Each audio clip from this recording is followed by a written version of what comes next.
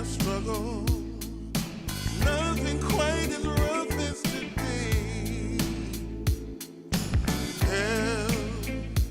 I've been held up. Nothing seemingly goes my way. Oh, I not a man for crying. For a storm of tears I crave. Take all this sorrow from me. How much more do I have to pray? Foolish of me to think that you might say I make my way out of this here my way. All reservations I have come to bear. It's clear that I'm not going anywhere. Foolish of me to think that you might say I make my way out of this here my way. All reservations I have come to bear. It's clear that I'm not going anywhere.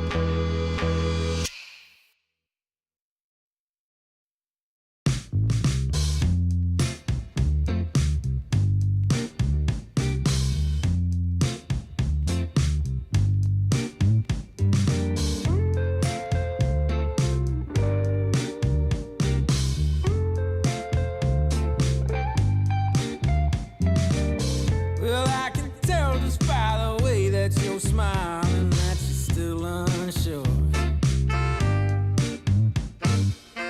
And I can tell just by the look in your eyes that you've been hurt before. But baby, no one can promise you forever. Right now I only know that we should be together. Because it's now or it's never, so won't you take a chance on me? Well, it's fine if all your previous guys, they made you run away. You can bet you'd only have one regret, and that's if you didn't stay. Walk my way. 'Cause baby, no one can promise you tomorrow. But today you take away all of my sorrows. You know I'd beg and I'd borrow for you, so won't you take a chance on me? Right from the moment we met, I knew that I couldn't let my fear get the best of me. And every moment since then has proven time and again that we're exactly where we're supposed to be. Yeah. Oh, won't you take a chance on me? Ooh, oh, won't you take a chance on me?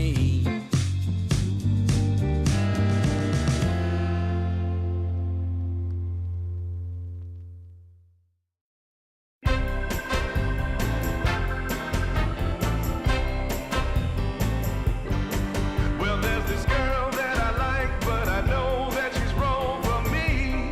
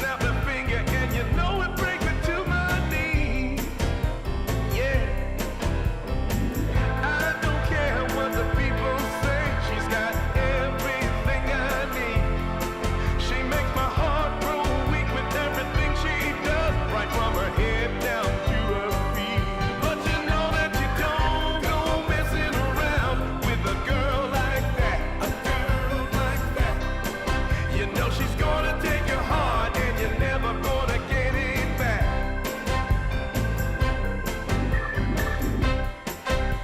She's driving me crazy and I'm out of my mind. But you don't go messing around with a girl like that. A girl like that.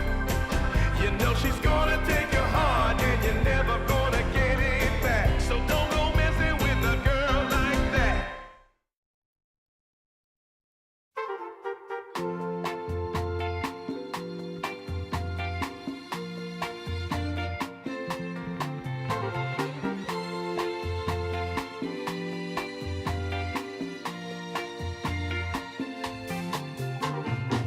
I got the sun in my pocket and the moon above my head. Got the whole world at my feet and there ain't a cloud ahead. There are stories I need to tell. There is laughter I need to share. Joy and love all around. I can feel it in the air. Whoa, nothing can stop me now. There's nothing at all that can make me fall. Nothing can stop me now. I'm standing strong while I'm singing this song. Fa fa fa fa fa fa fa fa fa fa fa fa. Fa fa fa fa fa fa fa fa fa. Let's get together now, baby. We will be the perfect team. Like the hand in a glove, like cherry pie and cream. There are stories we need to tell and laughter we need to share. There's joy and love all around, good vibrations everywhere. Nothing can stop me now. There's nothing at all that can make me fall. Nothing can stop me now. I'm standing strong while I'm singing this song. We're living the day as it comes. Might be tough for a while. Still rolling with the punches, and we do it with a smile. Fa fa fa fa fa fa fa fa fa fa fa fa. Fa fa fa fa fa fa fa fa fa fa fa. Nothing can stop me now. There's nothing at all that can make me fall. Nothing can stop me now. I'm standing strong while I'm singing this song. Fa fa fa fa fa fa fa fa fa fa fa. Fa fa fa fa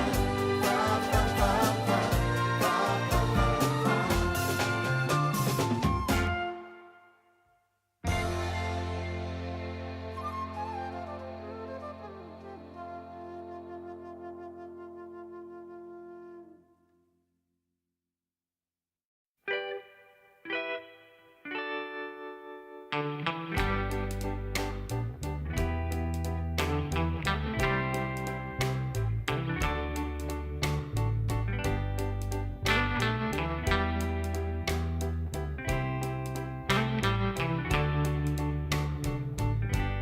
Sometimes I'll be foolish. Sometimes I know I get mad. Sometimes I say the wrong thing to you that makes you feel sad. But one thing is true in all that we've been through. You've never stopped loving me, no matter what I do.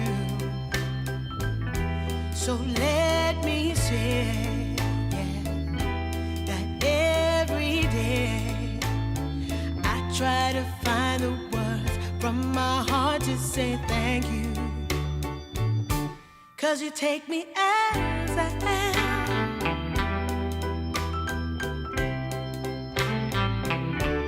You take me as I am. Oh, baby. If you stop loving me, well, I would understand. But I won't take you for granted, no, no. When you hold my hand, your love makes me feel that I could fly to the moon. Not even the birds above can sing a sweeter tune. I needed to say that you find a way to make me feel anew. And I want to say thank you, 'cause you take me as I am. Oh, baby, take me as I am. Oh, Lord, take me as I am. Oh, take me. Oh, take me. Yeah, take me. Take me as I am.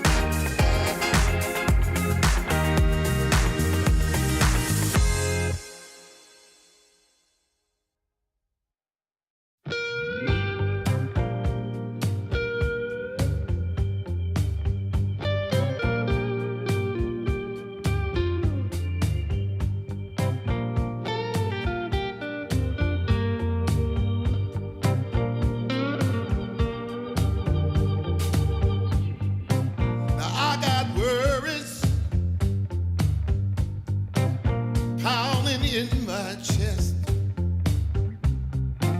It's so hard to sleep, baby. I can't get no rest. All sorrow and sadness. Tell me what I'm gonna do. 'Cause baby, without you, I'm all wrapped up in blue.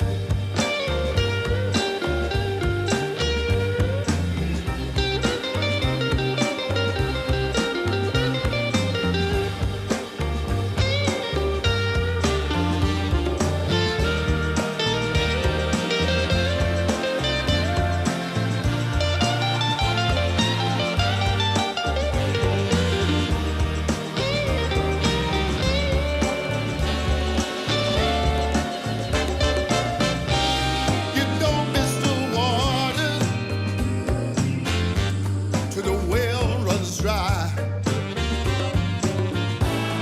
You never see when the truth turns into a lie. Hey. Wrapped up in blue, all wrapped up in blue, wrapped up in blue. Can't find my way out, no. Wrapped up in blue. Tell me what can I do?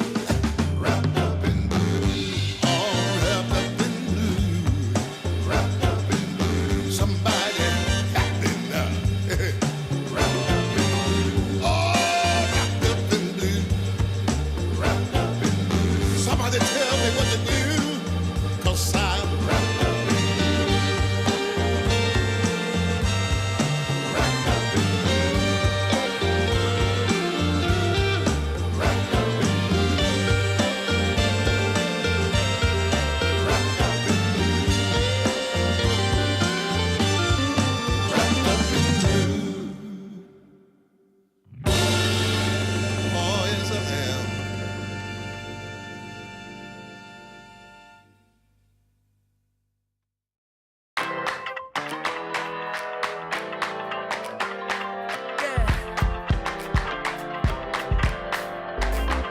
You crack the ceiling.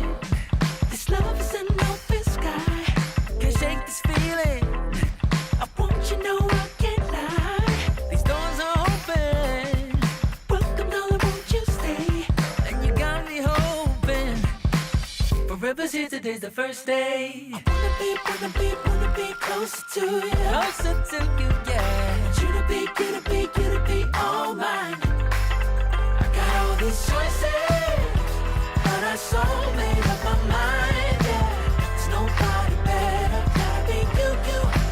A thousand voices, 'cause it's so good to be alive, yeah. There's nobody better, so it's gotta be you.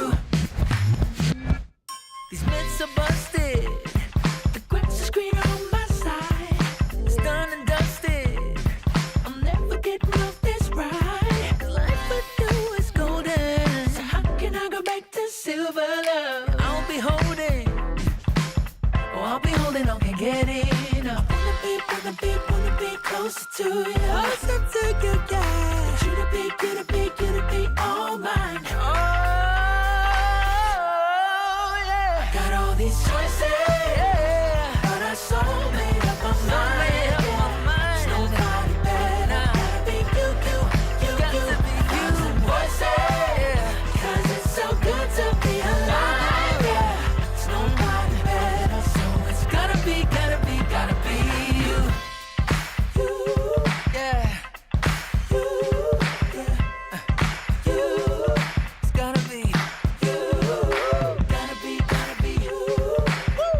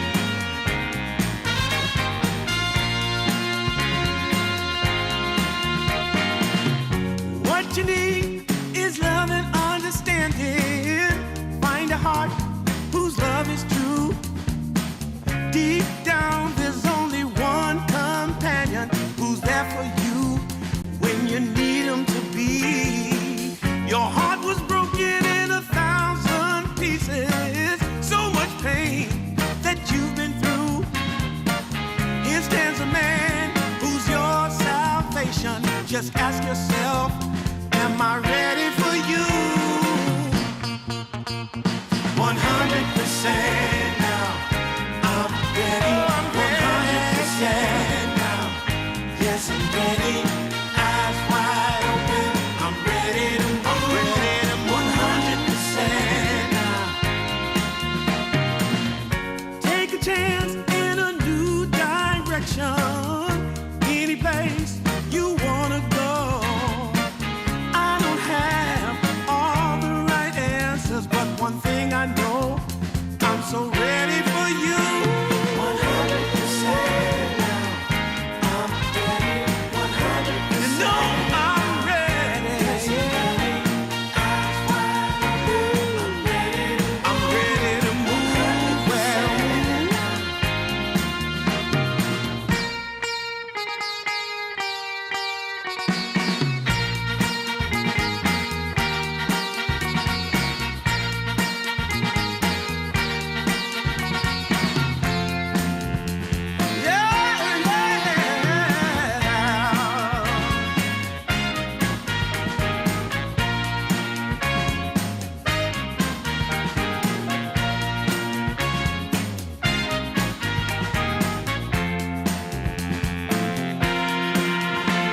Well,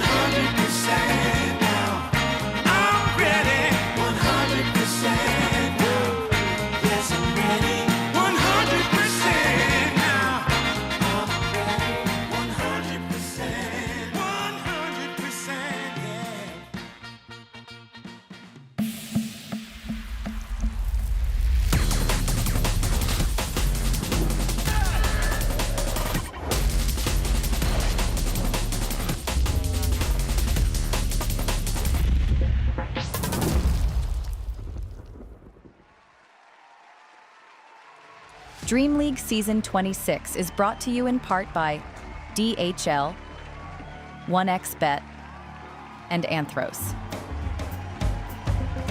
Very good morning to everyone tuning in bright and early Monday morning for the start of a new Dream League. We got Season 26 coming your way. We got 16 teams. We have 14 days to crown ourselves a champion. And through it all, of course, we'll be starring the PogChamp Pandas.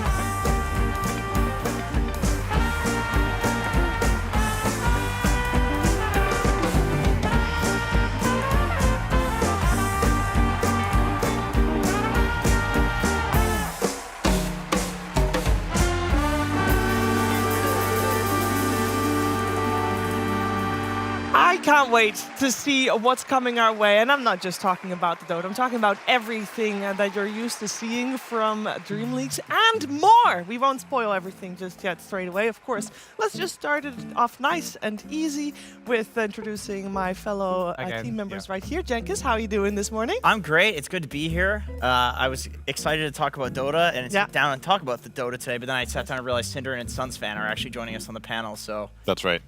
I can't wait to talk about the podcast. Thanks for having that us, we Jenkins. Share together. We Say Things podcast with the three of us. That's right. Thank you so much. Good morning. Good morning. This is your cue. You're the host. All right. I know that he's, for some reason, considered a co-host. He literally is useless. What are you talking It's a about? useless role. I'm not high. Bring it in. I'm not high five. Bring it in. Can't resist. I don't want to leave you. Can't resist. There it is. But that doesn't mean anything. Thanks, Shiva. Really appreciate Yeah. the introduction. I'm doing great. Thanks for asking. Yeah, I was going to ask how you doing. How you doing, Sidran? Great. Yeah? Especially after that high five. How is Made it- him high five and being useless. How is NBA Good. Jam? Can we get a zoom in on Suns It fan says to start NBA the morning? Jazz. Can we get a zoom in on Suns Just a fan? typo. Quick typo. NBA Jazz. You know, I was told to show up the way you would to a jazz club, and I did exactly that. That's right. I'm That's sure dangerous. your wife is happy that you would show up to a jazz club. Do you think she watches me at any point? Do you think she wants to go to a jazz club? I think she would. She's just a Yeah, I She think would. I She think would she actually. really Should pick would. Jenkins. I would go. That's right. Jenkins is a good side husband. But That is true. I think it's also good to have some contrast in terms of how people are looking when they go to jazz club, because everybody will look different. Also, I feel like this is also a good moment to just can we show the PogChamp Pandas? You guys already saw them, but did you guys see them level up into their new attire? Obviously, suit and tie. very snazzy. But I care more about the instrument in the middle. That's new. It's a massive And violin. that's Thijs, of course. We got Thijs back. We got Jens, Thomas, and Thijs. And Welcome back, Thijs. And Welcome then back. it's Thomas on the instrument that is called The giant violin. Thomas is a big violin. He plays it wonderfully. I forgot what the name of the instrument. Double bass? Cello. It's a double bass. No, it's a Is it not double a bass. cello? I It's not a also cello. no, I also said cello yesterday, but it's What's a double the bass. difference? The cello's smaller. Cellos are smaller. The double bass is bigger.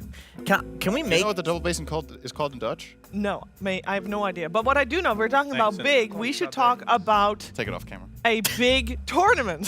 That's where I was going. Like the EWC, because right now, DreamLeague Season 26 is the final stop of this season of the whole EPT, the whole ESL Pro Tour.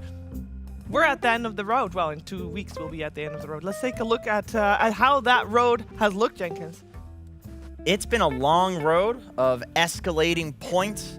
The longer things go, the more points we give away for the tournaments. We want to reward people for being good near the Esports World Cup. In fact, we're even giving more points for the LANs, and you can see that DreamLeague Season 26 almost gives as much points as winning Raleigh. Yeah, participating in Raleigh, indeed. Raleigh was our previous stop. And with Raleigh, all the points have been handed out up until then. We could take a look, Cinder, how that looks on the current leaderboard. Yeah, I think the main thing that stands out to, of course, aside from the teams that are guaranteed qualifications, you can see marked in gold here, the drop-off from 6 to 7 is quite ridiculous. This has been a season and a year where there's been 6 teams that are very competitive among themselves and each other, and then it's about who can break in and start challenging that 6, right? If you can see Tundra here with the 7,050 points, the next team 2,450 is on VP. So there's definitely some stories to be told here. And interestingly, in this tournament, 2 of the teams in the I believe 2 of the teams in the top 6 are not present. Spirit as well as Tundra will not be playing. So maybe I believe if you take all the points that the teams in the top 5 have gathered, the remaining points, I believe Tundra mathematically might be in anyway. We'll have to double check that, Right. but because no points have been distributed here, and who knows, maybe 2 teams of the top 5 are going to be like tomorrow, yeah, you know what, guys, we're going to not play. Yeah, that's So possible. we can't give those points out to those teams. That means Tundra is not mathematically in yet, but definitely definitely a team that is looking very likely to still make it through. But of course, at top of the board, Sunsfan, it is Paravision. They have had a fantastic year. That's because no one's on their team, Shiver. A true classic mid laner from Virtus Pro, days of old. Not too old to play Dota, it seemed. We thought his career was over. Cinder was like, man, this guy sucks. About 1 year ago, I believe he said that on the very famous podcast that Jenkins brought up. We play things. This absolutely happened. WePlayStuff.com. Yeah. But yeah, they've been Lying owning it to up. the audience is my favorite. Thank you, All Sean. right, would you guys have picked Paravision to be top 6 before the year started? No. No. And I mean, they're this number one. is a new team, basically, right? So I don't think a lot of people would. Yeah, I don't think I would have do picked that. a team that didn't exist. You said whatever team no one was on a year ago, Cinderella, which was basically, he was doing pretty decent. Yeah, you he said was. he sucked still. That does not sound like It's just something I would really have said. weird. I know, that's why I remember. Because he 'Cause only it's so out of predicts character. Chinese teams to win. Yeah. Until this last year. Until the last changed tune. I've stopped doing that.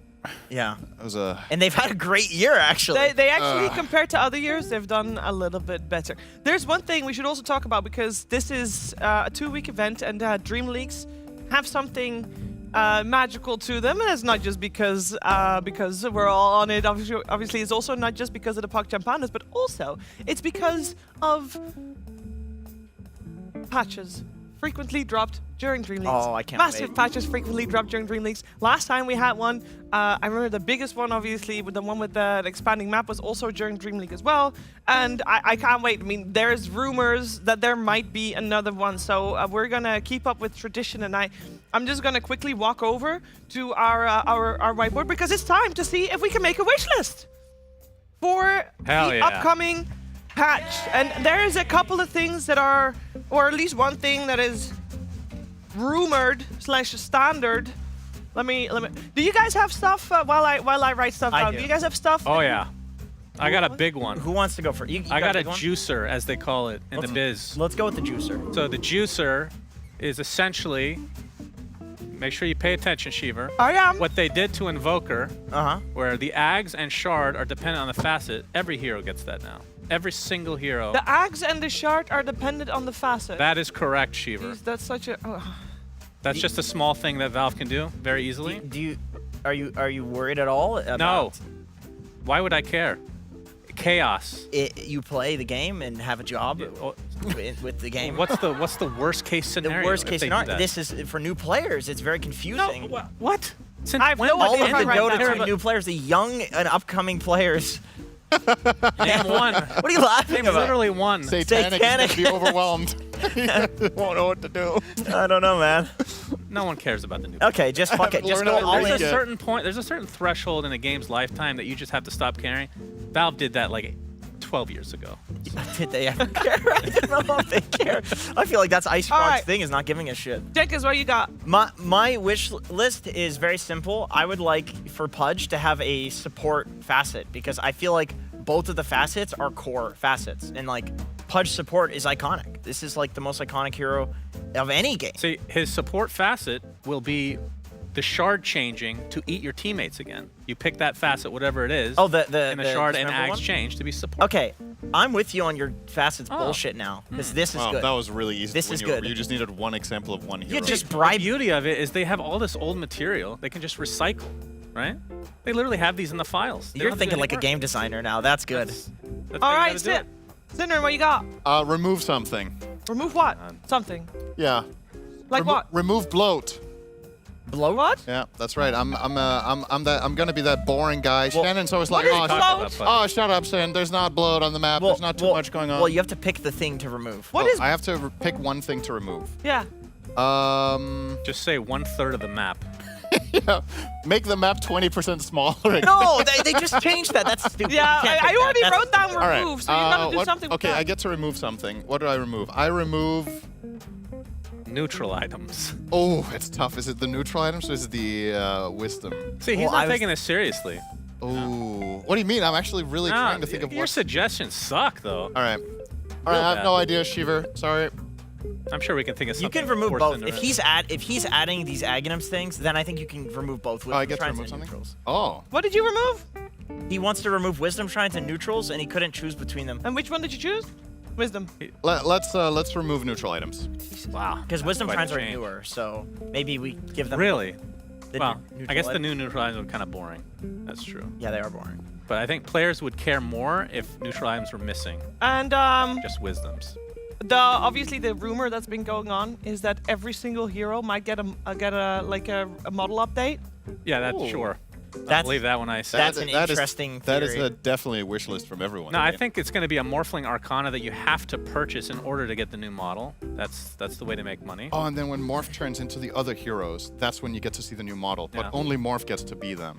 Damn, that's an Arcana and a half. Can I'd like one more suggestion. No chance, but yeah, go for it. I won't write it down, just- but I'll keep it in mind. No, you need to write this. Just write Chipper.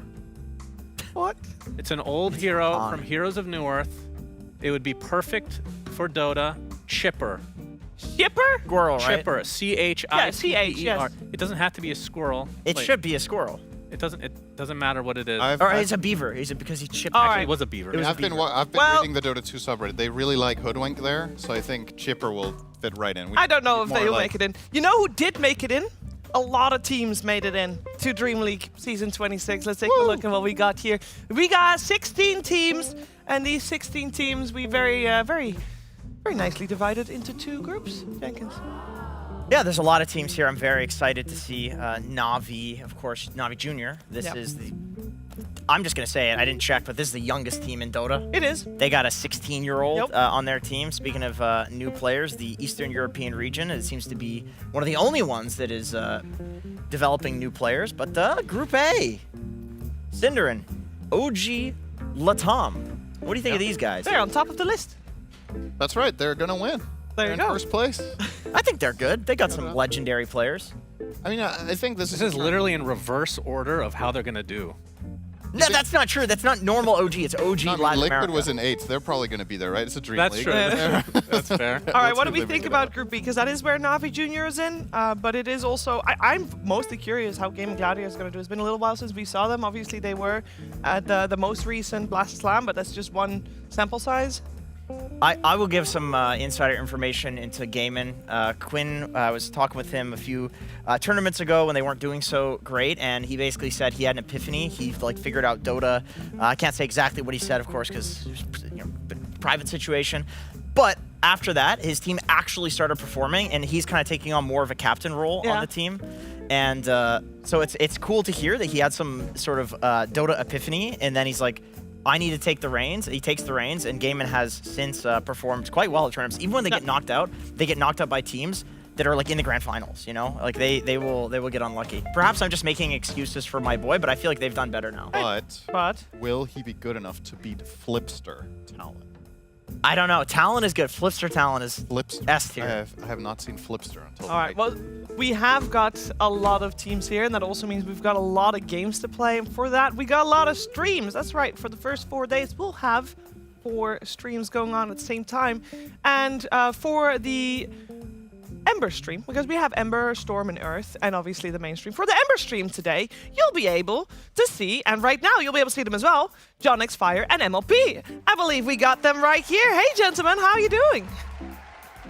Very old Shiva, how the hell are you doing? I'm doing great as well, and I was very excited to hear you've got some amazing series coming our way on your screen today.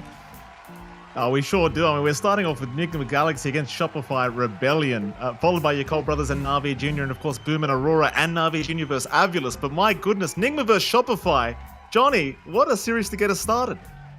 Yeah, this is an interesting one. These two teams are right outside the top 8 for points, and they've gone about and trying to rectify their slower performance this year in different ways. Enigma hasn't really had a roster swap. You know, we had Miracle step back, we had Ghost step in. Ghost has been playing for Enigma a couple of tournaments anyway, whenever Miracle can't come in. In comparison to what Shopify has been doing, they've been playing Ring Around the Rosie with their offlane, right? Like, they started with Mangekyo. He left after a tournament or so. They got Pakaz in afterwards, and you can see again roster changes we saw from Enigma. Just Ghost stepping in for Miracle, and again we saw him last year in like Snow Rui doing fine. So it's not a big surprise for Enigma in comparison to Shopify, who again have gone through like 3 players coming into this one. Mangekyo out, they had Pakaz standing in. Pakaz is out now. They've got the Vailama fully in. And they've been going about solving some of the issues in team chemistry in different ways. It's going to be interesting to see how it pans out, because again, they're number 9, number 10 right now, right outside points, and this series is going to count a lot to get in the top 8. Yeah, it should be a very close one, and as you mentioned, it's a very important one as well, so can't wait for that one.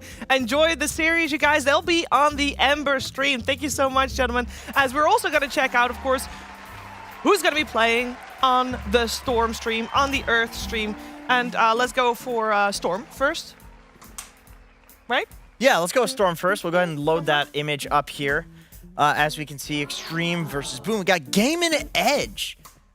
It's always great to see Quinn going against one of, North America, South America. Of course, we're sisterly regions. There's a lot of experience that mid laners have playing against Quinn, playing in the region. I'm always excited to see that sort of slugfest going on. Flipster Talon is playing as well, Cinder, and you That's really right. Flipster. Don't count out the flippers. Yeah. No, you got Flippers also on the side of Earth. Flipster Talon will be playing against Avulus. Which series here on this stream, Sunfan, is the one OG that stands out to you? Latam versus yeah? anyone. We're Anyone. looking very closely at that. How are they going to do post-Kezu era? What are you talking about? This is a different roster. It doesn't matter. It's the South It's their American second roster. It doesn't matter. It's still post. I mean, technically, what I said is true, Sheever. That is true. That's right. Because After he's gone, they picked up this roster. Now they have 2. Yes. How will they do post-Kezu? they've era? doubled their chances. Well, no, they smart. yeah. It's Do smart we money. blame Kezu if OG Yeah, of Latam? course. It doesn't matter which one. If either of them do well, then you blame Kezu. Whatever happens, And we're if they blaming do Kezu. poorly, they should have kept them. Yeah, I guess. No, we blame him for setting them up for failure. Yeah, he left way too early. Let's see what's coming our way on the mainstream, because I will say we picked the best ones for the mainstream. These are, every single one of them It's a coincidence. are blockbusters, basically, in their own right. I mean, Jenkins, which one are you most excited for here?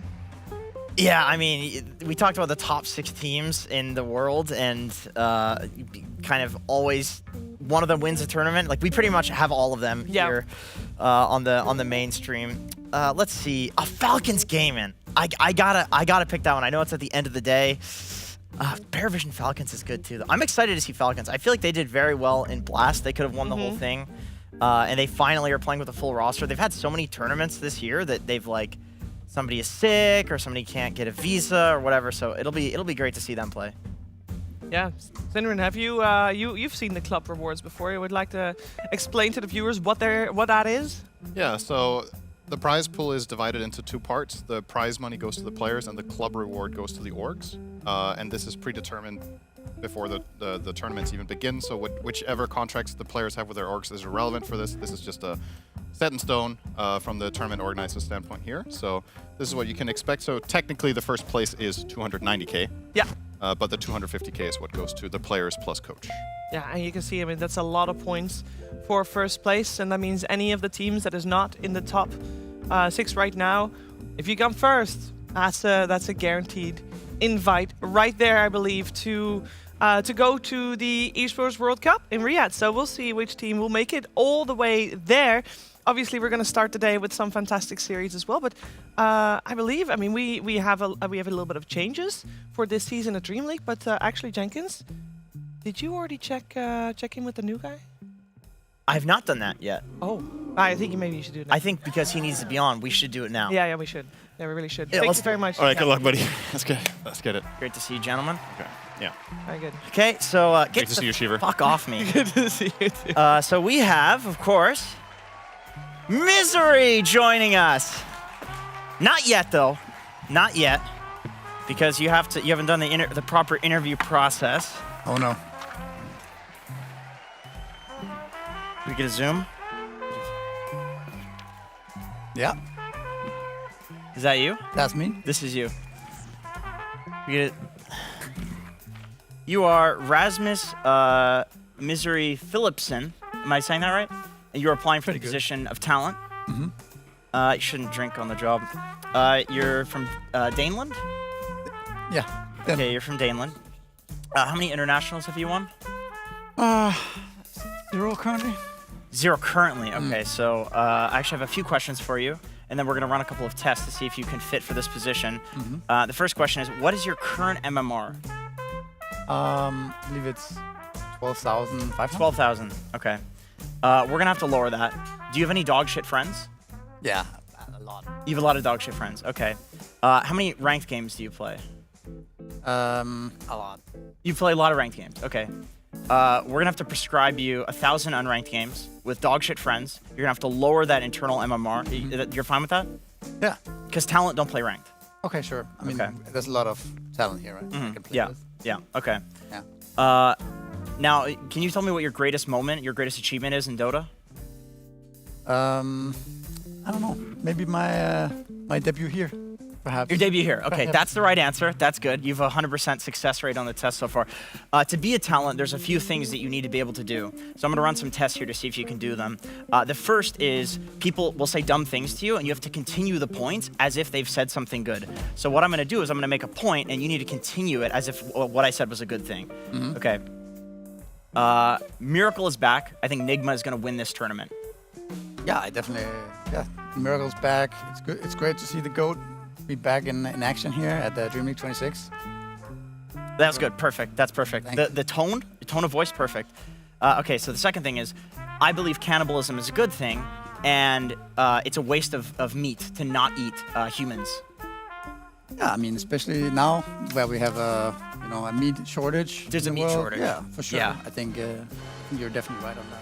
Yeah, okay, that's good. Great, you've 100% so far. Another part of being a talent is to handle an unbelievable amount of cringe in segments when people say different things. So could we get the object? The object. Yeah, so I'm gonna do something cringe, and you have to react to it as if it's not a cringe thing. See what that is? Ah, it's cat milk. This is milk from a cat. From a cat. From a cat. Yeah, this is cat milk. You sure it's not for the cat to drink? No, this is cat. You want some? Yeah, You're gonna have some cat milk. please. There you go. I'll just drink out of this. Cheers, no? Cheers. Cheers.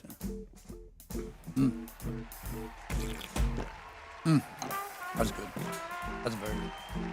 You're chugging me.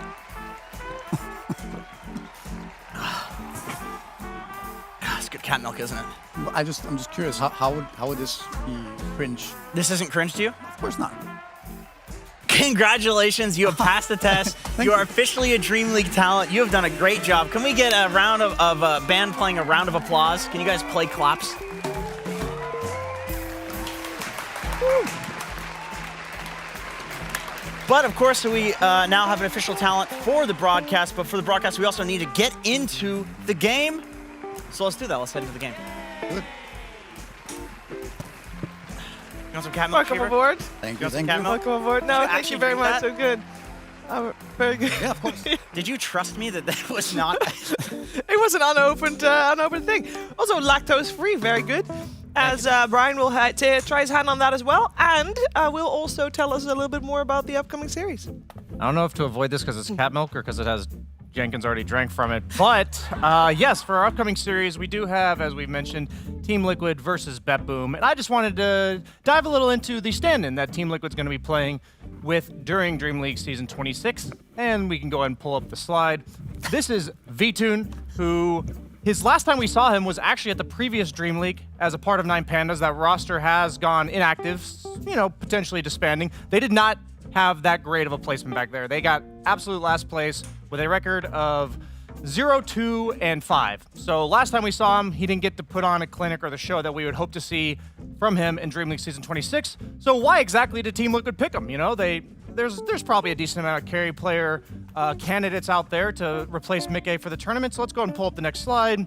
So these are some stats from Vtoon. These are his stats in recent tournaments. He's been playing at a lot of like the tier 2 online tournaments, so he's got pretty solid stats. Maybe not against the best competition, but he's also ranked 45 on the leaderboards in EU. That's with the likes of all the top player mids and carries, so he's definitely able to hold his own in that environment. But is that really enough? I felt like to explain why they chose him, so I did a little bit deeper digging into Dota history to see, maybe Team Liquid bumped into Vtoon at some point. And actually, the last time that Liquid won a event before TI of last year was actually back in November of 2020 with ESL Germany 2020. And their opponent in that grand final that Team Liquid won was indeed Na'Vi, who Vtoon was the carry for. So that is almost certainly where they found this guy, really diving back deep into the history books. But we'll just have to see how they mesh today against BetBoom, who's also playing in with the stand-in of Kiritich for this series. The two teams that do not have their full rosters for this event, so I'm curious to see how that plays out with both these teams. Thank you very much, Brian. Get the cat milk. Oh, yeah, very, very important. I am curious about this because we have often there's teams with stand-ins, Misery. Putting a stand-in on the carry, is that the easiest role to replace, would you say, or is there what's your take on that? Maybe it depends a bit on the team. I think actually both teams have the carry player is very important, right? They're both more or less drafters. I think Mickey, your Liquid is always hit or miss with the drafters. It changes all the time, but at least for Pure has a very important role in BetBoom. So I think for these particular teams, it's a big loss, I think, for their identity. Yeah, I also think Mickey is a lot of the tempo that they play around in terms of communication and like timings. He's one of those carries that goes to the twin gate, makes these like early potential rotations. He's also playing the likes of like Nature's Prophet, who can be at anything and oftentimes like communicate to the team, oh, I have ultimate, I can do this. So I think the draft is a concern for me as well, but I know ever since Zai left about 2 years ago, Mickey took a step up in the in-game captaining communication aspect, even if he's not drafting. So that's the part that I think Liquid might struggle with a bit, but we'll just have to see how Vtoon fits in. And Vtoon historically has been that's what I call him. He doesn't like it. He's been a late game carry, the Terrorblades of the world, not a portal goer. But if he's ranked 45, I would assume that he's adapted to the meta, and the carry meta is to be very active.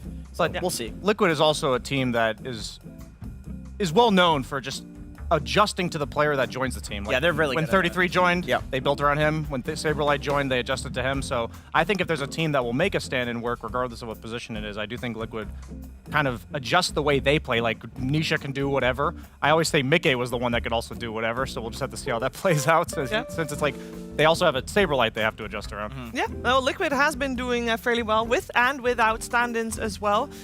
For BetBoom, they have been doing well as well, but they are a little bit more inconsistent, I would say, more so even than Team Liquid. But let's learn a little bit more about them. BetBoom is a team that used to really struggle winning events. They still do, but they used to too. For some unexplainable reason, they can look like the best team in the world in group stage only to ultimately get third place.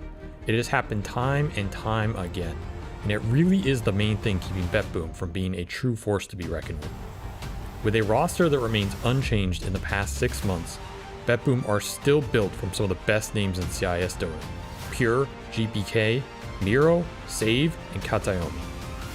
With a roster that looks so strong on paper, it's unfortunate that BetBoom's results don't really match the expectations set on them. Their results in the past few months look very similar to how they've been looking for the past 2 years. BetBoom consistently gets to playoffs in every event they attend. What happens after that is seemingly up to chance. Will BetBoom overcome their demons in DreamLeague Season 26 and finally become the team they are capable of being? Yeah, it almost feels a little bit harsh to talk about a team like this that has had such good success of making it to playoffs and even was able to take 2 #1 placements during this season since the last international. But at the same time, that's just, Jenkins, because we have these high expectations placed on them. Yeah, and I think they also have high expectations placed on themselves. They will often say in interviews they're not satisfied unless they have first place, and you can sometimes see it in their gameplay and like the way that they react to things. It's like if they win a game and it's not a clean game, you look at the cameras afterwards and they're still frustrated. Yeah. You know, but I will say the whole like tilting idea has been dispelled from BetBoom. They've actually been quite good at like within a series adjusting, or within a tournament, like between series adjusting. So I still think that even with the standing, you can't really count this team out either, because it really just depends on what their mood is currently, how well they do. I also think that they have had stand-ins before. I remember Toronto Tokyo was standing in for Katsuyomi. Yep. So they're used to this kind of changes, I think, and I think it also has maybe been reflecting in their results a little bit in the new year. I think they were really strong in 2024 when they first formed. Maybe this inconsistency is part of why. Yeah, with the stand-ins and everything, could be a reason why. One of their first Blast Slam that they played was with Kiyotaka as a stand-in, and they actually did win that one. So that was a mid-stand-in. I do think that the point that you both made, that Pure is instrumental for this team's success in terms of drafting, might come to bite them in the butt for him not being here today. Yeah, I also think Kiyotaka fits the bill of what BetBoom generally has, which is sometimes you don't know, are they going to win the entire tournament, or are they going to drop out in Group Stage 1? And Kiyotaka is just that kind of player. So I almost think that maybe all the stars aligned for them, where all the rest of the players were vibing, and Kiyotaka whipped out, you know, is there like a good version name of Kiyotaka? Like, you know, do we have like the GP Keck versus GPK? You know, is there any equivalent? We need to come up with something like that for Kiyotaka. Because he's also in this tournament, but not in this series. Yeah. No, he's not. We can see what the teams are going to have in store for each other. As we just saw the countdown finish for the draft should be on your screens momentarily. We have not talked about the Dota at all in the last 30 minutes, so let's give a quick up-to-date for people that have not watched Dota for a couple weeks.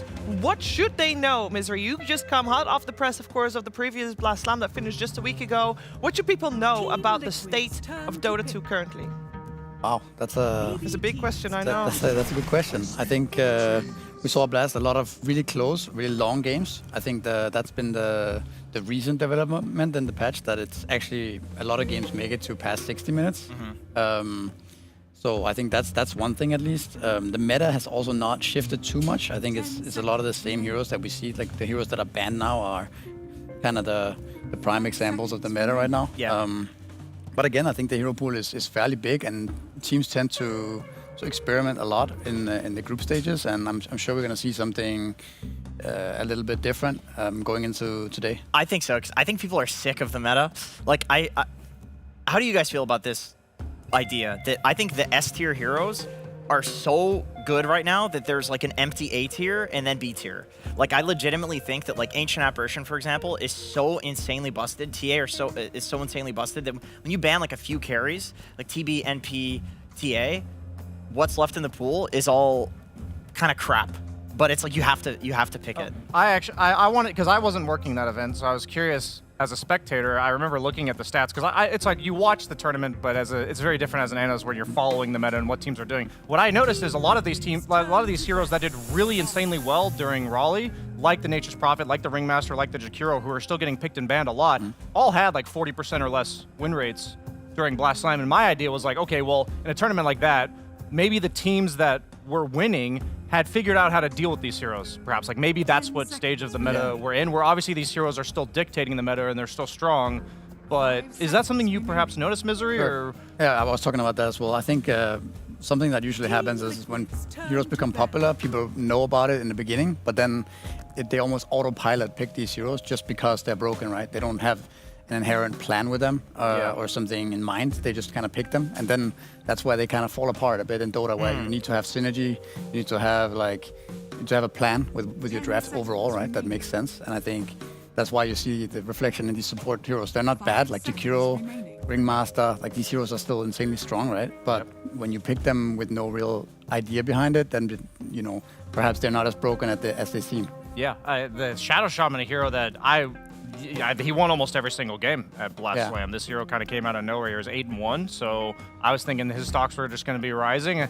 I love Dota because the meta, even though we all know, like, okay, these first 7 picks or bans, are any of us surprised by any of those heroes? No, but Shadow Shaman, a hero that was virtually unpicked 2-3 weeks ago at Raleigh, is being second overall picked by Beboom here. Yeah, it looked good at Blast. When it was picked, and I noticed a lot of people were watching those games and playing it in pubs. And the narrative now, instead of people saying, I think we talked about this, Brian, instead of people saying like, oh, this hero has a shit win rate, people are like seeing that the pros are doing something, and it's like, oh, this is not what this pro did, It's like now people in pubs are flaming you for not doing what the pro did. So people are really following the tournaments, and the pub meta is evolving, where you see Shadow Shaman have a really good game in Blast, and then all of a sudden it's like a scourge. It's in every game. It's a scourge in pubs, and I mean it's a strong laner.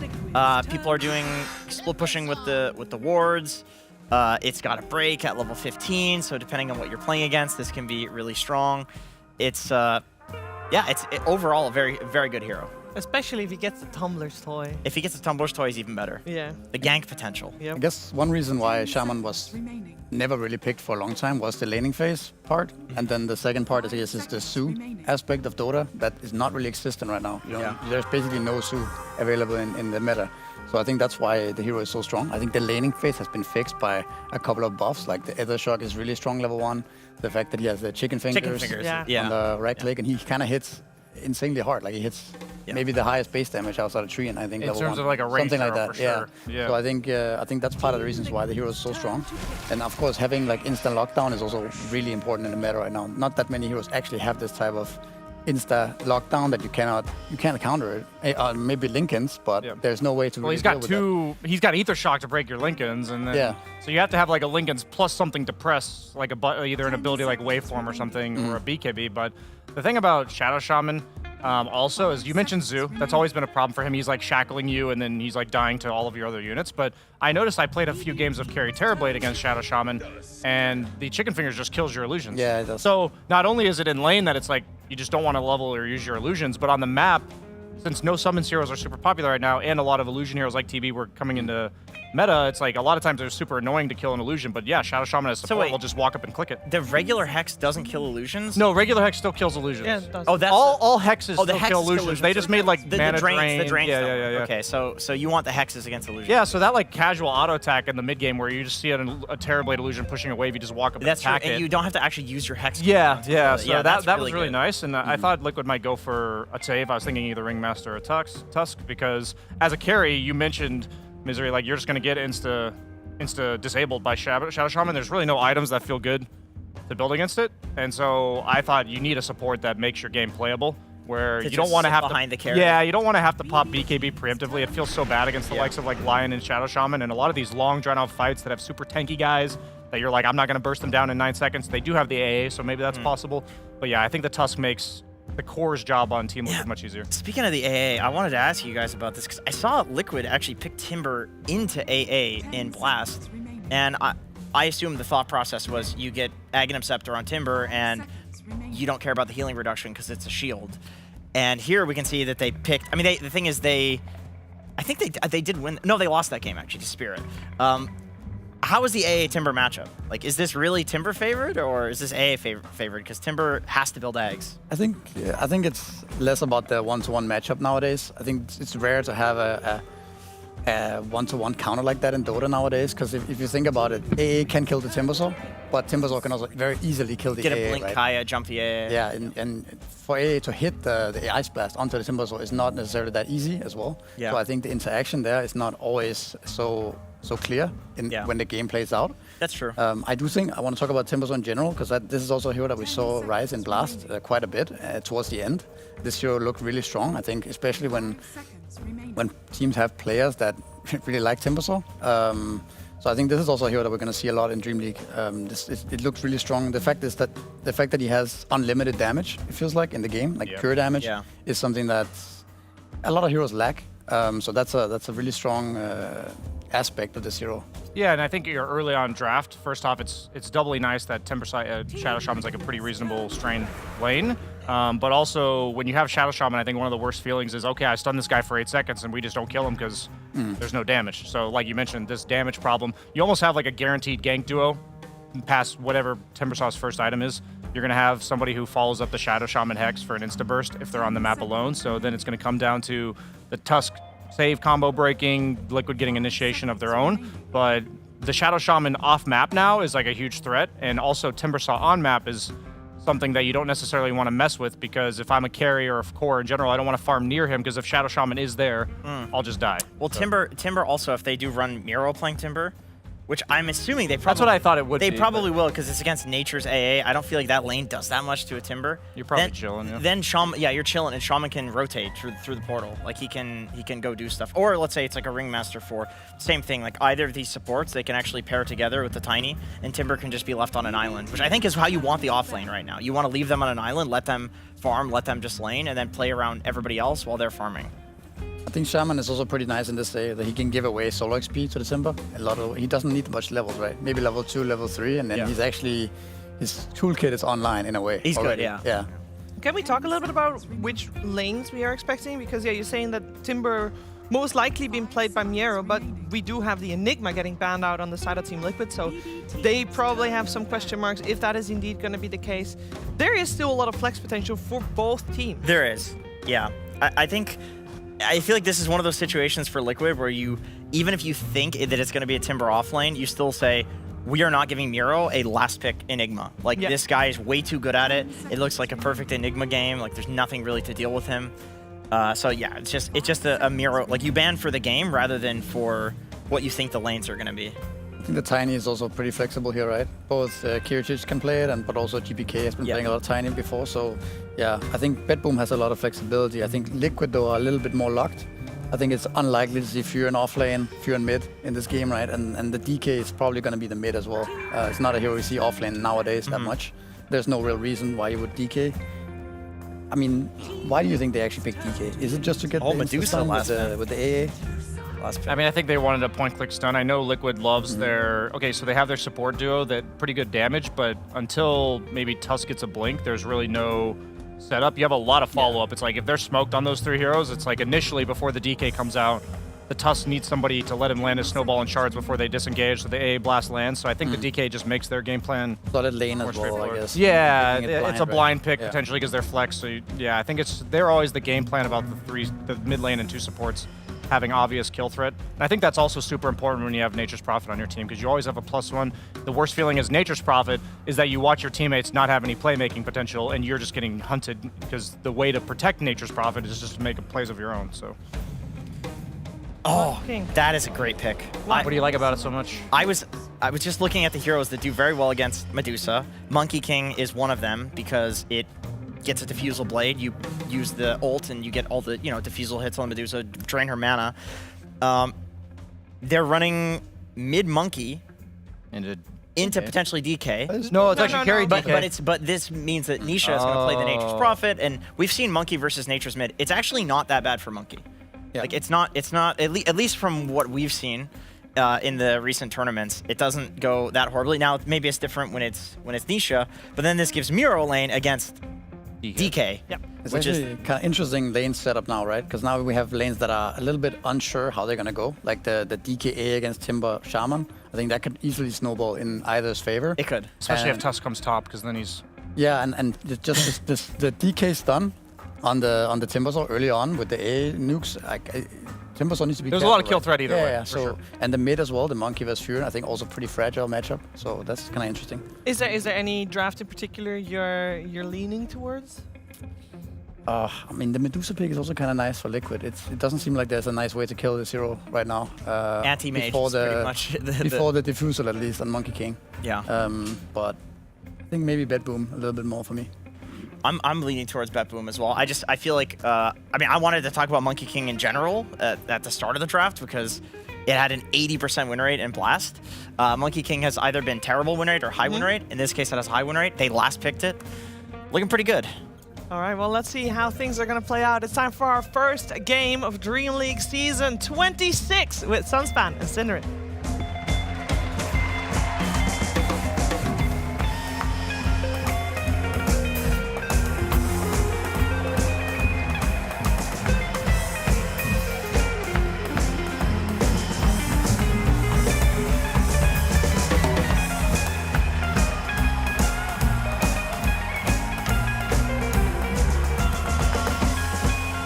Greetings, salutations, Dota fans. Sunsfan here with Cinderin. We got Liquid versus Beckboom in this two-game series for Dream League Season 26. How are you doing, Cinderin? I'm doing... Cinderin, how are you doing? I'm good, Shannon. Thank you. Thank you very much. So glad to hear it. Someone who isn't good is Boxley. Yeah, he's going to be first blooded. It'll go to save. So Beckboom already on the board. Good start for them. We have 2 subs in this game, Cinderin. I believe the only 2 substitutes of the entire tournament are actually being lucky us shown off immediately here on the main screen. Kiritich in place of Pure, and then Vitun in place of Mickey. Which one will have a bigger impact? Call it now.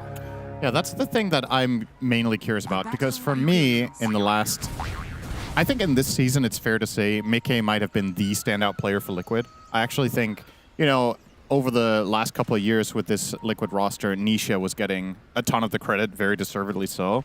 I really think Mickey has leveled up, and him being missing is, without a doubt, bad news for Liquid. However, this is a tournament that Liquid generally does not do very well in Dream League. So what's going to be stronger is it the stand-in factor of getting something in your team that doesn't constantly lose at Dream League. But the stand-in they chose got last place last time. That's right.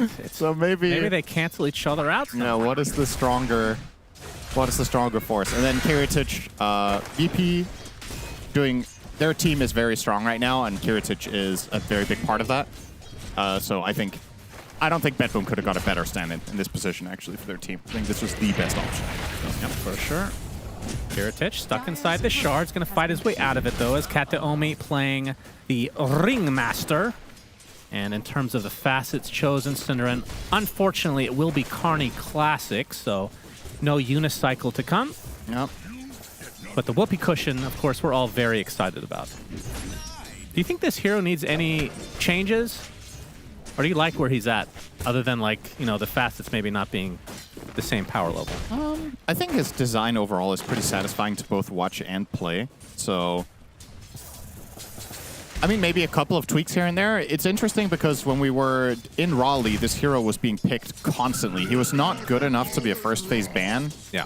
But he still ended the tournament, I want to say, at about a 50% win rate, or at least not overwhelmingly good.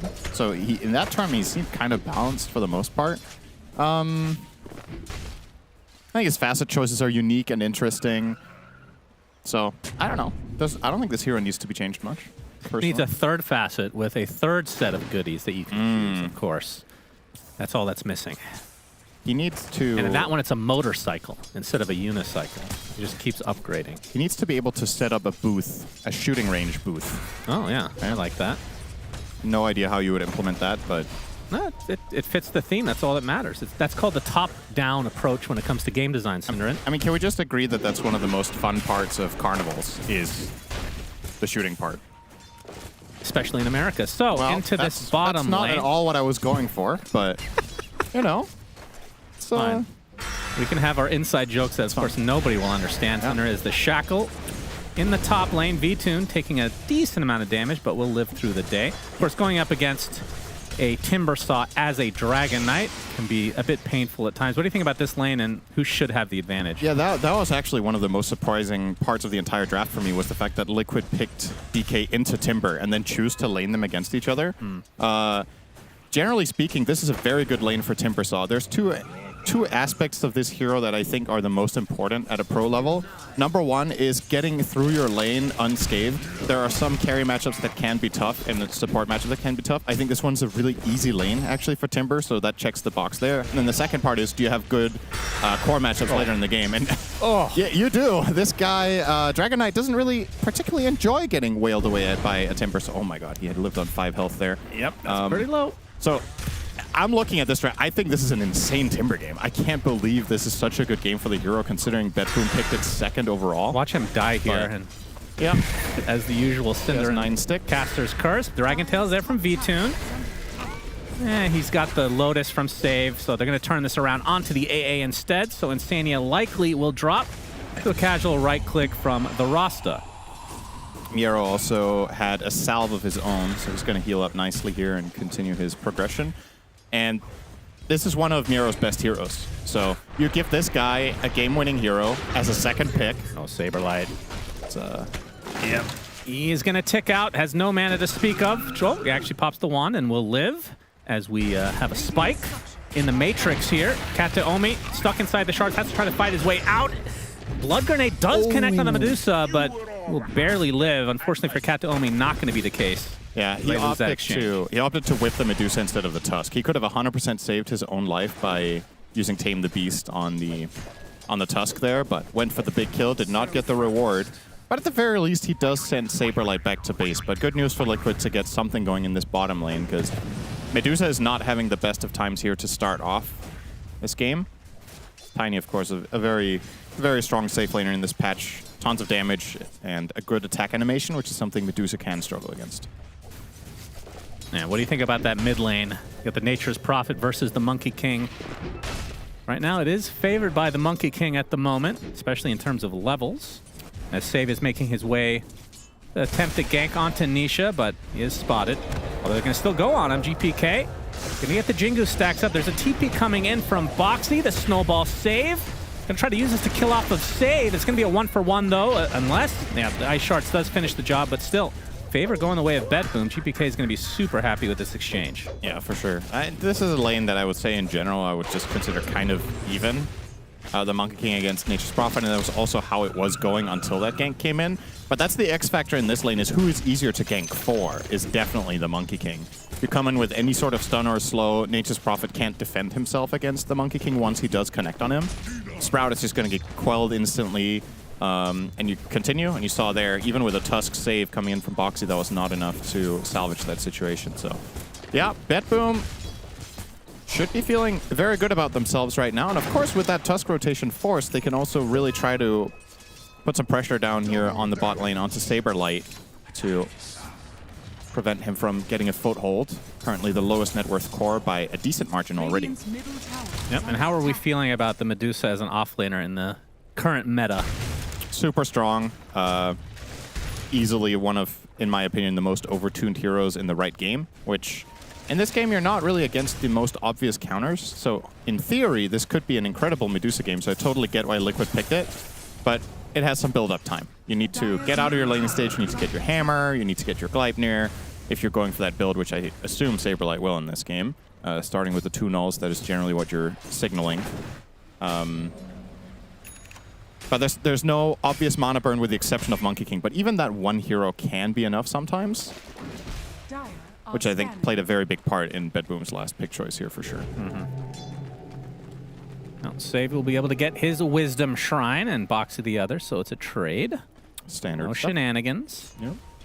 I know you're a real big fan of Wisdom Runes after the discussion in the pregame, of course. If you want to go down that road, this version of Wisdom is the best one we've had. Yeah, you For said sure. this. Yeah. Without a doubt. I did not like the rune design where it was about just clicking it and who got lucky almost. Yeah. This one is an actual objective where you can control the outcome by bringing more heroes and being smarter about distributing your resources. I think that's cool. You like people being starved of resources, though. That's why you don't like XP giving. Okay. Like free XP, essentially. I'm one of those sick old guys who's like... You could just stop right there and I agree. There you go. That's it. That was actually what I was going to say. No, I enjoy trying to make a lot out of very little. So that's definitely something that has changed over the years in Dota, where I understand that I'm in a vast minority. So like here, making a great career out of very little talent. That's right. That's a good example of it. I really tried my best there. You're but doing like, great. you know, the good old position 5 with not very much. So it's very much about having excellent spell casting, because the punishment is severe if you don't, because you don't really have any items to cover for yourself, or the good old, you know, the true 1v3 offlane experience where it's about, okay, how much can you inch out of an impossible situation. I miss that a bit, but I understand that's not a very popular opinion. Now, save accompanied by a banana. They're going to ignore the support. They're going to go for V-Tune instead on this Dragon Knight, jungling away. He's cooked. He's going to come from the north, but Miero is here, has the Chakram, has everything at his disposal. Last hit should go to GPK, and indeed it does. A really good rotation. Absolutely. Boxy, a little bit of a tough spot. There's 4 members here from BetBoom. He gets off the snowball, actually had the vision and the nice shard block off. But Timber Chain there from Miero. I'm not sure if he can chase this down. Chakram with the twisted Chakram on top, and Boxy. Nice sidestep. Gonna take a while. Chakram is gonna miss though. Another nice sidestep from Boxy. And Insania coming to watch his friend die, it seems, and it might cost him his life as well. Although there's a Wukong's command in the mid lane is GPK. Looks like Insania is going to be able to TP out just fine. Boxy could not have played that any better. That was actually just flawless spellcasting. Got the snowball as early as possible, got the perfect shard block, juked out a Chakram as well, and he still dies. It made him work for it, though. Oh, yeah. And the silver lining in a situation like that where you die as the Tusk is that you know at the very least other people are taking advantage of the space that you're creating. Every second Timbersaw is spending chasing the Tusk, well, he's not spending taking the top tower or forcing your Dragon Knight to jungle. So it's definitely a little bit of a silver lining there, but sometimes it's worth highlighting. Holy banana slam jam. That is a lot of creeps. Those are some ridiculous stacks for BetBoom. See if Liquid are aware at all and try to invade, or if we're just going to see a huge cash injection for the BetBoom side. Yeah, I wonder who they're going to give them to. Like I said, this is an insane Timbersaw game, so I honestly wouldn't mind seeing Miero getting priority over the Tiny. But this is, a lot of the time, this is a team comfort thing, where if you have an archetype way of playing where you're like, okay, in our composition and the way we play the game, we like to get our carry nice and fat, or some teams really value the offlaner, such as a team like Tundra, who are not present in this tournament, but they will oftentimes give stacks to 33. Curious to see what BetBoom are going to do with a stand-in on the carry, right? If Pure was playing, I think generally speaking, they give stacks to Pure, more so than Miero. I personally would give the stacks to Timber this game. I think he's going to pop off. Yep, that is a hero that will absolutely snowball hard. We've seen it so many times before. Another stack. Yeah, they failed the Ancients, unfortunately, but they do get a... I think that's a... Is that a penta stack or a quad stack on the big camp? Either way, Miero will take that one. Let's see about the Ancients. Yeah, looks to be a double dip for him. I love double dipping.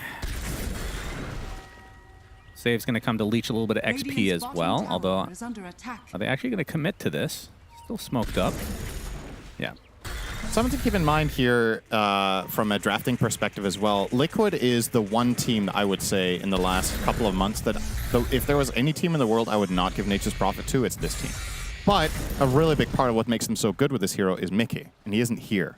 True. So I think BetBoom are actually choosing to give away Prophet specifically for that reason and trying to just use their knowledge as a bit of an edge in the first phase of the draft. And so far, so good. It's not because Nisha doesn't play a mean Prophet. He's very good at it, but it's very different if this hero is not on a carry player that's a true expert at it, like Mickey is, and the way Liquid play. But so far, we haven't seen much of Nisha this game. Well, Save denies a rune. It might cost him his life, but the Wukong's command from the other side on GPK. Will we get the trade? So it's a 1-for-1 to start as Insania just dies to the soldiers. GPK not able to pursue any further as Boxy will end up going past his ancient stack, which I believe Miera will just casually take here in a moment. Indeed, that is... Oh my god, Boxy almost died just to that alone. Miera wasn't even aware that he was there. Nice sidestep again. Chakram's up in just a moment. The whip, not quite enough. A nice snowball, but V-Tune is here. He's going to be brought back as well. And Miera just casually takes out Boxy. Job done. Although the Dragon Tail comes out, Boxy applied to Kataomi. Brief Fire not going to finish him off. A nice whip onto 3 heroes. Uses the whoopee cushion as well. Kataomi getting slow just a bit. Oh my, they have to Ice Blast him to kill him. Yeah, will finish the job. Waste a lot of time, though. Space. The stacks were taken in large part by BetBoom. Yeah.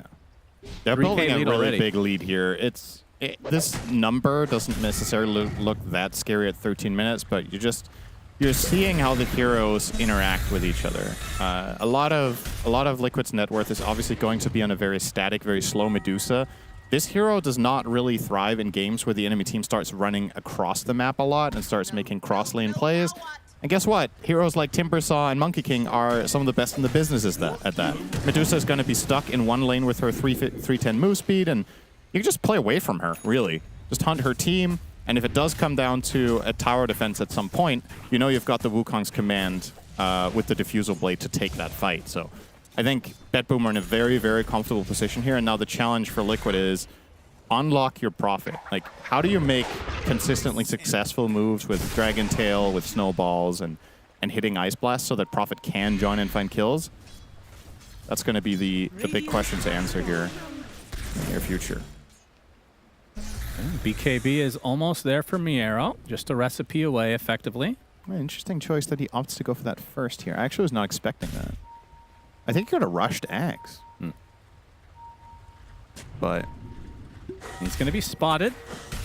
Going to deward, though. Boxy gets hexed by Save, and that is a lot of damage from Miero. TP is going to be canceled, and Insania will be left to his own devices. So 2 kills for BetBoom again, and both of which going to the Monkey King. So GPK has the Diffusal Blade.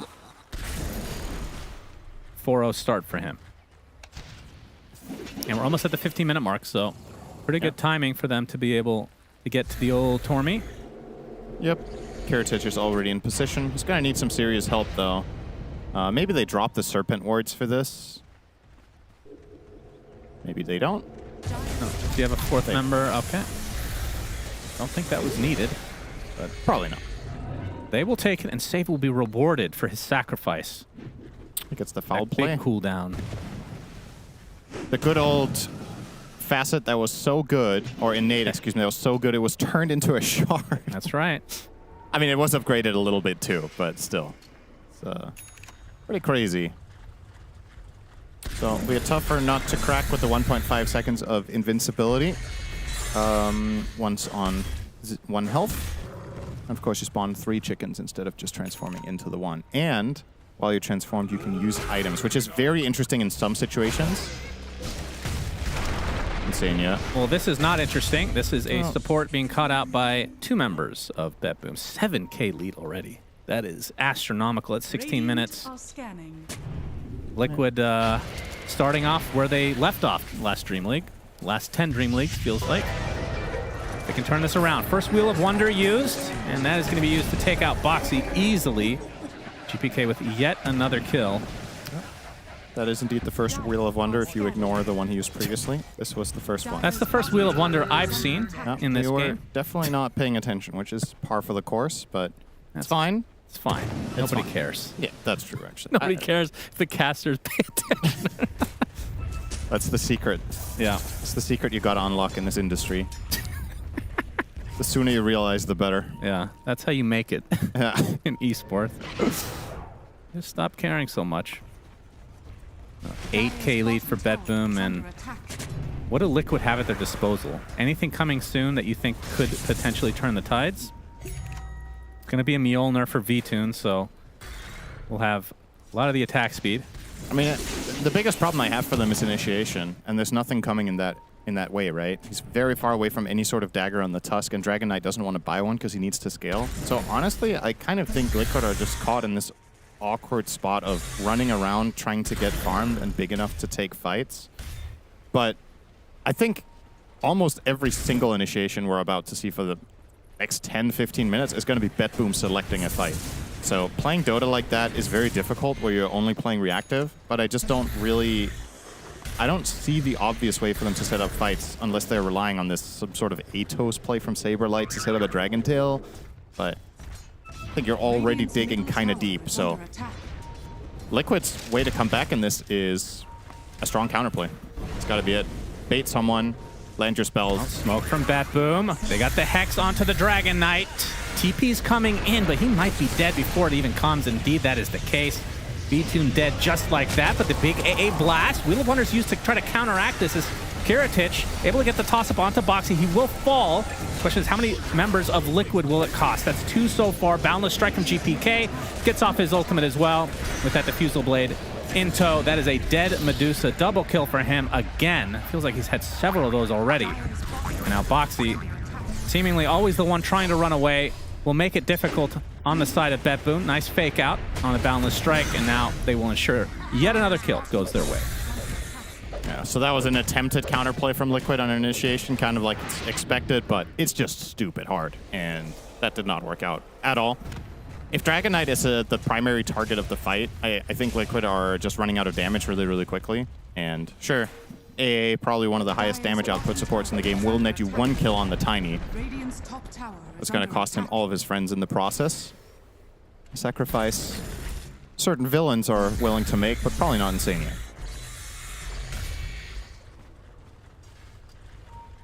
Yeah, and this is going to get even worse for Liquid if nothing changes. The lead will continue to grow as the map control continues to be on the side of BetBoom. Yeah. I guess BetBoom don't have the best Roche lineup, but they could drop Serpent Wards to take it, and that looks to be exactly what they're going to do here.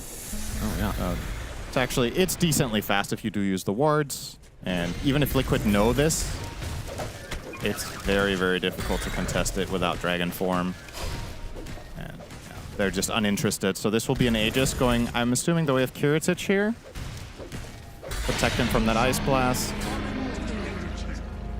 And I think it's time to hit some towers. I think you take mid-tier 1, you take top tier 2. Honestly, during this Aegis period, you could take every tower outside the base. Or you could hunt them. Take Insania. It'll be an easy one. Not able to get off the Ice Blast.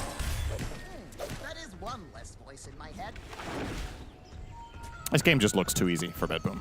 I'll be honest. Yep, very casual. After the first, I want to say almost 5 minutes, they've just been more or less making every single move in the game. And Liquid seem to be a little bit hampered strategically here with the way the draft went down.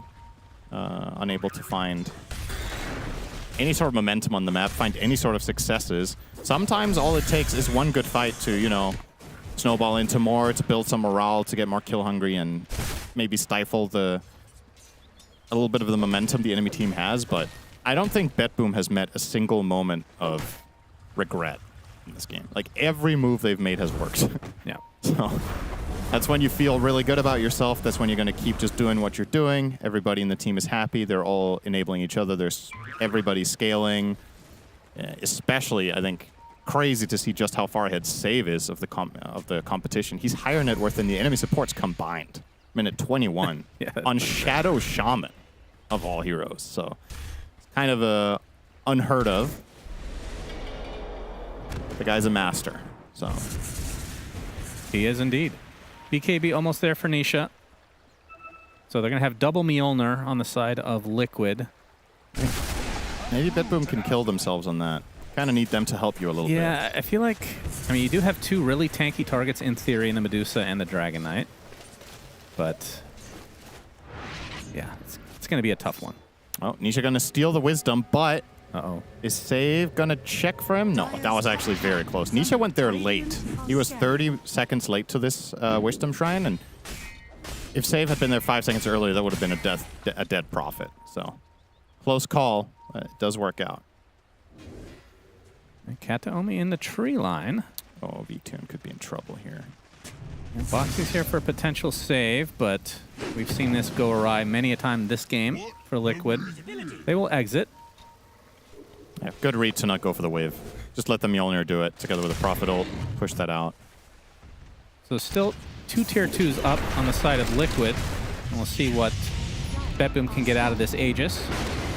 Saberlight with the Meteor Hammer, just to make sure that it works. Doesn't hit it, of course, but is he actually already going for a Rapier? Is that? I mean, this combo on Tiny is just not possible to hit, right? He tried to go for the Atos into Hammer, but Tiny has insurmountable. Oh, they know. Save, spotted out. AA Blast going to be avoided thanks to the force that his GPK comes in, trying to get off the Wukong command, but the Walrus Punch was there. He's taking a lot of damage. GPK, finally the Wukong's came out with that extra armor, trying to fight his way out of it onto Boxy, but he drops. It's a trade, though. And now the Medusa Saberlight stuck in the wrong place, wrong time. Okay, I think they thought he was dead. Still alive, ladies and gentlemen. Finally will be taken out into, so 2 for 1. Technically in favor of BetBoom in terms of the numbers. As the Active Scepter already picked up by Miero. Very tanky. We'll have to pop the BKB. Will blow up to 0 damage as V2 pops the BKB as well, but they're not going to pursue any further. So a support and an offlaner for, I mean, GPK was on a huge streak, so this is why I was going to ask you, and I'd like to give GPK a hard time, but you give him the Aegis. I know that, all things considered equal, you would want to give it to the Tiny. I get it, but it's GPK. He's going to die, you know? Yeah, I think that moment was avoidable. I think they maybe dove a little bit too aggressively, but the ultimate outcome, I think, is still completely fine side of BetBoom. But yeah, maybe one angle here is how likely are Liquid to kill the Tiny versus the Monkey King in terms of overall tankiness. I'm kind of with you. Maybe the MK would be a better choice this time around, but you still get a, when all said and done, you get a 3-for-1 exchange, and on top of that, Liquid used 2 BKBs. The Prophet as well as the Dragon Knight. I think that was both of their 9 secondaries used effectively for absolutely nothing, trying to kill a Timber that they couldn't kill. So you're still very much in control, but it definitely could have been a little bit better. But we're at that level for BetBoom this game where we can nitpick because it's just going that well. Yep. So even small mistakes are going to look a little bit bigger than they actually are when you're this far ahead. Misha desperately trying to farm, he's trying to get out on the map somewhere. Save. We do have the ward. Assuming that Misha would go here, and he's already dead. It's just a matter of how long is it going to take, and I'm going to say 3 seconds. 2, 1. That's not how you count to 3. But what? It's effectively the same thing. No. I thought you were going to say 2, 1, 3. I was waiting for like, what's wrong with good you? old NA math. What's wrong with you? That. Well, Department of Education is not there anymore, so everyone's IQ dropped. Blink back, that's how it works retroactively. Your entire education is yeah, what if it was like a Dota patch, you know? Just society. Retroactive in every way. If you were to patch the US, I don't think you would nerf intelligence, would you? It's hard to nerf something that's already at 0, so... Oh, Ice Blast. Well, nobody's dying. Yeah. Just GPK getting clipped here, as well as Miro. But that will be the spotlight. I found that this shard is most impactful at all in the pro meta right now against Terrorblade. Yep. He's not in this game. Not really too much use. It's a little bit of a mischance. It can be nice against, I guess, Dragon Knight and Prophet once the BKBs are down, but... How much vision? It gives decent vision, right? Yeah, it's okay. It's like... It's a 275 radius. These lights are like flying around. It obviously, it's never going to be bad to have a way of getting vision, but in particular, the way of killing illusions seems really strong in some games. Did it spot Insania? Oh my god. Oh, that's so unlucky. TP attack. He'll get out. Okay. What an escape. Yeah. Truly incredible. The highlight of this game so far for Team Liquid. Yeah, that's actually the genuine highlight reel. One thing. Can't wait to see that in the post game. Heritage leading the way in the mid lane. Saberlight. Still farming the triangle. As Medusas do. Yeah. Still a minute away from knowing about Roche, so BetBoom's just gonna... Here we go. Nice replay. Oh. Spot of Insania. Man. Even in his old age, still has the muscle memory to realize what his 4-staff key is, and the TP as well. That's insane, actually. Just absurd. And once Liquid end up winning this game, we'll come back to that moment. That's when it all began. Yeah. They that just was need when a little things turned around. Just need a little reminder of what the good life is like. Radiant's you know? middle tower is under attack. They haven't remembered at DreamLeague recently. Yeah, that's true. It's been years. Maybe Maybe Liquid's new Dream League strategy is start off as awful as possible so it can only get better throughout the group. Wait, how has it worked before? Have they started off strong? They've started off okay, but not good enough. Oh, so you want the really bad and then, okay. That's just, I don't know, man. I mean, everything, it's a circle, right? Circle of life. Yeah. You know? You're probably closer to being good when you're really bad than if you're just mediocre. We'll go with that. Yep. I was going to say that's an interesting... I don't know if that's interesting or just flat out wrong. That's just wrong. It could be both. Oh, Boxy going to get clipped by the knife. Yeah. How many times have we watched Boxy try to run away from the entirety of that Oh, food? that's a nice last arts there. Beautiful. I like how you're actually using the proper names. Oh, that honestly, that was really, really nice from Keto. Not only the impalement arts, but also the final whip just as the snowball connected on the creeps. That was beautifully done. And a well-deserved tip from Europe. I heard you use Tame the Beast as well. Yep. You don't think these are kind of long names for abilities? Yeah, we should probably start calling it TTB. Yeah, that sounds good. TTB, EA, it's in the game, and then Impalement Arts, it's in the game. How the hell do you know EA is in the game? How do you know that reference? Because I played FIFA 99. Wow. That's right. That is incredible. You actually know something that I didn't think that you would know. That's the end of the sentence. I'm genuinely shocked. Why are you surprised I know something about video games? You're surprised when I know something about pop culture and movies. Because it's a sports game. Like, since when do you play any sports game? FIFA 99, baby. Yeah, 99. That was a good year. I found a way to break that game, by the way. You would take the ball and you would run to the back line, you would wait there, and eventually the AI would tackle you from behind. You would beat them on red cards. Oh, wow. You just keep walking. You could beat the hardest level AI by just camping the ball. Well, Saberlight can try that tactic here to get out of dodge. Snowball's coming. GPK already with the BKB and the Wukong's command, draining the mana from Saberlight. Trying to heal up thanks to... Oh, actually lives thanks to the neutral item. Why is GPK not chasing him? Okay. Yeah, he's going to get shackled, but Mystic Snake gets the stun off. Saberlight, oh my goodness, deleted with the Boundless Strike. Popped him. 18k lead now. Aegis on the side of the Tony again. Yeah. This one's going to be used for high grounding, though, so this one makes a lot more sense to put on the Tiny in general. Yeah, as much as they try, Liquid just don't really have the damage, and they don't have the way to set the fights on their terms. So again, not to sound like a broken record, but every single fight is started on the back foot by default, and you have to counterplay, and you have to outmaneuver and land some clutch spell usages. Especially if you were to talk about this on a difficulty scale of execution here. I think for BetBoom, on a scale from 1 to 10, this game is at like a 3 in difficulty, and for Liquid, it's like 9 in order to do anything. Wait, right now it's a 3? Yeah. Probably. You think so? Maybe a 2. You know what? Maybe it's a 2. Okay. It is very easy, but it's not like totally free. Like a 1 would just be, okay, you're 40k up, you go high ground, and they can't fight you. You have a Medusa with Aegis that can't die. That's a 1, right? That's, yeah. Not that easy, but it is pretty straightforward, to be honest. For them. Save? Is he going to get eyes on Boxy? He will. And who's going to save the savior? Nisha's going to try. He's here. Good damage. Going to continue. Oh, Snowball's coming to him, though, and GPK is actually going to get stunned on the tree, but comes back down to finish what they started. He's on another killing spree. Saberlight, he's going to get tossed up into the air, but he's quite tanky. The arrow, speaking of tanky, that Aghanim Scepter. Kiritich jumps in pretty deep, but you can see the Dragonite completely isolated from his team as BKB's used from the side of BetBoom just to retreat for the time being. GPK is going to try to join the fight, and he does so successfully. And this might be the beginning of the end of Liquid in this game, although they do take out 1, and that's a big one in GPK, but it's going to cost them. 3 dead for Liquid. Warstaff onto Saberlight. Do they have the damage? And they really, without the Monkey King, this is a lot harder kill than it looks like. And it's a buyback onto Nisha as well. They really want to try to fight this out. Just TP lol.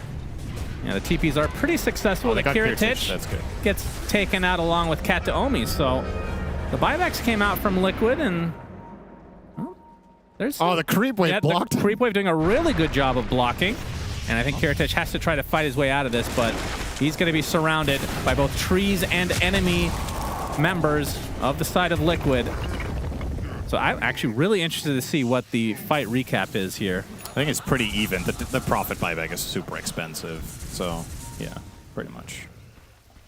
more or less dead even. XP even favoring Bet Boom. So this wasn't really a win for Liquid, but for all intents and purposes with how this game is going, a draw is a really good result because it just buys you time to maybe get to a better opportunity to potentially win a fight down the stretch. But as you said, this was a good showcase of why Medusa is a good pick this game, is once the Monkey King is out of the picture, Saberlight is more or less invincible against these heroes. But he's in the picture now. Yeah. Oh, they let him get his ult off. Balance Strike misses. GPK. Okay. He's gonna get escapes art. EA it's in the game. Something.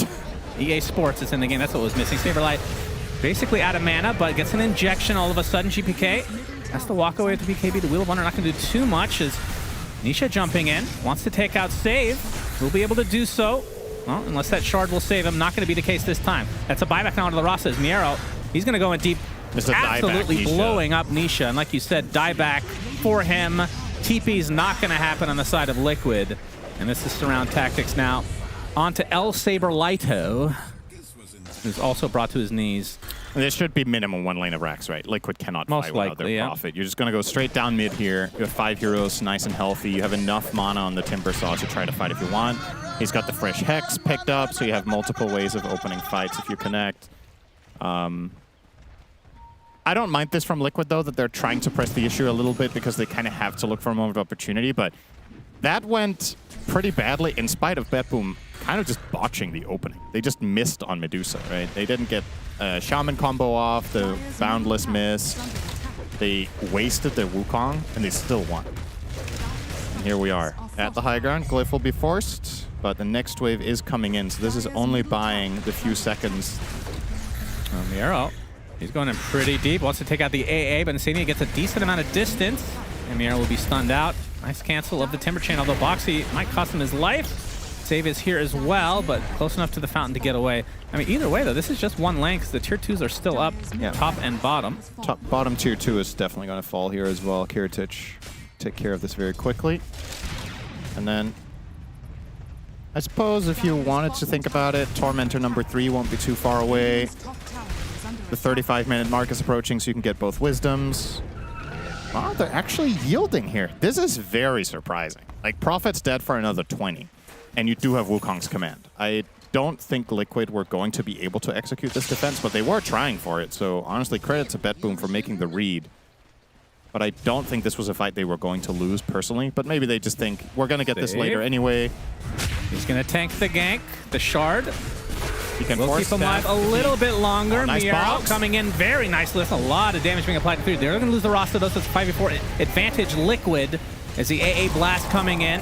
But look at that damage from Kiritich. Absolutely blows up Boxy. Aishar's actually blocking off the Dragon Knight a little bit. He's trying to focus down the Ringmaster. In the meantime, GPK from the right side gets a beautiful balance strike onto 2 with the Wukong's command as well. But 3 dead already for Bet Boom. And GPK, he's going to be surrounded 1 versus 4. If he tried to TP out there, Nisha is going to get bashed. He's going to get taken out. And he gets to the high ground. Will live. And actually, that's 4 dead for Bet Boom now. As GPK dies again. How did Nisha survive? And Liquid, have they found an opening here, Cinderin? Ironically, for Bet Boom, not pushing might have actually cost them there, because that, if they had pushed that tower, I think Liquid would have given them the fight a little bit earlier before Prophet was available. Now instead, they are the ones to make the move with all 5 heroes intact, and they get the jump on you surprisingly out in the open there.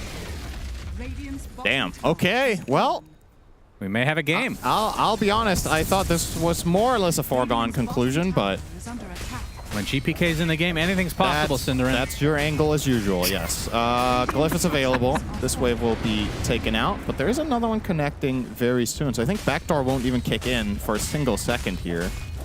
Ice Blast. Oh, wow. You're just going to clip the supports, keep them at bay here. Kataomi was not moving his hero, though, so it didn't hit him. The AFK feature actually helped him here. Spotlight placed. Should that be off in lobbies? That's a good question. It's kind of interesting. I don't think I've ever seen that matter before. They were like, and try to finish off this Rax. He will do so. Okay. 1 lane for 1 lane. All right, would you look at that win probability graph? It's been a while since I've seen this. This is some Six Flags stuff right here. These are some, honestly, this is probably outside of regulation. This one probably wouldn't pass for construction, but that's a deep dip right there. All of a sudden, Gaben favoring Liquid. I don't, but we have different tastes in lineups. It certainly is doable, though, for It Liquid. definitely is doable. And man, okay, if they were to win this game, Are scanning. that's a really good start to be able to, like, you enter a tournament, things are looking awful, and you recover a game one. Like that shows good fortitude and a good, like, it's a very, sets a good precedent for the rest of your tournament if you're able to win a game like this, where a lot of the time you start off slow, you just kind of crumble, right? Like, things aren't clicking yet, you need to warm up. I thought you said the worse they are, the better chance they'll have it being good. Well, there you go. They were not great in the first half. Yeah, but we didn't think about the possibility of all it being in one game. That's right. Right? Yeah. Very cool, Cinder. You truly foresaw this. Yeah, you did too when you said it's better to be really bad than okay. That's right. That's works wise in the NBA words. as well. Yeah. You get a good lottery pick unless you're the Suns and you give up everything for the next 20 years. That's because they have rubber banding, though. That's different. Yeah, sure. We need that in Dota again. I think that patch was... that was... Oh my god, that was so was bad. something else. Never again. Smoke from Betboom. Not going to connect yet. Looks like they've found a new path into the Liquid side. And they're going to show on the creep wave as Boxy. Going to tank it potentially. Blinks away, though. Well done. And they do have the ward set up here. This is how you want to play this kind of situation as Liquid. You want to send out Boxy to try to break smoke and blink out and just get information so that your cores don't get jumped, and then you can build a fight out of it. Miero, invincible here. Yes, he is. How much do they care about this Ags on Miero? Like, is it worth buying a Dispel? I mean, the question is who would? Yeah. Like, Nullifier, not really the heroes that would want to buy it necessarily. Yeah, that's the thing. It's not great, is it? I guess you could technically buy a Yules on a support, but the problem is AA is a lot of the fight not going to be in range. And Tusk wants to get this BKB. I think it's just a better purchase. He needs to reliably be able to play fights, navigate them, get all his spells off. Yeah. So, yeah, I just think this is a good situation for Timber in general, and you just have to accept that there's going to be an Axe in the fight, try to kill other heroes while he's going to work, try to kite. Or she'll be up in 20. Really good timing here for Liquid. Yeah, Wukong's command on top of the Saberlight Medusa in the with middle the of Surfer Wards nowhere. as well. A blast coming, but an instant hex onto the Tusk, so no save for him. That's already 2 dead for Liquid. That's a buyback now for Boxy, but Saberlight does not have one, so I think this Roche just goes to Betboom now. They'll have to wait for him to traverse to the other side of the map. And in a vacuum, would this Roche even have worked? Like, would they have killed it in time before it started moving? I'm not so sure here, Liquid. They had to go over and help Saberlight, but they were cutting that close on the 40-minute mark regardless. But I'm not sure. I'm not sure I get the strategic plan there of going with 4 and then full on just placing your Medusa in the middle of the map where she's the most exposed possible. If you're doing it as a bait to get the Roche, I mean, fair enough, but you didn't because you went to help her as well. It just felt uncoordinated, and that's a costly mistake in a game that you kind of just recovered a bit. Now you're facing massive disadvantage once more. Kiritich with another Aegis. They've got a refresher for Monkey King, which is big. And they even have the cheese to boot on Tiny if he wants to use both of them. Yeah, of course. We forgot to mention these Treants, level 25. Yep. I think we've talked about this maybe in the last 3 or 4 patches. Do you think this will be nerfed? Because I don't think so anymore. I think it will. You think so? I think it will. Okay, this is with. I think this is the ability I have the most confidence in getting a rework, actually. A rework? In the entire game. I think this will be reworked. Okay, so why, this talent. if that were the case, why wouldn't they have nerfed it already in the last, like, 3 letter patches? I have that question about multiple heroes right now. So why does TA still get to be the way she is also, you know, a pressing question many have on their minds. Yeah. But this is dumb. I have no better word for it. I think the reason they haven't nerfed it is because they want people to buy more Daggons. Because everyone loves watching Daggons. I think Nature's Prophet has a lot of different cosmetics as well. That's true. You know, if there's that's a good hero to sell sets on, and the Treants have custom. Yeah, but he doesn't have an Arcana or anything. No, but there's like custom Treants. You can buy a extremely ugly looking tomato. Yeah, that thing's very blurst. This one is also nightmarish, but not in a disgusting way. You know, it's like appropriately themed. Yeah. Something you'd see in a horror movie. That's right. It's very fitting for Nature's Prophet. Kind of is a horrible hero to play against late game. He's going to have 2 Treants now up top in a moment, and Bet Boom, yep, they're going to give up their push because Nature's Prophet can press a button and push faster than Tiny. All right, he's in trouble though, good catch. Nisha gonna get some help from Boxy. Nice Walrus Punch using the BKB. GPK ends up using the Boundless Strike Shard, but the TP is out successfully. Boxy will be the sacrifice. At the very least for Liquid, they save a core. Yeah, and meanwhile, this is the real core, of course. Damn it. Like they how, 3-shot the range racks. You cannot tell me this is okay. Like, who says it's okay other than Valve? No, nobody. Everyone agrees with you, Cinderin. This is what's going to win the game for Liquid. This is every time I see this, this makes me a little sick actually that this is still there. I just I can't. What kind of sickness would you describe it as? What's the opposite of Schadenfreude? What is it when you feel sorry for someone? Pity? Isn't there like a heavier word than that? Where it's like, man, they do not deserve this. Disdain? Disdain. That's a good word. Yeah. Look at that. That's my feeling. I just feel bad. I feel bad for the team at Pro Dota that has to deal with the Treant. I just feel bad for them. It's like, it's just stupid. Look at this. Look at this. 4 attacks. 2, 3, 4. Incredible gameplay. And the ironic thing there is the main thing Liquid are trying to do right now is outlast the Aegis, and the one way you do that in this game is by pushing with Prophet, because you're posing such a massive threat that the enemy team has to rotate multiple heroes. You keep the Tusk with the Prophet as get out of jail free card, you just protect him whenever he gets jumped, and then while they're trying to kill your Tusk or your Prophet, he's taking the racks. So you're facing these multiple problems at the same time as Bet Boom that you have to deal with. It's not easy. On a macro level, this is another part of the reason why Liquid are so good when they have this hero, is they truly understand when they get to this game state how to manipulate the map in your favor, even when you're behind, and just play for that Prophet win condition. So you can tell right now, Bet Boom are hesitant. They kind of want to go high ground, but all right. Oh, they're going to get the Abyssal Blade, the initiation, but the instant Hex again onto Boxy. AA Blast is coming. It's going to hit basically everyone, but that's 2 dead already for Liquid. No way to get back in the game either.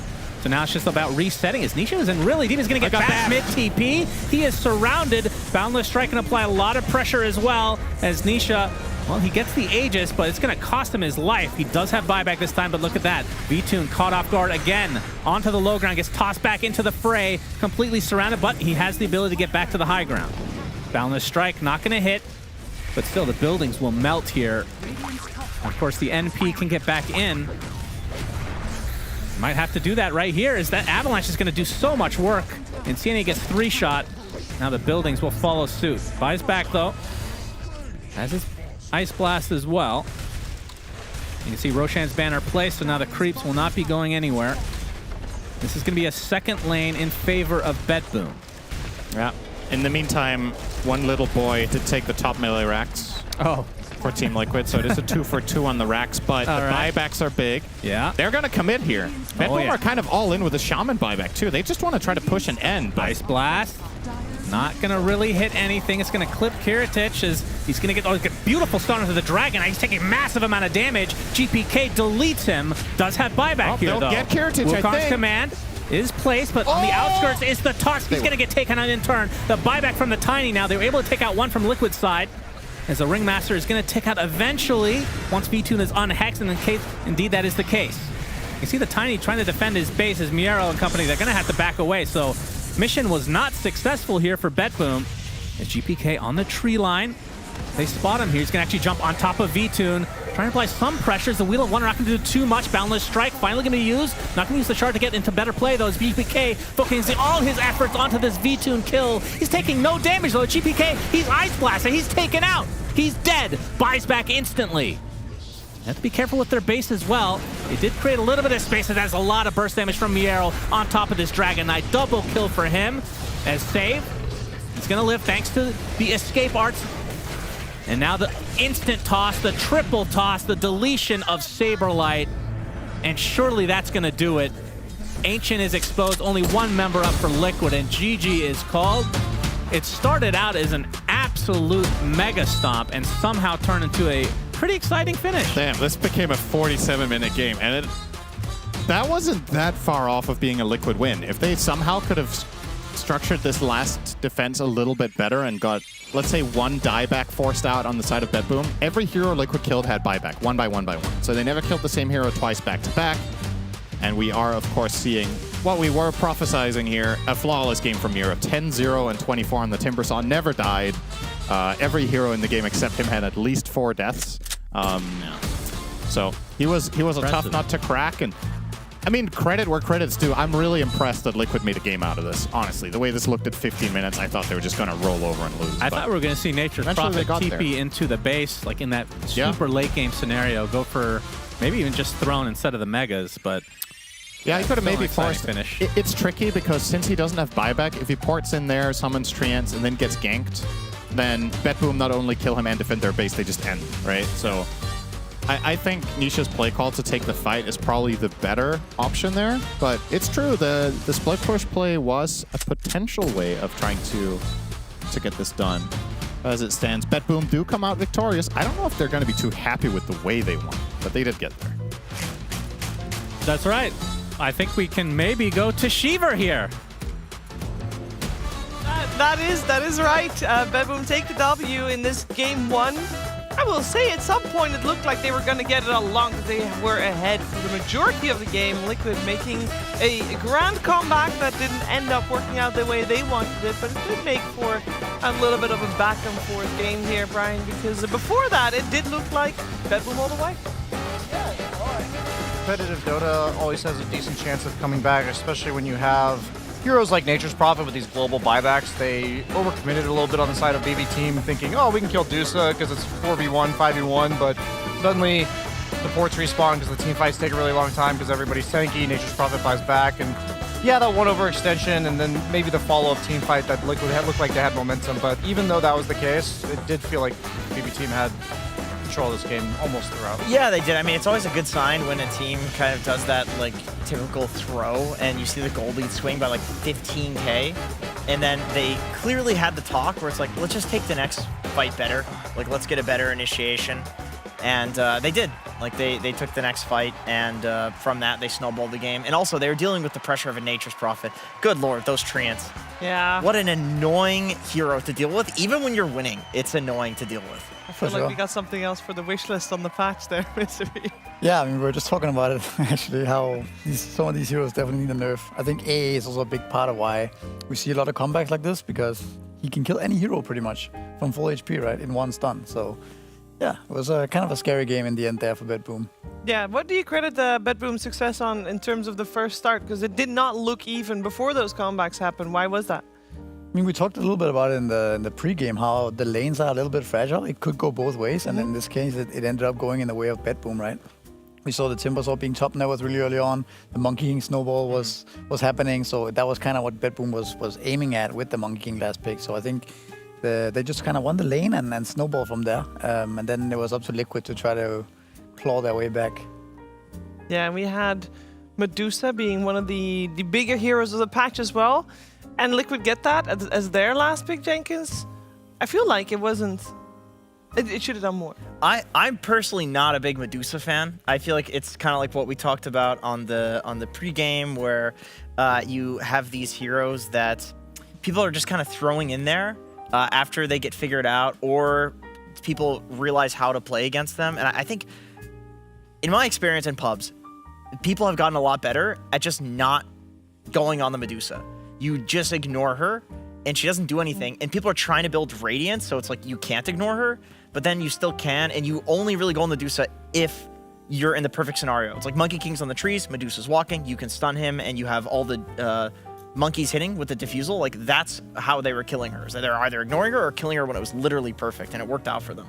Yeah, I also think Medusa perhaps is better against carries, maybe like Lifestealer that want to dominate lane and actually boot you out, that don't jungle decently fast early game, but like Tiny if you think about the way Tiny plays, he's just gonna like avalanche the wave, hit it once, and then leave. So Medusa in lane is not annoying to you either. So it felt like it didn't have any impact on Kiritish's timings. And also you have these hyper-mobile heroes with Monkey King jumping around, Timbersaw timber chaining around, Tiny's playing with Silver Edge and a blink. So they had a lot of ways to just not only ignore Medusa on the map, but also when it comes to their positioning in fights, when they see other targets, a lot of it is you don't want to target Medusa, and you also don't want to have to walk through her either, and they didn't have to do that. So Yeah. Speaking of Kiritich, though, I mean, we did have 2 stand-ins. I think these are the only 2 stand-ins we have here for this Dream League at the moment. Of course, Kiritich is a bit of a last-minute stand-in there.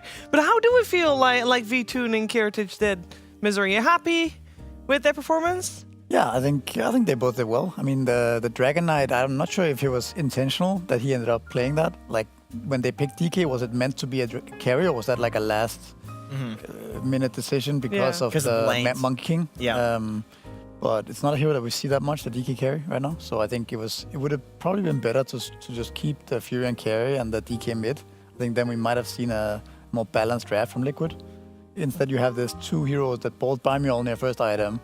They both buy Dragonlance. They both buy BKB. It's basically you basically have 2 Furions, right? Just farming non-stop. And where the mid DK buying Blink Dagger early adds different things to the game, right? Yeah, just sack the lane and then have a hero that's actually going to be active. Because I feel like Nisha was just dying to GPK anyway. Like, he was. It's either way, like, DK is going to get shit on. Okay, maybe Naturus does better in the first, like, 3 minutes. But then he dies. And I think you'd probably rather a mid that's, like, stable for the game and gets outlaned than a hero that's stable for the lane, but then you just have Monkey King versus Nature's Prophet in the game, which feels bad.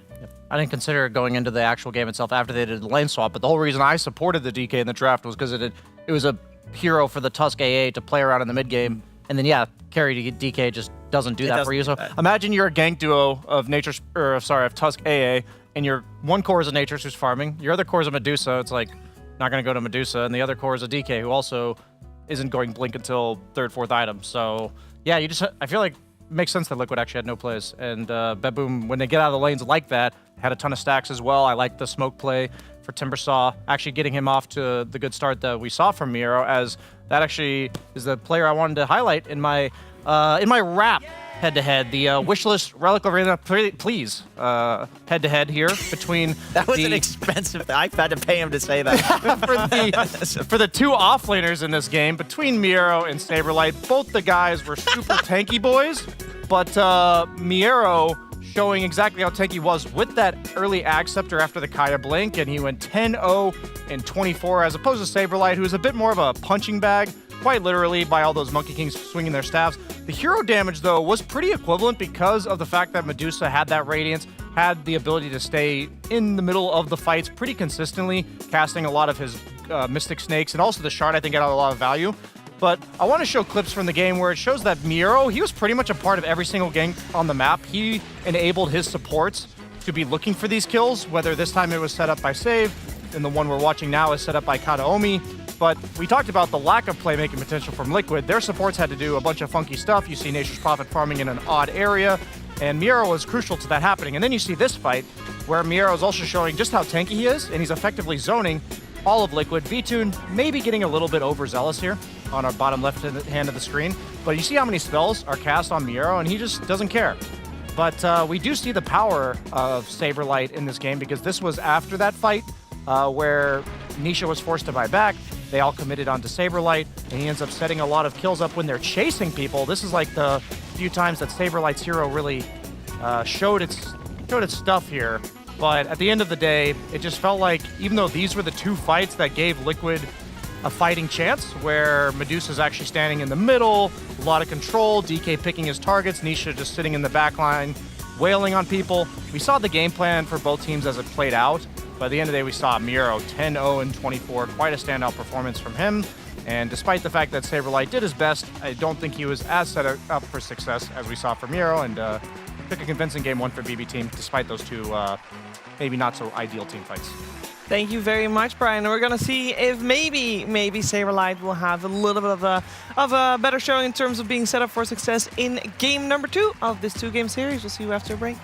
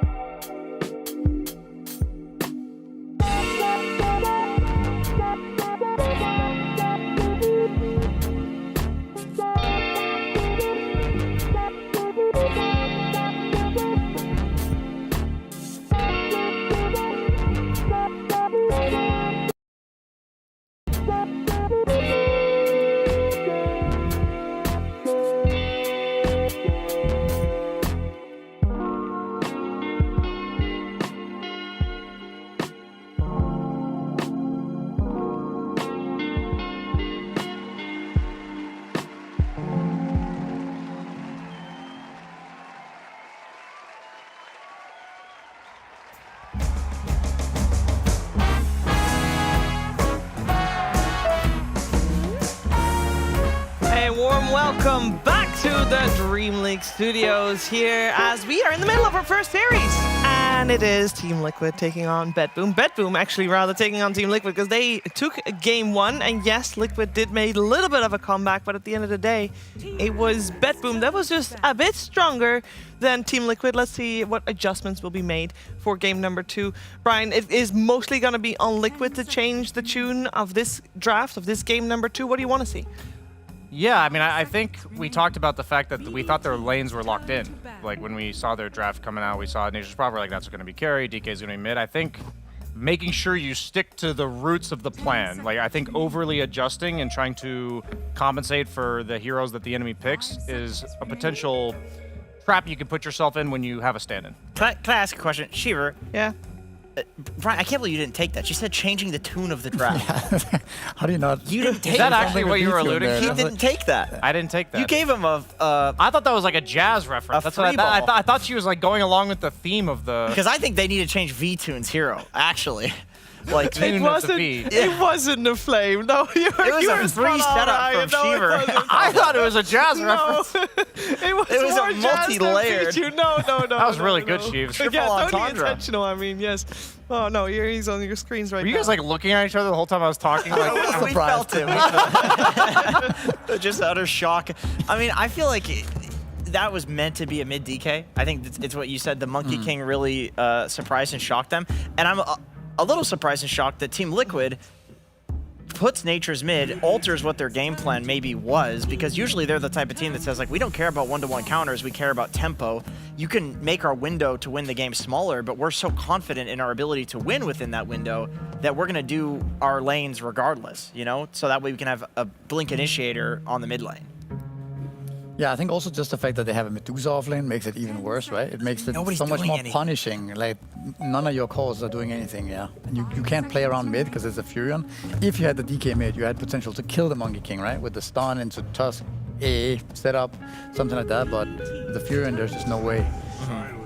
Throughout the history of this Liquid team, I feel like there's been times where I'll see Nisha playing like Pangolier, Storm, some chase hero that somehow you're like, nah, there's no way he's going to keep going. There's no way he's going to put himself like deeper into the fight because he's a Storm with quarter mana, but he'll do it anyways. And at first, like when he joined the team, I remember back, you had to see the rest of Liquid almost have that moment where they're like, oh, he's going to keep going. We need to, because Nisha's kind of quiet doing his thing. Oh, he's going to keep going. We need to be ready to follow up on it. I saw later on in the game where he TP'd it as Nisha as Nature's Prophet, ends up surviving for like 20 seconds with like Satanic, Hurricane Pike, and it looked like V-Tune didn't want to join him because there was only like 3v5. But then towards the end of it, V-Tune's like, oh, I should go help.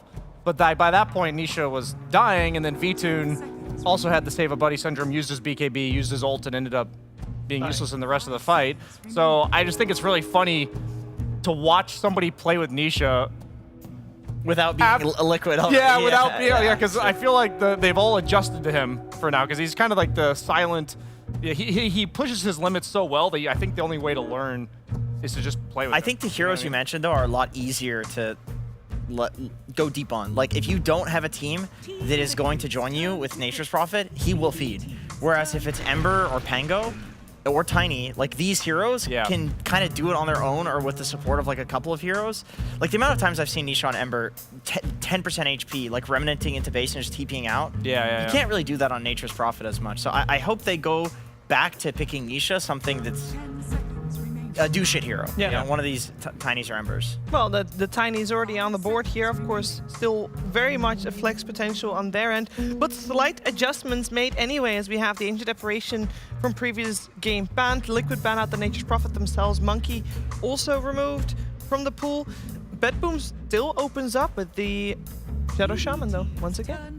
Yeah, I don't think you can blame them. I think this hero looked really strong, like we talked about last game as well. This hero just has so many good qualities. Like the fact, something we didn't mention is how hard this hero actually is to kill, right? Like the innate is just a problem in general. Like the fact that you almost have to kill him twice, right? You have to at least like make sure he's finished off, but at that point, a lot of things can happen. You can in that overcommit at that point, yeah.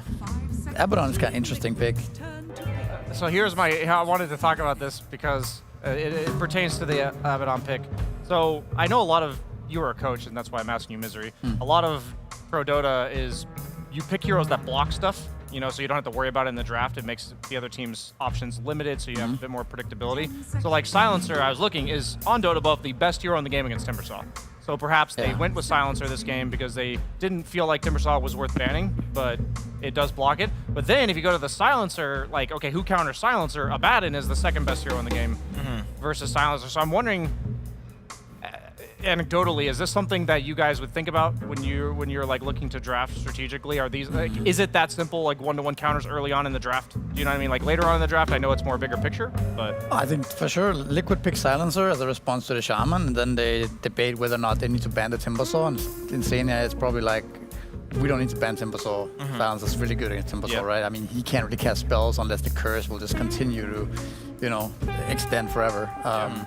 And then I guess Silencer's also kind of been meta for a while, so they are aware that Abaddon can shield off the curse, can shield off the, you know, things. So it's like, I think it's a bit of both there.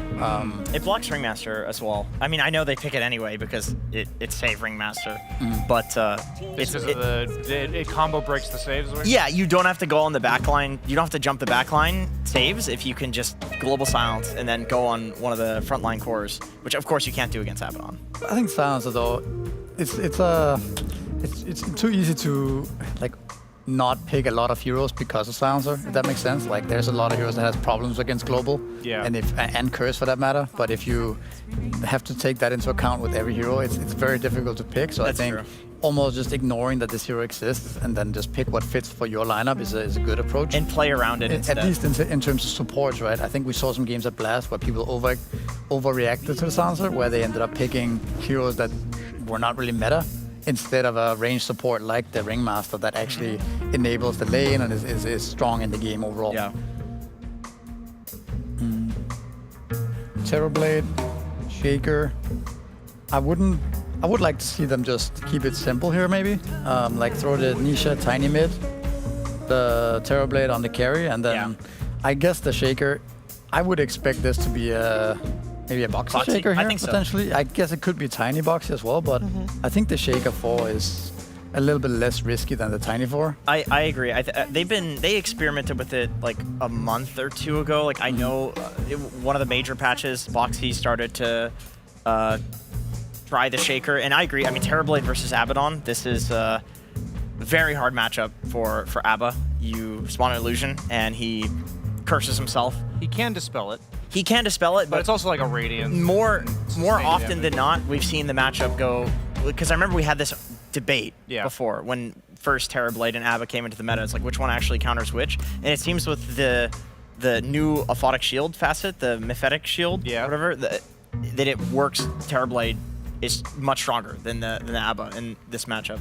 Yeah, it's also like if Abaddon's being played as like a right-click carry, it's very different than if he's being played as like a support for his dispel. Yeah, exactly. So yeah, matchups like that will definitely shift based on the role of the hero in the game. But I did mention in game one how Shadow Shaman's really such a good deny pick against stuff like Terrorblade. I was almost surprised they picked it because of the fact that in lane, you can't ever use illusions because you just click them with chicken fingers and they die instantly. And then also, like I'm just thinking, so Terrorblade, he's a ranged hero with illusions. They all have massive damage. His illusions, because of his innate, actually hit for 75% of his hero's damage. So if he has 2 illusions, he's getting 250% damage by having 2 illusions, right? But you're looking at Shadow Shaman, who can either just right-click an illusion / hex one, and you also have Ringmaster's Shard, the Spotlight, something I don't think about too often, but that shit insta-kills. Yeah, illusions. it kills illusions really fast. So I don't think Terrorblade is going to be able to dish out sustained damage in a fight. He's going to have the global duration. He's going to have like the stun burst that they have with Earthshaker and Tiny. But I always think of Terrorblade as he's hitting you for 15 seconds during his meta with his illusions wailing on you. And I don't know if that's going to be something he's able to do here because of the support matchups, which are really annoying for the hero. do think it goes back a little bit to what Misery was saying, though, where like you can over-adjust to deal with like certain support picks. And I feel like Liquid is the type of team that they just wanted a Terrorblade for like the tempo of the game, and because it's good against Abba, they have their ideas and they know that these counters exist, and they're like, we're just gonna pick it anyway and execute better. Are all these reasons potentially also a reason for Liquid to drop Terrorblade down in priority a little bit, put him on the offlane? Oh, that's what they're considering with the lifesteal, right? I mean, 2 points, I guess. One thing in general is that pretty much every core is so flexible nowadays. If you look Yeah. at these drafts and drafts from the game before, at Blast as well, that like Abaddon potentially could be both a carry and the offlane, right? Pangolier could also be offlane and mid, and as Liquid, we have multiple flex options here as well. Even the Magnus coming out here, you are not really sure where any hero is going at this point, and I think that's a very important thing about Dota right now, that so many cores are able to go in multiple lanes and played by multiple players, right?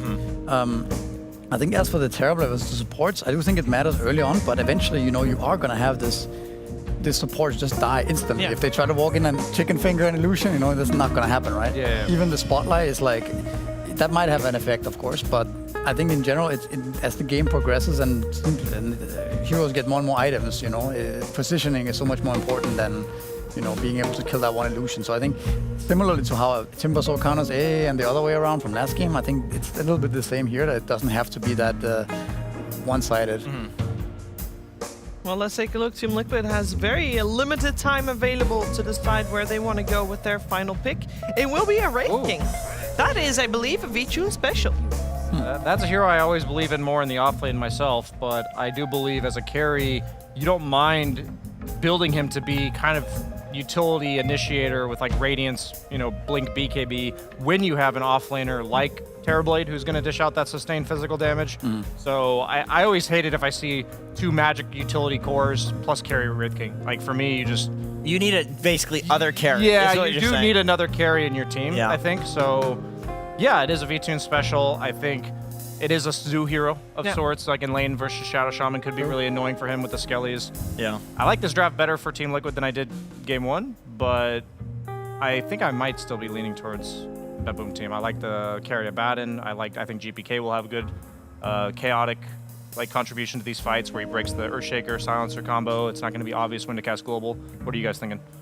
I'm also thinking Bet Boom a little bit more. I think their draft seems a little bit more well-rounded. They don't need as many items to be strong.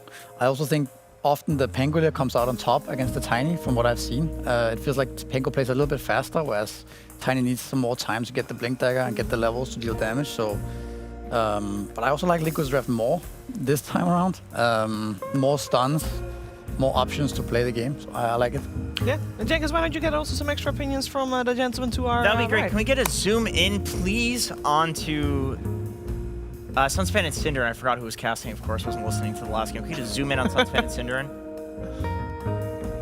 Yep, we'll just go ahead and get a zoom in on Sunspan and Cinder. There they are. There they are.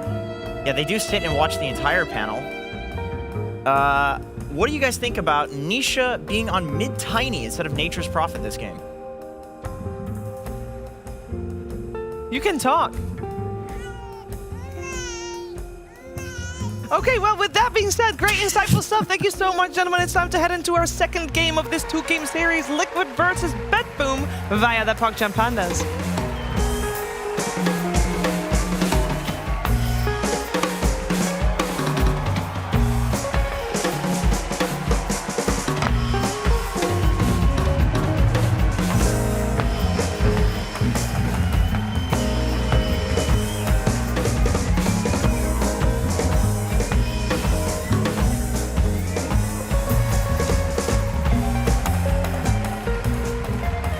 Game number 2 is upon us here. Bet Boom versus Team Liquid. It's a 2-game series, so the series will end after this game unless the rules are changed in the middle of it, which I think is an unprecedented thing. So I think it's safe to say the series will end here, Cinderin.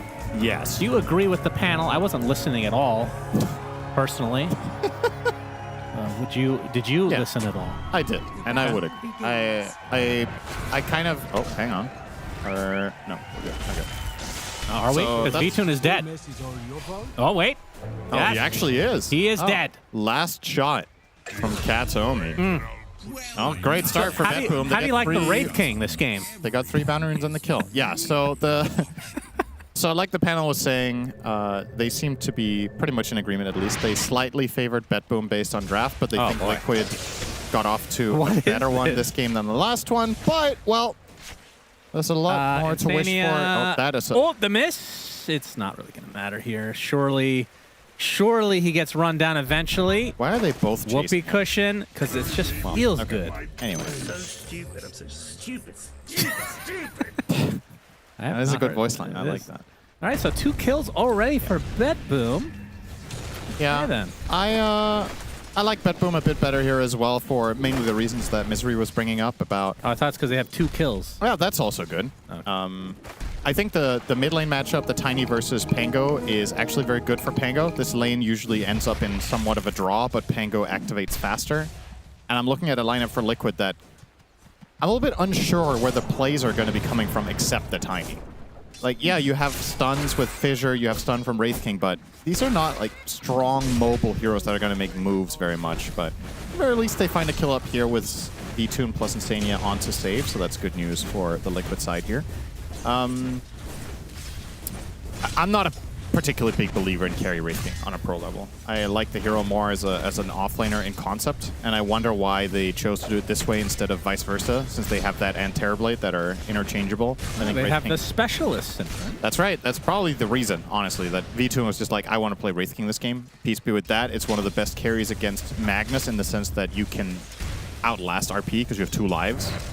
How do you think it feels to sub for a team and you lose game 1? I'm not saying it's your fault necessarily. I say you as if it's you, Synderen, but you lose game 1 and then game 2 you make them pick your hero and you die before the laning stage. Well, if you did feel bad about it, Insania just walked into the same trap immediately after. So, you know, by showing full support. By comparison, I think Insania's mistake is probably bigger, honestly, if that makes V2 and if that's a little bit of a silver lining here. How does it feel? I think he's pretty confident in his ability, honestly. Yeah, like, kills like that will happen. Insania looks to be dead here, thanks to quite the combo that BetBoom have working with them. Shackle into an eventual skewer. Is good, for sure.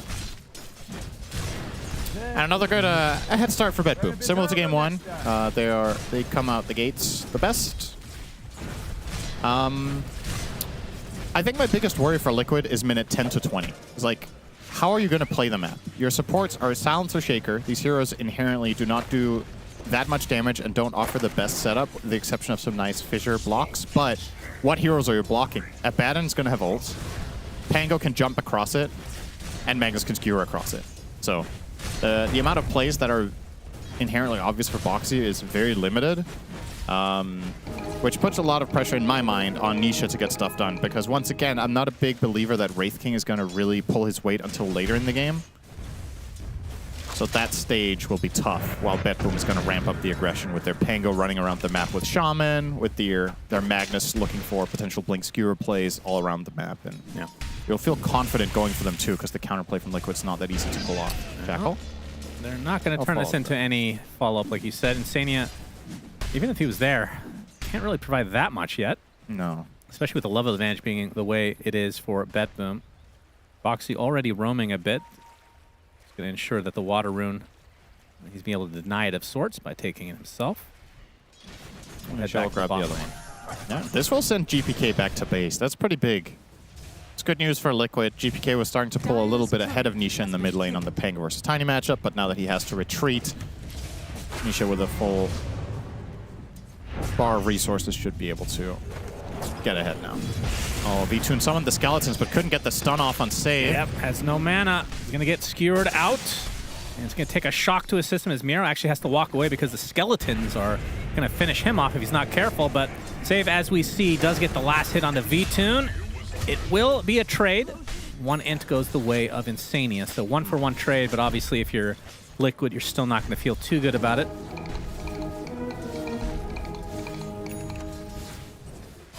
And in this bot lane, Saberlight with that meta, apply a good amount of pressure to Kiritich. Ooh, quite a bit, in fact. Have the level 1 Aphotic Shield applied. TP coming in from Save, though. And get the Ether Shock. I'm going to try to focus on Boxy, who's next to this tower. Going to take a couple pop shots that will likely result in his demise.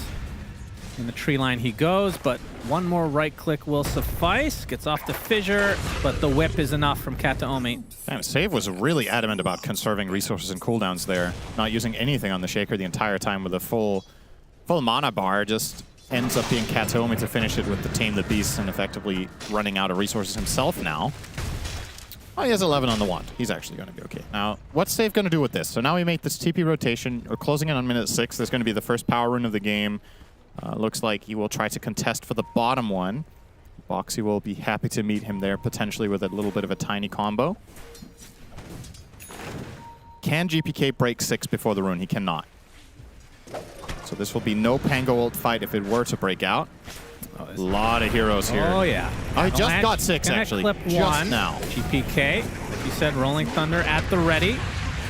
Gonna stun 2 members of Liquid. Actually gets stuck a little bit here, so a little awkward from Bedboom. Not gonna apply any pressure to Nisha. Instead, gonna try to take out the Earthshaker. Instead, a big Swashbuckle comes out, as well as a shield crash. That's 1 dead. Will be the trade for the Rasta again. A whip this time into Onsania. And GPK not able to really finish the job here. Kind of an awkward engagement from both sides. Yeah. But ends up resulting in a support for support.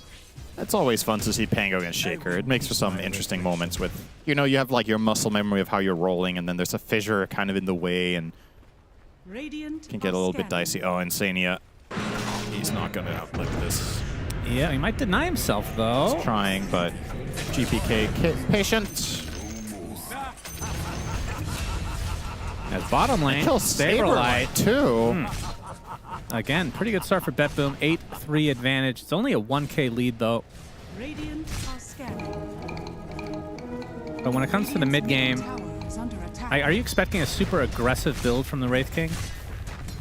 No, I think it's just going to go standard Farm mode. Armlet Radiance. I think this is a patch where if you have a hero that can buy Radiance, you generally should. Most of the time. Last game we saw it on Medusa. I guess technically Monkey King could have bought it last game, but like, come on, it was a mid-Monkey against Dusa, right? You're just going to buy Diffusal that game. But there's a lot of heroes that are capable of buying Radiance, and the item's in a good place right now. So if you can get your hands on it, you're happy to do so. I also think it's very worrisome to go for, let's say, Armlet Deso or whatever on Wraith King, because there's a lot of lockdown and general issues in the fight. So I think you're actively going to do less damage with that build than with Radiance, where you're at least doing passive damage while you're stunned by Shaman, while you're being controlled by Ringmaster, getting skewered around the place, getting slowed down. All these potential issues. Sania spots Kataomi. And Kiritich is there to aphotic shield off any debuff. Boxy posturing a bit, but doesn't look like there'll be an engagement.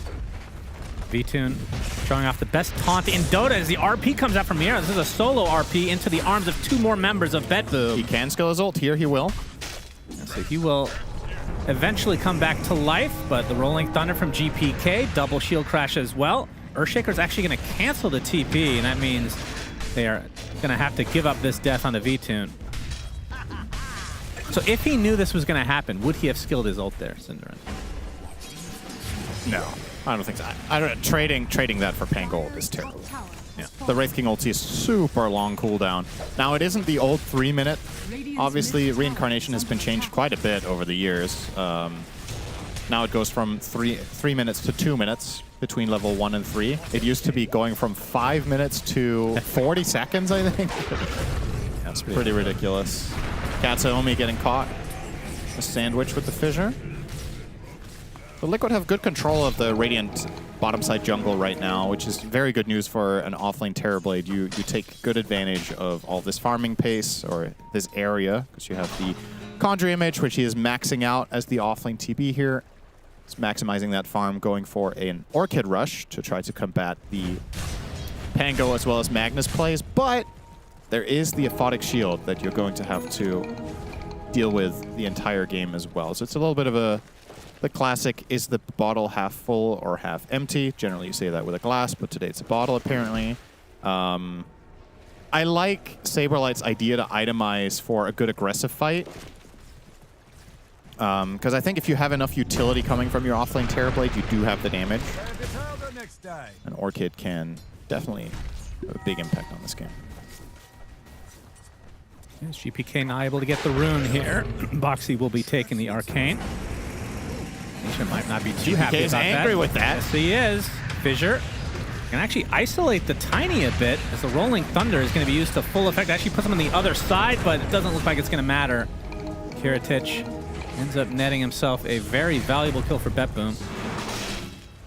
And BetBoom now grouping up to likely take out this tier 1 tower. They have the siege. Now, see if they actually want to fully commit or not. Box is going to show himself, gets a fissure onto 2. Swashbuckle already used from GPK.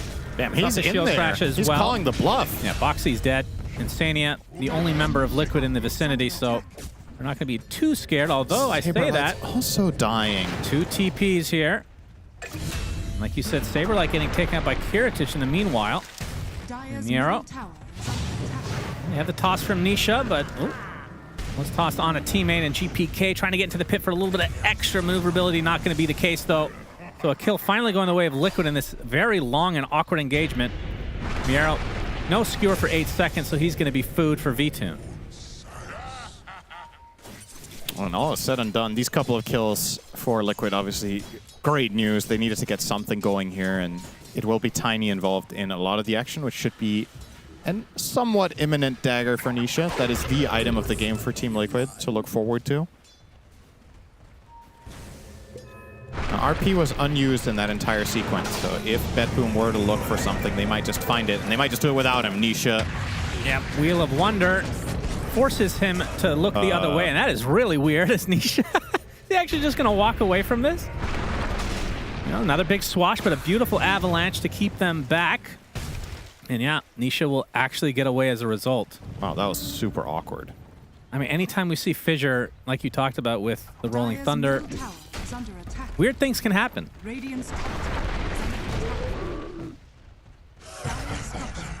Nisha getting a little greedy with this last camp here, but will pay off. Fortification pop, but this tower will be going the way of BetBoom, one way or another. Will actually end up being a deny for Boxy, though. Not bad. He's only like 400 away from Blink, so not too shabby on the Earthshaker. But like you talked about, looks like Orchid is first on the list for Saberlight. Stack's not nearly as fearsome as last time around for BetBoom. This is a peculiar move coming this way from Liquid. They're going to smoke up Silencer, Tiny only, and walk up the high ground. They have Global, but they don't have Blink. So, kind of just... I'm not really sure what the idea is here. Just forcing a connection onto a Wraith King, perhaps, but... This is a Magnus with almost Crimson Guard. Tough target. Miro. And that's the play. All right. Yep, that did not really work. Very exciting gameplay there. Yeah, I'm not surprised with the move itself. I'm surprised they did it with 200 for the Blink for Nisha. That feels like the item that unlocks the play that they just went for. Or when he has that, they can go in, they can Blink, Avatar someone back, they can Global, kill that guy, and then reassess the situation. But without the dagger, guess what? BetBoom just walk it off. Yeah, well, within a couple minutes, they will have 2 Blinks. Yep. By a couple minutes, I mean the next 20 seconds or so. Yeah, the Shaker one is... Honestly, this is really good timing for Boxy. 14-minute Blink when you have 3 deaths is very admirable. Of course, he doesn't have Arcanes. He only went the Brown Boot Sage Mask, but... Yeah, and I believe they got vision of him there with that knife, so they should know that he has a Blink now as well. I think it was before the courier arrived. Oh, okay. So this could still be a surprise if they smoked. Oh, okay. Well, he Blink fissured and didn't hit, but they might not have seen the Blink still. True. Because he fissured from, I think that was Radiant Fog? And we're getting close to the 15-minute mark, which we know, of course, is Tormy timing. It's Boxy. Now he will officially show that Blink dagger. We're going to double team save right now. Nobody really in the vicinity, so it'll be a kill for Liquid. And it's 30 seconds without Rasta. Let's see if they try to go for... I mean, who has a better fight right now, you think, in the... I was going to say the pit, the Tormy area. Both teams are actually pretty good at fighting for objectives. One side with the Pango roll and RP, but the other one, fissures can be awkward in those spots. Terrorblade actually fights very well around the sides of the map. Wraith King is one of the best heroes in the core role to do it too, because he can just give free vision. You just walk in. So I don't really have a clear favorite. It's really about who gets the jump, because the good news for Liquid is if they ever initiate, they can pop Global and kill a guy. If BetBoom get the initiation and it's not on silencer, it's not as clear cut that you're going to win the follow-up fight. If Liquid are in a good position to get your support spells off, both supports are very good defensively. So I kind of wouldn't mind seeing Liquid force the Tormentor actually and leverage their Terrorblade for this, but doesn't seem like it's going to be the case. They're headed up top. Now, who's closest to Radiance? That is Abaddon by a landslide because Wraith King, of course, went the Armlet. So BetBoom will have a little bit of a window there as well with the Radiance advantage. Oh, Echo Slam onto the Pango with Saberlight doing a ton of damage with that meta, using that Orchid as well. There you go. Big kill. This should be Tormentor, I think. V-Tune heading up toward the gate. Yep, they're going. It's a very high impact play here. Good find from Boxy. And this is just going to be conceded now for BetBoom, so we can theorize all we want about who has the better fight. What if there's no fight? Brain drain for Insania. A little bit unfortunate. Way rather have the Shaker one, I would say. Oh, yeah. In spite of, obviously, the nerfs it received a couple years back, it's still is a very nice shard to have. It's a feels good one. It helps you farm. It helps you lock heroes down during fights a little bit better. Gives you more options when your dagger is cancelled, which could very well happen multiple times this game against, in particular, a hero like Pango. It's actually super annoying. Arrow. Nice the global. RP is canceled thanks to the global. It's going to be a full backup here from BetBoom. Oh, this is awkward, man. Crimson Guard applied. He's not too scared. And now with no global silence, and this Radiance is there as well as Boxies gets deleted by GPK. And now we see the Rolling Thunder on Tanisha. Actually cancels it pretty quickly. And Avalanche gives him a lot of space, and he's just going to blink out. Lots of cooldowns. And all results in 1 kill. Yep. This is pretty good. Pretty good news for Liquid. This was the timing of the game that I thought was going to be worrisome for them. They're I have to say, with that bridging the gap quite really well. bad start from V-Tune, he's top of the net worth right now. Obviously, yep. He has a lot of help with the Skellies. But still, I was not expecting to be top net worth at 18 minutes based on that start. It's kind of interesting to see how the net worths develop now in the next period of time with Abaddon having Radiance, because you would think inherently Wraith King does have a farm advantage until that point. Like you said, he has the skeleton, so he can farm both that plus a lane at the same time or whatever. Now that Abaddon has Radiance, he really picks up the farming pace, but conversely, Wraith King is getting his in a few hundred gold, so maybe V-Tune can just stay ahead. And I wonder if this choice from Nero is going to come back to bite them of getting the Crimson Guard as the first item instead of a Blink. Because it does seem like BetBoom are struggling a little bit when they see heroes of accessing the fights in the ways that they want. And he'll be going Blink second, but it's going to be a while before he gets there. And Force Roche. Unfortunately for BetBoom, 2 of the Serpent Wards got killed first. Maybe placed them a little bit too early. But Liquid not in the neighborhood at all. So Do you still buy Blink on position 1 Abby? I think most of the time, if you want reach, you get Harpoon. Radiant's bottom tower But you definitely can buy Blink. I wouldn't mind it here if you can play your hero as almost a Shaker counter in a way by getting Dagger. Like you just blink into the back line and Radiance him out of the fight. Yeah. That could be an interesting way of enabling your teammates. That's how me. Yeah, Orchid applied. That should provide enough time to clean him up. Indeed, that is the case. Liquid with the numbers. Now they see a little bit of an ancient stack, which they will gladly take for themselves. Took the mid tier 1, and now they're going to take the top tier 1. A strong power play here. In spite of being down in Aegis, they are the ones making the moves.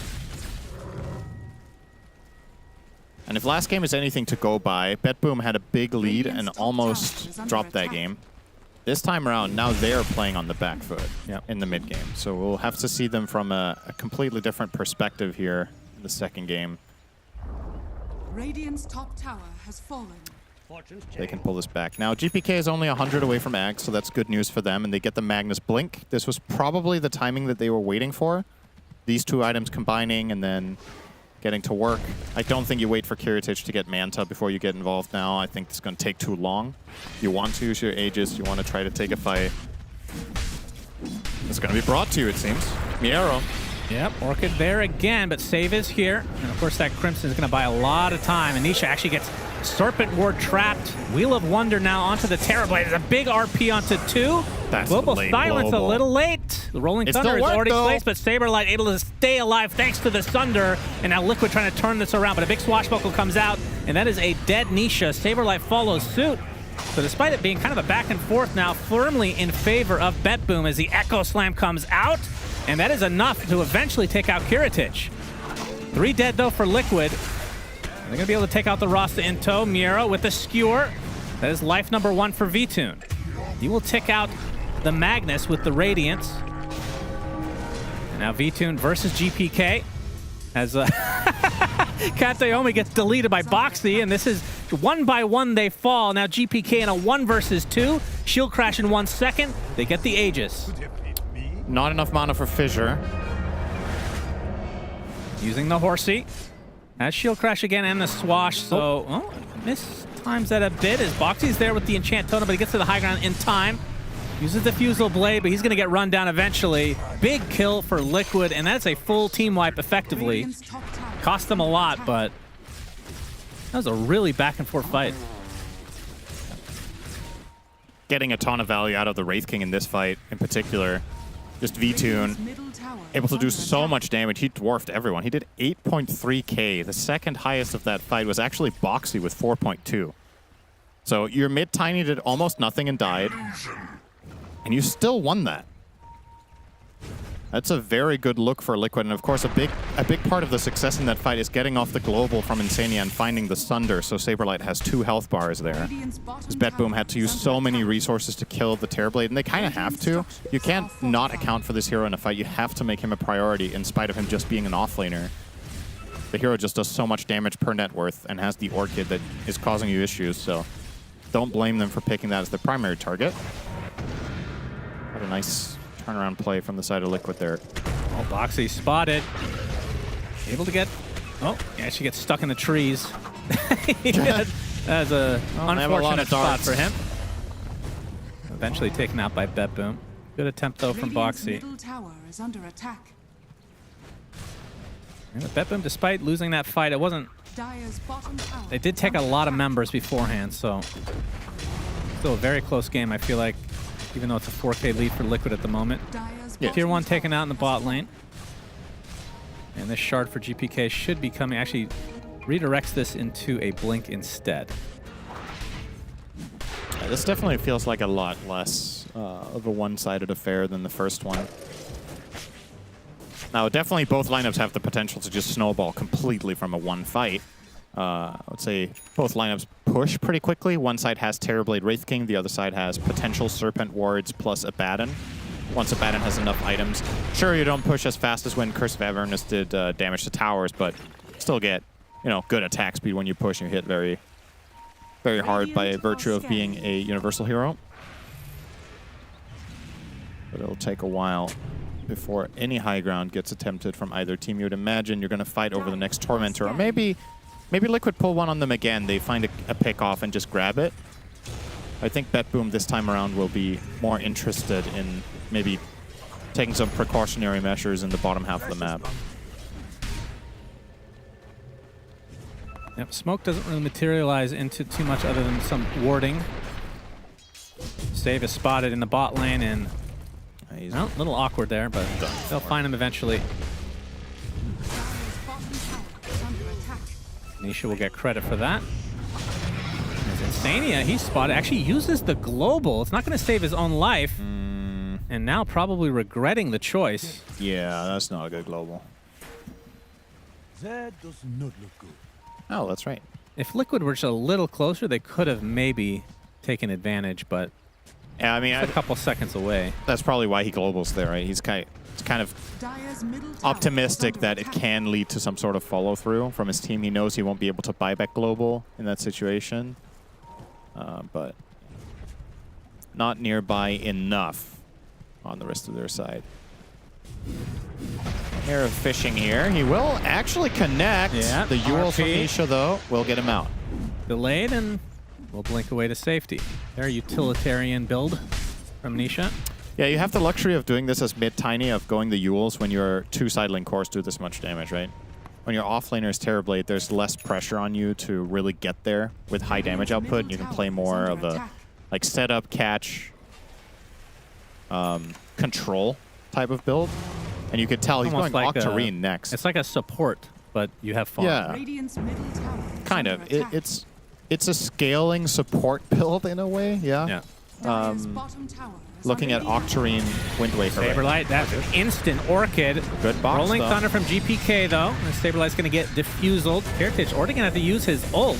You're going to try to surround Saberlight. The RP is enough to take him out right off the bat. Miero gets credit for that one. Wraith King, life number 1.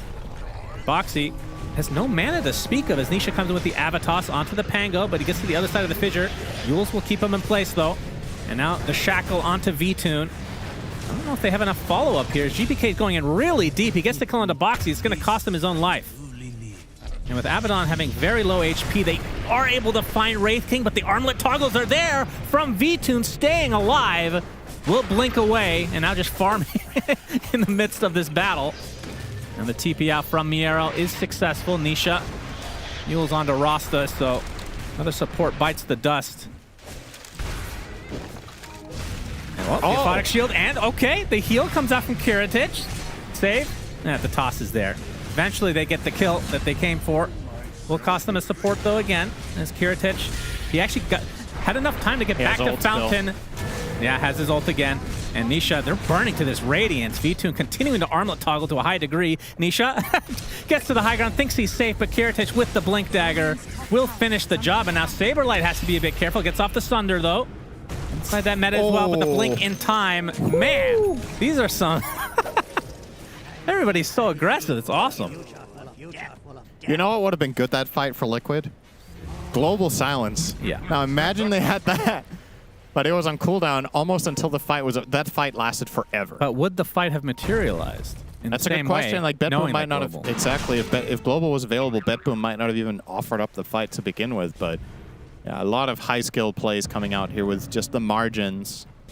Nice armlet toggle from V-Tune to stay alive. The chase down with the Blink Dagger from Kiritich. And also the choice to buy the dagger here in this slot at this time.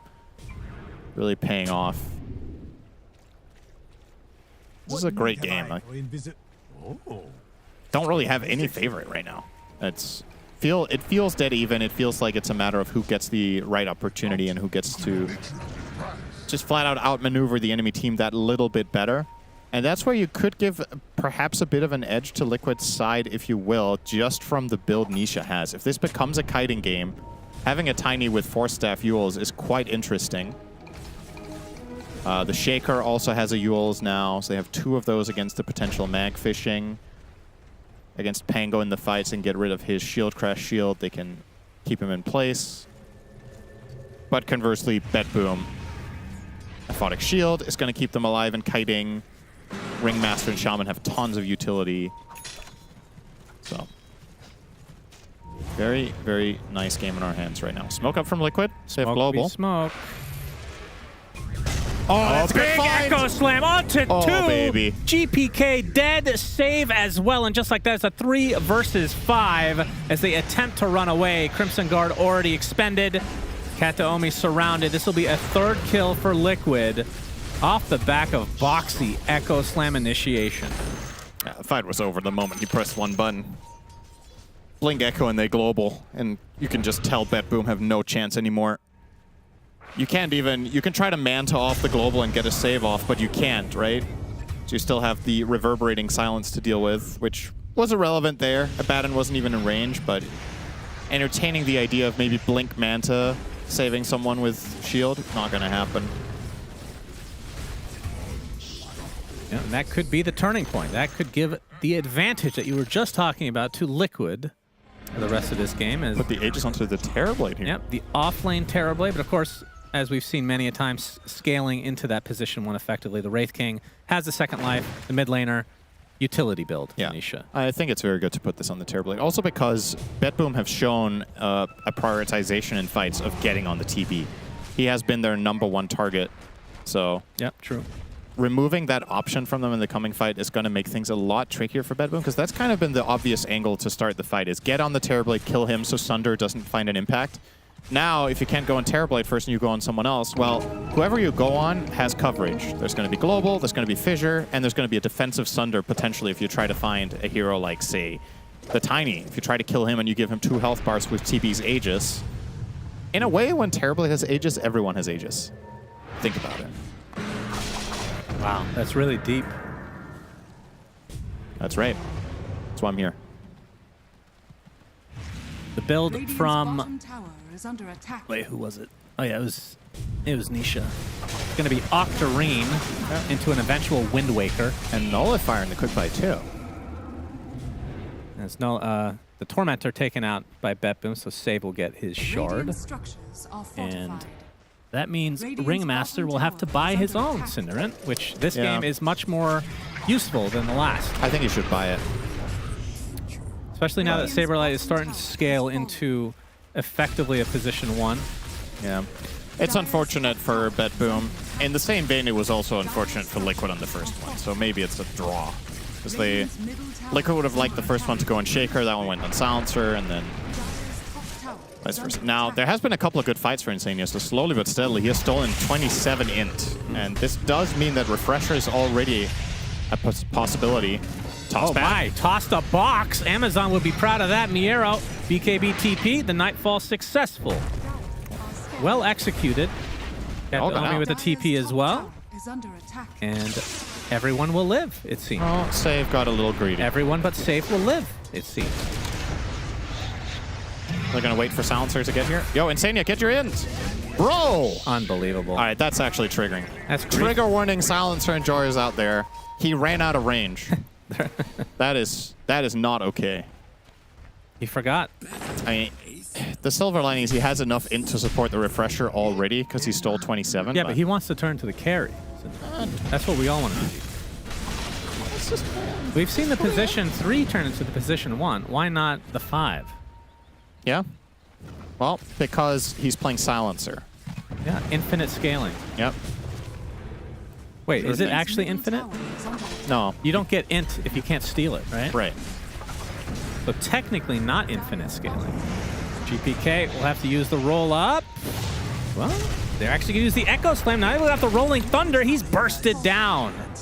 5 versus 4. They have the buyback onto GPK, but we're talking about an Aegis now. Yeah. On the high ground. And Liquid feel confident about daring them to fight here. If they get Blink Skewered on the Terrorblade, you do have Aegis. You can spam click defensive Yules as well. Obviously, if Miero pre-BKBs, that's a different story, but... Well, interesting that Saberlight's the one holding Roche Banner, by the way. I don't see that too often on cores. Should probably put it down here, I think. Now would probably be the time. Do you not want to commit to this with Tango still not dying back? Maybe not. Orchid on the character. Oh, It's they going to find get the tossed back. There's the global to follow, but no actual follow-up from Liquid. And maybe with that, they'll have to back away. They didn't seem fully ready for their own play, really. I think Insania was just so taken aback that no Roche Banner was placed in there. If he had 3 more int from the previous kill, he would have known not to use global. Yeah, true. But just not quite smart enough with the 100 intelligence. Yep, and he is ever so close to finishing the old Refresher. Yeah. I feel like... I think the game gets really hard for Bedboom now, to be honest. Silencer, is this... Where would you put this facet? It's so crazy I think how good it is. Yeah, it's really, really good. I think, like, conceptually, it's top 5. It has to be, right? It's so crazy. I would say it's the reason the hero is picked in pro. Yeah, for sure. So if you put it in that, if you put it into words in that way, then it's got to be one of the absolute best, right? If the hero is enabled to be played professionally because of a facet, then the facet has to be amazing. So yeah, I think top 5 is probably fair. Kataomi. Throws out a knife. Does that give away his position? I think Nisha's looking for a bigger snack, yeah, but GPK would be a bigger one, but they might have to settle. With the Rolling Thunder from GPK finds Boxy. Well, to follow. All right, looks like they were ready for this. The skewer out as well. Yules will buy a little bit of time, but Boxy will fall eventually. As the buyback goes, V2's going to focus everything on the save at the moment. He's going to get burned away as a chicken, but going to get saved thanks to the box. Oh, he does tick out eventually, so 1 for 1 right now. And Saberlight at half HP has the Thunder available, but the RP comes out and the damage is enough. Down goes Saberlight, and now V-Tune with the Nightfall. Oh, he gets bashed. And that is not good news for Liquid. As V-Tune, oh, nice dodge from Kiritich. Not that it mattered too much. Uh-oh. 3 for nothing. Yeah, just as I was saying, this is going to start getting hard for BetBoom. They get a free kill on the Shaker, and then Liquid still stayed. So they opted to take this 4v5 that was just not in their favor, and that's a really big win for the side of BetBoom, equalizing the game. The reason I think this is going to get difficult for BetBoom is that once Silencer has Refresher, no matter which initiation play you make on BetBoom, you're going to get globaled. And if Liquid see a chance to pursue the fight, they know they have the secondary one. And if they don't see a chance, they can just use the global defensively, and you're still not feeling confident and then chasing, right? So when that moment kicks in, it's going to get a lot harder. But we're not quite there yet. Still needs a few hundred gold here on Insania, and Kiritich is going to make the most of this little gift they were given here, effectively. Pushing down mid. Very, very rich on the Abaddon. Serpent Ward's on the high ground. Don't think they're going to get this tower, but... Terrorblade illusions are so good at clearing these. There's so much attack speed and there's so much armor. If only the Spotlight was available. He's not queuing it up. I Next feel like that's a miss for me. Like, surely it's good enough when the Terrorblade has this much farm. Like, it's hard to put this into numbers, but if you think about how much damage you do per gold, right? And it's not the only thing it does either. You get the miss chance, you get the vision. It's gotta be good to buy it over a dagger. But that could be 1,400 into a Dagon. Yeah, it's better than Dagon. I don't think he's buying Dagon. Yeah, they do have Hex, right? Insta kills illusions. Unless they change that. I mean, he's not going to be hexing illusions here. And I do believe they also changed that, right? I don't know if they changed his. Rasta's. Oh no, it was drains only, right? It was the drains. Lion. Lion and Pugna no longer kill illusions with drains, but the hex. I guess the hex right? was never changed yet. Yeah. We're mixing it up here. But you're not going to blink in and hex an illusion on Shaman. Like, your spells are too valuable and too important to get off correctly, and it's also a difficult game for your hero in general because of the silencer. So you're probably playing a lot more patiently, waiting for a global to go out, and then maybe you feel like you have an angle to get in. Dire are scanning. Speaking of that, Miro will try to get in for some fishing with the Ags, and of course, GPK with the Nullifier will be able to combo with him quite effectively. If they do find someone, these Yules are not going to buy time anymore. Ghost Scepters. Oh boy. But the Shadow Shaman is deleted. My goodness, before the shard could even go off, actually. 70 seconds into Rossin. That's the first global. He was nullified, right? That's why it didn't even... Yeah, he was nullified by V-Tune. Oh, I see. So immediately just broken off. Miro. Atos plays Echo Slam. Okay, only onto one, but they get the kill nonetheless. It's well worth it. You just got to build the fight step by step. Miro with the skewer into the BKB, just trying to run this out into his base. And the Blink Dagger not going to be available to him. No BKB anymore, no life anymore. And there's the Roche banner placed as Kiritich doing a really good job of clearing this wave, so this is going to delay things. And he should be able to get out as well. If you're Liquid, you probably just go top, right? Or Roche. Or Roche, yeah. One or the other. All right, I'll take the safe play. They only had to use one global there. So that's a very good sign for them that it wasn't even necessary for Insania to double down. He did use Refresher, though. He did use it, but did end up having to pop the global. Just had it ready. And I like this approach from Liquid to the fight. You can tell that they're just trying to get heroes one by one. Tiny's going to try to look for a blink toss back, and Wraithkin can go for that. Shaker not hesitating at all to pop everything he has to kill a Ringmaster that's standing on his own. You just need to break the fight open, get a kill here, a kill there, and then things are going to fall into place very nicely, because the way BitBoom's lineup works is very much concentrated around one area. You want to hit a big RP, you want to hit a Rolling Thunder, you want to get a Baton into the center of the fight. Well, if the center of the fight keeps moving, it's a lot harder to structure it in a way that makes these Radiant heroes really thrive. So that's why Nisha's Tiny has been so instrumental in this game, just constantly displacing and breaking BitBoom's formation every time they try to do something. And Liquid looking to potentially initiate here. Wraithfire Blast to start things out into the global. Oh, well worth it. And GPK isolated and dead. Just a matter of time. They find the pickoff they needed. Now have the numbers advantage. And we'll see what they're able to do with this. At the very least, you're going to take out this tier 2 top, but they have plenty of time, Cinderin. Yeah. If they push the envelope. Still with the Aegis. If they think Pango doesn't have buyback, they would definitely get a side here. They would hard commit for mid. They don't know for sure that there's no buyback on GPK, but you can. I honestly think you could probably still chance it with Wraith King, and that's exactly what they're going to do. Vtoon was TPing back, and somebody made the call, no, stay, we're going to push here. So he canceled his TP, toss out. Onto the Abaddon. This is a pretty tough kill. We're going to try to force out the ult at the very least. Wheel of Wonder. Actually used successfully, but it's only onto Terrorblade, and there's no follow-up whatsoever. Serpent Ward's placed in a defensive measure as well. And even if they ended up getting that kill onto Saberlight, he is the one with the Aegis. He's going to farm up these wards. Still 20 seconds away for the Pango. Now the buildings are coming. So Miero, RP available. But yeah, now that Pango's up, you don't have Serpent Wards, you don't have Wheel of Wonder. And Kiritich blinks in with the Manta.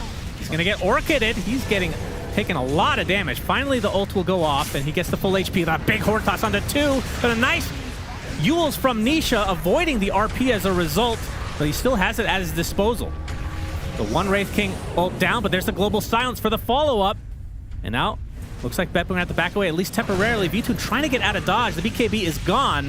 Now he's going to get focused down by Kiritich and the rest of the lineup. That's going to be the second death for him as GPK onto the high ground, but there's a second global to follow. Vtoon gets off the Wraithfire Blast. Unable to find any connection outward, though, as Kiritich still on the high ground. The skewer from Miero, bringing Nisha to the high ground. A big kill for BetBoom. Boxy, he echoed the ground. He was burnt by an Abaddon random Manta Illusion Radiance in the back line. So he thought he had a moment of opportunity to turn that fight around on the Wraith King respawn, but not the case. And that's a really good defense there from BetBoom. All things considered, you did not have Wheel of Wonder, you did not have Mass Serpent Wards, but the double grab from Miero there on the Horn Toss, really important. And it chained it up nicely too. They kind of anticipated that he wouldn't be able to RP after his skewer, so they skewered them into the Tame the Beasts combo rather than into an immediate RP. Yeah. And then they could get the RP afterwards. So beautifully played by BetBoom. So Vtoon popped the Refresher Shard to be able to live a third time. Yeah. That's why he didn't fully die. So that was expended as well. So that was Aegis and Refresher, and he still lost. A really, really good hold from BetBoom. Now, level 25s are starting to become a thing here. Obviously, Abaddon had his. He's now 26. Gonna see the 25 come out now on Vtoon. He will take the Mortal Strike cooldown, so now it's down to 2.5 seconds. This is a massive DPS increase for carry Wraith King. Pangolier is 24.5. Will Kataomi get the Cinderin? Yes. He will. All right. Spotlight. Well, now he got it for free, so now he can almost get his Blink Dagger that he still didn't afford. But now that's going to become a reality at the very least. Okay, might bring the Saberlight here. He is very tough to kill, though. Has the BKB Butterfly, Hurricane Pike, S&Y Orchid. He is stacked. But some reinforcements have arrived for Liquid as, they actually did find the stun onto Miero with the Fissure. He's going to have to pop the BKB, Ogre Seal Totem, as well as Skewer. And he's going to be able to blink out eventually. GPK wants to continue on here with the Rolling Thunder. Saberlight has to pop the BKB. There's a Spotlight, deleting all the illusions. Well, one remains, and then it goes into the Spotlight and dies. The Rolling Thunder Used more in the defensive measures. Betboom weren't able to really capitalize too much. That's fine. It's a pretty short cooldown. You have Octarine Core, 60 seconds only. And that Ogre Seal Totem is such an insane neutral. I think it's the best one in the game. In my opinion, this is the item. It's just crazy in a situation. Like, Miero has literally any other neutral in there, he's dead. It might be, I mean, the stats might say otherwise, but versus tier 5s, I think it's something you think about keeping. Yeah, I think so too. I think the tier 5s have gotten significantly worse than they used to be in terms of like their active use. I mean, you can still get an Ogre Seal Totem with the enchantment, right? Oh, that's the true. thing. So Yeah, you can just get the enchantment version of it instead of the relic version or yeah. It's just crazy. It's absolutely crazy. It's a good one. It really is. Arcane Rune on the deck here. GPK is going to want that. He really wants that on the Pango. He's preparing his bottle already as we speak. And well, with how Liquid are grouping up, this does look like a potential smoke play, but... Oh. Okay, Kiritich just takes it. What? All right. Wait, what? I don't know. What? I don't know. All right. Virtus Pro send their regards. Yeah, I guess. Like, he's just doing what Pyr would have done, I think. Just cosplaying. Did you mention his refresher on a batter? That's a really big item in this game.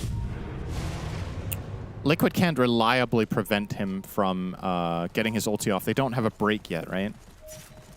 So he will always get the ult off, and this means by extension he will always get it off twice. Because they have the silences to potentially prevent him from getting off the manual borrowed time, but until there is any break in play, it's always going to pop. They don't have an overkill crit either. No. It's just there every time. They can't prevent it. Maybe a well-timed Wraith King crit, I guess? Maybe. Not out of the question. It's a bit difficult, I think. It is. And also it's one you can't plan for, right? It's just, you get lucky if it happens, but you can't strategize around that. Saberlight. He's going to pop the smoke from GPK, who uses the ult. There's the global, though. They found the perfect target. They did. Earthshaker. Gonna get stun locked. Abyssal Blade. Force that from Nisha, though, to try to keep him alive. Boxy sheeped. RP only onto one, but it is the silencer, so no second global for you. 2 dead for Liquid already. 5 versus 3 advantage for Betboom. As Vtoon, he is surrounded completely, but he's gonna have multiple lives to work with. Spotlight used to clean up some illusions. And I think it's just a matter of time, although Vtoon still had the BKB. We'll attempt the TP out. Bash finally comes. And that is going to be another life dead for Vtoon. That's an interesting great sentence. fight. What did I say? Another life dead? Another life dead. Technically makes sense. Oh, it's good enough. You don't need he doesn't to be have perfect. buy. Yeah, that was just perfect. This is the dream scenario for Betboom. This is the one thing, like when I was talking about this stage of the game being difficult for Betboom, it's with the perspective of Liquid do not get their supports jumped. Right, that's the #1 thing that can't happen. Wraith King takes forever to kill. Tiny takes forever to kill. Terrorblade is hard to kill. But the supports are easy pickings, and they have so much to offer if they do not become the target. But guess who Betboom found? It was one support into the next. And that was in spite of Global being popped early by Insania. Boxer just couldn't get out of there. He gets nullified, and he's just screwed. He has Ogre Seal, so technically there is a way if he's not chain stunned, but he didn't get to play. Dire's middle tower. Here we go. Down the mid lane, Betboom. Looking for a 2-0 here. Not going to be easy, though. No, this is not over by a long stretch. 30 seconds of no Wraith King. The Lincoln Sphere. Okay, for Nisha. Interesting. Is this for himself? Or is it for someone else? Probably not. Is now a refresher for Miero. We're getting to some real late game scenario here. As Roche will go the way of Betboom, but Liquid are on the way. And eventually it will fall. GPK looks like he'll take the Aegis. Spotlight used to clean up some illusions. Nisha and company still want to fight, though, apparently. Going to focus on the Ringmaster, but the Ogre Seal Tome is going to keep him alive. Saberlight gets Abyssal Bladed, but they finally get the hero that they came for, at least That's a initially. long Kataomi tongue. dead. Buyback is there. The RP onto 2 heroes from Miero into the Wheel of Wonder, into the second RP as well. Do they have the damage? Saberlight, he gets it off in time. The Sunder is successful. Gonna try to turn this around now, as that is a dead Magnus, no buyback whatsoever. Cheese is gonna be applied. Boxy comes in with the Echo Slam. Only onto 1 hero, it seems like. As Nisha gets off the toss. Gonna be able to use the Ogre Steel Totem to get away. 2 dead for Liquid now. Make that 3, although the Wraith King will come back to life, but he is surrounded, and the rest of his team has abandoned him. So this will go the way of BetBoom. They still maintain Aegis after all of that as well. As V2 trying to walk it off, but some things you can't escape, and death is one of them. And the other one is Shadow Shaman's tongue. Yeah, I guess that was a there. 1,000 range shackle in the early stage of that fight. That was such a long shackle, and he even has the level 20 talent. I think you might see it off to the side here. So look at this angle that he's able to find on the Shadow Shaman onto Boxy. And this lasts full duration. Sure, they don't kill him here, but it gives all the time in the world to get this double RP. Boxy has to run all the way southeast to try to reset. And if this Thunder doesn't come off, Liquid just get absolutely destroyed. Like, he got I think that was a 2% HP Sunder, and they still lost. Yeah. So imagine. Now they have to worry about their base just a little bit here. Kiritich still has his ult to work with, as there's the Rolling Thunder from GPK.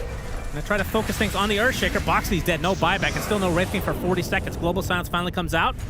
Saberlight. Rolling Thunder still up and running. He needs to Saberlight, Thunder soon. Yeah, He he's will. gonna do that onto GPK, who gets the Swashbuckle off in time. Creep toss, but not to too much of effect, as Kiritich trying to focus on the backline right now, as Insania burning away, as Save with another long-range shackle. Gonna be followed up with a Swashbuckle. They don't do too much damage here, as the toss is gonna be used to save Insania for the time being. As Kiritich, there's the second global. And this is going to be the Aegis down for GPK eventually, but the Crimson is preventing his death, it seems like, as Saberlight using the Ogre Steel Totem, putting himself in a precarious spot. He's going to get forced death multiple times, apparently. Back to the base he goes. Kiritich. Ulti again. Now the ulti is running out now. They're only able to get the range racks, though. They knew that the buyback was not available for Boxy, but apparently, with not this much HP left for their carry, Abaddon, they will back away and play it safe. Invisibility. The buyback on Terrorblade is big, though, because now they have the perfect target, too. I think you're still prioritizing the supports by all means if you can, but if you see a weak point at any moment and you can catch and kill Saberlight, that's probably game over. Like, he's just too important for the Liquid side to keep alive in the fight. Without buyback, he will be a way more appealing target. I believe actually, there's no Tormentor and no Roche, so this is like a little bit of an awkward moment for both teams where there's no clear objective, which can be a good thing. Now you can just push out the waves and look for a smoke and gaining ground instead of constantly looking for the next and the next and the next thing you have to do. And I believe, yeah, that's already a consumed Aghanim Scepter for Kiritich on the Abaddon.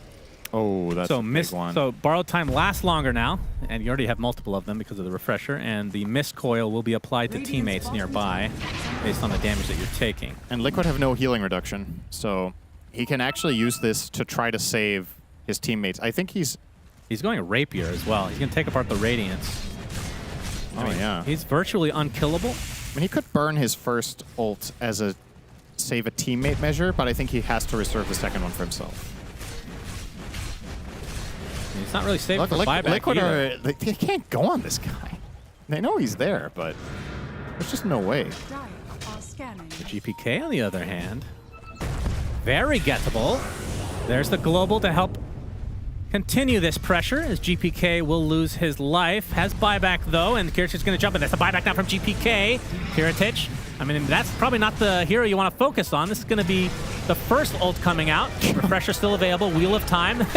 The Wraith King finally will die one time. Crimson Guard now onto Miero. He's going to have to skewer away. And the Sheep onto Saberlight, as Save is going to use... Okay, oh, the RP comes out from Miero. He has the second one to use as well. Saberlight, no way to get his Thunder off. He is dead. No buyback. 5 versus 4 advantage. BetBoom. Rolling Thunder from GPK. Insania able to get to the high ground, though. And Nisha, ooh, Blink Dagger just in time. Can they get more on the Bet Boom side? Another global silence, knowing that Liquid have to try to fight this out 4v5. But the Abyssal Blade applied. V-Tune still at half HP and stay on the high ground. He's going to get the Shackle onto the Earthshaker. They're not doing too much damage, though. His GPK is blown up via V-Tune. And now Bet Boom are on the retreat because no buyback available. That's a dieback for GPK. Kiritich ends up taking out V-Tune eventually. Still 90 seconds on deck, has the buyback, though. They take out Boxy as well, Insanity with the TP, but it's canceled. And that is going to be the death of the Silencer. So 4 dead for Liquid. They have 2 buybacks remaining here. As Nisha should be able to get back to base just fine. We'll be pushing waves. Try to prevent this eventual push coming out from Bet Boom. They have a full minute. They have to be able to force buybacks. They even have the top wave all the way at the enemy base with siege creeps, so this is basically perfect timing. And with both ultis still available for Kiritich and a Rapier arriving, oh boy, he's saying this game, it's time for the game to end. He's almost even level 30. Holy shit, this net worth. Yeah. Created a 12,000 distance to somehow Tiny being second on Liquid, by the way. I don't know how that's possible. You definitely do not even go for this melee, Rex. You don't want to refresh any fortification coming out. Miero and company going to focus onto Nisha. Lincoln's applied, going to block one thing. Buybacks come out from 2 members, including V2. So they eventually do get the melee. Fortification available for Liquid. Now they're playing it safe. We'll be going for multiple lanes instead of the outright win. But again, the tier 2 bottom still up and running. Serpent Ward's placed. Kiritich hits for 700 with Empower. That's a lot. He doesn't have a critical strike, but doesn't matter on the buildings. Yep, they're going to get the second, Toss. but toss back. Nice Manta dodge. That's a lot of pressure onto Kiritich. Ult number 1. And they cancel the TP, not through the BKB, so he is away and out. I don't believe, although Nisha... man. Yeah, that's quite a bit of them. Orchid applied. They will find 1 member of Bet Boom on the retreat. Ringmaster dead for 2 minutes, no buyback. How many Overseal totems are in this game? 5. Okay. That's fine. And, I mean, 3 of them on Liquid. Advantage Liquid, it seems. Yep. Level 30 Abaddon. Closing in on the 1 hour mark. Oh, yeah. Get to see some of those tier 5 neutral items. Book of the Dead has won a couple of games in recent memory. Could be a way for Bet Boom to try to finish it off. It is hard to defend against triple Book of the Dead plus Serpent Wards. It's not easy to clean out all the trash quickly enough. Trying to clear the waves was GPK. Roche, well, we don't know how long it'll take, but it could be up now, as far as Liquid is concerned.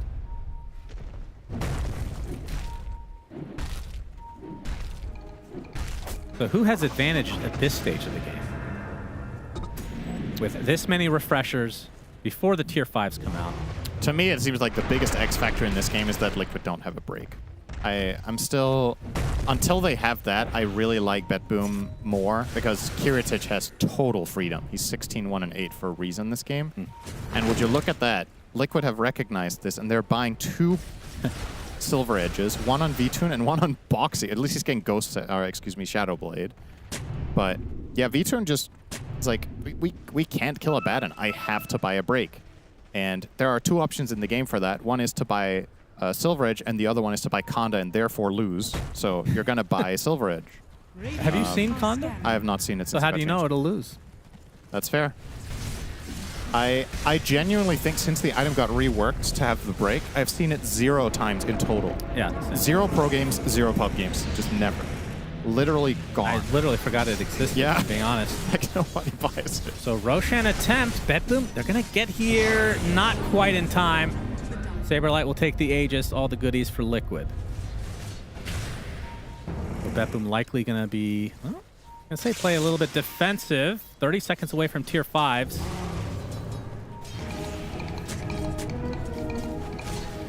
They will show themselves in the mid lane. It's a really important Roche to get, though. A lot of the time when you get to the 1 hour mark, the Roche starts mattering less and less because you have slot starvation. But in this game, you actually are able to fully support it on the Terrorblade. And in addition to that, having the extra refresher on... You're not going to put that on Silencer. Obviously, you only want the 2 globals. But having that shard on Wraith King means you kind of got 2 Aegises in this Roche kill. And the 1 hour mark has been hit, and that means BetBoom are off to the jungle. Here comes Kataomi and Kiritich farming in tandem. All right, what's the item? What are you hoping for? Book of the Dead. 5 Book of the Dead? Yeah, probably. Why has that become the item? Because the other ones are not as good as they used to be. I guess that's true. Book of the Dead didn't really change, did it?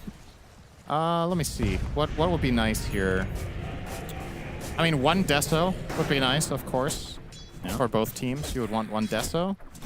And then, yeah, I think you want Deso and Book of the Dead. Man, I miss Giant's Ring and Force Boots, I'm not going to lie.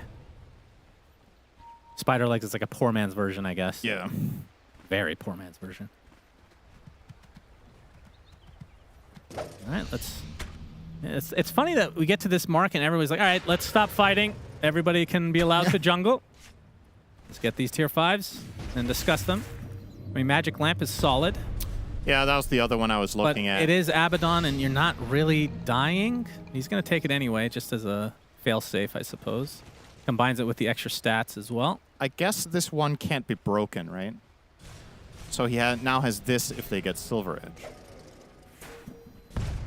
Can it be nullified, though?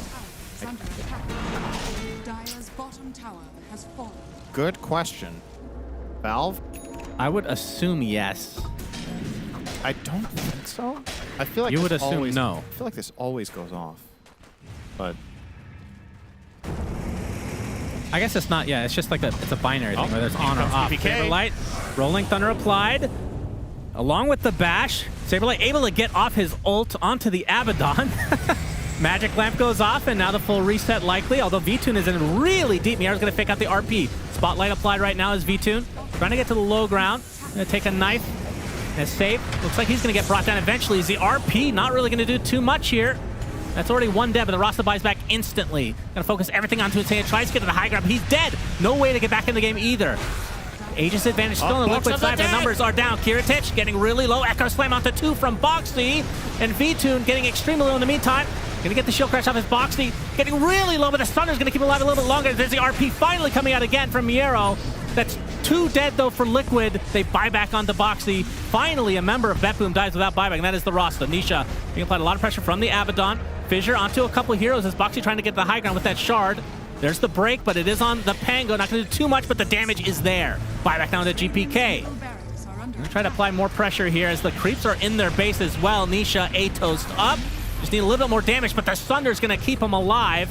As Kiritich trying to find the pesky Terrorblade on the outskirts. Not going to find him. Boxy's deleted instead. No buyback for him.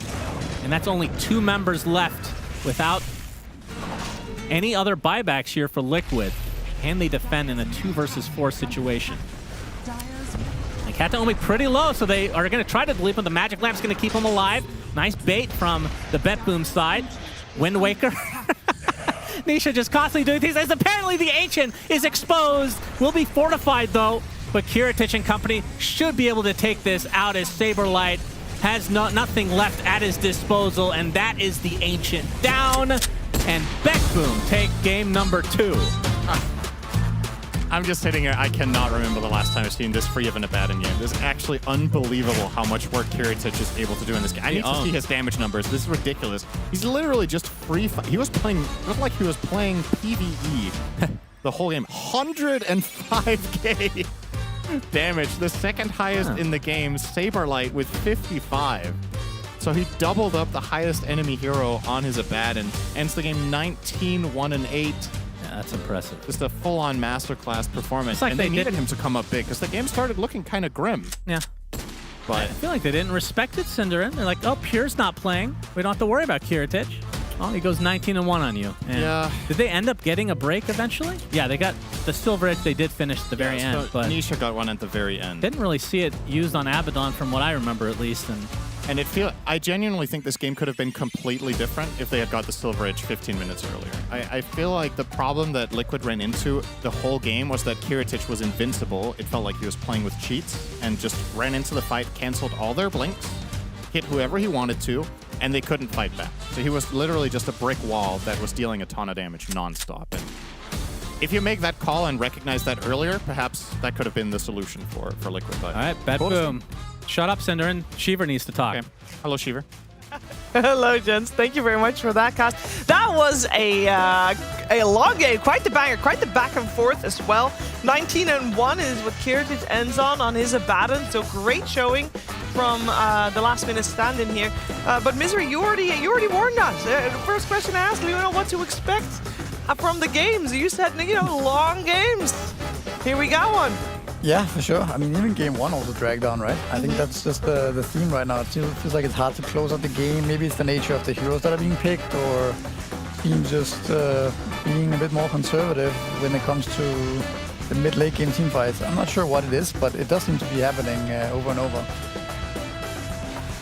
Yeah, I was literally mulling over like, why do I think this is happening? I was I've also definitely thinking that. Noticed it too. I do think it's a lot of these like ridiculously durable cores. You think about like Magnus even is probably the squishiest core of this entire game, and he has like a Crimson Guard, and you've got refreshers on BKBs, so you've got double BKBs, you've got 2 heroes with ultimates that make them reset their entire health pool. Yeah. And so then you're just talking about the fact that you also have burst damage on one side, you have a lot of stuns with the Shadow Shaman, you then have the global on the other side, so there's like these periods of windows in the fights where it's like clearly favoring one team or the other, but then how many people are actually dying in this window, and it felt like the one that reigned supreme was the Abaddon, as they were talking about the casters, where he's just allowed to just hit for the entire both fight. sides had like the unkillable carry guy. It's like Abaddon on one side, Wraith King on another. So Wraith King was sitting there like shackled and hexed a lot of the fight. yeah, You know it's what just I'm like who can kite the hero better, who can be a presence still when they're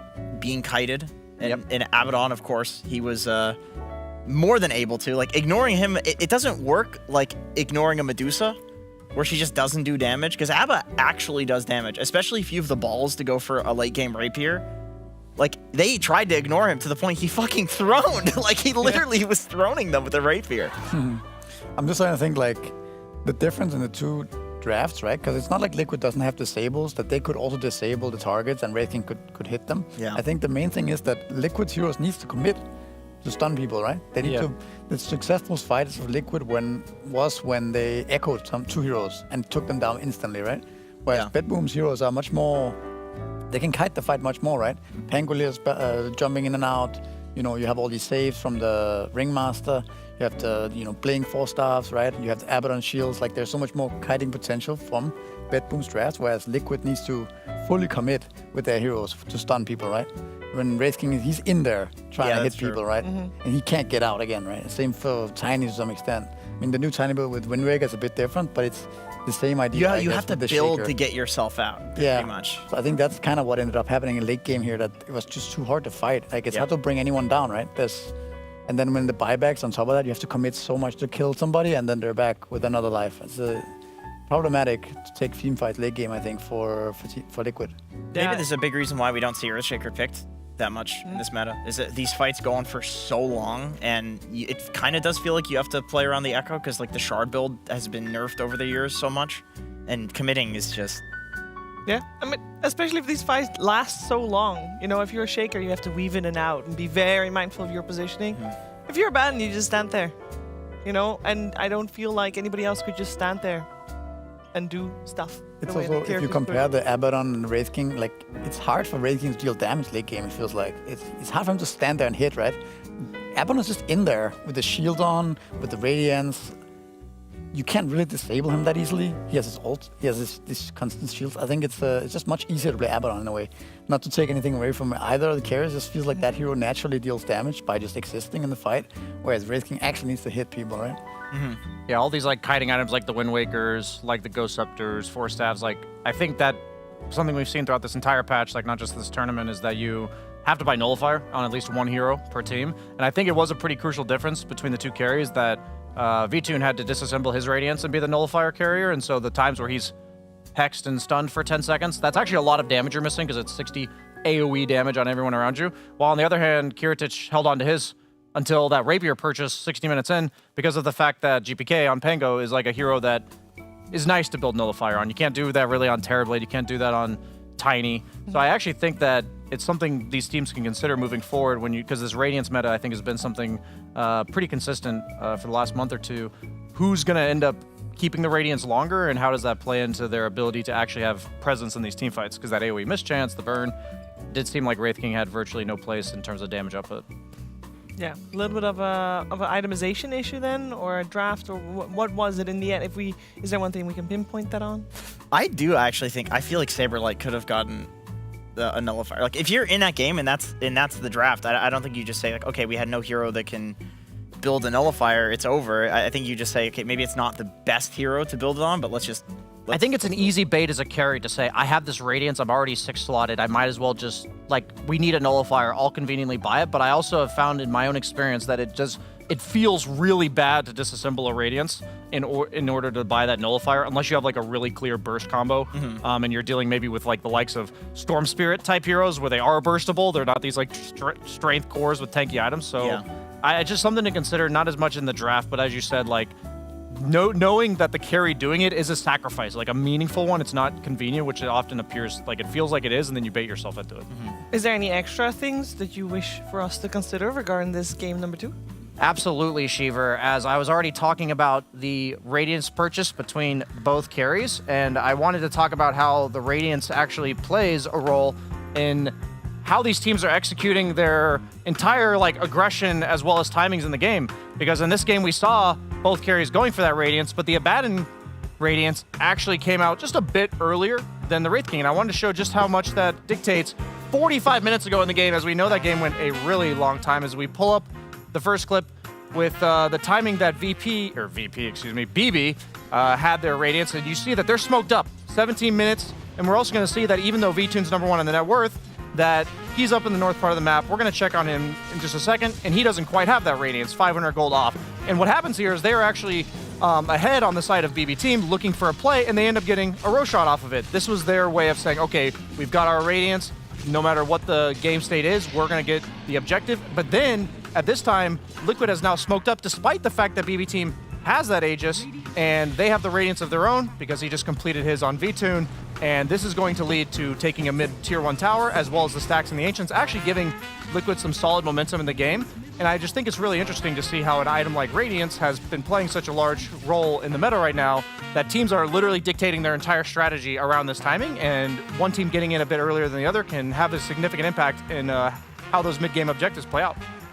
Yeah, I mean, this one also played out in favor of BB Team, of course, already, because they got the Radiance a little earlier, but overall they do take it in the end as well. A 2-0 for them to start this first group stage in DreamLeague. As I believe, Jenkins, that is the bell. We got a bell! That is the bell. Oh, hello. Oh, yeah. Grab that. Yeah, you're good. Dave, my friend, it's good to see you, brother. How are you doing? That's my first question. You're good. You look happy. Yeah, I mean, we just won. Why not? Did you expect to take it in such a 2-0 dominating fashion against Liquid? No, I didn't expect. Obviously, we're playing with a stand-in. Yeah, but we managed to win. Game 2, this was a pretty close game. I think you guys were losing at a point. Did you also feel like you were losing? What were the team comms like in this game for you? I mean, we just knew that game is not easy, yeah, but we understood at some point that they don't really have much damage on our Abaddon, unless they buy some Silver Edge Orchid stuff and try to burst him, but they did it very lately. Yeah, and we have pretty strong drafts in any part of the game, you know. We have Empower, like Pang Abaddon under Magnus, you can always win. So we had a chill since pick. Okay, I want to talk about the Abaddon pick in general. What was the call like in the draft? Like, who called for that? Was this a team thing? Was this your boy Kiritich that was like, pick me Abaddon, I'm going to dominate with it? Yeah, I mean, we just knew that Kiritich is playing Abaddon, yeah, so we just thought it's good in this game. Okay. If you had, we have a patch wish list, because there's always a patch that happens during DreamLeague, as you know, as of course a Valve employee. What would you wish to be in the next patch in Dota 2, and why is it Pudge being a better support hero? Yeah, man, I'm not gonna lie, Pudge is trash right now, you know? He's completely dead in support. They just removed like his shard and stuff. And yeah, it's obviously Pudge. It's Pudge. Is there anything that's like currently in Dota that Cinderin said he would remove wisdom shrines? Is there anything that you would delete from Dota right now? No, I'm not sure. I think wisdom shrines are not that bad, you know. It's better than the experience that they were like before. What I would delete? I'm not sure, man. I think I like the current patch. Okay, that makes sense because you are very good at Ringmaster. I have some big smart guy questions coming from BSJ, aka Brian. They'll be asking you some questions. Yeah, thank you, Jenkins. As I was curious, Save, that I think it's always been stereotyped that lower MMR games tend to take like a longer duration than high MMR games, let alone competitive games. But we've been seeing this patch. There's just been so many more games extending past that 60-minute mark. Like, what do you think, in your best guess, is accounting for that? And what do you think about the fact that that's happening? That means teams are struggling to end the game, right? I think if there's like two teams that are close in terms of skill, and they're playing pretty good at the moment, I think it's kind of hard, you know, to win easy. So Dota nowadays, map is such a big map, you know. You can push the lanes and stuff. You can hold the game like for so long if you're like good team. So yeah, that's why it's not easy to finish early, you know. So yeah, I think this is how Dota was, I guess, for a lot of years already. It's not easy to win, you know. So do you think as team, like obviously the pro scene has had like a power creep in terms of skill over time, people are just getting better and better. Do you think as that continues to happen, the average duration of a Dota game is inevitably just going to keep increasing? Yeah, I think the more skill teams have, the longest the games will be. Yeah. Awesome. Thanks, man.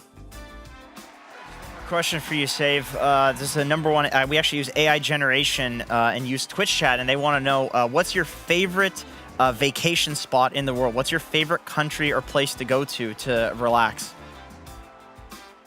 I'm not really at the point in my life yet where I would really fly anywhere to chill, you know, so I'm not sure. I just prefer staying at home. Home is the best place to relax, and I'll let you get back to your home safe. Thank you so much for this interview. Congratulations on the win. I'll probably see you a lot. Goodbye. What a great guy. I also think my home is a nice place to relax. And I think it's, I mean, obviously, similar to Save, the job requires us to travel a little bit, which means maybe being home is the luxury. I think he hasn't been to Italy. I don't think there's been a, has there been a tournament in Italy, Missouri? No, right? I think no. No, so potentially this or is... Iceland. This is a very relaxing place. Sure, very far as well. Yeah. You know what, we're going to talk more about potentially relaxing destinations, but there's two teams that are not going to be relaxing. It's Paravision and Falcons coming your way after a break.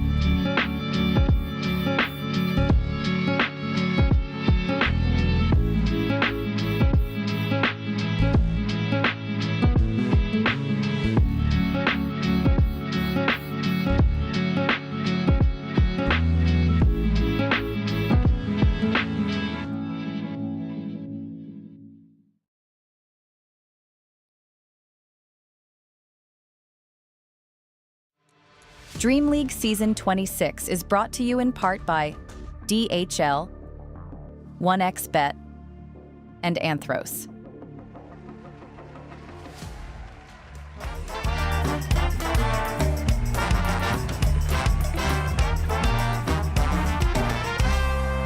Series, which is going to be a very good one, should be a banger one. We do have Paravision against Team Falcons, and the reason why you should be watching this series is because we just had Team Falcons do very well at Blast Slam, and Paravision as well, team that has been on the rise for a really long time, one of the best teams we had in recent times. But I also want to touch upon the recent win rate of two of these teams, and we're going to be talking about the last 3 months, because it is not looking too hot for Team Falcons. They do have almost sub 50% win rate, currently sitting at 52%, while we have Paravision playing almost the same amount of games, sitting at 66% win rate. And if you look at the number of series that they did play, Team Falcons, they are actually below 50% win rate, which is pretty surprising one, considering how well they've been placing in some of the tournaments. But it's been a very long time since they did win a tournament. It's been over 6 months. They did win DreamLeague Season 24, the last tournament that they did win. But I also want to,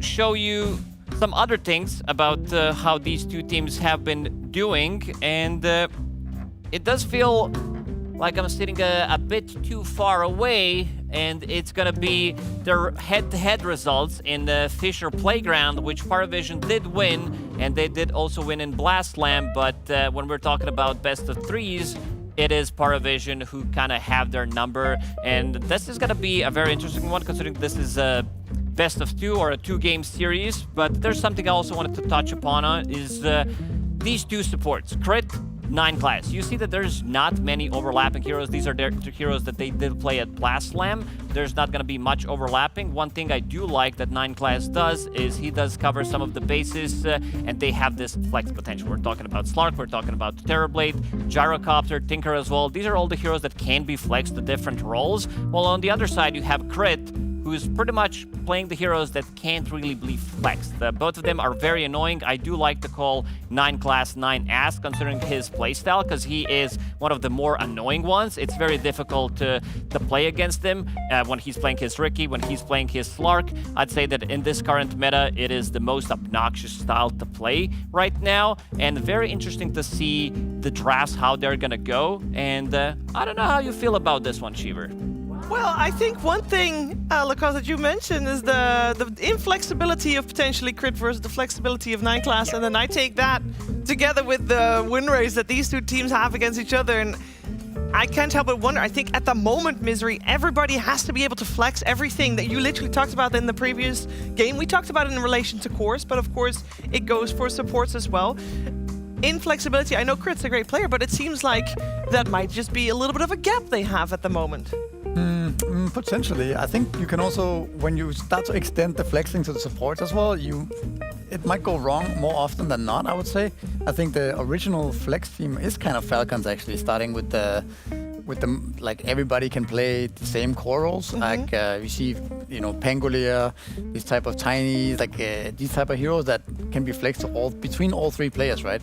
We see Skeeter sometimes playing the more offlane type of role, where Amar takes the carry position from the offlane. So I think Falcons was the one who actually started this type of trend, and now it just feels like it's the meta developing into pretty much every other team as well. So yeah, gonna be interesting to see how this one plays out.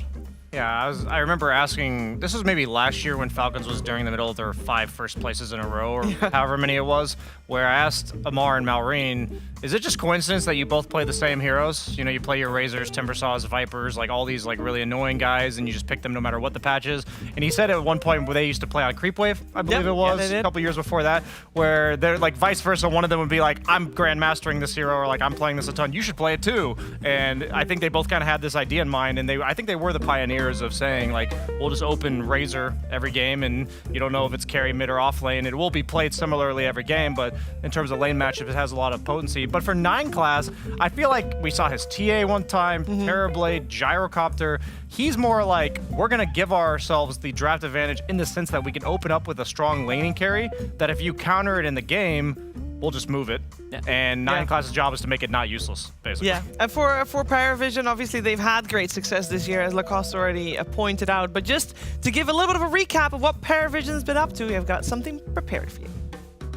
Paravision is one of the most dynamic and innovative teams you will ever see. Whether it's 9class on his signature support Slark, Ducalis causing terror with Ancient Apparition, or no one putting on a show with Sniper Mid, this team always has something up their sleeve. Joined by a stable aura-building offlaner DM and experienced carry Crystallis, they flew under the radar last year with mediocre results at ESL Dream League Season 24 and Blast Slam 1. Then, out of nowhere, Paravision shocks the world, winning ESL 1 Bangkok in a flawless performance. In another shocking event, Crystallis is suddenly benched to make room for the young, unproven prospect Satanic. A decision questioned by many, as the team's next few appearances lacked the power shown in Bangkok. But they hit their stride yet again at ESL 1 Raleigh.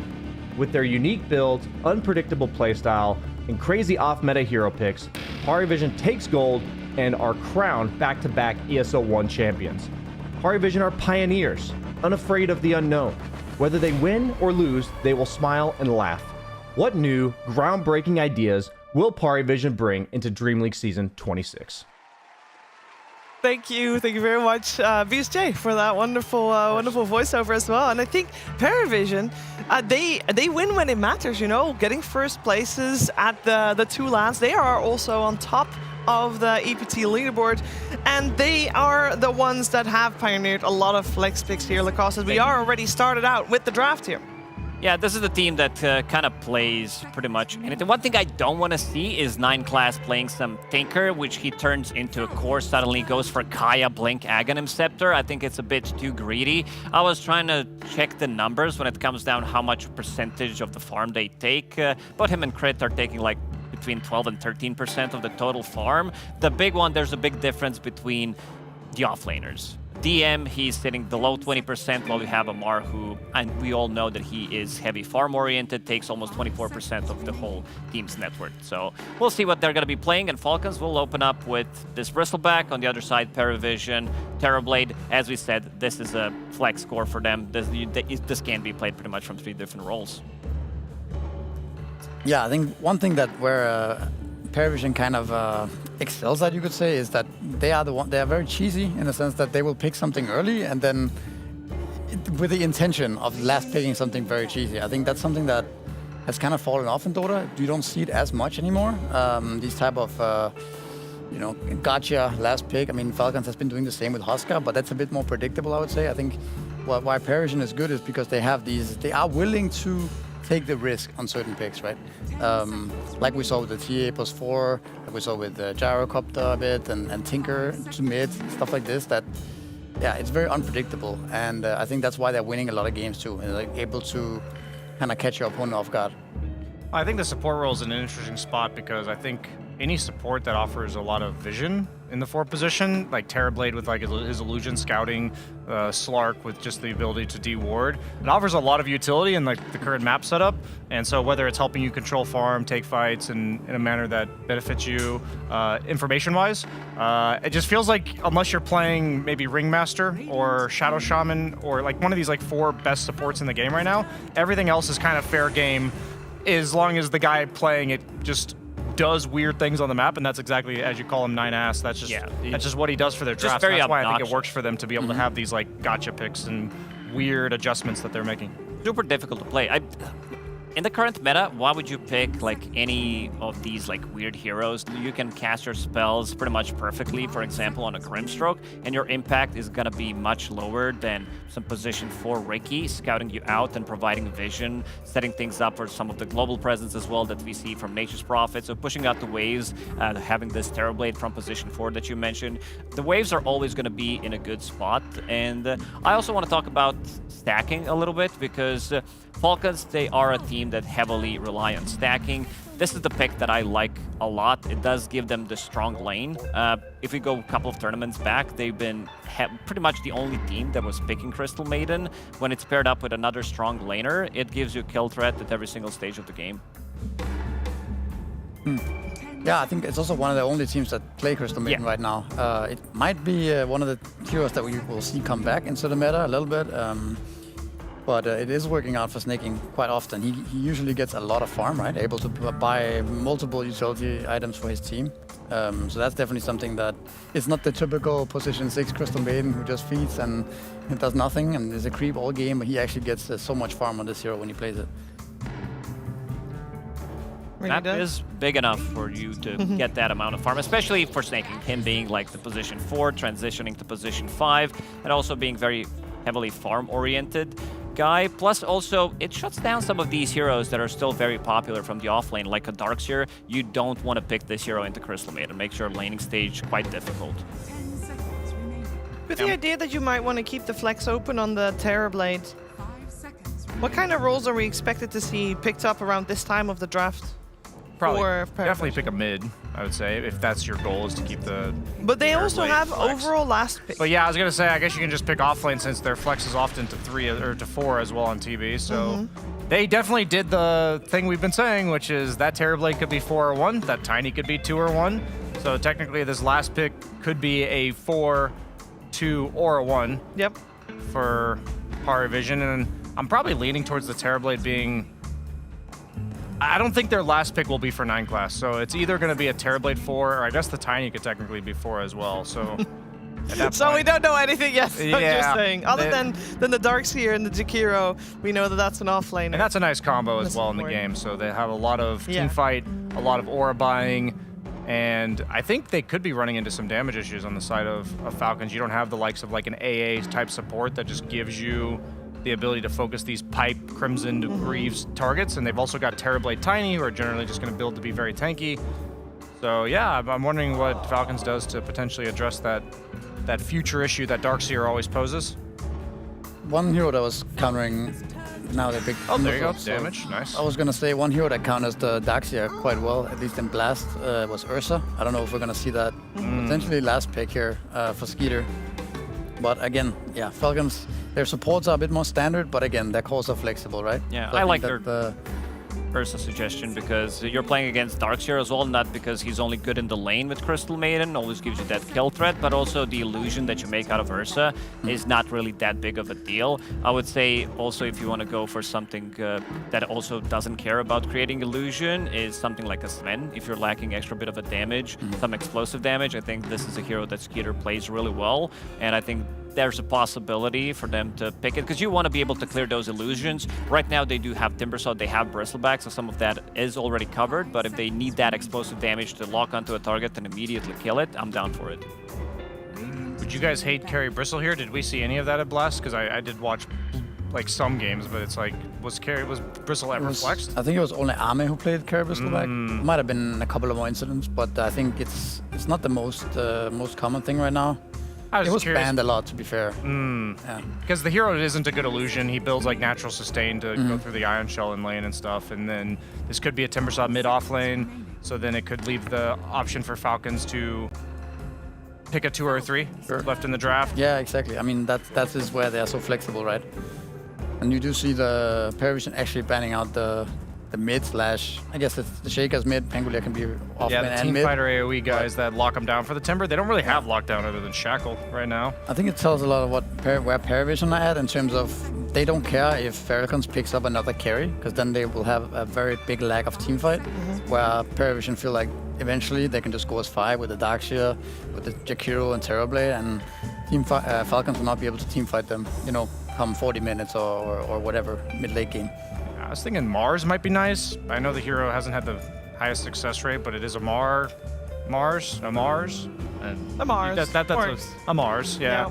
Just something like this, because I was thinking like, you have Surge, you have Terrorblade. Terrorblade Shard is something to consider in these moments if he is a core, because that hero is just running around with a Yasha Shard at 500 move speed. If you don't have a lot of lockdown, and your only main source is a root when he builds Manta, you can't really gank this guy on the map, you can't control him in teamfights, so I would love something that controls. Oh, this is a good ban. Not the hero that you would expect to see, but... I mean, troll, or what is that protecting Just protection. No, it's just good against Oh, Bristle and this Timbersaw. They're way too tanky, the explosive damage that he does have, the pure damage, and also they're gonna pick up another one, so...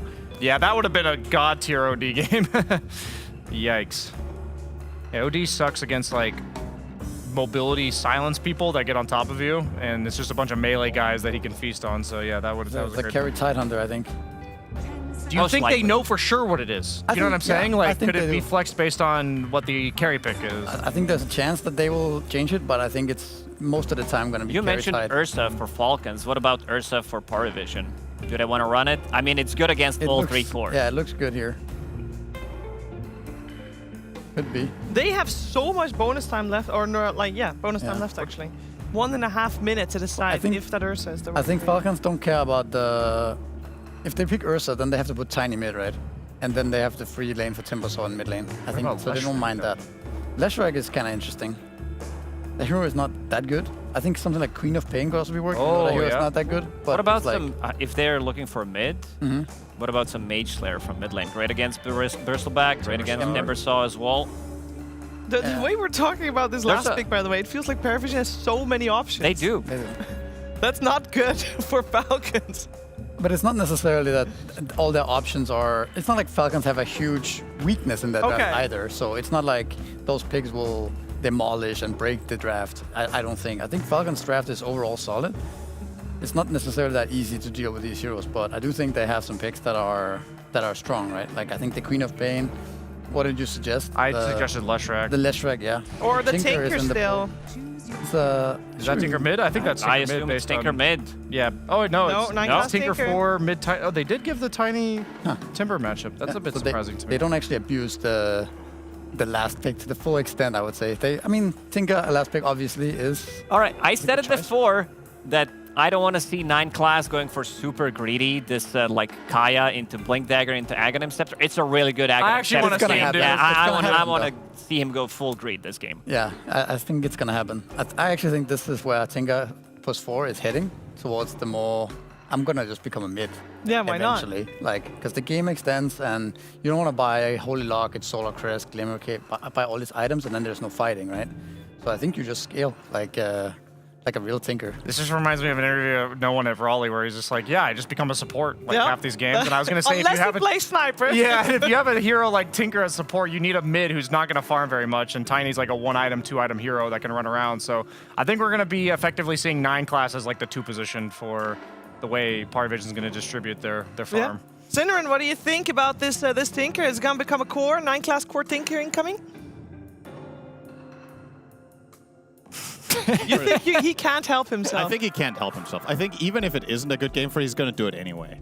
So yes, we're definitely going to see that. Are you excited for that, Shannon? I don't like Tinker, Shiver. I'm going to be perfectly I know honest you do with not. I know you do not.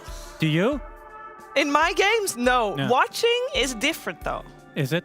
Yeah, because Is then it I'm really? not the recipient. Think about it, Shiver. It is different. Okay. I thought about it. Final answer? Okay. It's different. All right. Is that the wrong answer? Of course. Surely it's different. Lacoste, help me out here. Playing against it versus watching Yeah, it no. play. If you join this hate club, you're in. Like you're paying the membership, so you have to fully commit. True. Okay, if I have to make a choice, I will join the club. Yes. Okay, I will join the club. We don't accept you, Shiver. Why not? You denied us.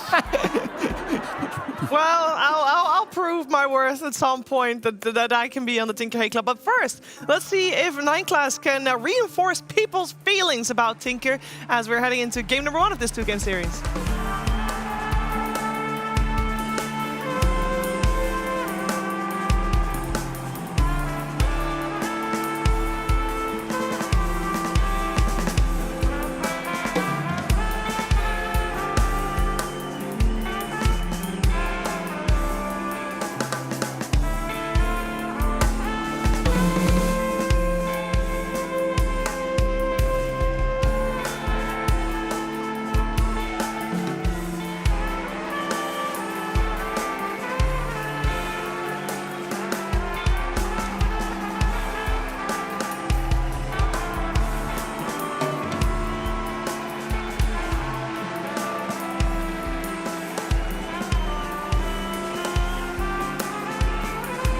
Tinker Stinker.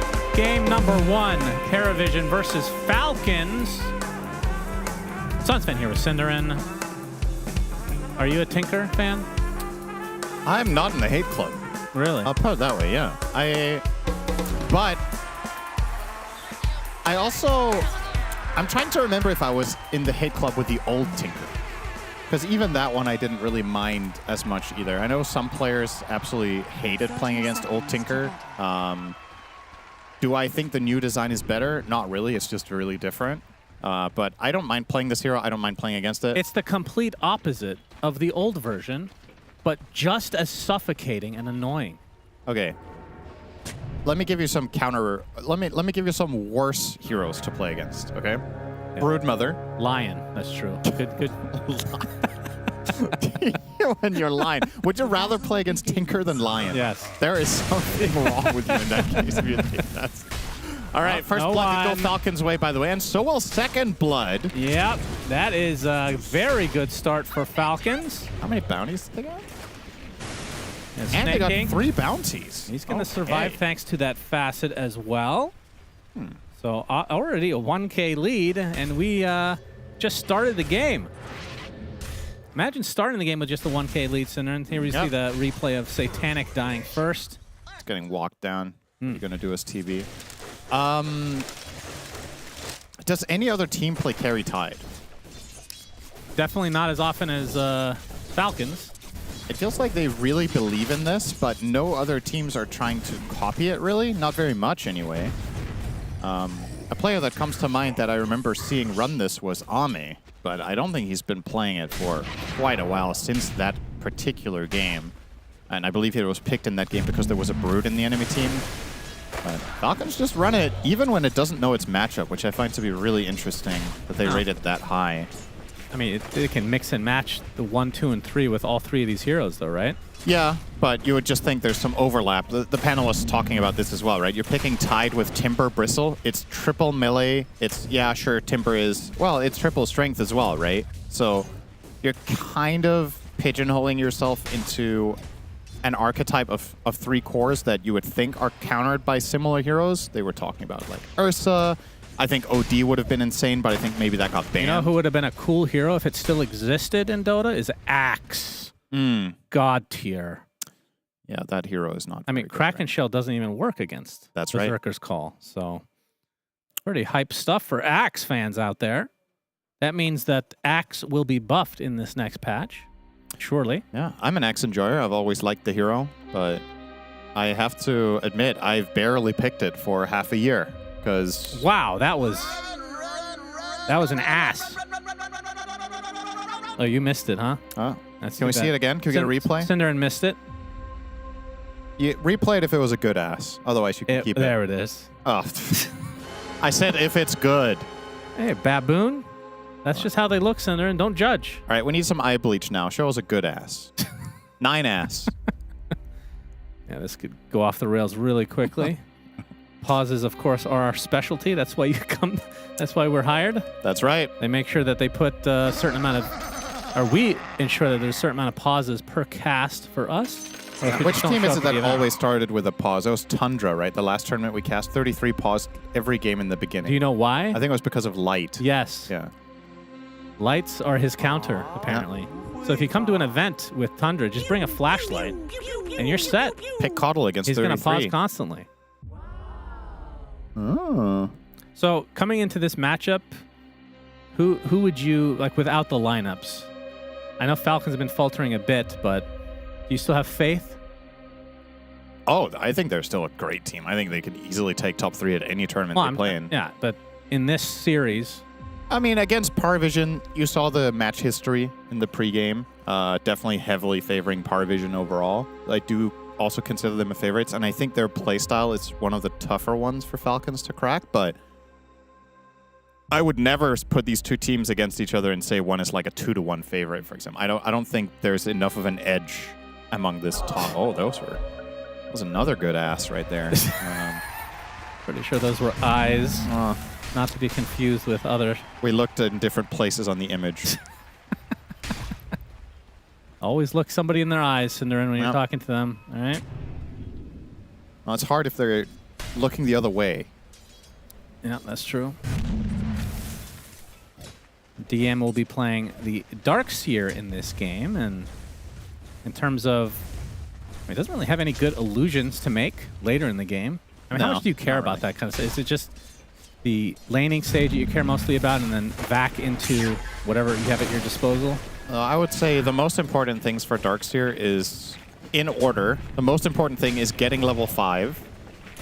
And then the second most important is, I mean, you see some teams deliberately picking it specifically against or with Terrorblade because the wall illusions can be super powerful. There's no doubt about that against heroes like TB and Morph. But I will say, for the most part, as an average assessment, getting level 5 and then having heroes that play around Vacuum in some capacity would be my preference more so than the wall. Because I think the wall is more contextual. Whereas this hero sometimes gets first picked, right? And then you don't even know what matchups you have yet. Yeah. So, and this game you have a bit of both, right? I think you can relatively easily get to your level 5 when you're playing with Tinker here. You can just spam out the lane. You put March, you put Iron Shells, and you just kill all the creeps and go pull. And for vacuum combos, you have Avalanche and you have Ice Path. So it's quite solid. I think this looks like a good Darkseer game. And on top of all of that, triple melee enemy core. There's generally gonna be heroes stacked on top of each other to some extent. Okay, a little bit of Hey, there's the eyes of the same creature's ass that we looked at previously. The baboon, there you go. Thank you. Actually looks kind of like a pig in that perspective. And this is one of the joys, of course, of casting or watching even Falcons, is there's always going to be some smack talk. Yep. And of course, 9 Class is not afraid to talk it up as well, Cinder. He's a big trash talker. I'll say it's generally not Crit participating in the trash talk so much, but he seems to have a bone to pick with Power Vision's pausing in tournaments. And Power Vision were like, you paused 3 times for lag? And he's like, yeah, when you pause 20 times for headsets in tournaments. That's right. I think Crit has played against Power Vision. He's just tired of not playing against Power Vision when he's playing against Power Vision. Yeah, if you can get a rise out of Crit, you know you've done something really. He's a pretty calm really guy awful. for the most part. So Malrine playing the mid Timber Saw. That's an easy matchup. Yeah, against no one on the Tony. I'm as surprised how as the bad will panel it get? are that Power Vision opted to do this. They must really think Tinker's going to carry when they choose to do this over giving no one a better matchup when he knows these triple cores that he's facing. There were multiple options for no one. They talked about Ursa as a safe laner and then putting... then you would still put the Tiny Mid, I guess. But there were... I think OD was banned, but maybe Sniper was available, for example. No, he's 10 CS behind right now. No, it's not going to get better. Yeah. When Timber hits 6, this lane is a... I'm not going to say it's unplayable for Tiny, but it gets pretty damn bad. Yeah, even trying to get last hits with the tree can be difficult with the stat stealing of Whirling Death. Yeah. Malrine is a... potentially the single best player in the world at this hero in mid. So he's going to know the limits very well. Bullying no one to a maximal extent So here. when you're going up against a Tinker, what's the game plan generally? So, like, at what level do you fear the Tinker? It depends. Are we talking about this style of Tinker, like 9 class specifically, or just Tinker in general? Mars. You have to hold that thought. He is dead. Satanic takes a lot of damage. Has to be a bit careful. Crit, of course, with his power shot can outright kill people, kind of like an AA blast of sorts. Gonna have to. He's gonna tick out. Okay. So I would say against Tinker, it very much depends who the player is. I don't think the solutions for the hero are the same at all, based on. So I would, for example, let's say it was an Insania Tinker. The #1 solution is Nullifier, because the defensive position 5 Tinker, you just wanted to dispel all the garbage, right? Yeah. 9 class is going to be playing, probably, we're assuming, the Kaya Ags Blink build with Aetherlens. I think in that case, having a way of getting on top of Tinker and killing him is the #1 counter rather than removing his shields. The problem is Falcons don't really have heroes that do that, which is why the Tinker was probably the overall last pick here for Power Vision, and accepting what you're seeing on your screens right now to be the cost of that. Can't say I love that so far. So when you say get on top, you mean consistently, not like a Blink Ravage, because that's the one, you're just blowing everything at once. Right? Yeah, but you're not even guaranteed to kill him. That's the problem, right? So No, classic counters would be heroes that carry heroes that buy Blink Abyssal or Hex. Sticking around a little bit too long. Malrine dominating already in this game. No one 2 levels behind. I'll make it 1. This is still a complete slaughter in the mid. He's doubling him on CS against Tiny. That Yeah. hero does not lose lane this hard. like you said, this else. for Paravision, this was expected, though, right? Like, you have to know that this is a very real possibility. Satanic, the stacks from Amar, does have to be a bit careful. Of course, the high armor will help him out against this matchup. Maybe you didn't expect it to go this poorly, right? I think it's one thing that you're like, no one will say, yeah, I can play, guys. I'm not going to win this lane, but the Tinker is going to carry, and it's fine. I don't think... If no one knew he would be 0-2 minute 7 and have 30 CS to the 50 of Timber, I'm not sure they would have made the same choice. Because, I mean, there are maybe a couple of things in this game that did not go according to plan, and that's just going to make it look way worse. Malrine has 3 kills, right? Like, you could not have anticipated that this was going to happen. So it's going to look worse than the theory. But that's how a subset of the games will go. They'll get the first blood sometimes on your carry. Sure. I mean, the beginning of the game with the first blood and getting the 2 first kills. It makes a of the massive game, difference. It does. So Satanic on the cover of his tier 1. I'm not sure if that's going to save him. That's a lot of pure damage. Deleted. Amar actually gets the last hit there. As both 9 class and Ducalis have to try and retreat. Not the best chakram. Looks like they'll get out just fine. Malrine's going to be a big problem this game for Power Vision. I think we already had 1 game today with a Deathless Timber. This don't want to get ahead of myself too early here, but this could be another game where Timber just totally pops off. This kind of start, 9 class is going to die here as well. Oh, yeah. Assassinated by the kill shot. And I haven't really mentioned this yet, but Falcons have an insane lineup for Arcane Aura. All the heroes really benefit from this extra little bit from the Crystal Maiden. It allows Ty to perhaps skip a mana item and farm faster, or if he has both, he can literally just spam Anchor off cooldown. Snaking is level 6, by the way. And clips him! Shackle hits. DM doesn't have Surge for a long time. We'll use the wall as a slow, and that'll be enough. Snake's in trouble now, actually. He's getting a little bit of barrier thanks to his facet, but gets vacuumed back. Illusions are taken out by crit. Meanwhile, Satanic double teamed at the moment. There's the Ravage, and there's the death. My goodness, crit will be the effective trade across the map, but that is not nearly the same. Falcons will take it. Radiant structures are fortified. So 7-2 lead for Falcons. Only a 2K net worth lead at the moment. I say only. Feels like it could be a lot worse. Snake King running into DM a bit here. So mech online for the Darkseer. Yeah, not doing any Overlord or Dominator build, as we've seen popularized a bit after the changes. We saw a player like 33 sometimes go Helm of the Dom because you can't Midas it, you can't one-shot it, but Dire's middle tower is under attack. has the read that the teamfight items will be more important. And he might put it to use immediately. We're trying to dive the top tier 1 here. Yeah, Avatos. Nice avalanche onto 2. Ice path to follow, though, as no one. He's in no man's land, but the Surge will get him out of dodge. No casualties yet. Falcons relatively low. We'll have to back away as well. And we've seen no one on this Tiny, even though he got off to a rough start. We've seen him come back with a vengeance if given a little bit of space. Of course, I feel like that Blink Dagger, extremely important.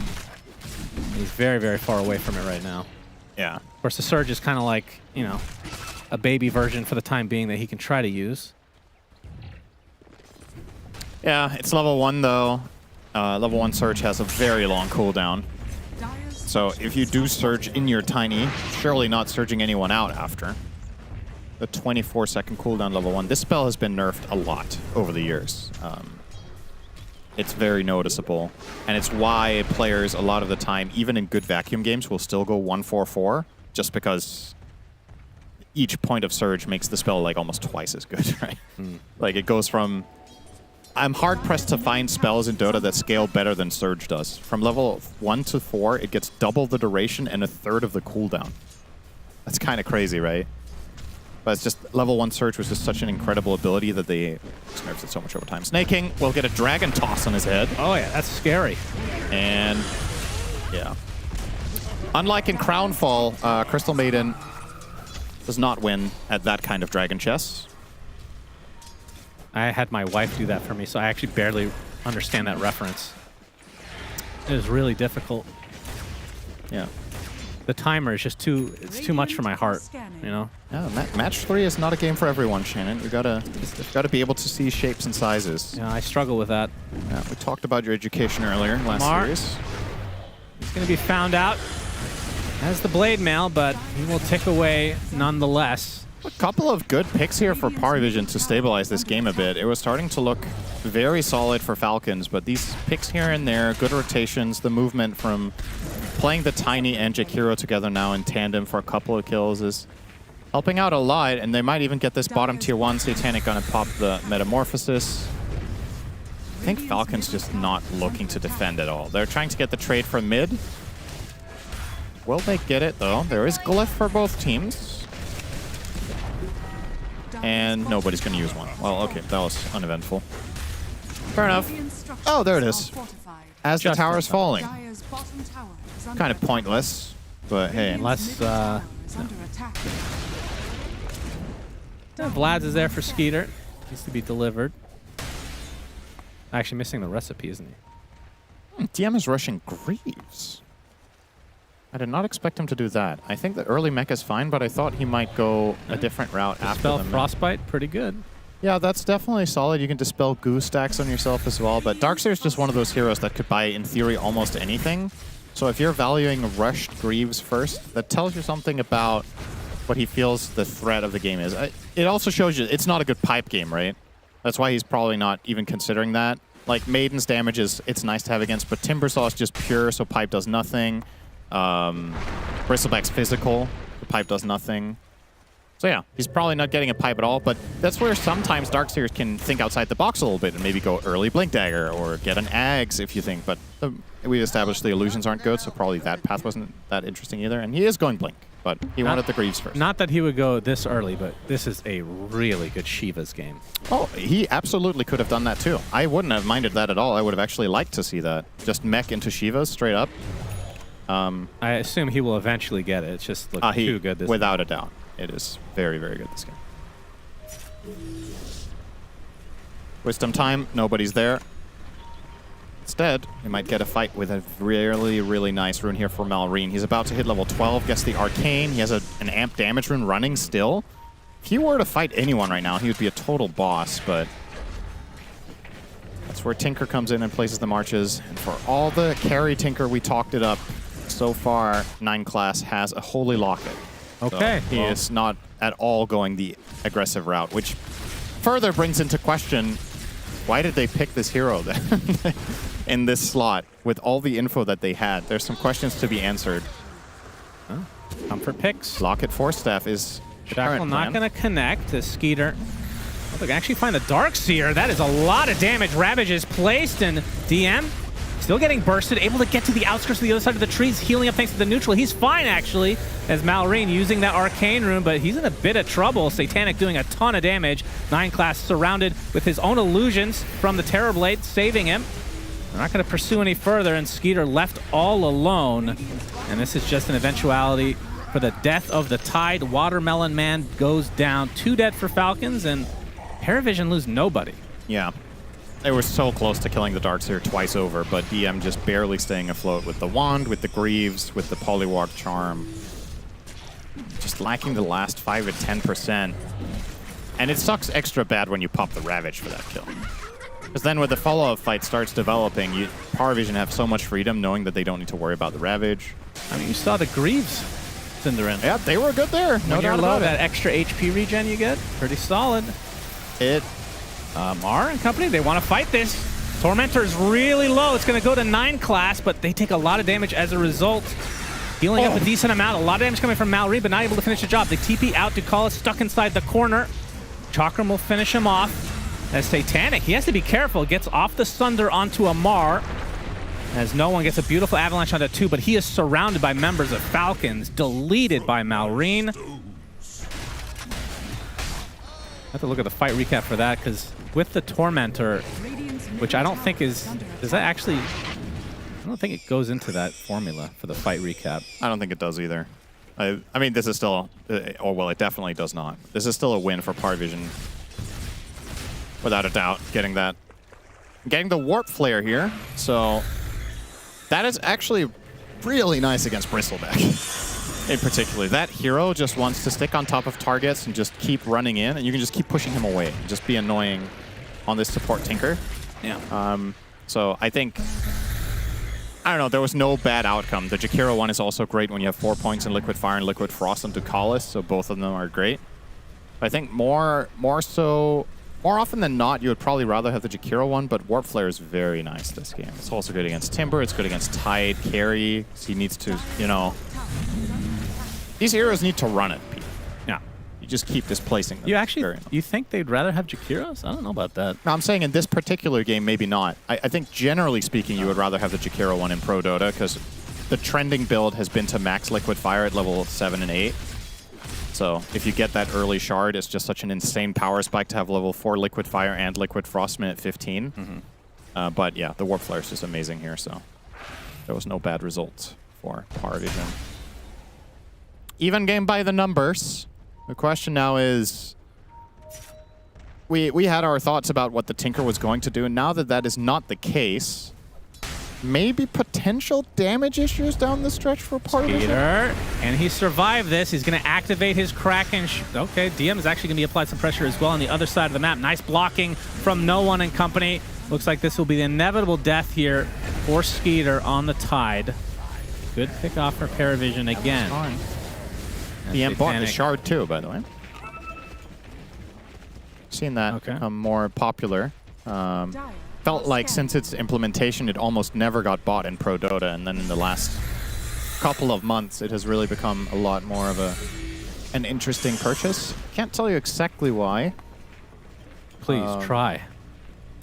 Because I genuinely still find the traditional Darkseer builds to be so strong, like the Shivas you talked about, the Dagger, the Auras, but more often than not, we see people opting for these. Maybe in a game like this where you have 2 melee cores, you just think the value of the slow is really good. Oh, that's an instant freezing field on Roche. Snake King does this all the time. Yep. He knows he's not getting it off in a fight anyway. This is a sneaky one. This is not an obvious read at all for Pari, so this is just going to go Falcon's way. A nice play call.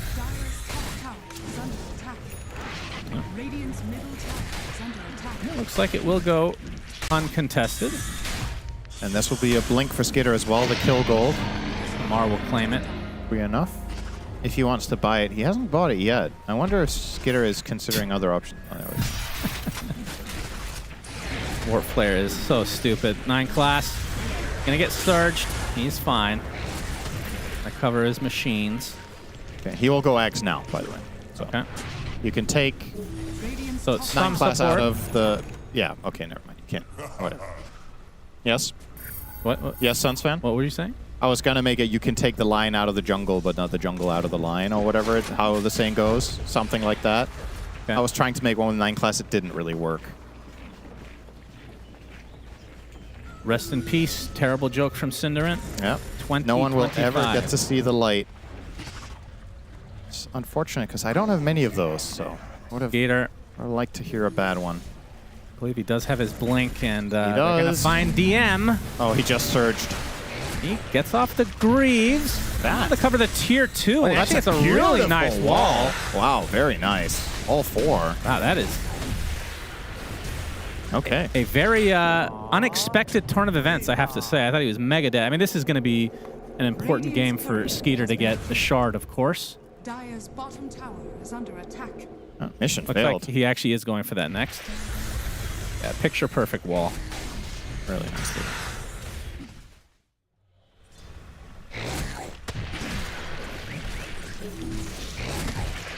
Yeah, that in top of the shard that you talked about. That's a lot of slow. Dire's bottom tower is under 3 melee heroes. Of course, Timber has a lot of mobility. tower is under attack.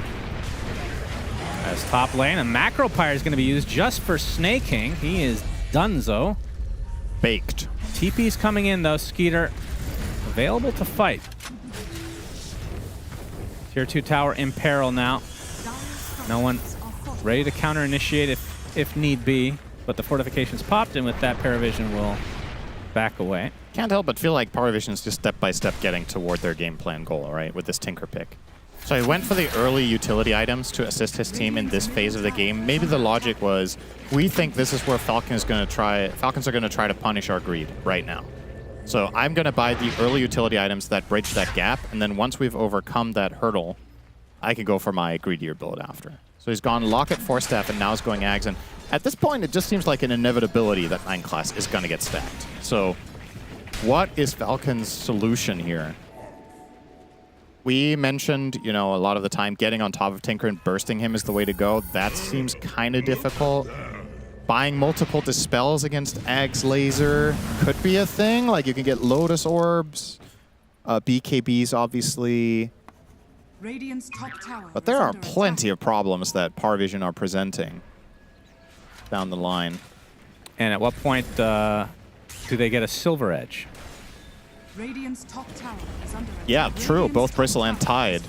And to some degree, Timber, if you get them before they react. I mean, that's kind of niche, but is there... Okay, this is going to sound... This is maybe previous level tech, Cinderin, but it could be next level, depending on perspective. Tinker Conda. You buy multiple... you buy. You... Oh, have to hold that thought. Crit.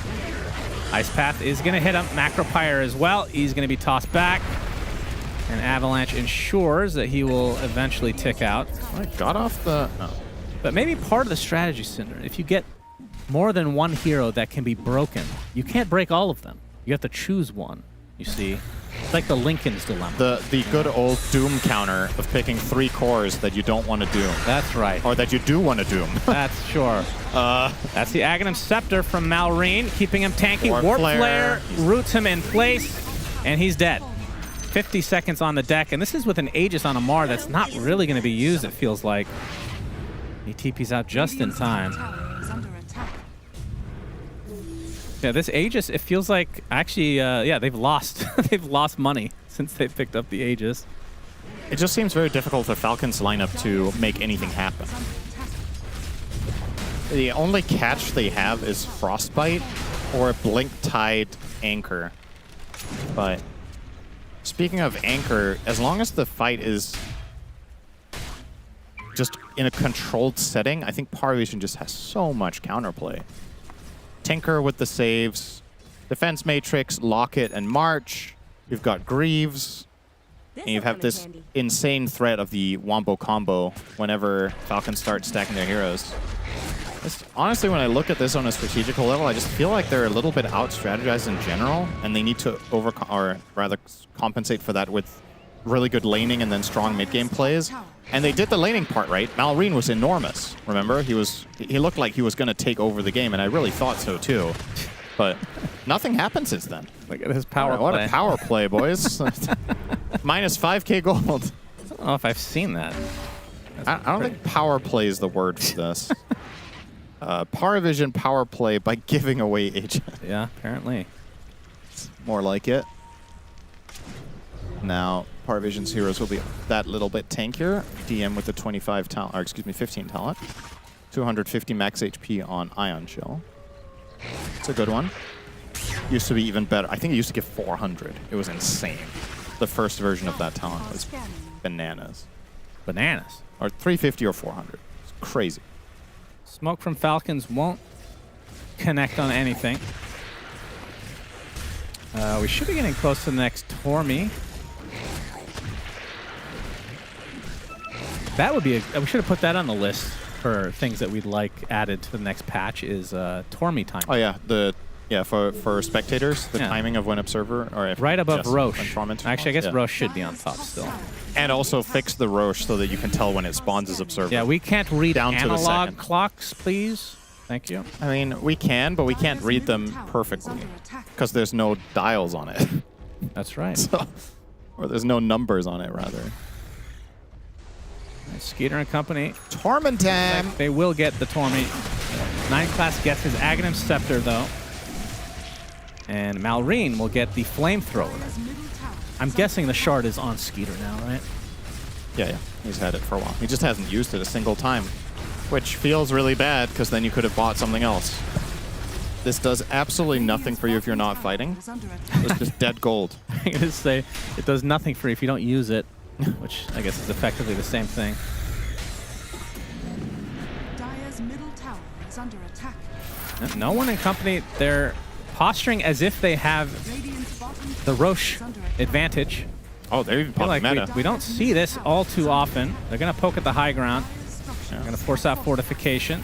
Terrorblade with the 860 attack range.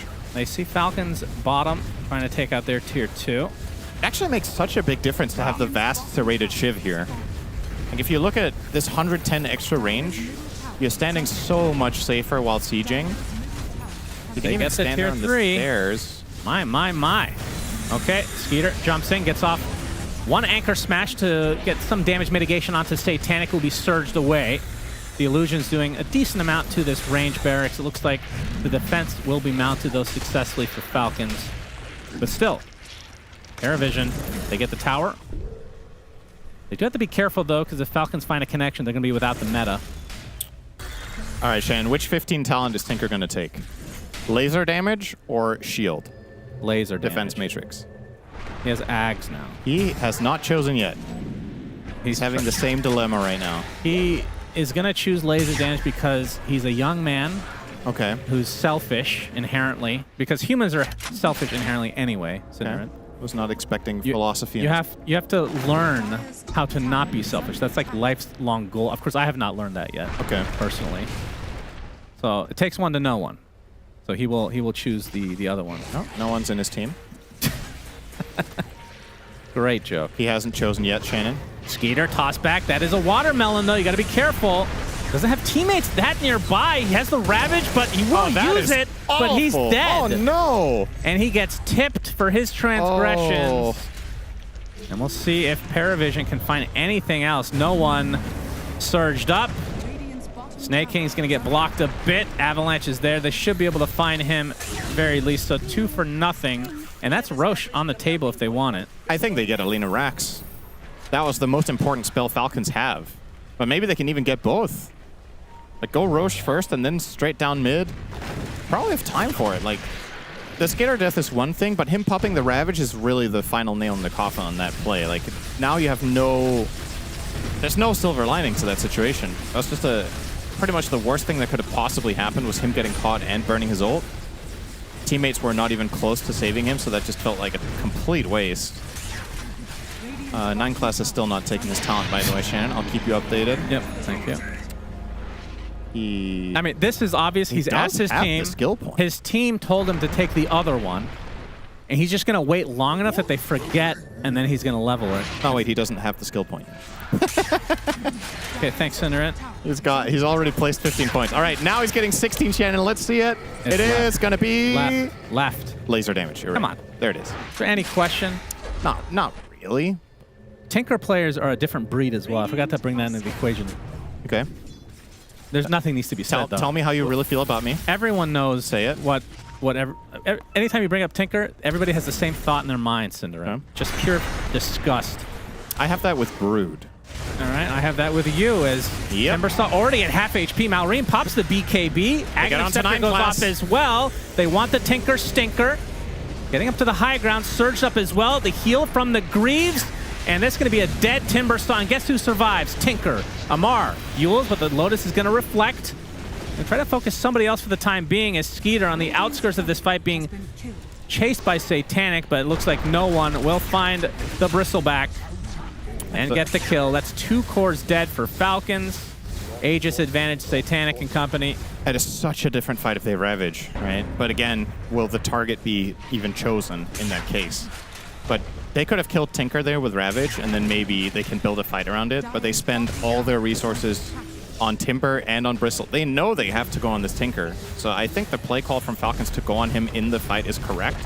The question is, was it correct to even take the fight to begin with? When you don't have Ravage, I feel like this Tide has done next to nothing in the entire game. It just has not performed the function that you want out of it. And, well, yeah, is he going to Ravage again? Actually, all alone. He is Warp Flared. He is Ice Pathed. And will he hit the R button? No. Does have buyback though, but you know, that's the lane of Rack. Satanic was not with them. Funnily enough, they missed the avalanche because of Warp Flare.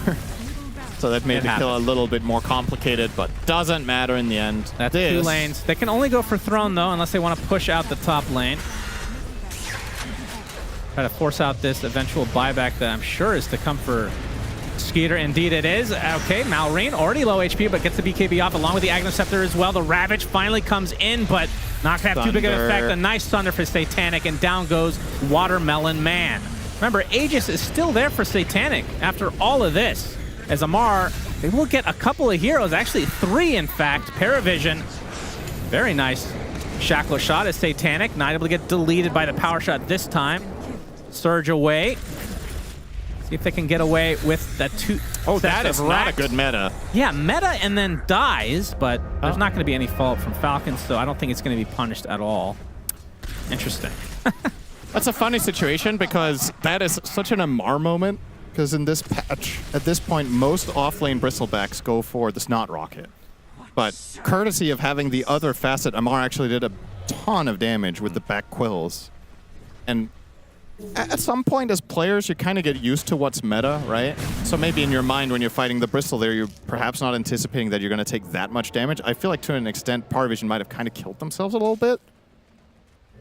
Like Satanic was just wailing away at the Bristle's back. And he was just killing his team.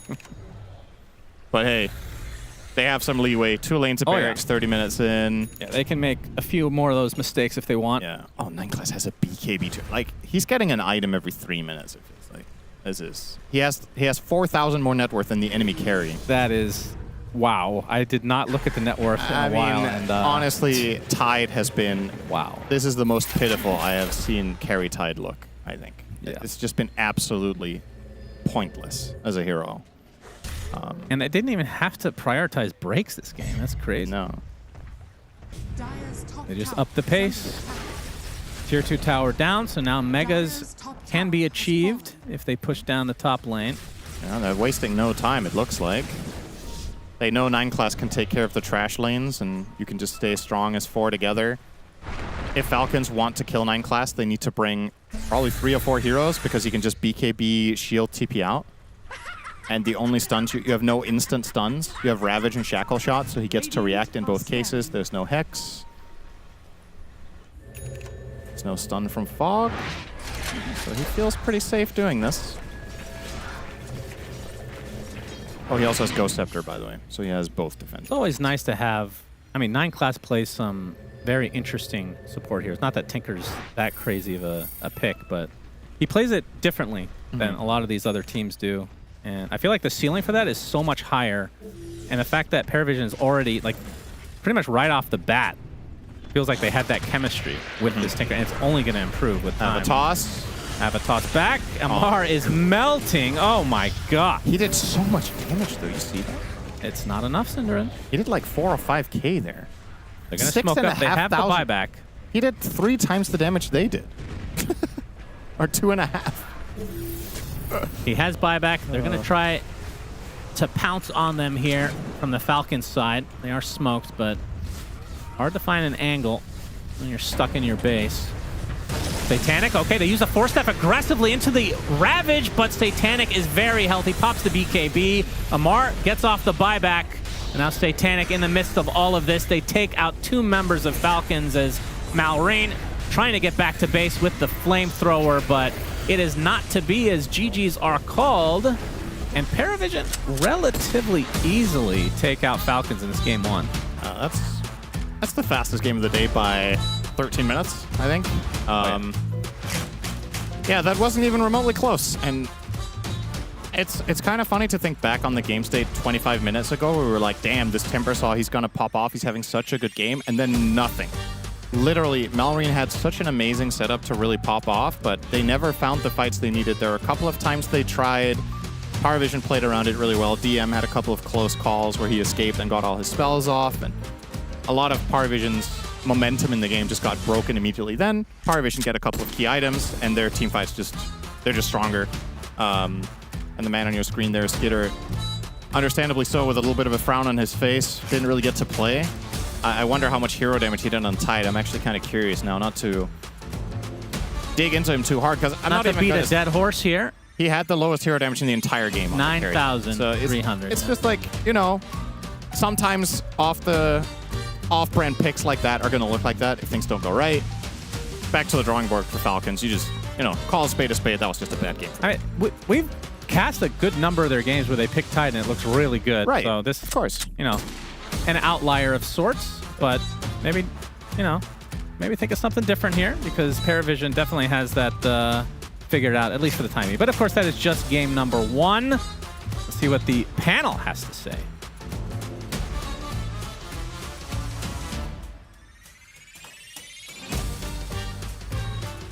That was not really a close game, wasn't it, Brian? Yeah, I feel like that last pick, Tinker, really threw them for a wrench on Falcons. Usually, I wanted him to go like full green, like immediately, but at least he did go for Holy Locket. There was like synergy between him and Darkshire going for that mech/Guardian Greaves, so they were tanking up. I don't know.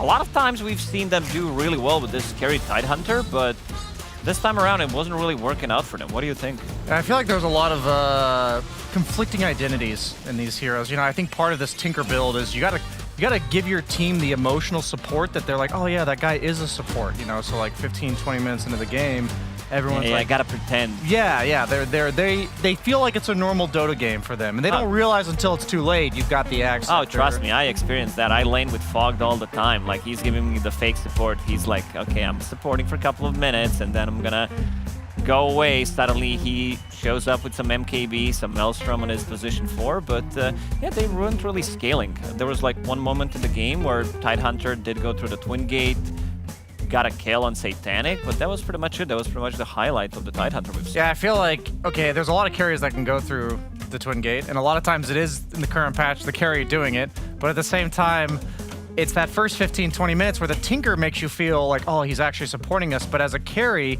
that's the time of the game where he's like, this is fine, I'm still farming, I have a Vlad's, I'm like scaling in a way that I normally would, and then you look at the game 20 minutes in, and you go, where's the farm? My offlaner is playing a carry effectively. Because you also need to buy a Blink Dagger. It's very difficult to play you have no without a Blink. stuns. Yeah, otherwise you have no stuns. You have your mid Timbersaw who needs some kind of a setup. You have your Bristleback who also needs some kind of a setup. And also you need to buy the shards. You're pretty much your first 2/3 items are going to be still the same. And then game was pretty much over at that point. Yeah, because he's kind of doing the reverse of what the Tinker was doing, because the Tinker's acting like his role at the beginning, but then he transitions into something new. We were thinking maybe the Tidehunter had to start as an offlaner, but then eventually become a carry. Misery is saying, don't you have to go Radiance? Isn't there some other option here? I feel like it's really difficult to revert back to your role rather than to transition out of it. Do you know what I mean? Yeah, I mean, you can't start as a carry and then suddenly be like, well, I got to support now. But from position 4/5, it's much easier. Some other guys that were in the bar earlier that were talking about maybe it's a good Radiance game as well if you can get to it, because you need to be able to scale. But I don't know. I think those guys got kicked out of the bar because of it. Yeah, I mean, the portion of the game where you're thinking that thought, you're like, okay, there's 2 situations that happen. You fall behind because your timing that you hit doesn't quite work out, and then you don't have no space to farm, so you can't go Radiance. And the other option is you're snowballing. You're effectively like 3 offlaners, and you can carry that tempo into snowball, like going high ground at 30 minutes and ending the game. So none of these scenarios do you actually want to be a regular carry, and it just feels like there's no... It really sucks to play carry with no plan B. It's like... It really... I mean, usually they are the ones that have some kind of a plan B, because Amar is always playing red Bristleback, which means that you're never going to be lacking damage. Deversaw, in theory, had a really good game, but suddenly they just kind of stopped because how they were itemizing inside of Paravision with all this sustain. And again, Terrorblade, one of the best heroes in the game to kill all of these tanky cores. Maybe they kind of also forgot about things, because if you think about Sunder, this ability just gives you ability to kill any, like, they have 3 strength cores. Suddenly you get one good Sunder, you get a mech off, he gets the Sunder off, that hero is instantly dead. Yeah, I think the part you mentioned about Bristleback being the Seeing Red facet, so this is something I've experienced in my pubs where it's not only the expectation you're setting, okay, the Tinker, it's like you fooled your team into playing support, but when you load into the game and you pick Bristleback, everyone's right now, at least, assuming you're going to play the goo facet, right? The green, more off-lane utility. I'm going to amp up the rest of my team's damage, while the red facet is much more like, I'm going to do the damage.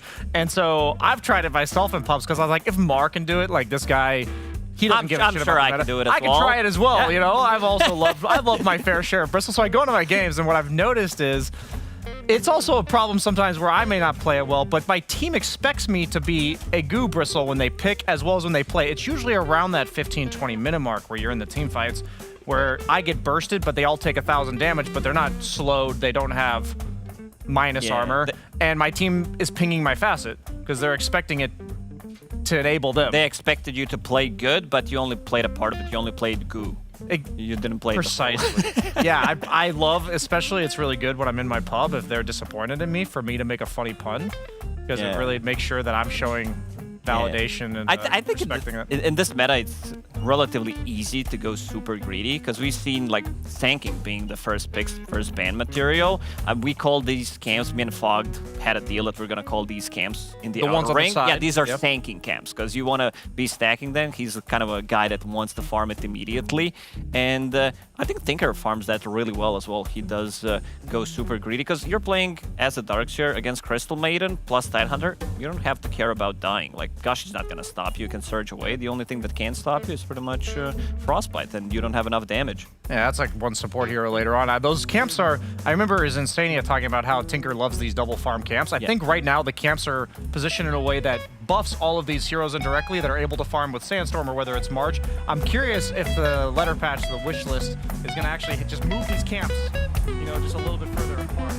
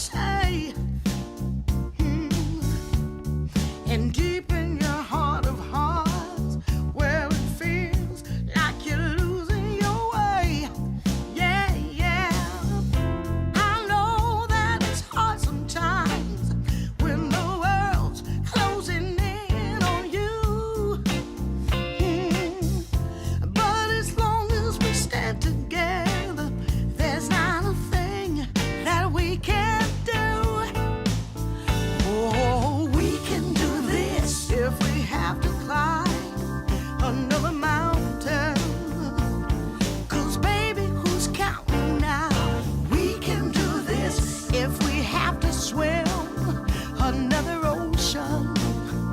As long as we got the notion, yeah, we can do this. Yeah, hey, hey, yeah.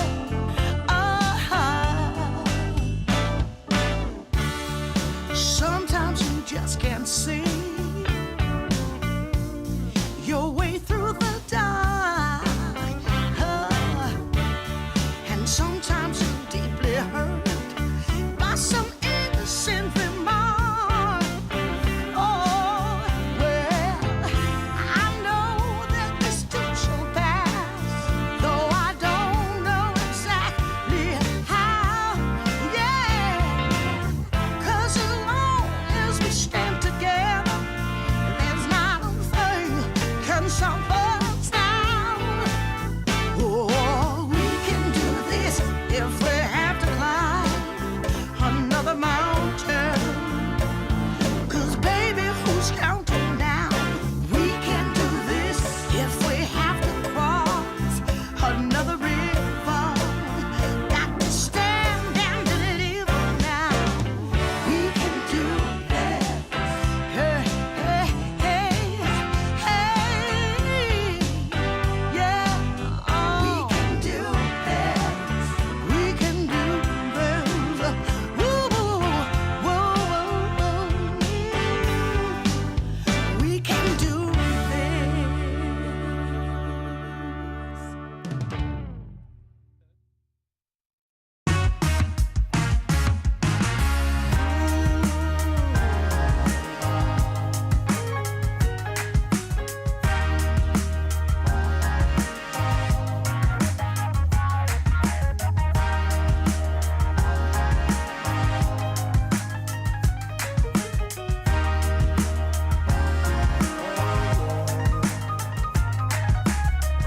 Turned on the dime when I saw you walking by.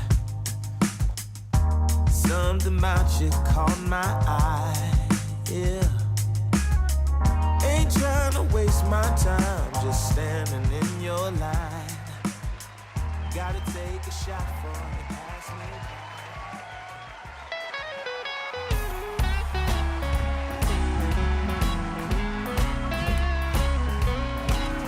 Welcome back. You are watching DreamLeague Season 26, and we are live in the middle of our second series of the day. And that means we got Paravision and Falcons going up against each other. And Paravision took the first game.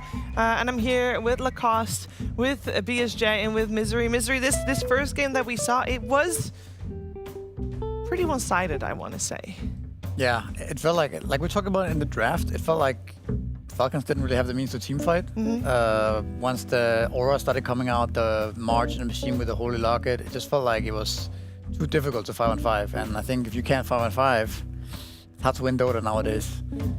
We also talked a bit about the Tidehunter, feeling a bit off, like not being able to go for the full-on carry Tidehunter. I think then you're kind of just playing like a low net worth Tidehunter in the safe lane. Doesn't feel good either. So I think just a bit of problems there, in my opinion. Yeah. The reason why I had to propose the Mars as potentially like a last pick team fighter as opposed to something like the Tide, maybe swapping the Bristleback to safe lane, was because I felt you needed to like fragment the Paravision lineup. Like they were so good at protecting each other, saving each other, playing around each other, that I felt like if you're not able to separate them in the fight, the Ravage was nice, but it's just an AoE stun. You know, once that it's over, if you don't have the damage to finish them off, it felt like Paravision, you know, Tinker would live through that initial burst, he gets surged up, he has his own Force Staff, and the follow-up to that first 2-3 second Ravage just felt completely lackluster.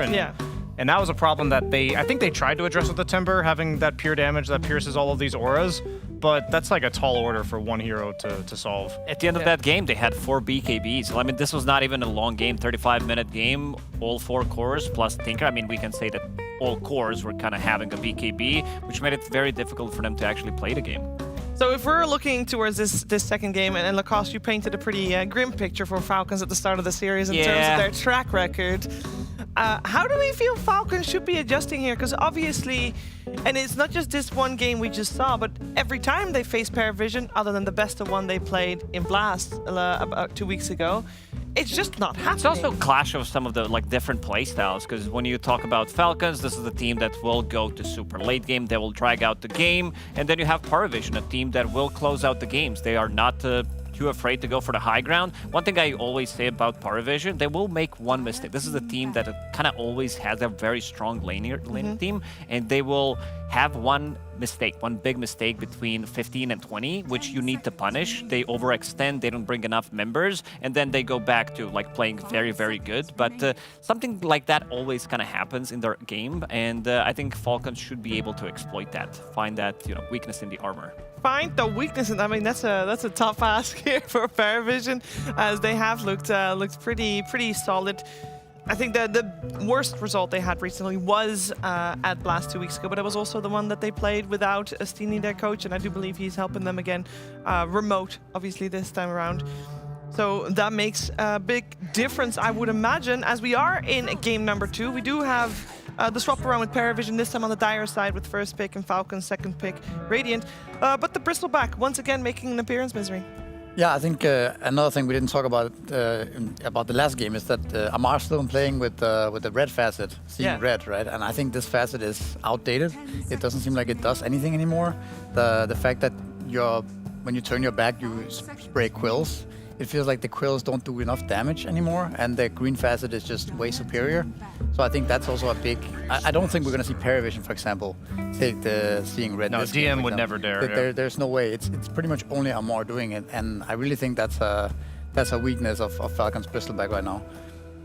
What's interesting about Bristle is when you play the Quills facet, it all comes down to being able to eventually sustain through the Quill damage, while the Goo facet, the way to counter the hero becomes all about dispels. Like you'll often see carries with like Manta Satanic Disperser, because you need to consistently remove the goo, and instead of having your ability to burst him and pursue him, because Bristleback's also a very fast hero with his Warpath stacks, you're initially limited by sustain, but now with the goo facet, you actually can't chase after him. Like a lot of times he'll get away with 500 HP or less because of the fact that those goo stacks, I think they, at full stacks, it's like 50, 60% slow. It's like, almost like a Venomancer. All it takes is one hairball and you're not moving. Yeah. Like, you get hit by a hairball, maybe one extra goo. If you don't have any kind of dispel mechanic, you're kind of cooked. It's just kind of cool that the two facets make the hero so different that not only is it the hero's role in the game is very different, but the itemization and the way you're supposed to counter it is, and the approach to beating it is just completely different. I don't think the reason why this hero is first picked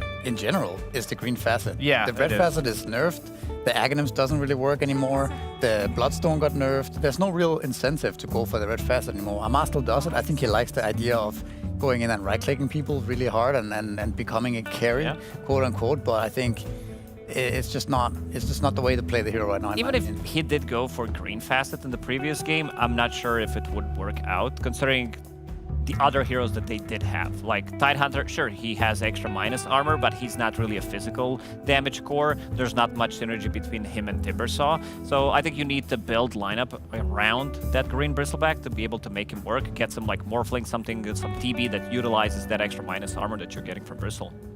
Yeah, I mean, I think that's a good point. They probably wouldn't have won by just changing the facet. No, I definitely. They had a decent early game. I think that would have been a higher chance of them doing more of a snowballing, in my opinion, if they had the green facet with the Tidehunter. Like if they actually start to snowball and Tidehunter gets a couple of more kills, maybe then he can transition into more of a hero, right? And then, you know, the game can differ in that way. But anyways, I think the Beastmaster here is also a nice staple for Falcons. I think most of the time they played on Marine. So again, they go for the Crystal Maiden as well. I think there was nothing wrong with Crystal Maiden last game. It looked pretty strong, I think. It doesn't really scale as well as some other supports do. I mean, depending on how farmed you get, but it doesn't feel like his spells are as powerful as some of the other fives. Again, I think combination between the heroes. Tidehunter is not a hero that wants to have Crystal Maiden in the lane. Like, I want to see something explosive, some like Ursa, Monkey King, anything that can kill heroes. This is where this hero shines the most, which does allow you to scale, does allow you to get like more levels and start to snowball. Yeah, the only support that was banned when they picked Crystal Maiden was the Shadow Shaman. They banned the Ancient Apparition themselves right before they picked Crystal Maiden, so they could have had they could have a Ringmaster, they could have had a Jakiro, but they still go for the Crystal Maiden, so they must really truly believe in the strength of that one for sure.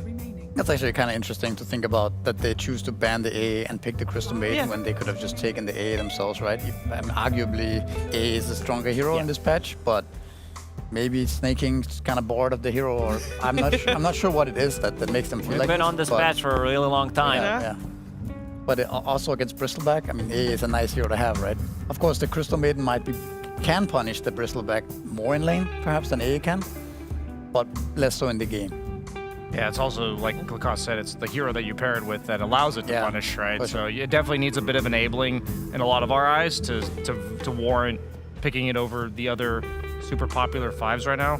I also, I think in theory, Crystal Maiden gives you a lot of momentum in like the mid-game team fights because of the consistent aura that you're offering, but also the fact that her barrier she gives people, like you nuke an area, suddenly they lose 250 health, their attack speed slowed, your teammates get 100 barrier. I think these type of heroes, like it's the same as Coddle, right? It's the same idea where you're blasting an area, your team gets healed, quote unquote, by it, and the enemy takes damage. So I think Crystal Maiden fits the description of what a lot of popular heroes that teams are picking do, but she's also like 270 move speed. I think that's kind of the problem. I think this point in the draft is very important for Falcons right now because, again, Paravision has picked up a very strong teamfight hero with the Bristleback and as well as the Ringmaster. If Falcons don't manage to pick enough teamfight in these two picks, they could be in similar trouble as they were last game, where when 25-30 minute mark comes around, they just can't deal any damage against the five-manning of Paravision. I think that could be a big problem for them. Is Abaddon good enough for that? Because we saw Abaddon in the first series. Heritage, he looked insanely good on that hero. Like, it just gives you sustain. I wanted to mention something that gives you break, hitter, hoodwink. Shadow Demon kind of fulfills the same job if you get to that point, but it's very, very good against Ringmaster. It doesn't allow you to save people, so you can lock onto a target. Roar plus Shadow Demon ulti, targets are gonna die. Like, even with both, I still think you have enough damage to be able to kill it, because this Escaped Act a lot of the times is a very annoying spell to deal with. You need like some earlier nullifier, you need to be able to get the backline jump to get on top of him, and Shadow Demon is gonna be fulfilling that role. Yeah, Quills from Bristle is one of the few like stacking debuffs. It's kind of like Ursa Fury Swipes, Monkey King, Slarg. These are like some of the few stacking debuffs that are undispellable, right? So I was mentioning it's fascinating that old Seeing Red Bristle, like traditional Quills Bristle, Abaddon was not any good against that because the whole point of Abaddon is you have an ult that dispels you, a shield that dispels you. But now with the Goo Facet, dispels are the name of the game. So now you have a carry likely, I'd imagine it's carry Abaddon, who may only have to go for like maybe one dispel item, like a Manta Radiance on top of it.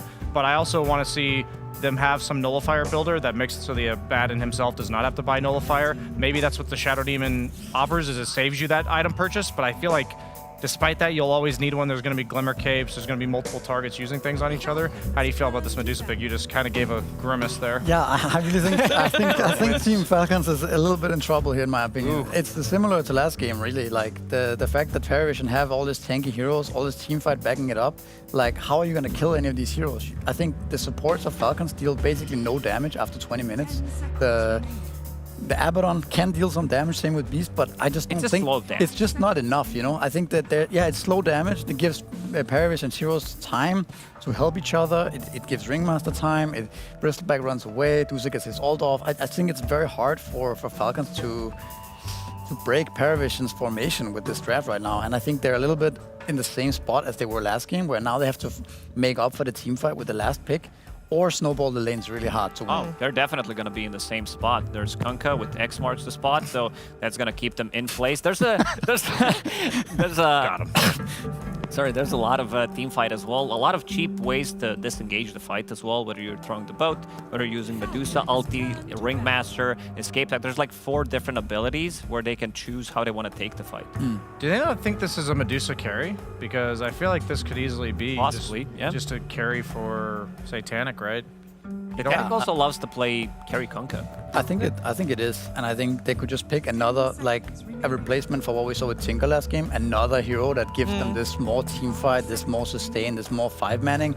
Like even just a Jakiro here, I think would be problematic for Falcons, because again, there's just the 5-manning mid game is going to be so hard to deal with. And what about Falcons? Like, I think they need some kind of either win condition or somehow break the lanes. They need something that can snowball the lanes, get their Beastmaster off to fast Aghanims, get the Abaddon off to a fast Radiance, something like that, and then play around those timings. This is am I missing something? Like, is this a support Bristleback? I know we've seen it before, but I also just feel like this is a really nice Medusa carry, Kunkka mid, and Bristle offlane game for Parivision. I feel like they're likely to pick their 4 or 5 here. But they're banning Medusa, or sorry, PA Gyro. What is Parivision gonna go here? I mean, I feel like same as last game. World is their oyster at this point. Could also be some support Medusa. I just don't see a reason for it. Oh my goodness, Coddle was still in? You have Coddle Bristle, you have Coddle Medusa combination, lowering the cooldown. Even on Kunkka, it's relatively good. Like lowering the cooldown on that rum, like with the 10 talent as well, minus 15 seconds, you can have that like multiple times in a fight. There's one hero I think that might fix this. This is Monkey King. I think Monkey King is the only hero in the game that could like change my mind. Yeah. Because I think this like PA Gyro was like overly like telegraphing this is Beastmaster offlane, we need to protect it. Those are 2 carries that traditionally lane very well against it.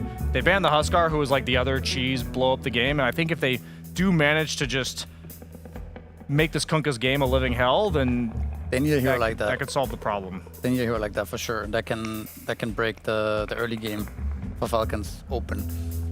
Again, the Coddle pick is great. It's a hero that's gonna buy more ways of kiting out the fight. It's gonna buy the Aghanims for more team fight. I think it's a really good pick. It also gives the Medusa the mobility around the map with the recall. I think they understood your point, Brian, because now they pick Mars, but yeah, it's a little bit late. They heard they're on a 45-minute stream delay. They really are. They heard my analysis from last game. I'm not as convinced by this Mars. What do you guys think about it? I thought about it, but because like in theory it works fine. You have the Bloodsport facet, so there's not gonna be save coming out from like Ringmaster.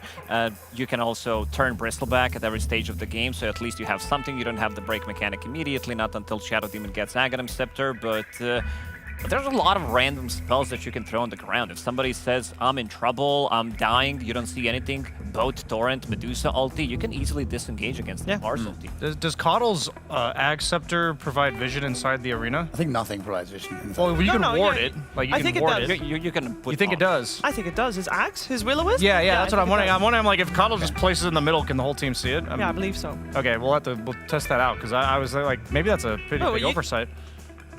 His ult gives vision. Just overall, if you place it in the trees, you get. That's why I'm wondering, because Bloodsport's a weird spell. Will be vision. Like if I place a ward in the arena, it will give vision. Okay, then I don't understand the point of the Mars. Do you see something different here, Misery? Or? Oh, I don't know about that one mechanic. I think that's the chance of that being a big impact in the game. You don't think that? Because it's pretty easy to just plop it down. It's pretty long range, isn't it? Yeah, but I think it's not necessarily going to be the deciding factor of the game to that extent. I think I like the Falcons draft more this game. I think they have more tools to snowball early game, but I think they're in the same predicament as they were in game 1, where when Parivision gets their core items and start grouping up, it's problematic. Okay. If this Beastmaster doesn't pop off on Falcons, I think this whole draft kind of crumbles relatively easy, because you're not going to be having damage. Yeah, are we saying that they are in a similar situation? Because previous game, we kind of need them to snowball, right, in order to have a good game. Is that the same thing this time around, or will they have more chances? I absolutely think the Abaddon can be the one walking around the map, creating lane pressure, while Beastmaster's hunting the people defending towers. I think that's their formula for winning this one. All right, well, let's see if Falcons can tie the score here against Parivision as we're heading into game number 2 with Sunsfan and Synerin via the PogChamp Pandas.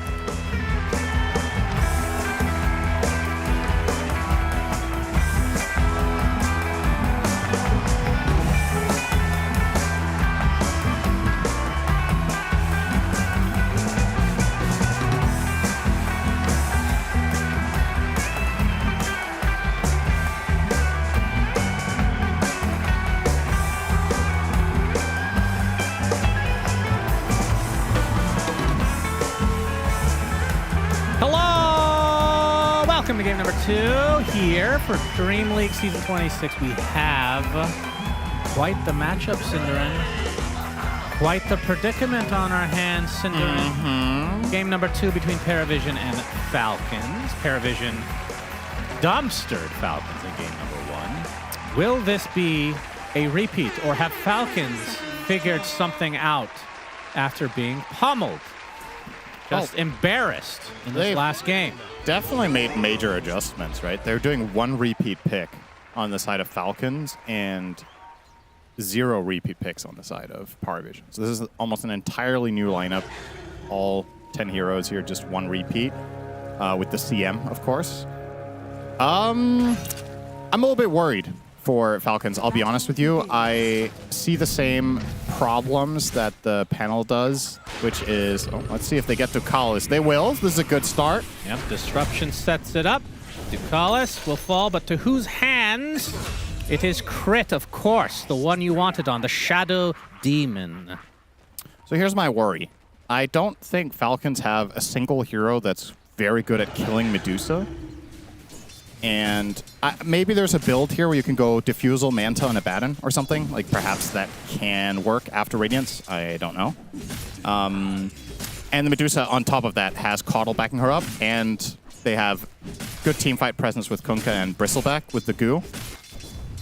So if Falcons don't manage to get off to a good start and kind of snowball the game a bit like the panel talked about, I'm a little bit worried about 25, 30 minutes in who's killing Satanic when he shows up and just starts hitting towers. Like, who's going to stop this guy? Because poking away at Medusa is a viable strategy sometimes, but it works so much worse against Coddle because it's effectively like playing with a healer on the Medusa.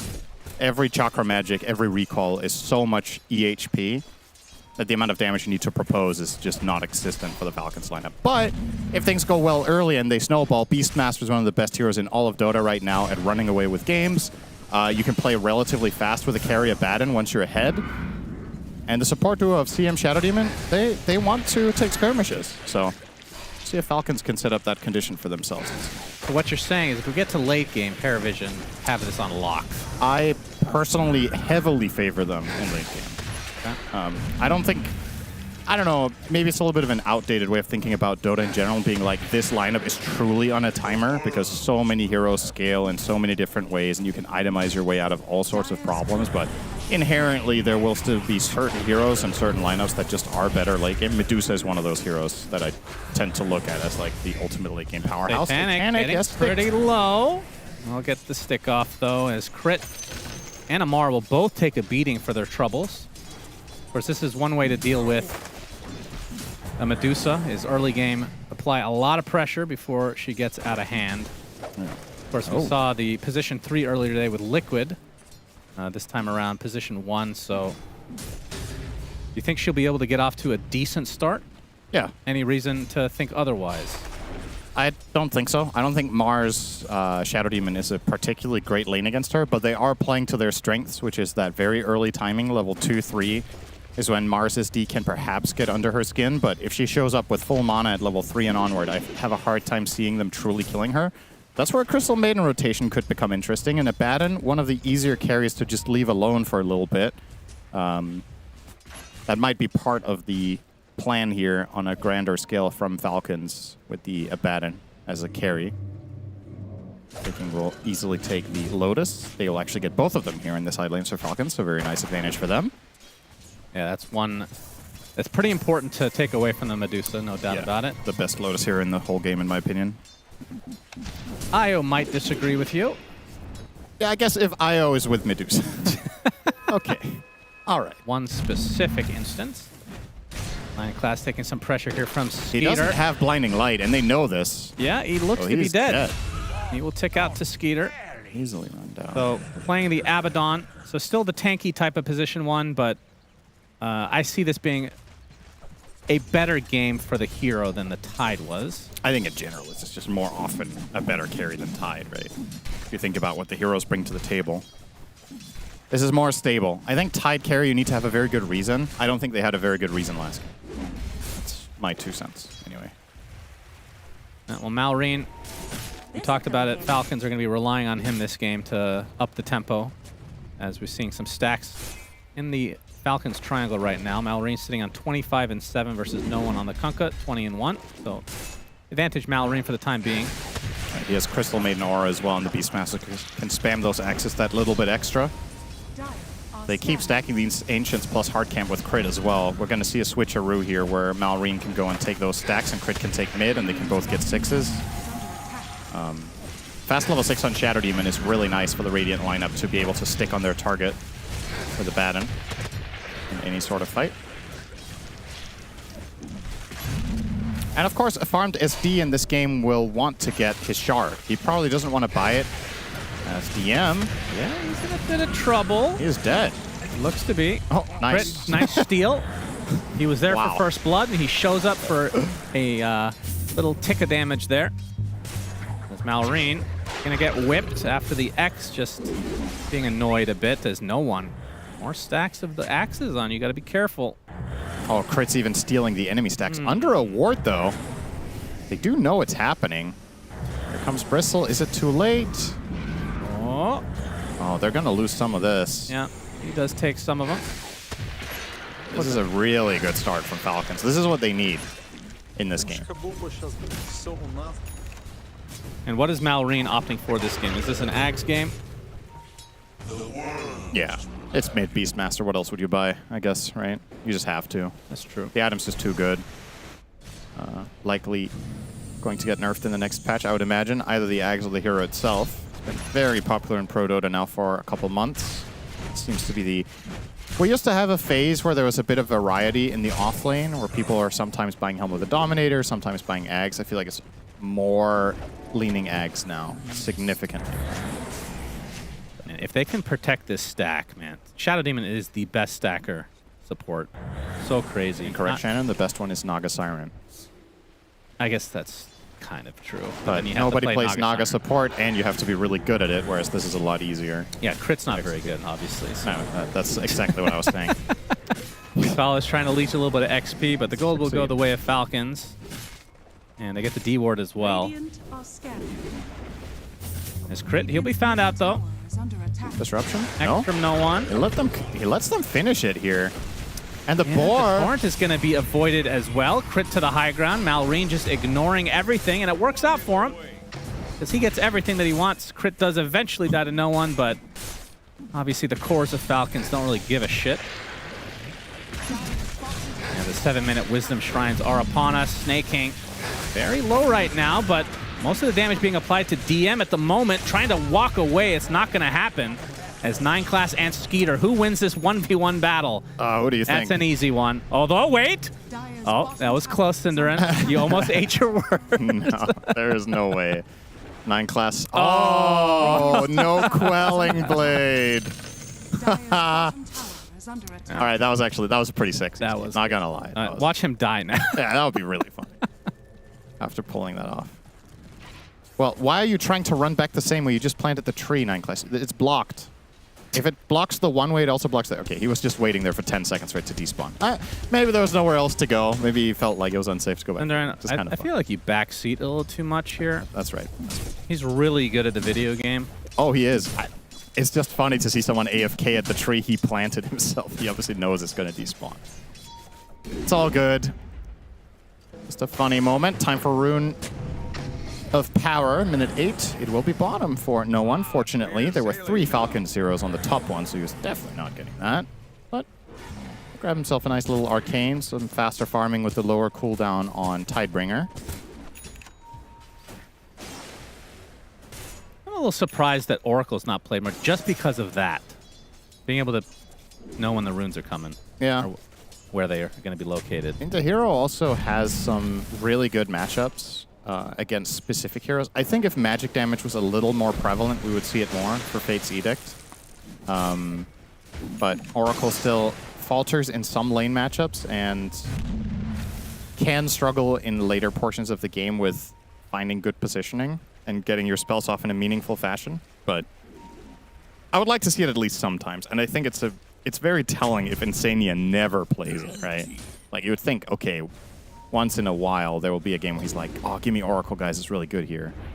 If he just never picks it, is it really that bad? He knows if he doesn't pick it, then it will get buffed. The TI strat. Yeah. Fair enough. I can respect that. Or the Riyadh strat. Yep. Surely there's going to be a big patch before that. Yeah, and Oracle doesn't even need to get buffed. You just need other supports to get nerfed, right? then Oracle will get better. Probably true. I personally think it's a little undervalued. I do think it has a place in some games. Yeah, you would. Yeah, Polywog seems to be a pretty popular choice right now as the tier 1. After it got 0 mana cost, it's actually quite good. See a disruption. It's going to set up a Mars Spear. Oh! The whoopee cushion play from Ducalis. The whoopsie into the whoopee. You can time that spear so he can't whoopee cushion. That's what I'm trying to say. Yeah, that's true. Right on top of it. Honestly, Amar usually frame perfects those, so I don't know why he hesitated here, if he's just not feeling himself today or something, but... See the boat connect on a Snake King here. I mean, probably didn't think about the whoopee cushion. That's, sure, you know. I'm not saying he thought about that and then missed. I'm just surprised he didn't go for the faster play, because generally speaking, it's better to do it quicker so the enemy team has less TP time, right? You want to do it as fast as possible, make the kill a very quick hit and run, and then get out, but... Anyway, mission failed. For what it's worth, I don't even know if Ducalis would have died if the spear hit, but he would have been very low. I am to give DM some mana. Lovely.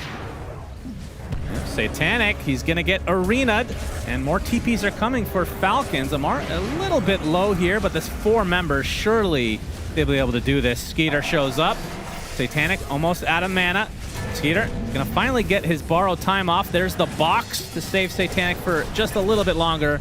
Eventually does fall as Crit, another kill for him. If you needed any evidence of how good of a Medusa game this is, that right there should win you over. Yeah. That was a 4-on-1 for 15 seconds in the arena, and they barely killed him.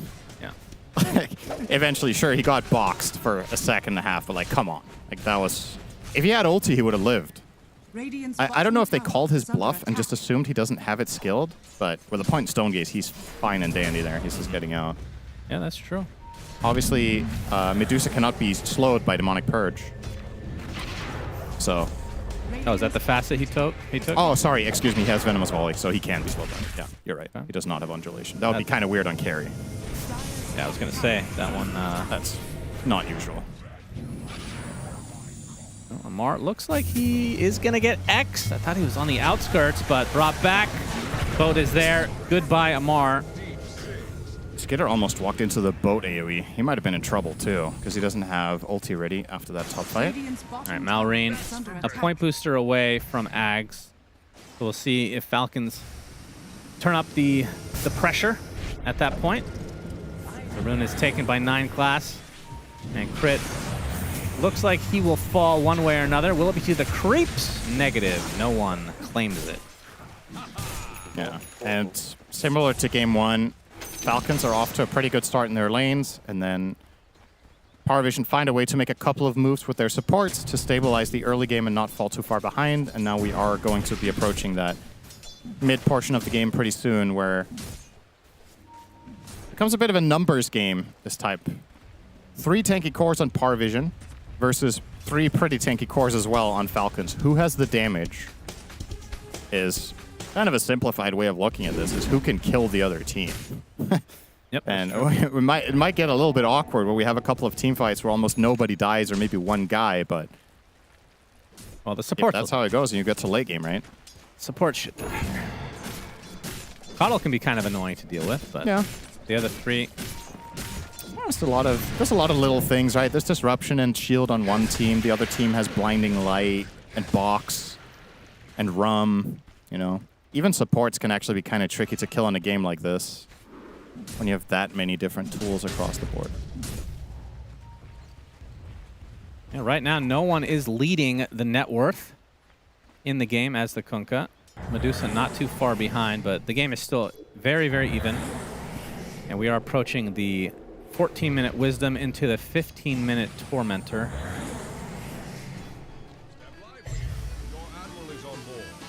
Both teams are on top of the Wisdom this time. Yeah, no one has the Blade Mail at the ready.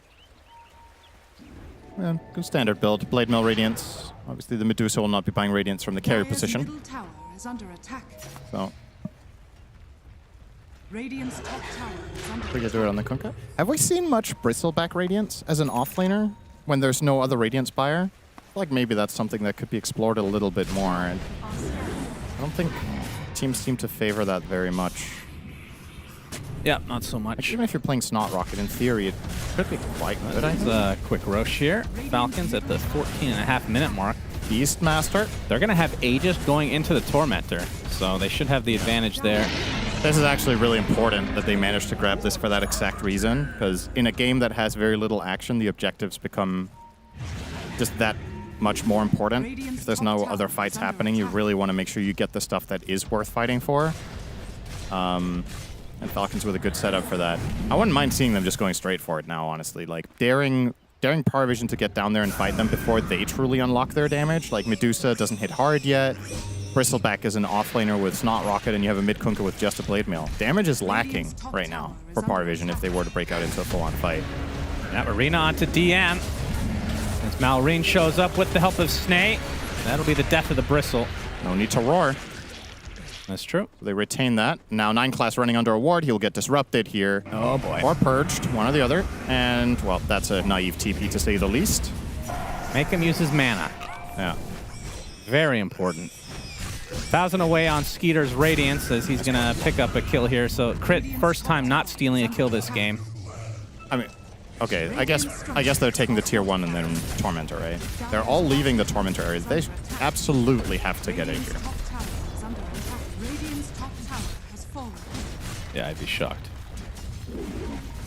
Like this a lot from Amar here. He's going, oh, he changed. Well, I liked it until he changed. Now I like it less.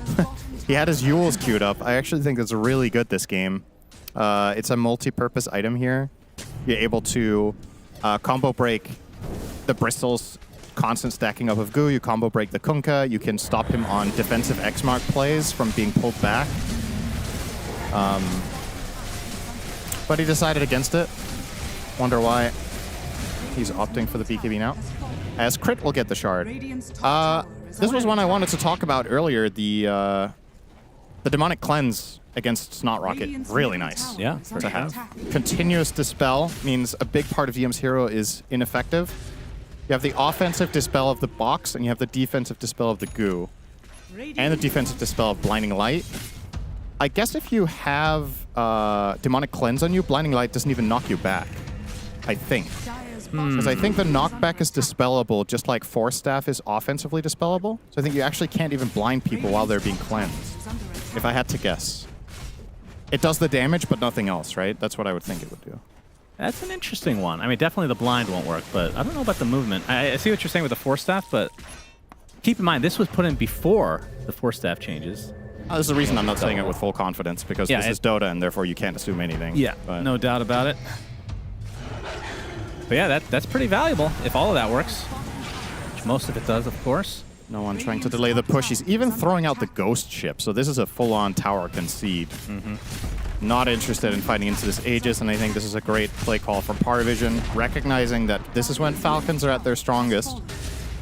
The mindset that Power Vision have in this game is probably just, we just need it to get late enough. We need to not take bad fights and just buy time.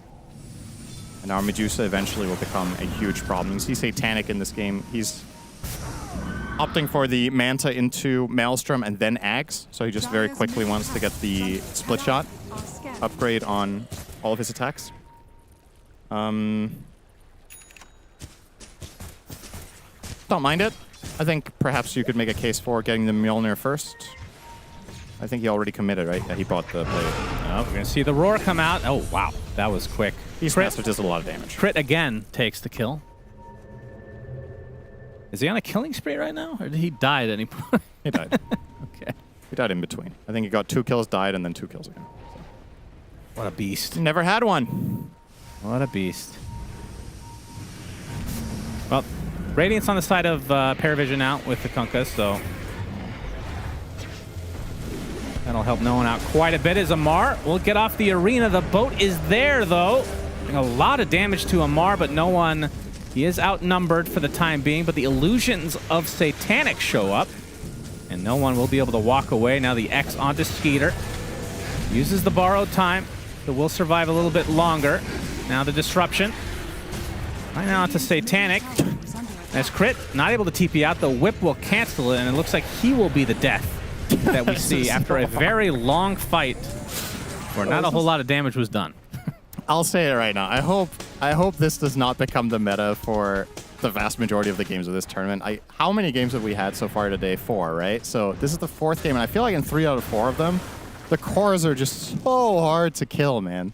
It's like, I'm just watching that fight, and they just can't go. Like, Bristleback has a pipe for his Medusa and Kunkka, who are getting Illuminate healed. Snake King is spotted. Spotlight upon him. He's dead.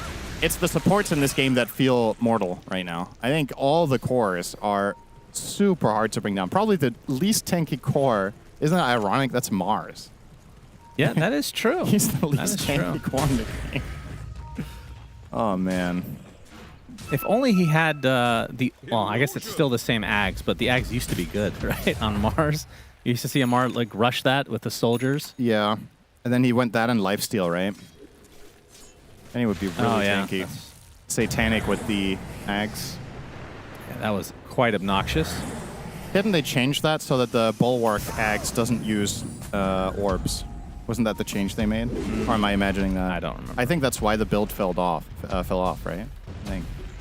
I think it was nerfed in multiple ways, if I'm not mistaken. Smoke from Paravision. Heading to the south, which means Malrine could be in trouble. Not quite done with the BKB yet. So this would hurt quite a bit if he does take a death. He already blinked, but he's X'd up. See Will-O-Wisp, Ignis Fatus placed. And that's going to be an easy cleanup onto Malrine. You can see how little damage he did to DM during that exchange. 3k lead for Paravision. And Satanic just about done with his Aghanim Scepter, so the Mystic Snake will be quite good. Nope. That's the split shot modifiers. Oh, that's right. They changed it. Yeah. True. Fortunately for you, I did mention that earlier. I don't listen to anything you say, as That's you know. fair. I just wanted to spell it out. It's funny how they just keep changing these talents, and they turn it into Ags and shards, and you see how valuable they are. It's like, oh, that was worth 4,200 gold. All right. True. It's like, good to know. Oh, that was pretty good, I guess. Yeah, it was pretty obvious that that was one of the best 25 talents in the entire game, right? Yeah. We would always highlight when Medusa got the split shot talent. Almost like a Nature's Prophet. Yeah, that's going to be his new Ags, isn't it? Ironwood Tree. So you can get it earlier. Yeah, that sounds good. If you have to pay for it, honestly, and then you tweak the numbers a little bit, I would mind it way less. Well, you'd have to tweak the numbers is the big thing. It's demonic cards on Ducalis, but Ignis Fatus going to be kind of annoying to deal with. Ignis wins this battle again. Malrine, Arcane Rune. He's going to get X for his trouble, though. Has a little bit of reinforcements coming.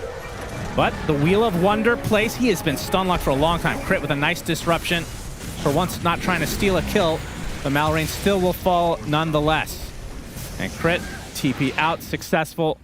But the core is lost already for Falcons. 5k lead for Paravision. And this is feeling pretty hard for Falcons right now. I am struggling to see how they kill heroes. That's my very in-depth analysis It feels like of this situation. the Beastmaster at this point needed to be more snowbally. Yeah. He's gotten a couple of kills since the Ags, but just hasn't been nearly enough. Skeeter is spotted and slow. He has nobody close to him, but it is an Abaddon at the end of the day. X-Mark is almost in range. That DM is a Bristleback, so he can dive pretty damn deep. TPs are coming. There's the Mars Arena. Spotlight applied as well. DM, he's in a lot of trouble. He's going to get boxed up for the time being. Will he survive? He might actually. Gorgon's Grasp not really going to connect here. As the disruption onto the high ground, DM is actually walking off all of this damage. He is fine. Meanwhile, no one isolated. Has the blade mail up, but is he the one that's scared? I don't think so. He's going to continue to fight as the rest of his team comes in to reinforce. Snake King dead. Amar with the newly picked up BKB, trying to apply some pressure. Here's no one. Finally will get taken out. It's going to be the cost of 2 supports and make it a carry Abaddon as well as the Beastmaster.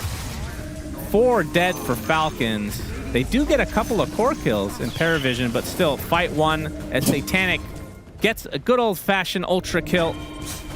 Wants the rampage, but doesn't look like that's to be.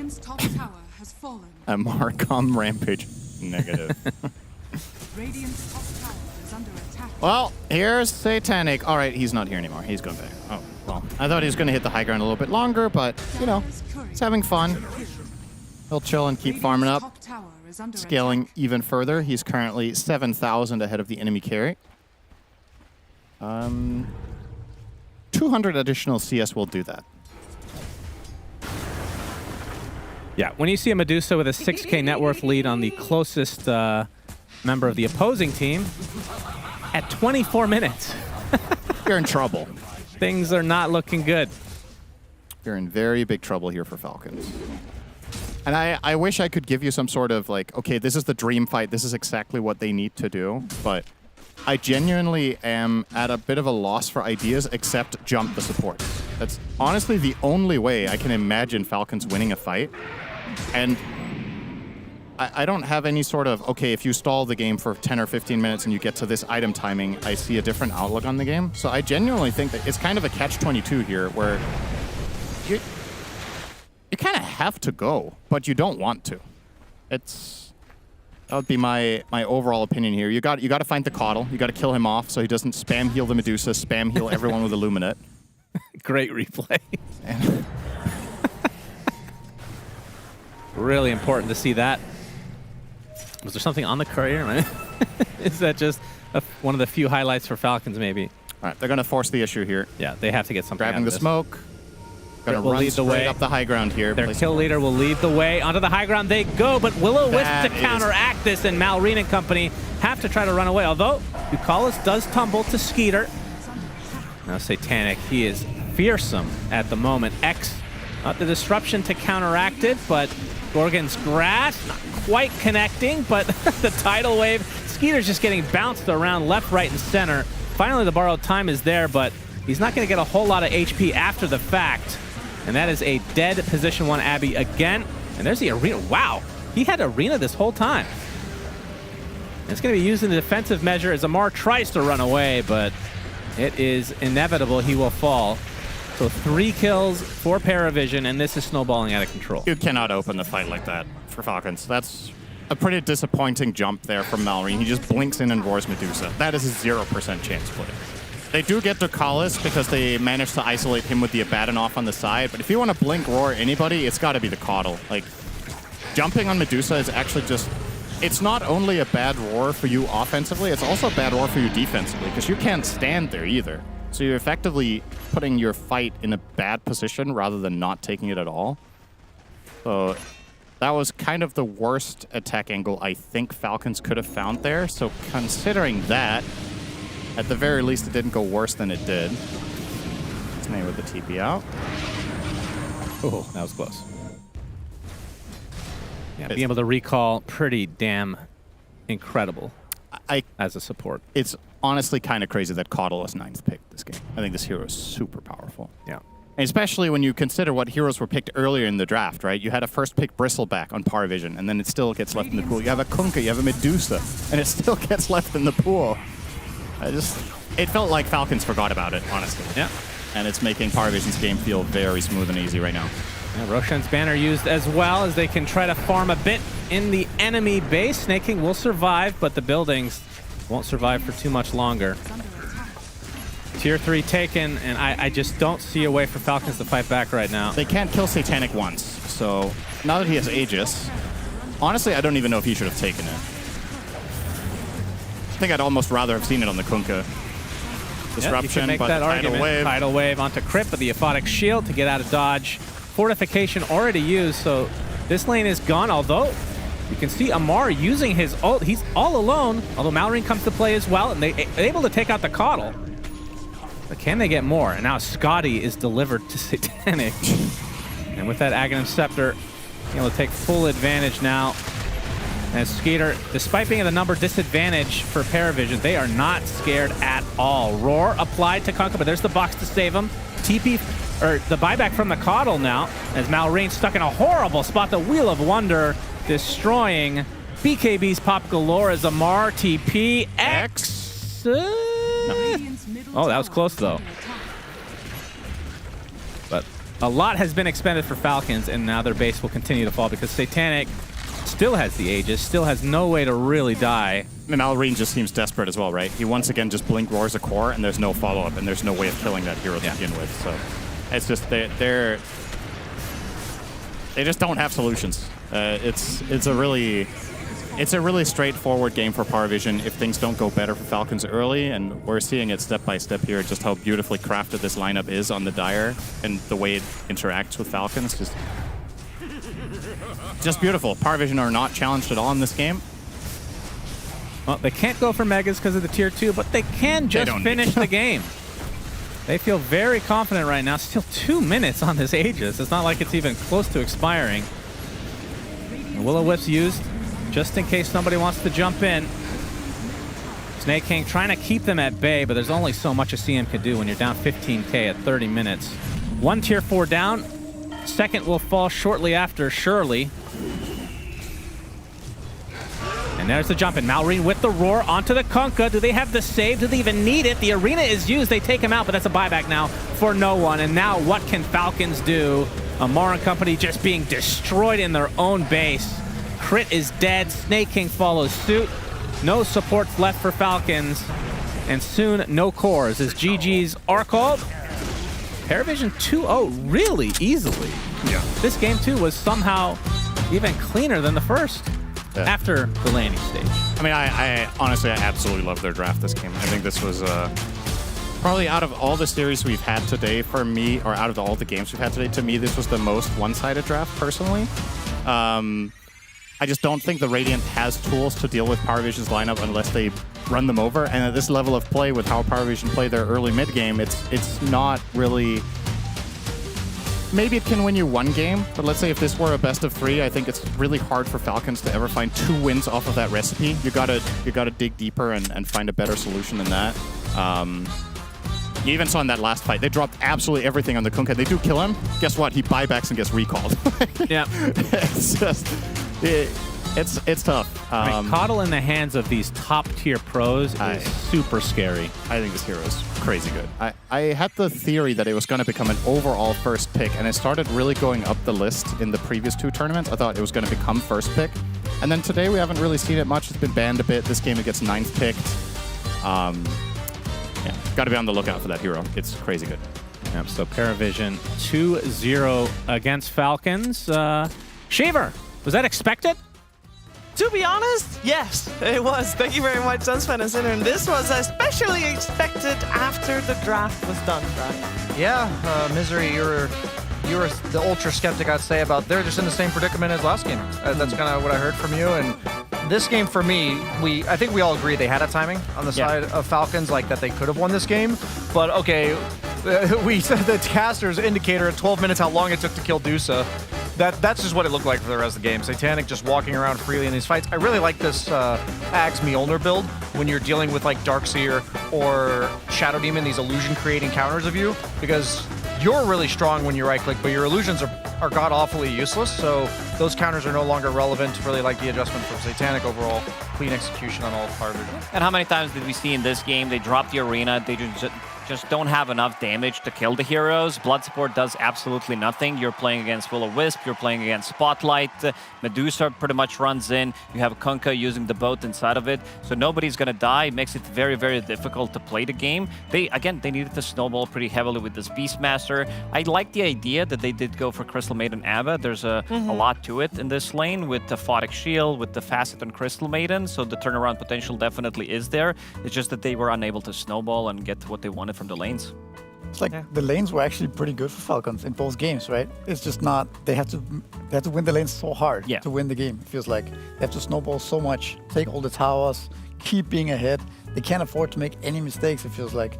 And just to finish the point on Medusa, I think the fact that you can go Aghanim's Maelstrom and deal so much damage in a team fight, normally Medusa is not that strong at that time, right? You just ignore her, kill her last, kite her out. She doesn't do much, but now with this build, it feels like it's a different hero, actually. I think we're going to see more of this this Medusa carry with this build.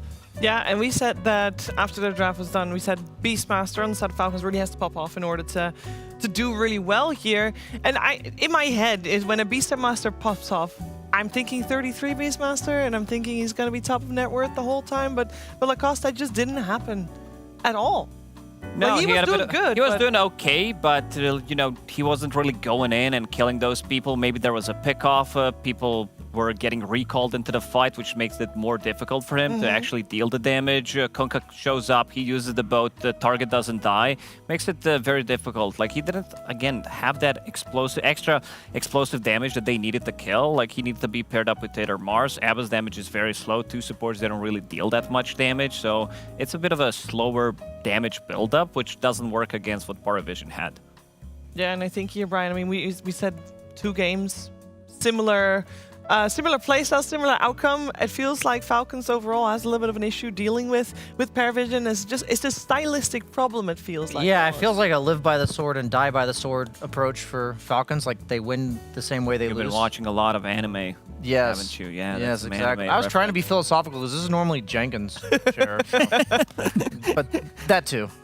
That too, and I believe, I mean, we want to talk a little bit more about the carries. I want to talk about the carries, what they managed to achieve in this game, because these are the 2 very tanky heroes that kind of deal a lot of damage, but they also do soak up a lot of damage most of the time. And I think the numbers that we're going to show, like, even though Skeeter's KDA, it looks perfectly fine. This is him in a losing game, 4-2 and 6. These are heroes that are very difficult to kill. 6-1 and 5 on Satanic hero damage. This is where the difference is going to come from. Because Skeeter, again, he needs to stay in the fight for a very long time, while Satanic, any kind of a cheap spell, any kind of stun, anything small will allow him to deal the damage. And we already mentioned the itemization that he did go for. It's not that good of a butterfly game. Maybe he would pick it up slightly later, but wanted to optimize immediately. And this is what I like about this team, is that they are ready to go for the high ground. They're ready to close out the games. And we're going to be seeing some of the clips where Falcons, they're 2k gold ahead. We're talking about 11 minutes into the game, where it feels very, very good for them, considering what they got out of the laning stage, but it feels like they need more. Look how much they need to kill this Medusa. With no extra follow-up, everybody else inside of Paravision are farming on the other side. And then again, one more fight, where it feels like they have enough. They're taking the fight. They pretty much used everything on DM, but he still doesn't die. You have this Blinding Light. You have these cheap spells. You have a lot of sustain. Even anything from Ringmaster. One Escape Act, he gives him the buff, gives him that extra strength. In the end, Kunkka's gonna die. Like, all this tankiness makes it very, very difficult for Falcons to play these longer fights. Yeah. Again, I mean, they're gonna get triple kill on Satanic. Sure, Malrine gets a double kill, but again, we're talking about the longer fight, which means that Paravision, with the draft that they do have, they're gonna be able to close out these fights. It just looked a little hopeless for Falcons at some point. Once the laning stage was open, it's over. It's like, don't know about this one. And then Paravision just walks away with it. And speaking of Paravision, I got the chance to talk to none other than DM. Hey, DM, how are you doing? Hello, guys. Doing fine, doing great. How are you? I'm happy to hear that you're doing great, because I just had a quick question about that, because I know this is an incredibly busy season for every pro player, especially the ones making it very deep into tournaments. So I was hoping that you had this past week a little bit, time to relax for yourself, considering those times are not very frequent. Yeah, I actually had a lot of free time. I was happy that Valve didn't patch the game, so I can keep playing 3 heroes and doing the same work all over again, not need to practice the game. Yeah, I'm happy. Like, that's great. Feels great. Had some time for myself. I'm glad to hear it. I was wondering, in these 2 games, from a spectator perspective, at least for here, what we had on the desk, it felt like you guys outdrafted them both games, and also came out with the Tinker in game 1 and then the Coddle at the end of the draft of game number 2. How do you feel? How do you look back on the 2 drafts of these 2 games you played? Did you feel like you heavily outdrafted them? To be honest, I feel like our draft was really good. Both games. Game 1, I really like how we drafted. I think it was like full out draft from my side. But game 2, in my opinion, they had really good heroes and they could play the game. But at the end of the day, we just kind of get to unkillable point on all 3 cores. And then, yeah, I mean, they can kill Coddle with like 2 cores and pressing some spells. But then, if he buyback, what they can do, right? There's still 3 of us not getting killed by any way. So, yeah, I feel like draft was good. Props to Astini. Nice drafting. Not in Blast anymore when I'm griefing drafts, so Good I test. was going to ask you about that because that was, of course, one tournament without Astini. I know that you all are playing from home, so I would imagine he's also, helping out and coaching from home as well. Okay, so the information we got is that his wife is expecting, so I would imagine you're playing with Astini now. Like, what's the situation with him being involved for these 2 weeks upcoming? I mean, yeah, obviously we're playing with Astini and he's doing the drafts and all the coaching work itself. So now it's super easy. Like, I don't need to prep anymore. I just play my heroes, click my buttons, and everyone else is the same. So yeah, super easy, super smooth, super normal once again. All right, glad to hear it. One thing that also seems to be super easy, super normal, without Flaming Falcons here. But overall, in track record, you guys beat Falcons almost every single game. It's not just series, it's every single game. Why do you feel that is? Like, what issue, or what do you guys do really well that they just cannot handle? I mean, it's different sometimes. Sometimes it's like mid diff, sometimes it's like sub diff, sometimes it's carry diff. Yeah, I mean, sometimes we're just getting something better done. That's just it, yeah. Okay, well, it seems to be a very consistent diff. I will say that. As I also head over to Lacoste there for some extra Dota questions. Hello, DM. Good job on getting that dub. I wanted to ask you about the laning with the 9 class. Like, is there any special preparation? Like, throughout your career, you played with the different position 4s. Like, how greedy is he compared to the others, and how much do you need to adjust? To be honest, I don't need to adjust at all because we're playing like OpenAI. So what we do is he's stacking for me, then I'm just farming like woods, let's say, and he's farming lane. And then let's say we switch. He stack woods for himself and farming woods, and then farming the lane. So yeah, I mean, it's very smooth, no adjustment, and I'm happy with the way we're playing. Because nowadays, Dota is like, you need some extra core, usually. Like, if you look on the Falcons, they used to play with Hoodwink plus 4, who is buying like Daedalus and Maelstrom, So that's just normal nowadays. And that's good, we have a player like this nowadays. Yeah, definitely looks good for you. But I also wanted to ask you about Bristleback, because in Game 1, Falcons did play red Bristleback, and you are exclusively playing it as a green Bristleback. Like, why do you think they're still trying to make this work? Because green Bristleback overall, I mean, do you agree that green Bristle overall is better? I think for Falcons, red Bristol is better because Amar is playing like a safe laner. I mean, not a safe laner, but like a carry, So as a carry, you want to play red Bristol mostly, I think. Yeah. And as offlaner, you want to play green. So that's just about the player's diff. He's playing more core. I'm playing more for the team, for the idea. So yeah, that's why he's doing this and I'm doing the other. And I was checking your heroes, some of your more, most played heroes. These are all meta heroes, even though you said you don't need to practice much. Is that it, because of the patch and everything? And what would you like to see change for the patch, considering that we're kind of, again, in unkillable meta? If you ask me, I think patch should for sure change a lot of position 5 and position 4 heroes. Patch should, they should up some position 4 heroes also. I might missay. Position 3, some heroes are full imbo, some heroes are full bad. And what's need to be changed, heroes that are full dead, they need to be kind of buffed, and heroes which are super good and super picked every game, they need to be a bit nerfed. Not super much, but a bit. So it's fair, You get let's say instead of 3 heroes, you'll get 10 heroes you can play. And the same with plus 5. You need to nerf some of this top 5 heroes, and some other heroes you need to up a little bit. And then it's going to be balanced again. You can play 10 heroes or 15 heroes again with plus 5. So yeah, that's it. Position 4, also you need to buff, I don't know, plenty of heroes, I would say. Thank you. Okay, then I've got one question. Carry most balanced role, by the way. Carry most balanced. I think we don't touch carries. Okay, because we are creating a little bit of a wish list, and I think buffing some dead offlane heroes is pretty broad. Is there any one hero in particular you're like, well, if that hero is back in the meta on the offlane, I want that one to be buffed? Which hero is it? Alright, so about these heroes, I think they should for sure buff Venomancer. This hero's core is full dead, and this should be buffed as a core. You should actually rework it. I think you need to remove this talent for playing it woods, and you need to get it some core talent.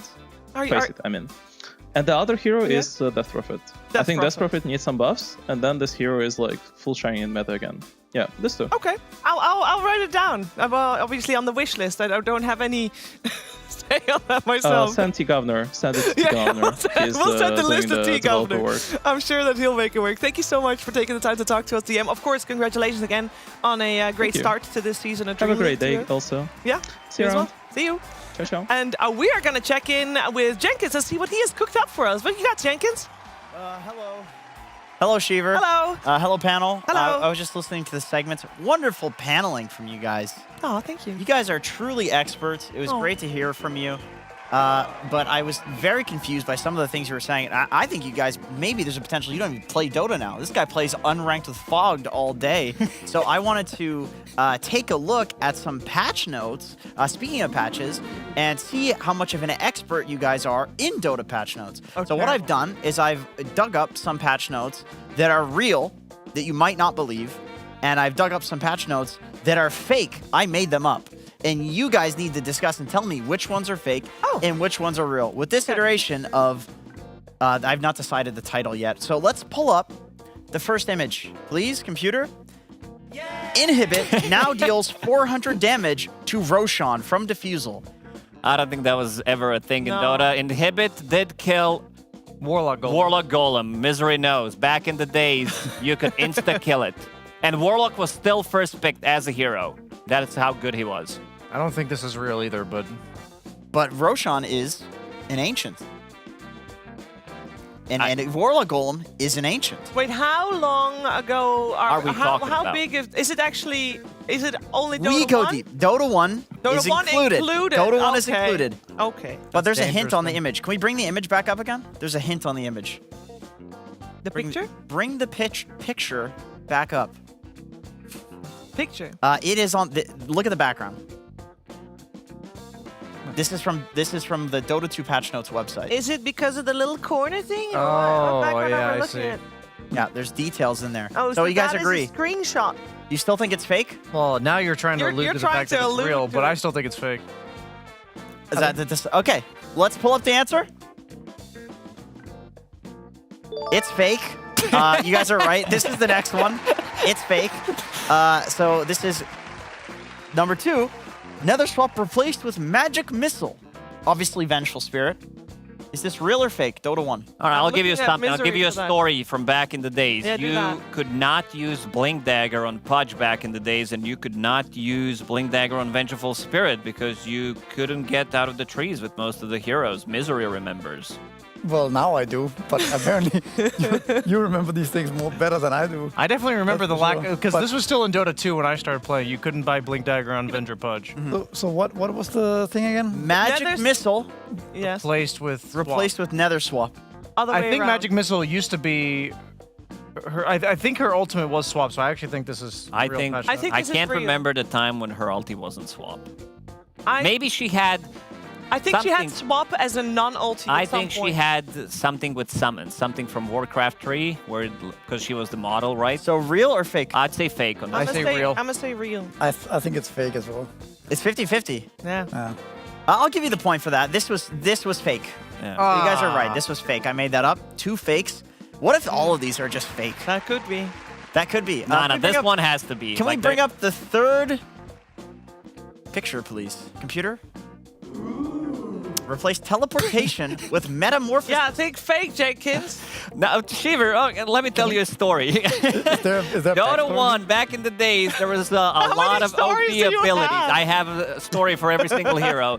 There was a lot of OP shit back in the days. This one also seems a little bit fake. So you TP in and you get meta. No, No, he's no, no, saying no, that no, a no. hero that Replace. used to have Did Terrorblade used to have a teleport? Ooh. That's basically the question. And Terrorblade was Illidan. Yeah, Right? Storm Rage, yeah. His brother was don't Furion. think, even in Warcraft 3, he did never have a teleport. As I- far as I'm aware. Unless he continues to, or talks about ability draft. You know? Nature's Prophet is like one of the OG heroes. Yeah. Yeah. So and he always had teleport. And yeah, exactly. And also, Terrorblade was also an OG hero. We have to make a decision. fake. Fake. I'd say fake as well. Computer? Was it fake or was it real? It was real. That was real. This actually happened. We'll load up the real image here. This is from patch 5.10 in Dota 1.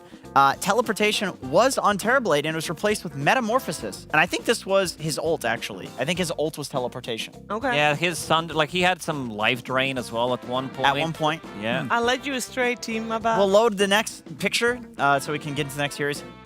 What is this? This is a patch note from I Dota remember 2. this patch. Oh yeah. This is Gyrocopter having his flat cannon range from 1,000 to 1250. Yep. I think that's a real patch note. That is correct, Brian. Yep. This is a real patch note. They released a full patch with emojis. Yeah. I don't remember the patch number. Maybe it's on the next image. But it was pretty recent. This relatively was, That was one of my relatively favorite recent. patch notes for sure. That was a cool one. This was Gyrocopter, flat cannon. You are correct. If we can load up the next image here. Yeah, that's correct. Good job. So this is from what the actual patch note was. You literally had the. I'll give you 2 points for that, Brian. You get 2 points Thank because you. not only did you get that it's right, you got the right patch note. The computer, load up the next image, please. We'll go ahead and skip through this one. Go ahead and load up the next image. Zeus changed the main attribute from agility to intelligence. I was talking earlier today to Misery about changing things up with Zeus. If you bought Battle Fury on Zeus back in the days, it changed the way you were attacking, but I can't remember if it was ever Agi Hero. Misery, Have you played have Dota you been 1? like looking up these things or like doing some like? No, I have I have good memory for Okay, 'cause, some like, of these I don't things, remember this at and all. I have no memory of real life. There's not enough He only remembers the capacity important in my things. brain. Yeah. Agility Zeus. To be honest, I never knew that you would buy Battle Fury on Zeus. Oh, you would meme it up, yeah. That would be like, why would you build a Battle Fury Timer? on Zeus? We need to if you- decide. I'm gonna say fake because I can't Fake or imagine real? this hero I'm gonna ever say being able to- real because otherwise, why would you build a Misery? Battle Fury? Fake. Fake? I'd say Lacoste? fake as well. Fake, okay. That is correct. That was fake. I suck at this. Shiva's game. getting Let's jebaited. load the next image. And the final image, ladies and gentlemen. Zeus changed from strength to intelligence. Oh, then I will think this is real. Because, 50-50. I think this is real too somehow. Because that's why you buy Battle Fury. Like imagine when That's they made 50-50. Zeus, One more, and you guys I'm make it. sticking with no. When they made Zeus originally, he's like the Greek god, right? Yes. He's like strong. And he's strength hero. and the Arcana It's also more made him feasible than the agility hero. Yeah, I think he was strength, actually. Yeah, I think That's so. right. That's correct. Wow. Zeus was indeed a strength hero. This was also in 5.10, and he had Stormbolt. So Zeus was pretty much just Sven like a mountain back in the day. That's why you could buy Battle Fury. So you guys have succeeded. You've achieved 69 points in the quiz. Congratulations, 69 out of Nice. 420. That's a passing score in Sweden. Everybody passes here. So that's it. That's going to be the quiz. Thank you so much for playing. And I'll see you guys in the next iteration of We Still Don't Have a Title Yet. Okay, great. Thank you very much, Jenkins. And that also means that we've come to the halfway point of the day. We got 2 more series coming your way. Of course, there'll be a fresh panel taking you through that one. So stick around for some action between Team Liquid and Enigma Galaxy.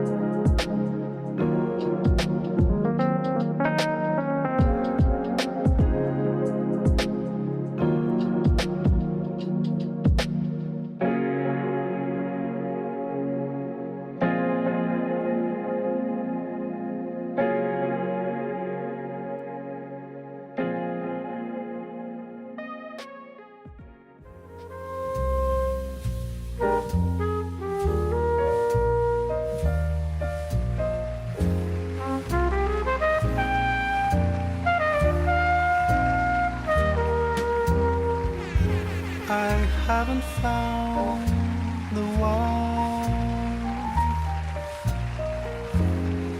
I never knew what others do. I hope and yet again, what do I know then? I believe it's all meant to be. All my dreams are so out of reach. I fool around, but we never know. I fell in love, but a long time ago.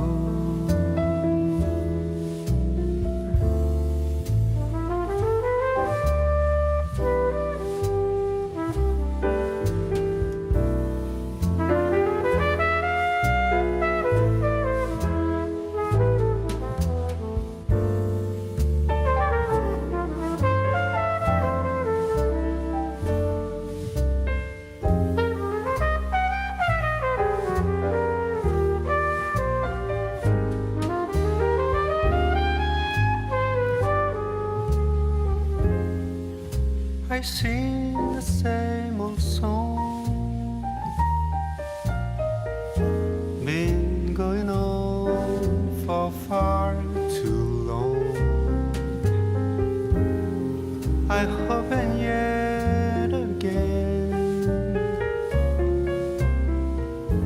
what do I know then? I believe we're all meant to be. All my dreams are so out of reach. I fool around, but we never know. I fell in love, but a long time ago.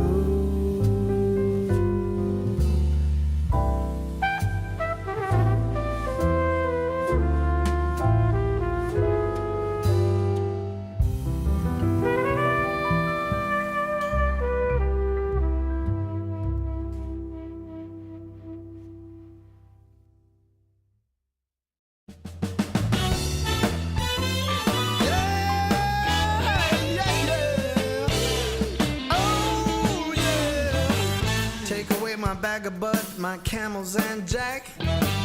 Go ahead and take them all, I don't want them back.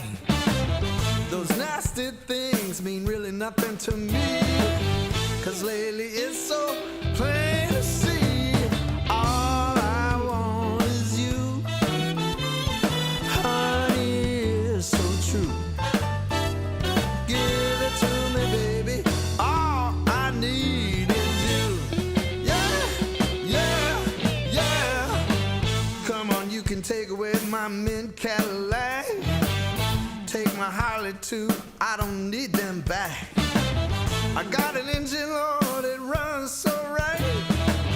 As long as I get your loving each night. All I want is you, honey, is so true. Give it to me, baby, all I need is you. Yeah, yeah, yeah, yeah, yeah. In the morning, well, early in the morning, late in the evening, round around noontime, round about noontime, baby.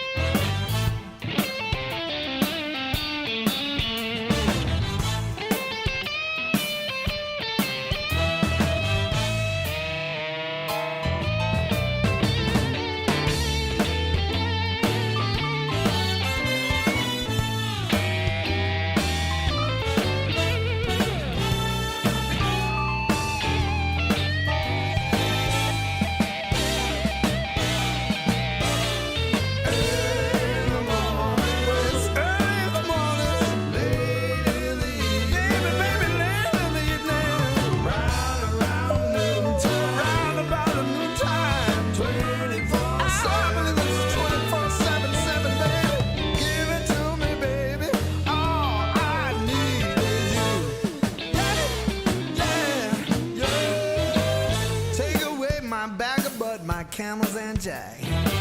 Go ahead and take them all, I don't want them back. The only thing I could ever really miss is what I feel when I get your kiss. All I want is you, honey, it's so true. Give it to me, baby. All I need is you. Yeah, yeah, oh yeah.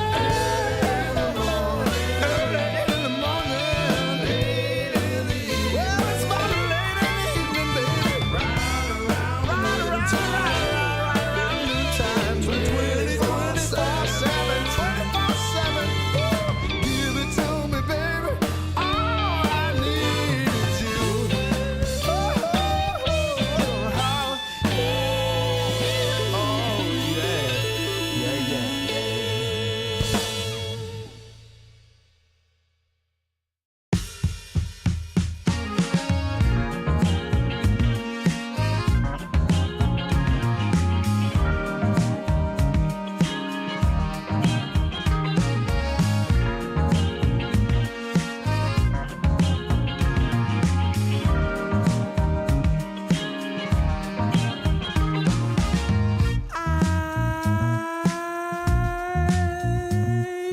My eyes are closed so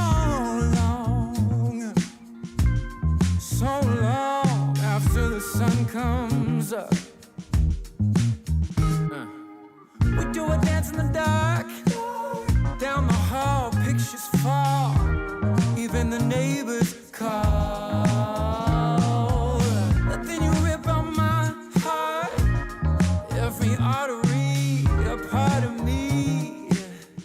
Ooh, it's obvious to me that you love to watch me bleed.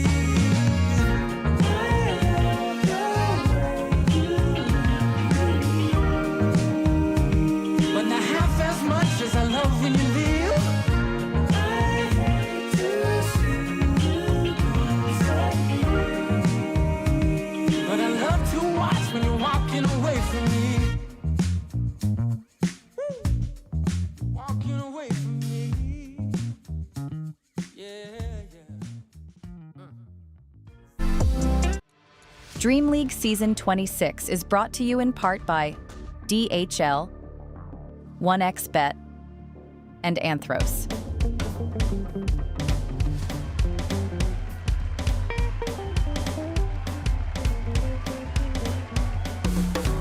Welcome, friends, to the second half of the day here in DreamLeague Season 26. It's the last stop on our EPT tour as we make our way to Riyadh, and so we're going out in style. Ladies and gentlemen, let's get another part of DreamLeague started with my accompaniment, the PogChamp Pandas.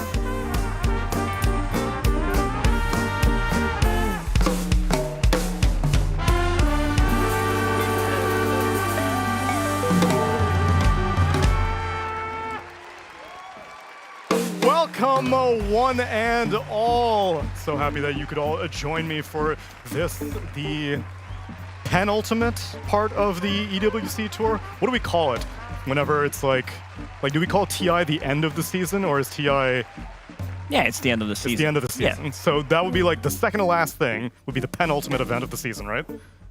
Sounds good to me. The final stretch. The final stretch, the home stretch, which I'm joined with Effie and Lacoste. Welcome, friends. You're looking dapper. Yeah, look, I found some stuff in the storage room. I was told you were bullied into wearing the vest. You were reluctant at first, but you wear it well. No, looks good, looks good. You're a natural. Appreciate it, Tsunami. Yeah, I'm glad to have you, Effie. Welcome back to another DreamLeague. Thank you. Feels good to be here. Everybody's so sleek and stylish this time. I mean, tough stuff out here, Neil. How do we compete? The vibes are immaculate. The PogChamp Pandas have been raising the bar consistently because the Dota has been raised consistently. We are getting better and better as we do approach that TI Riyadh season. And one of the contenders that are looking to make their way perhaps over to the Esports World Cup is Nigma Galaxy, as they are one of our contenders in this matchup against Team Liquid. But for those of you who still may be unfamiliar with what Nigma's been up to all this season, well, don't worry, I've got a primer for you. Nigma Galaxy, as a collection of some of the biggest fan favourites and greatest players of all time, this team garners a lot of attention. And how could they not, with names like Sumail, GH, Coach Kuroki, and Not Miracle. The current iteration of GH, Omar, Noob, Sumail, and Ghost have struggled to firmly establish themselves at the top with low placements and group stage struggles, but sometimes they show up big time. During Blast Slam 2, Nigma Galaxy beat Falcons, Paravision, and XG in the group stage, and went on to eliminate Paravision in the quarterfinals. Losing to Tundra for third, they outplaced Team Liquid and Bet Boom, two of the top teams in the world. Sure, you can point at their low placements at PGL Wallachia and ESL One Raleigh, but we're not going to do that. Like, why would we mention that they didn't qualify for the last DreamLeague? That's not very nice, is it? What's important is that Nigma Galaxy are back for DreamLeague Season 26. And real Dota fans want to see them do well. So let's see if Nigma can show up big time again and silence all the haters.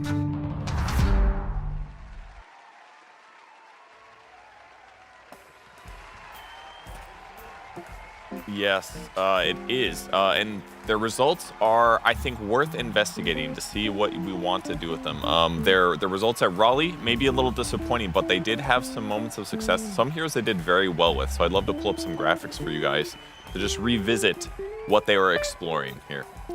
First off, at ESL Raleigh, they finished 7th, 8th, but their total results were better than that. If we look at Omar's hero pool, we can see a really nice trend. They went 7th, 8th there. They did a little bit worse later, 12th to 14th in Wallachia. But on the next slide, we can take a look at Omar's hero pool. Look at this, 5 tiny games total. He did an 80% win rate. His Tusk games didn't go good. His Muerta games didn't go good. So you might think like, hey, there's a little bit of a pattern here, right? Omar's tiny, it's hitting pretty hard. Well, at the next tournament, they actually didn't play tiny a single time. And they did worse at Wallachia as a result. 0 picks, they banned it. It was banned 7 times overall in their 12 matches total. 5 of those bans were by themselves. Now, keep in mind, Tiny's been played mostly not as a support. It's been played a lot as a core, and its win rate was only sitting at 43 and 40%. So my theory is here, Tiny just might make a comeback, because let's take a look at one of the interesting things about him in the next clip. Look at the cast range for Avalanche here. This is at level 10 with the 10 talent range. This is how far away he can stun. It's not that different than having a Blink Dagger, and you just need levels to get there. So just with like an Avalanche toss from a long range, you're actually doing a huge amount of damage, and I think this is part of the reason that Tiny might be more viable as a 4. Because you can delay that Blink Dagger, you can have impact before that with this max Avalanche first skill build that is now becoming popular for Tiny. So maybe we'll see it today, who knows? It's a good idea to maybe have one trick up their sleeve, because I know Nigma has been struggling, as you showed with the results, Kev. If you don't mind, please join us down here. But Tiny does seem to be a secret to success, Mira. We were witnessing it at Raleigh, that this was one of the few heroes that Nigma was finding success on.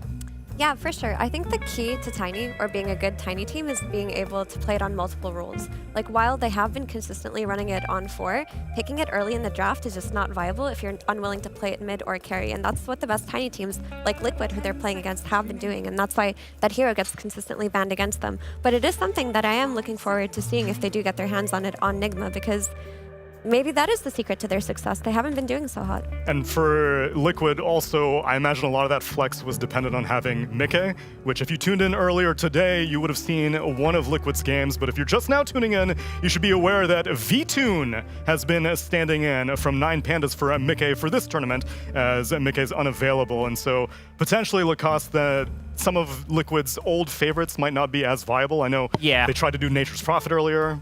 They gave him Dragonite. Yeah. It wasn't working out. It was not. They're like, we need something that is even less killable than Dragonite, so they picked him Wraith King, who can die twice. Also wasn't working out for them. So coming into this, let's call it 3rd game of the day, I want to see what V-Tuna is going to be playing. I mean, V-Tuna in general is relatively easy to counter in the lane. Him being carry player, you're playing, let's say you pick Tidehunter, Tide just eats Tuna and GG. I see, that's how it works. It's a food chain Yeah, thing. it's very, very easy to counter this guy. Either that, or maybe in terms of mechanics, I know that he's a very much illusion carry, illusion-based hero type carry, and if that's so easily telegraphed, maybe that's another thing that Nigma might take care of, which is why maybe they pick Shadow Shaman.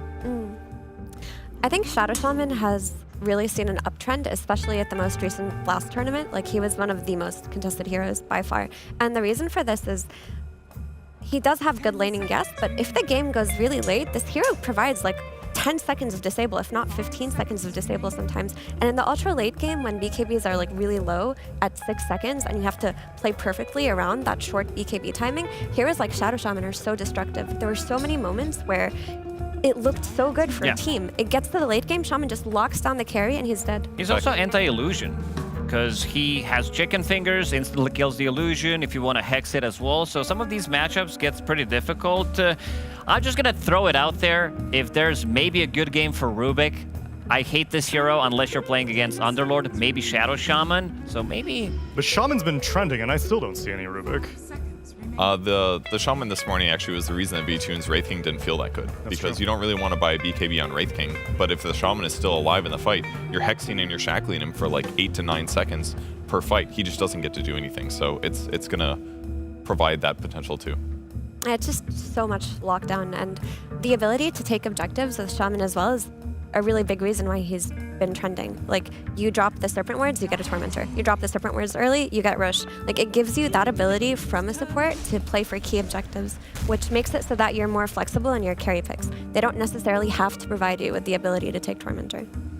And Liquid responded to that Shaman, or rather, actually first picked an Ancient Apparition after banning out Io, Bristleback, Ringmaster, Coddle, and Monkey King. Enigma, they banned out the Darkseer, the Beastmaster, the Tinker, the Jakiro, and the Morphling, and they follow up with that Shaman with the Sand King. If this is going to be the lane, there's some possibility that this Sand King is still played from the mid-roll. But if you're playing Shadow Shaman as your support in this lane, it's going to be more about stacking. Sand King, just one of the weaker laners out there. You need to go into the outer ring, start stacking immediately. We saw these better teams also address this, whether they are leeching XP, whether they're blocking the camps for Sand King. But also Shadow Shaman's not the best hero to stack. Like, I think if he wants to play this game like this, he might need to pick up the boots so that he can be more maneuverable. This is one of the slowest heroes in the game we're talking about. One upside of the Sand King, though, is that it does give them another way to initiate. They've already got Shaman, Sand King initiators. On top of that, against an AA lineup is good because that means that Team Liquid doesn't get to start the fight with that Ice Blast. So if you can hit the back line and make it harder for Ice Blast to land on a hero that you're comboing with, it could give them a better chance to win team fights. And also, Sand King, even though his laning is weak, he's been so popular for so many months now because he doesn't need to lane. You just go to the jungle and you're fine because you're still concept. Love it. Yeah, you just hit your timing so early. You know, we call it the tundra. Who cares about the lanes? Let's just all jungle. But a really popular build that Sand Kings have been going is the Aghanim Scepter, which makes it so that AA, like you mentioned, Kev, and these like Ringmasters and squishy backliners, they're just taken out at the start of the fight. And this Marcy is a new hero coming back into play here at DreamLeague. I actually don't think I saw this hero one time at the previous last tournament. I mean, this is the hero that was played last time that these two teams met. It was Ghost who played it. They also had GH playing Io.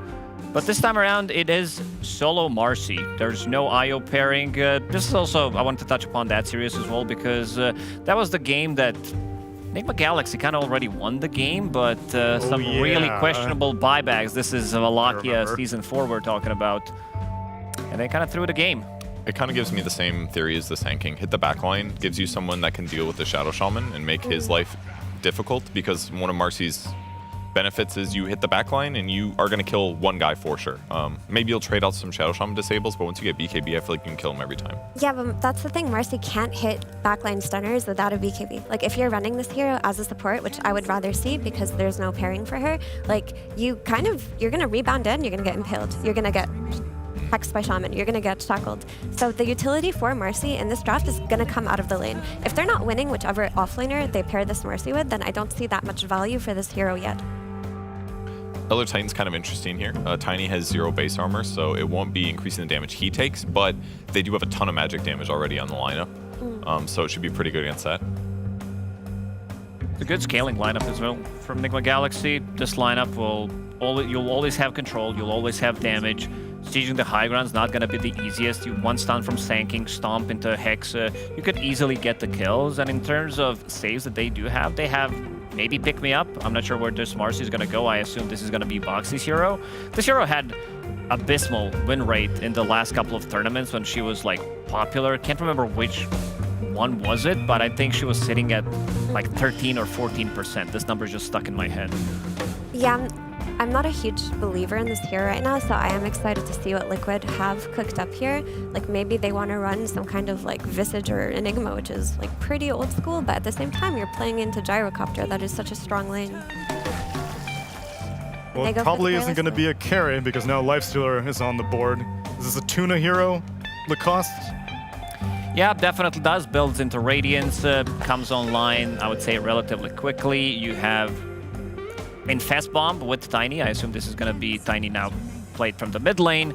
And the lane is not really strong for Team Liquid. This is like Lifestealer, Ancient Apparition. I think this lane is relatively abusable, but then again, you have Sanking. So this time around, we might see Sanking actually stick in the lane for slightly longer than what we usually see, where he needs to go to jungle like as soon as he gets level 2, like even level 3 immediately bails. But yeah, this is not a super strong lane by any means. I think Lifestealer's gonna farm, but it's not a killer lane. Yeah, I actually think Shaman and Sand King have a lot of kill threat on this AA Lifestealer lane, the first 3 levels. Like, this should be favored for Enigma, which is great for them because if you can kind of get what you can out of this Lifestealer lane, it gives you more tools to deal with him because, yeah, his laning is weak on Lifestealer, but it's a great Lifestealer game as the game progresses, right? We talked about all the disable on Enigma, and the carry is Gyrocopter. Lifestealer is like one of the best matchups versus Gyro, and a great hero because he has a free BKB. Well, once the BKB runs out, I'm really scared for him because if there's Shaman Shackles, you're going to have a bad time. It, in essence, counter 0. And then later on in the game, if you manage to get an eggs, you're also very good against Gyrocopters. You're going to stop him from attacking, which is kind of good. So there's pluses and negatives all over the place. And Gyro's also very high raw HP usually as the game continues, so the feast damage should be pretty solid and allow Lifestealer to fight to the death. Yeah, I think an issue that Liquid have with their draft that I'm seeing is that they're all very like single target focused with the exception of Ice Blast. Like if you look at Enigma's tools for like the early game team fighting, Gyro's gonna show up with a call down. You have the Earth Splitter from ET, you have the Serpent Wards from Shaman, you have the Epicenter from Sand King. Whereas for Liquid, you're just playing on your mid Tiny's Blink Dagger into Ice Blast Pickoff. You can't necessarily take these like honest 5v5 fights. Unless they get something from the off lane that's gonna provide them with that, this is a really good band, this Centaur, because it's a very good overall hero against the Gyrocopter. It gives you Crimson Buyer, it gives you Stampede to get on top of him. This is the hero that we really haven't seen much after the Aghanim Scepter changes, where you don't get that 60% miss chance. Aghanim Scepter is very, very bad right now. It's maybe situational against some Enigma because you get it instantly, but other than that, it is a good way to counter-initiate, but it needs to be a lot on Tiny's shoulders. I think Tiny needs to have a good timing on a Blink Dagger, and then you have a little bit of this global presence from Dawn, from Ancient Apparition. I think the reason also why Dawnbreaker hasn't been picked as much is there was a bug, not sure if it was fixed, where you were actually not getting the amplified healing on the hero from the items that you're buying with your like Holy Lockets from the support, getting Sanj as well, so it was not working. Not sure if that was fixed, but yeah, definitely happy to see the hero back in meta. I mean, the Dawn gives them counter initiation, and there is some potential for like to follow up on Marcy and Tiny, but I worry that doesn't fit into their lineup insanely good. So it's cool in theory, but I just feel like their lineup is missing some cohesion here. They just went for the offlane Dusa into mid Sand King flex. Mid Sand King's gonna do fine versus Tiny, but this I love that. offlane Dusa is not solved. Like Liquid have a team fighting issue. They have the issue that they really need to win their side lanes, or they don't have an easy entry point into the game. And now they have this big question of Medusa that they maybe didn't think about because their heroes outside of Tiny are not well equipped to deal with Medusa. I think they were at least open to the possibility because they banned out Ember and Enigma, so they knew that Sand King could go anyway, but then why not ban out Medusa instead of Enigma if you were worried about an offlane flex? It's very good against Lifestealer in the lane. It just makes his life very difficult. There's nothing Ancient Apparition Lifestealer can do in this lane. And Nigma Galaxy, inhale that copium because day one, I think they got this one. Okay. I think they really outdrafted them. This lineup looks very, very solid, and I don't see any like real big team fight on the side of Team Liquid. They will need to get some really big pickoffs, use this global presence, but really big fan of what Nigma Galaxy drafted. I agree. I think Nigma's draft looks very solid. Lanes are strong. Team fight is strong. The issue with Liquid's draft is they're very dependent on like pickoffs off of Nisha's Tiny from mid. And if those go wrong, like what do they have to do in the game? Not that much. Yeah. Or Boxy can find a couple. Those are the two heroes that have to set up everything for their team. And plus, they stole the Tiny. Like you said, that was Nigma's secret to success in their earlier tournaments. And now it's on the side of Team Liquid. Let's see if it brings them to success in game number 1 with the PogChamp Pandas.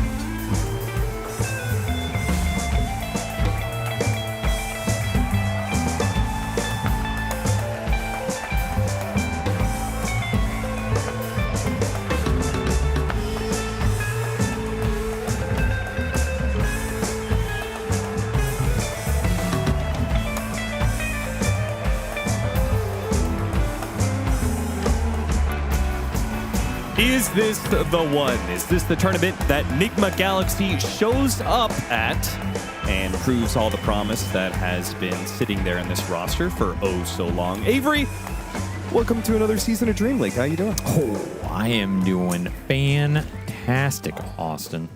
This is my favorite event of the year. You know why? No, go ahead. Because they let me say anything. That's what I've been told. I'm allowed to say anything I want this season. Okay, that's disturbing to hear. I don't know if I want that to happen. No, that's true, If I'm Austin. sitting next to you. That's true. That's exactly what they told me. And so I will slowly ramp it up over the course of the season. And we'll see where it ends. But this is also my favorite event because we get to see Nigma Galaxy win. A game? A series? An event, Austin. Okay. I'm calling it now. They're going to take DreamLeague down. They're going to get a spot to EWC. They're going to prove the doubters wrong. They're going to prove the haters right. And they're going to prove the people who don't care that you should be a fan of this squad. What the fuck are you saying? Gonna prove the haters right? Well, there's always haters. They're always going to be proved right. Because they're going to drop some games here or there. Yeah, the haters are out there. Nigma Galaxy sucks. They're gonna win DreamLeague. There's some weird haters in Dota, too. That's all I'll say. All right, draft-wise, the panel was disparaging the Liquid lineup, said it was pretty awful. And it's got first blood. That's doing great. Off to a fast start. Enable that Saberlight Dawnbreaker. We've seen it carry them across the finish line before. They're back in on it. And they're going again. GH trying to get that kill on Boxy, slowing him down with Blood Grenade, should be able to clean that up. And now in a 2v1, Saberlight may not fare so well as GH looks like he's buff ran out, but Ghost will take full advantage of the situation. Get a lot of damage on Saberlight. Ghost has been quite the asset for Nigma Galaxy, despite all of the Miracle fans probably disparaging him. That's a dangerous statement, Austin. A very dangerous statement. Well, there he replaced Miracle? Yeah. Nobody can replace Miracle. He quite literally replaced him on the roster. Not in our hearts. That is what's important. I see. Yeah, he has done quite well. He's earned his slot on this team. I look forward to seeing what he can do in this event. Especially an event where Nigma gets to play more games. I don't care what you're talking about right now, Avery. What I want to hear is what you think Ghost does better than Miracle. Okay, we're just bringing it out day one. You said you're down to be able to say whatever you want. That is true. I was given the green light. That is confirmed. So tell me what Miracle did that made Nigma bad, and that Ghost does that makes Nigma good. Ooh, I'm gonna plead the fifth on that one, Austin. Coward. I'll tell you. Okay. Why is Ghost different than Miracle? All right, he's already downplaying it. No, okay. What does Ghost do better than Miracle? I think he Get back to that Austin. GH in a bit of a tussle here. Oh my God. El Saberloto off to a crazy strong start Man, here. Saberlight really bailed your ass out there, huh? Ghost, he's going to try and get some trades here, but he can only do so much with level 2 Rocket Barrage. In fact, Liquid's going to try and man up for the kill here. 2 minutes to hit that third stun. And with a Blood Grenade on 2, GH is going to take full advantage of this situation. Are they going to get both of these kills off of this? GH back-to-back deaths and then just runs it back and runs down some heroes on Liquid. Liquid trying way too hard to keep fighting it out. That's what I was about to say, Austin. I think Ghost is really good at baiting out these engagements. Like, you think you can kill this guy? No, there's no chance. That was also one of Miracle's strengths. That's why I hesitate to say that. Wait, are you...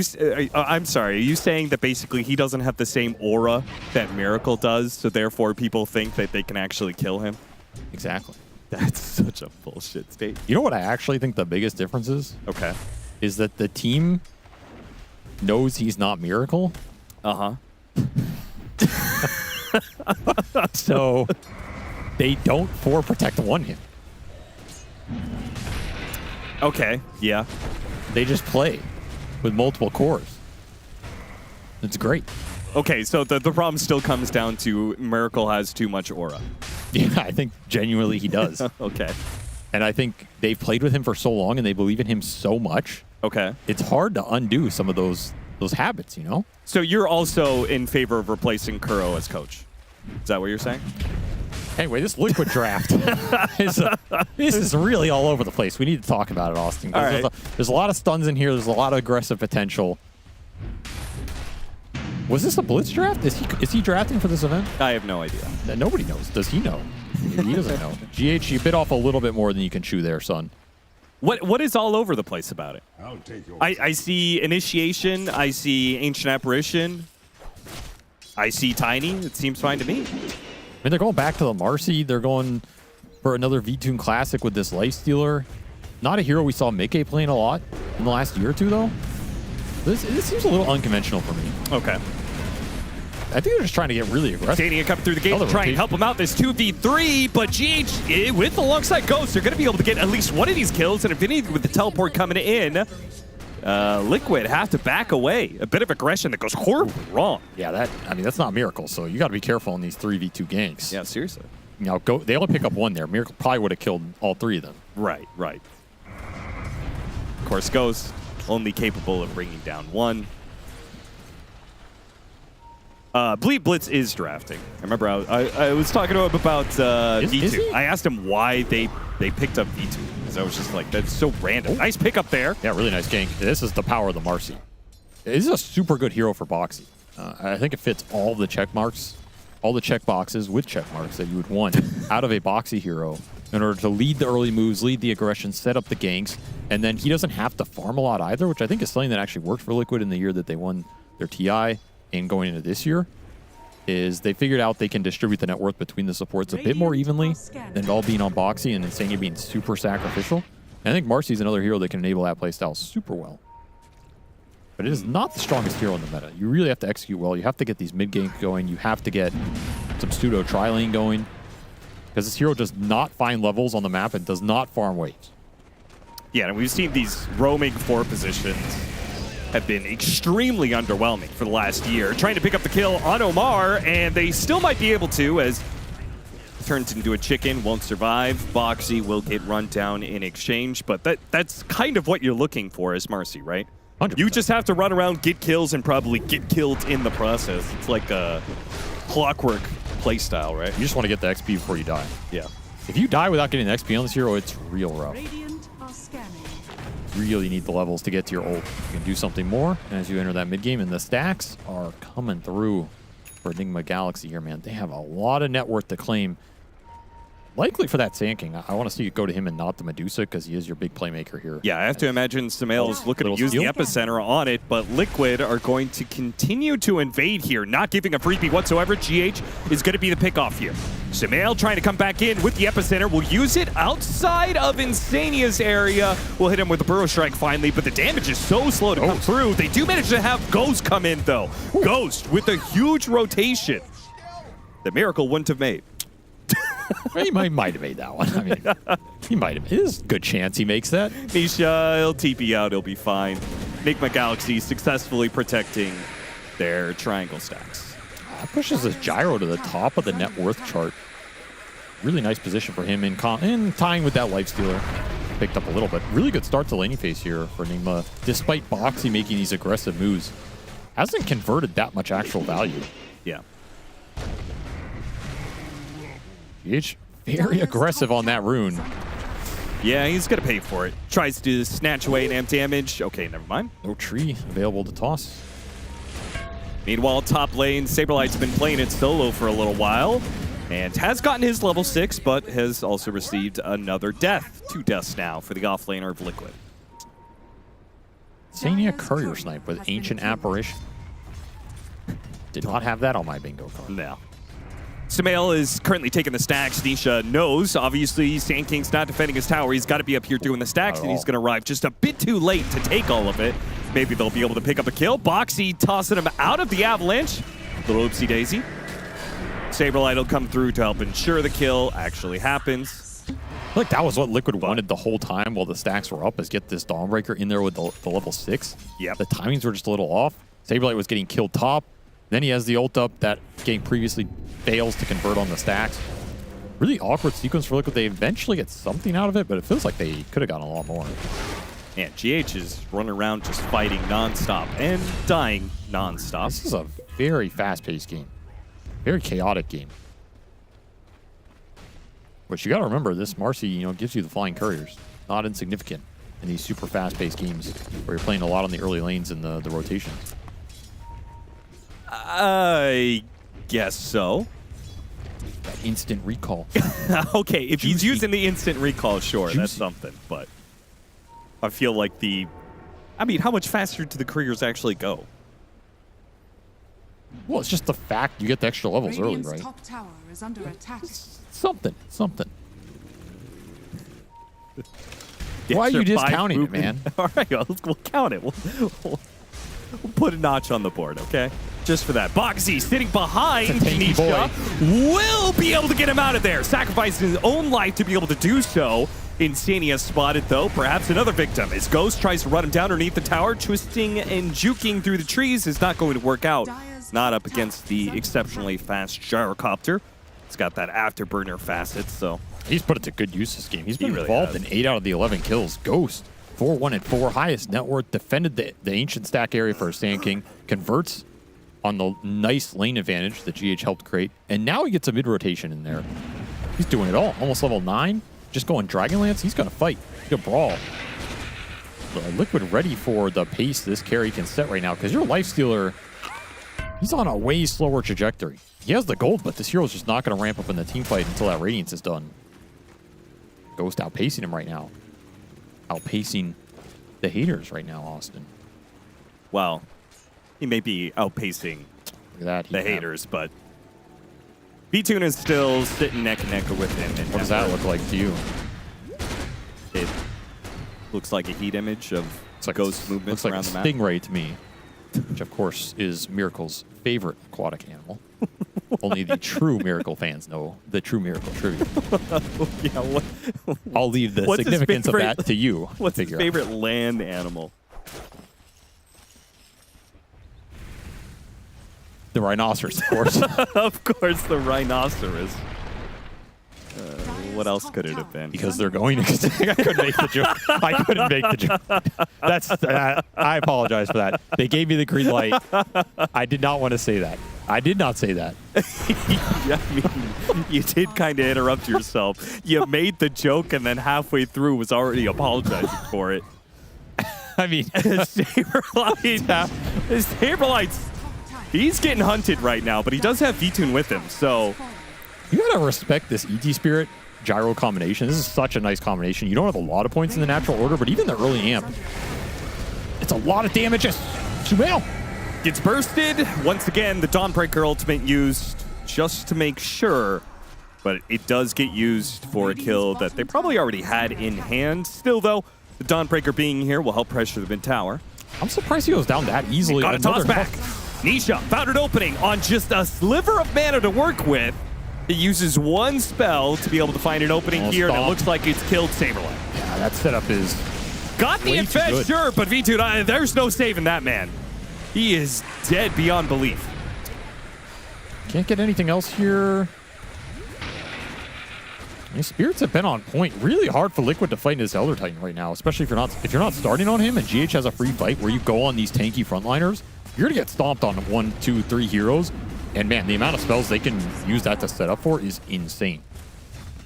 And it's the classic mid lane overextension, where you try and take the enemy mid tower, you lose that fight, and now you've lost your tower, which was at 100% HP before. Still a blink toss play here. They want to try and burst somebody down. You have a ult available. Boxy's gonna pop his ult to try and deal with the wards. Enigma Galaxy looking for an opening to punish him, but tower on a sliver of HP, denied, comes through from Boxy. Jump in from Smail, revealing his blink dagger, but the mobility of Boxy's Marcy easily gets him out of the stomp. Kind of surprised Sumail didn't jump that more aggressively. You have that ET Spirit backing you up. You're still afraid of getting burst by this AA Tiny, which is a very real threat right now. Should not underestimate that magic damage with almost no survivability. Yeah, considering the stacks allocated to him, he is not that far ahead. No, he could be having an insane game. Liquid did a decent job shutting him down early. And Radiant's done for V-Tune here. So you can apply a lot more pressure in these fights. Still very farmed. This is a nice matchup versus the Gyro. Some concern there if you're Enigma. How do you deal with this lifesteal in the later stages of the game? Not a good matchup for Ghost. Medusa's not helping you out too much here. No. And the rest of your heroes are pretty terrible into the debuff immunity and the magic resist. So this could be one of those BKB lifestealer games in the later portions where he just rage, BKB, aggressive infest with an Ags, get another rage off, and you're just sitting here for 20, 30 seconds in the fight as Enigma going, what do we do against this guy? Yeah. And you can't even initiate on him, really, because there's a Dawnbreaker on his team. Yeah. So even if you're like, all right, guys, the only way we can deal with this lifesteal, we got to jump him first. And the rebound save. Yeah. There's actually multiple saves on the side of Liquid, so. It's a tough puzzle for them to figure out as this game goes later and later. Ideally, you're just so far ahead, you're getting Aegis on the Gyro, and you can just plow into them and power through it with overwhelming damage with this ET passive buffing it all up. Yeah. Or you can play this initiation game with the Shaman later. Smoke across the map, an Ice Blast headed to the Tormentor. That is not... Oh, perfect timing. It's going to kill too. Neutral creep kills on both of them. The Tormentor will take all the last hits here. That's actually close, though. But Noob is still extremely low on resources, and he's still going to die for it. Man, what a blast. Insania. They're going to look for more heroes. They're not going to find anything but Serpent Wards, but still something to be farmed. He's going to pop his ult again to farm those. That's funny. No, why not? That's a costly shard, especially it went to the Elder Titan. Ugh. That is not worth it. No, definitely not worth it. Smail's going to try and fix the map, but will be caught in the process. Burrow Strike through before he can get tossed up in the air by Nisha.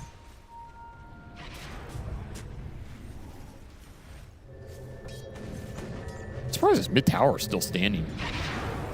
Liquid haven't made another move on this since the earlier one didn't go as well as they wanted it to with this tiny initiation. Jumping onto Nisha, Boxy gets him out again.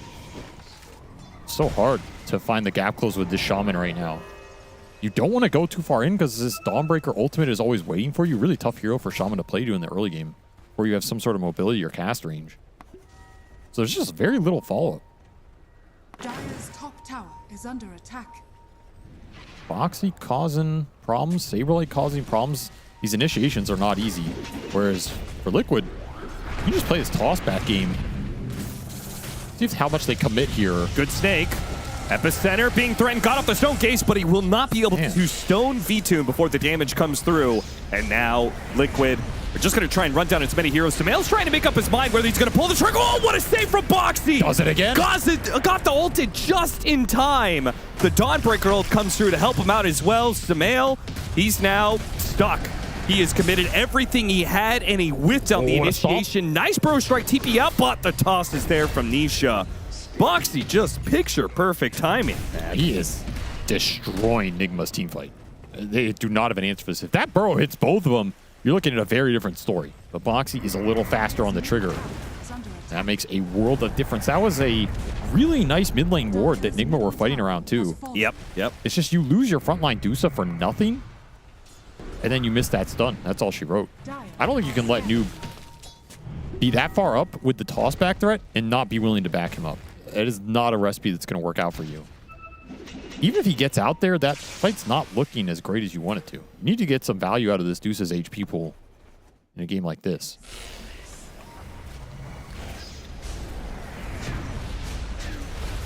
Just right before Samael. If he hits the Burrow Strike, then this could be a very different fight, but the Infest save on Boxy, the Dawnbreaker ult that comes through to be able to heal everybody up a bit. The problem is when you pull that hero super far back, it's harder for the gyro to commit in the fight too. Yeah, that's true. We've seen Ghost impact. Burrow on 3! Earth Splitter right in the middle. It's only going to hit the Ancient Apparition. Boxy Nisha will survive because of the rebounds. Or maybe Boxy doesn't make it. Okay, no stunts. Never mind. Aghanim Scepter is done for Ghost, though. That will certainly allow Nigma Galaxy to be a bit more aggressive. They need the Sand King Axe. That's what they need right now for damage. Feels like Liquid have just outpaced him here in this mid game. You already have Echo Saber on the Tiny. You're going to have BKB here on the Dawnbreaker. And this lifesteal is going to be a problem almost regardless of his net worth, but he is the most farmed hero in the game on top of that. Another Shaman kill. You going to pay for it? Dawnbreaker ultimate to try and bail out Boxy, and Samael's taking a lot of damage there from that Marcy ultimate. And they'll surround him. Ghost is going to be able to do some damage here, but the rebound right on top of him. He has no BKB. You're right. He's just going to get killed by the Lifestealer, running him down as the Radiance will burn him out. Now Amar with the buyback, soon to be a dieback. Nigma Galaxy. Well, they're crumbling. It happened before 20 minutes, I will say, but it does feel like one of those situations where Nigma Galaxy do have a tendency to fall apart right around that 20-minute mark. Transition just always goes wrong for them. Yeah. Their early game has looked so good for so long, and it never pans out.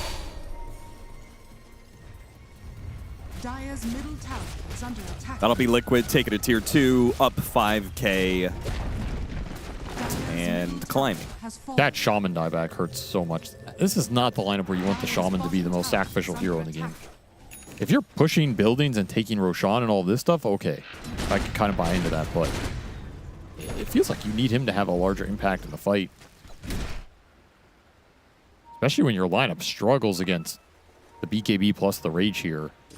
This is a lot to get through for a very magic damage-oriented lineup, and now you're going to lose your carry again.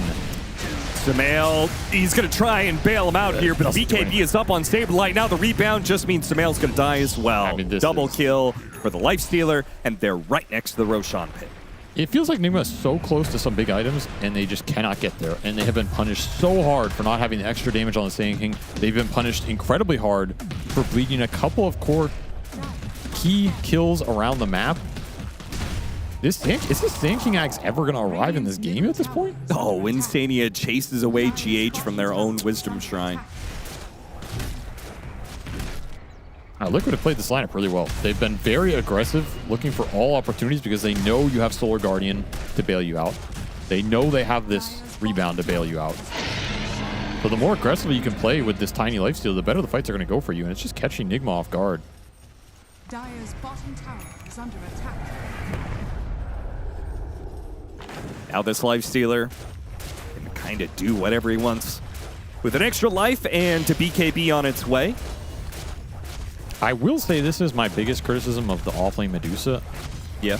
I still think this hero has huge weaknesses in terms of the map mobility and what it can do if it's not the first point of contact. How much does it actually give you in a team fight if the fight develops in a way where your Gyro or your Sand King is getting jumped in a game like this and your Medusa is just standing around? Yeah. Liquid don't care if he throws out a Meteor Hammer and an Atos. So what? Even if he goes in and lands some crazy Stone Gaze and freezes him for a second, I don't think that's changing the fight at this point. So this hero just feels like a liability in terms of the 5-on-5, and he feels like a liability in terms of playing the map. I think there are not that many heroes that can punish the Dusa and the push that she's able to employ, but Tiny's got to be one of them. Right. That toss back has always been a problem for Medusa.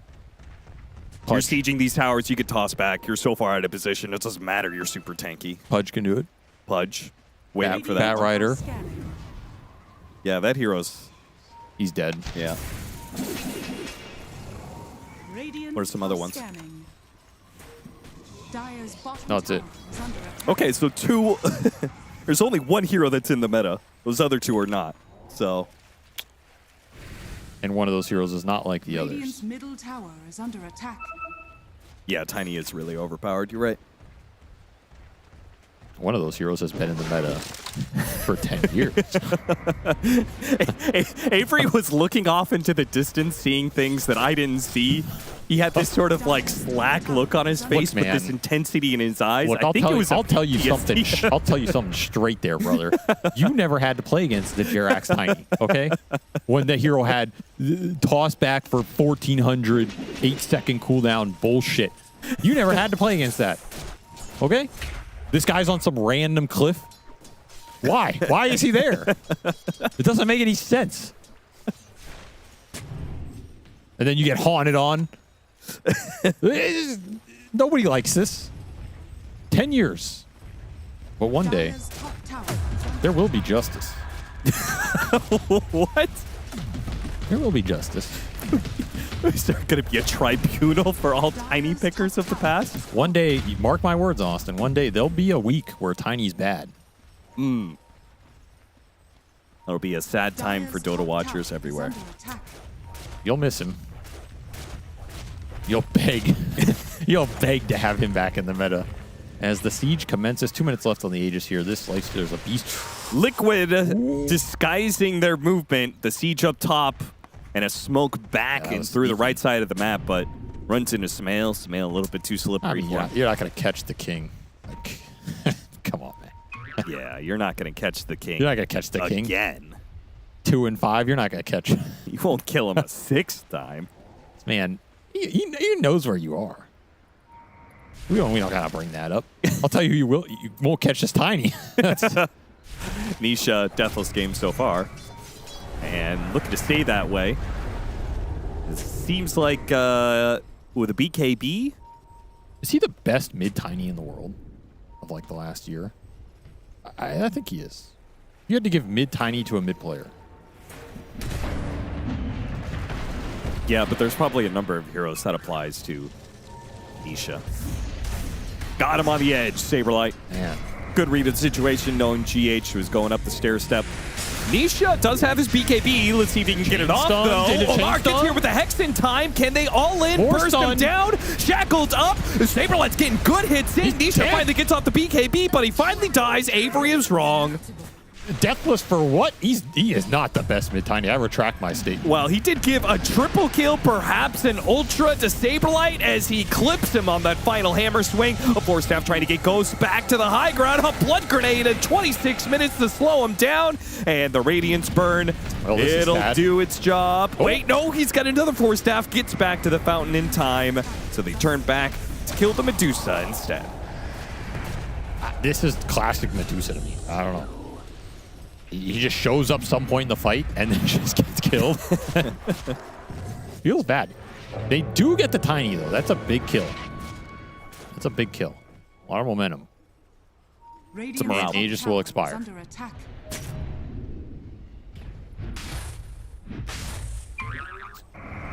Rebuildings, 3,000 net worth gained. Something here.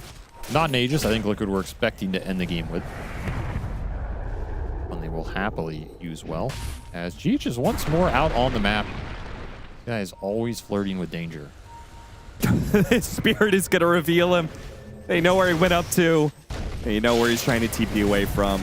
The shard, stop! He almost made it. Back to the Tormentor. Liquid will take their own free shard. Yeah, no Ice Blast to ruin their day. No box. Dire are scanning. It's a nice little shard.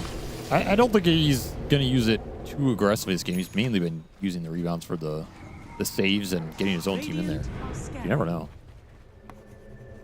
And the Ags was finished by Sumail, so if you're looking for that comeback team fight, it's got to be sooner rather than later. Yeah, but it's so late into the game at this point in time. Is it really that impactful? I feel like it is an OP Aghanims when you pick it up and you get level 12 around that same timing. That first team fight, it's like guaranteed win. You get the ET aura in there. This late into the game? I mean, yeah, okay, ET aura, that makes sense. It is the certainly stinger. buffs it up a It's the lot. stinger, but you're going to buff a lot of the epicenter damage. If the ET ever gets in there, you're going to buff up some of the physical with the stingers and the flax. It's got to be behind this Elder Titan aura. That's your comeback here. Or finding some good targets at the start of the fight. We haven't seen a fight where Nigma has started on the support duo. Insania running into GH, trying to get a solo kill. Forstaff gets him away from the Ice Blast. No solo kill here, but Bash will stop Omar from being able to TP out. There's that Axe. There's that Axe. He puts it to use to kill a 5 position. Got him, though. He did get him. Killed the hell out of him. Sends a message to the captain of Liquid. Captain of Liquid. Should have kept me when you had the chance. I'm pretty sure Aiden would have wanted to keep Sumail if he could have.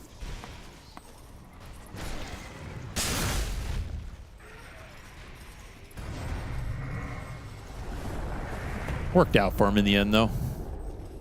Yeah, I guess if you consider winning a TI as an accomplishment. But what's that to playing with the king? That's true, Austin. What is TI compared to a lifetime of memories in North America? Don't you feel blessed, Avery? Not the word I would use. But I cherish my time. I cherish my time. Stania's just relentless. Got the BKB. A one-man baking machine got the BKB out of Ghost. Unfortunately, maybe he got the BKB a little bit too early out of him before the Lifestealer could get there in time. You gotta remember that old Pierce's BKB now. Yeah. That was fair. It looks like he was in range of the circle, but what can you do? Daytime reveal. Everything is seen. Dire's top tower is under attack. And they'll go high ground with the information here. Not going to wait for that next Roshan. This is the BKB Lifestealer. I mean, this is trouble territory for Nigma if they weren't already in trouble. Because what do you do versus this guy? You have no way to interact with him. Well, I mean, Stone Gaze, sure, but it's not doing anything for you in this game.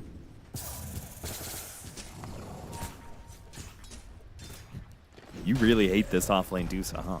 Yeah, I do. Because I think it's an abomination. But you call things an abomination when they're insanely good. That's a good abomination. What is Aiden doing up here?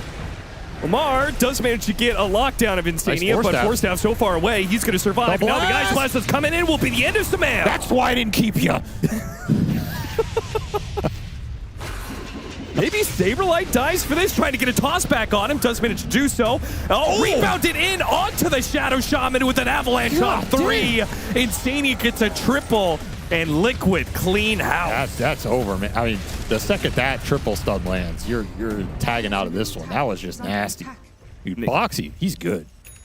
He's pretty damn good. His support duo is pretty good.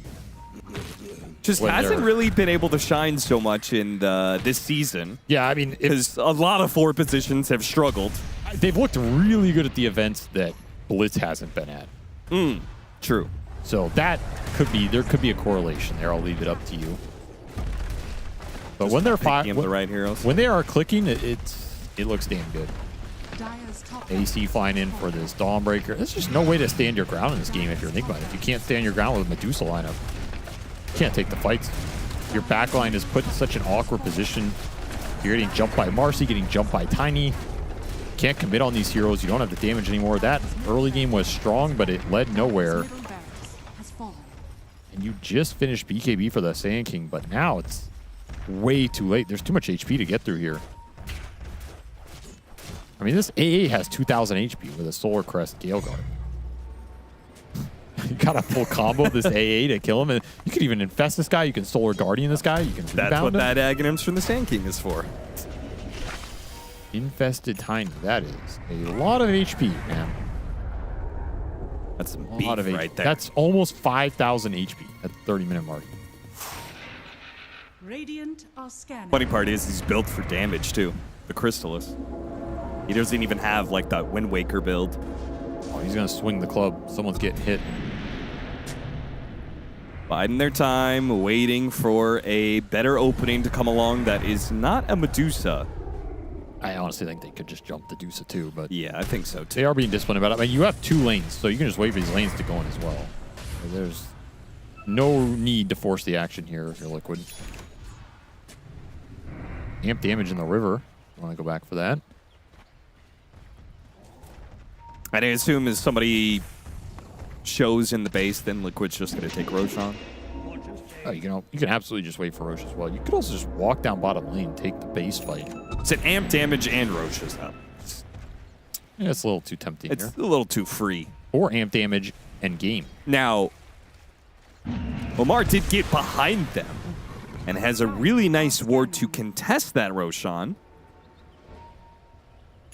if Nigma Galaxy can get here. Jump into the base, though, and Ghost is already gone. That is way too fast. Rebound forward, looking for more. Boxy almost getting his hands on. GH is running all the way back to the fountain. He's going to go for it.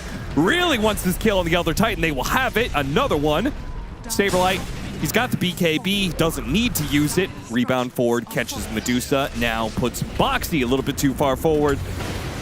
But he's got a BKB too. So Nigma Galaxy can't do anything to these guys. Yeah, they missed their mark in this game. Toss back.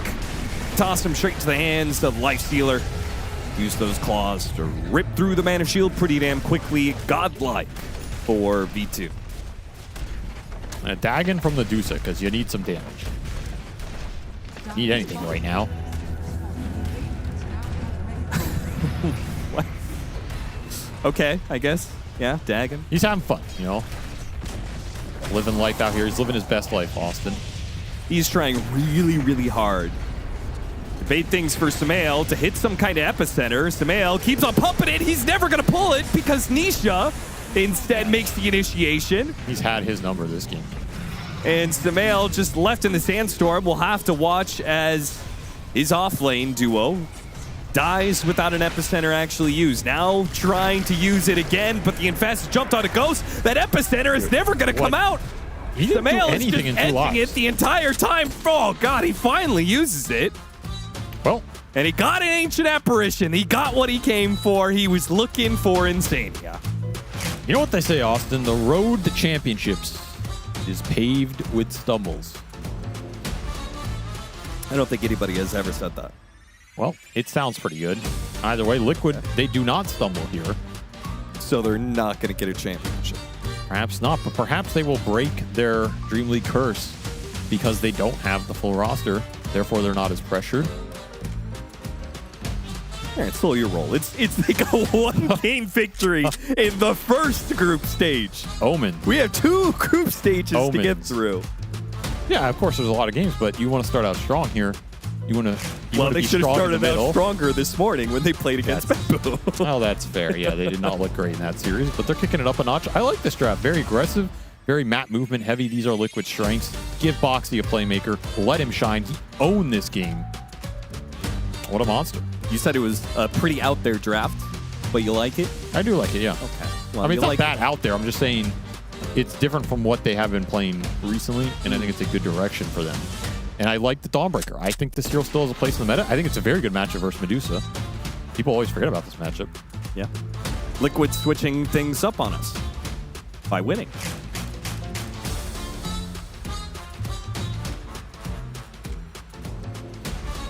They really do like to keep us guessing. And yet here we are, observing a victory. Although not all trends can be broken because the downwards trajectory from Nigma that we had been witnessing from Raleigh and their Blast tournament, that was really the peak, right, Kev? It was like top 4 at a Blast. We were like, oh man, they're back. But then it started to drop off since then a little bit. expected type stuff, and then at the next tournament, they know his hero pool a little bit better. They know how to react to him. They lost a little juice, but they're still close.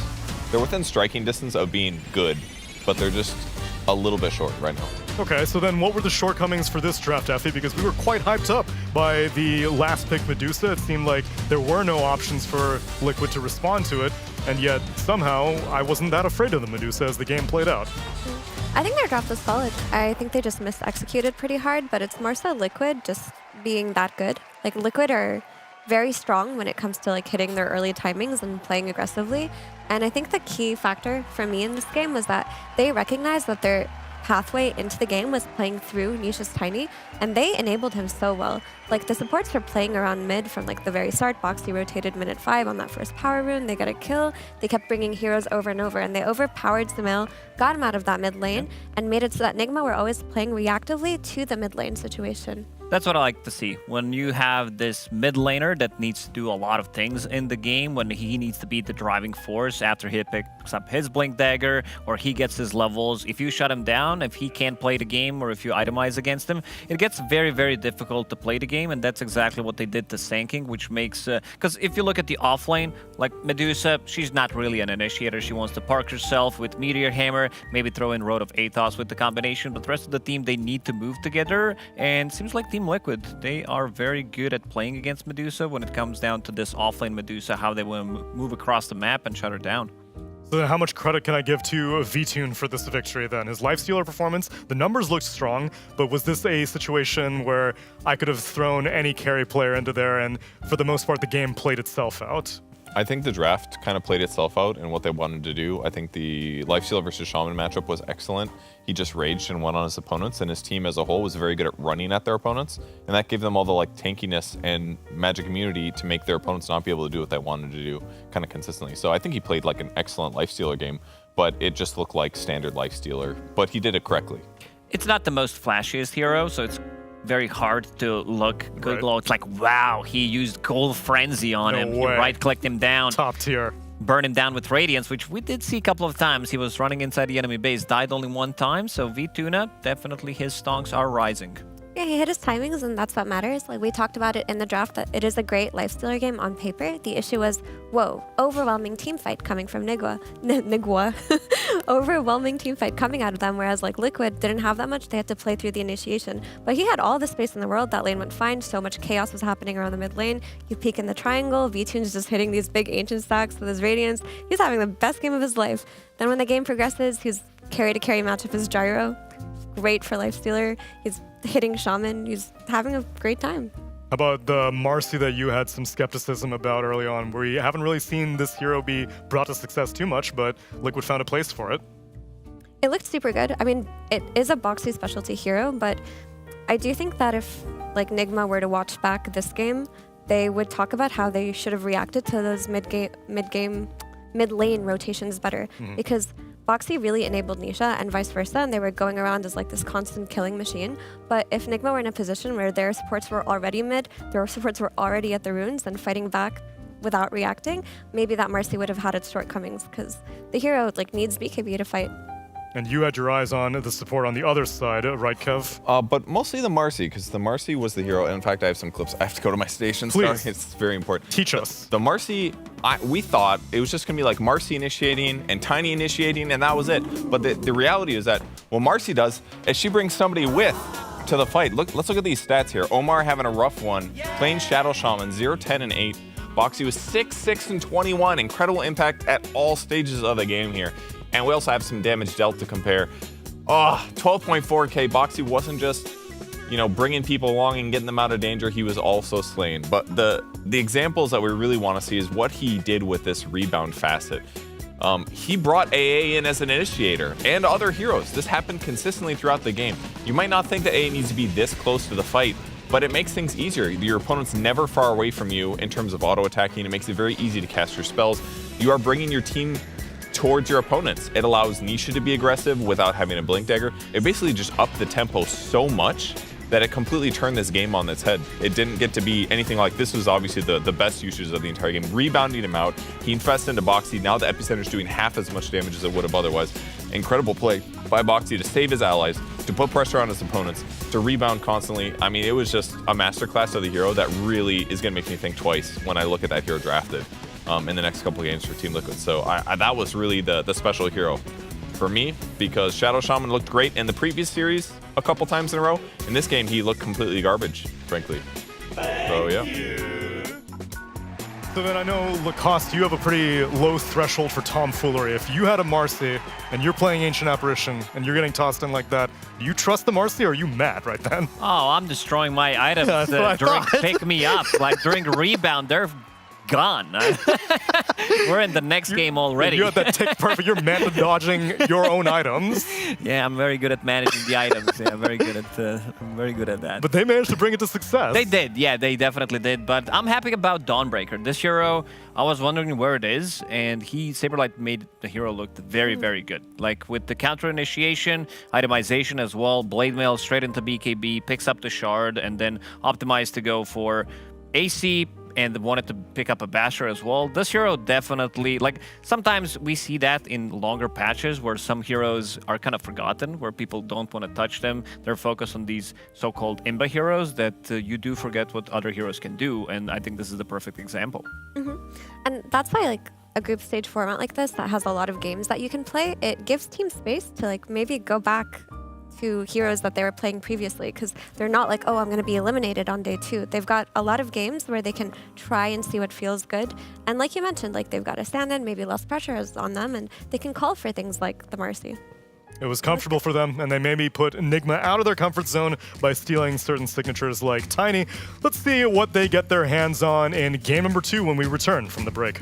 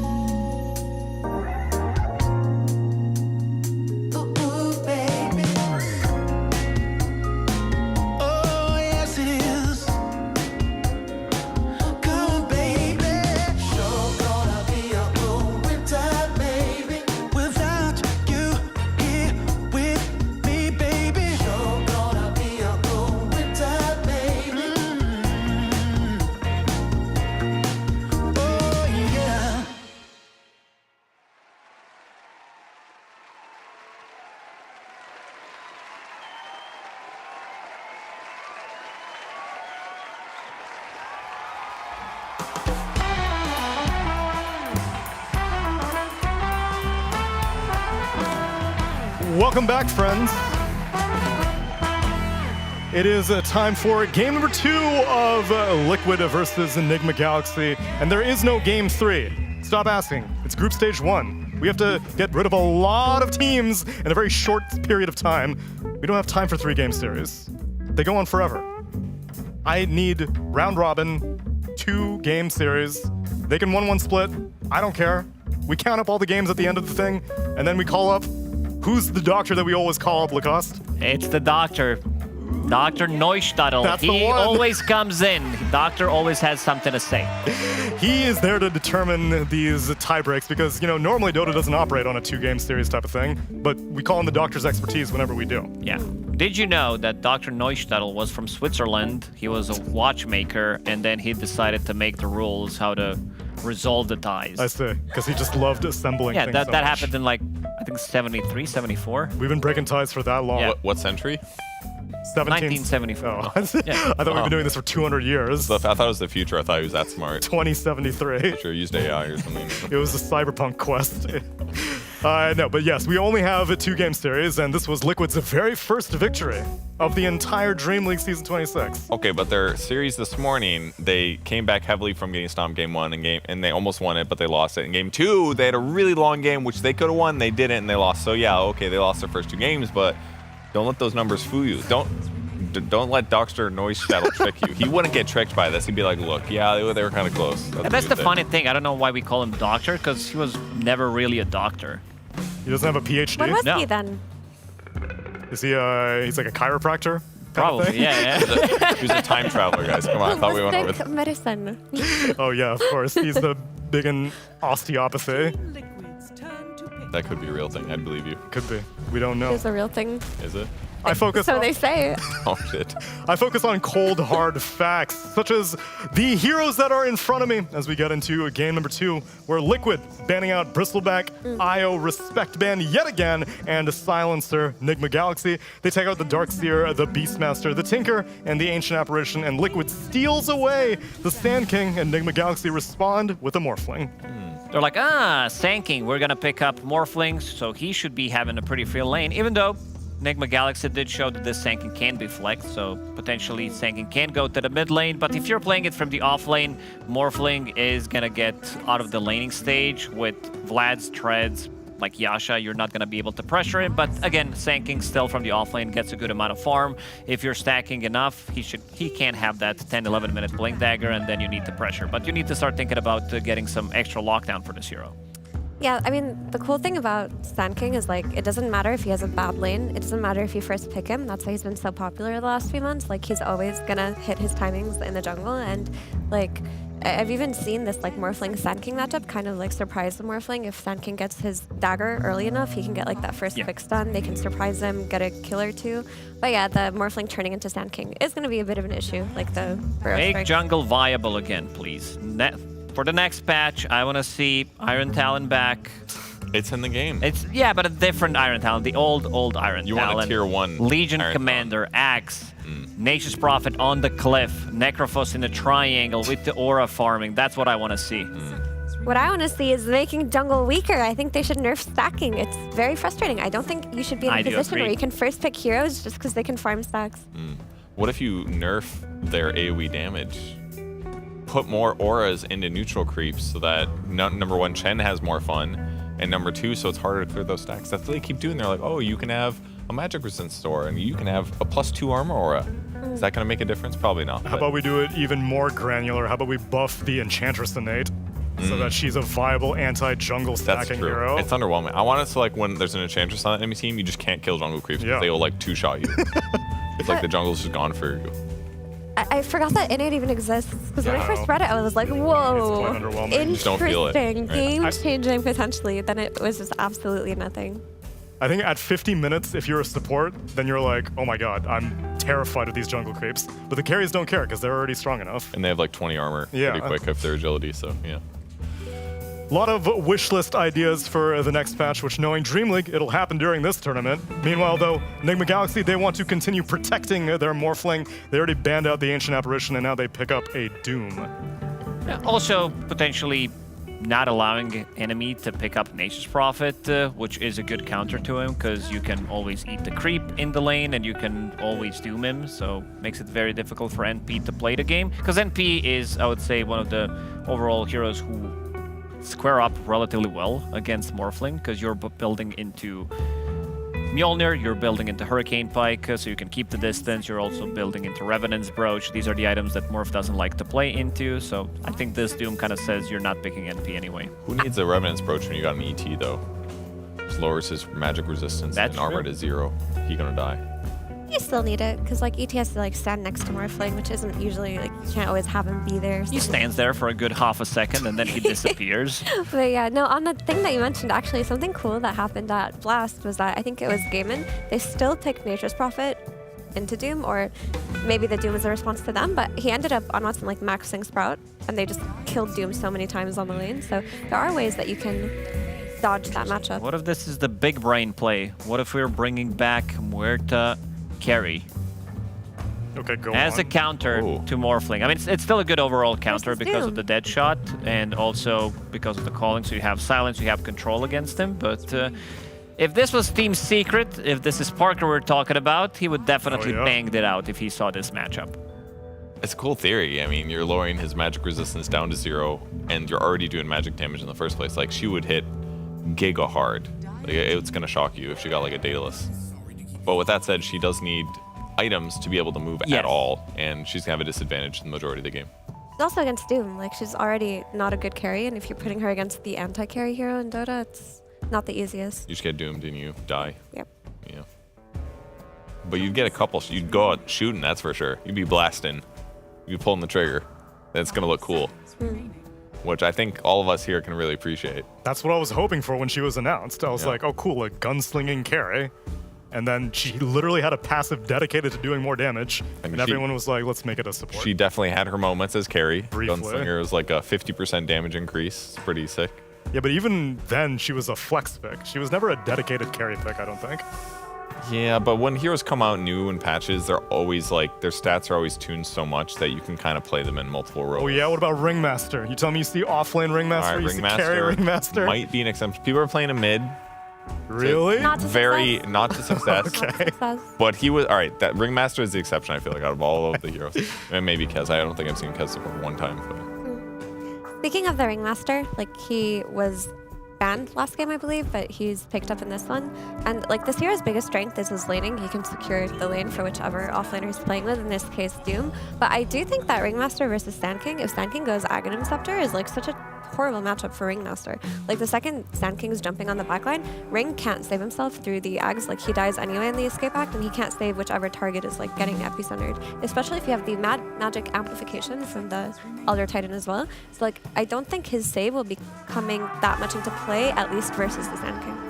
I mean, any of these elusive heroes for the mid lane, they look kind of good. If we're talking about some Puck, some Storm Spirit, they don't really have that much lockdown. I think this could be relatively easily abused. There is Doom, but other heroes, they don't have the instant lockdown. So I think on this 18 pick, they could maybe get away with something, but instead they will go with Drow Ranger, which is a very difficult hero to use right now.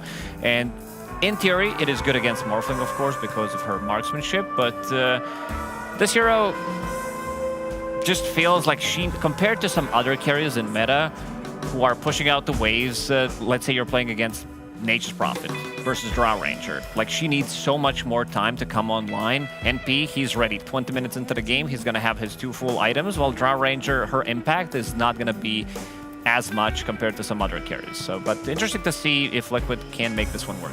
I mean, the silences are good against the support duo if you can catch them. If you get doomed, you don't really miss your abilities that much, honestly. Like, you're losing frost arrows. Gust can be good. Usually it's not that good.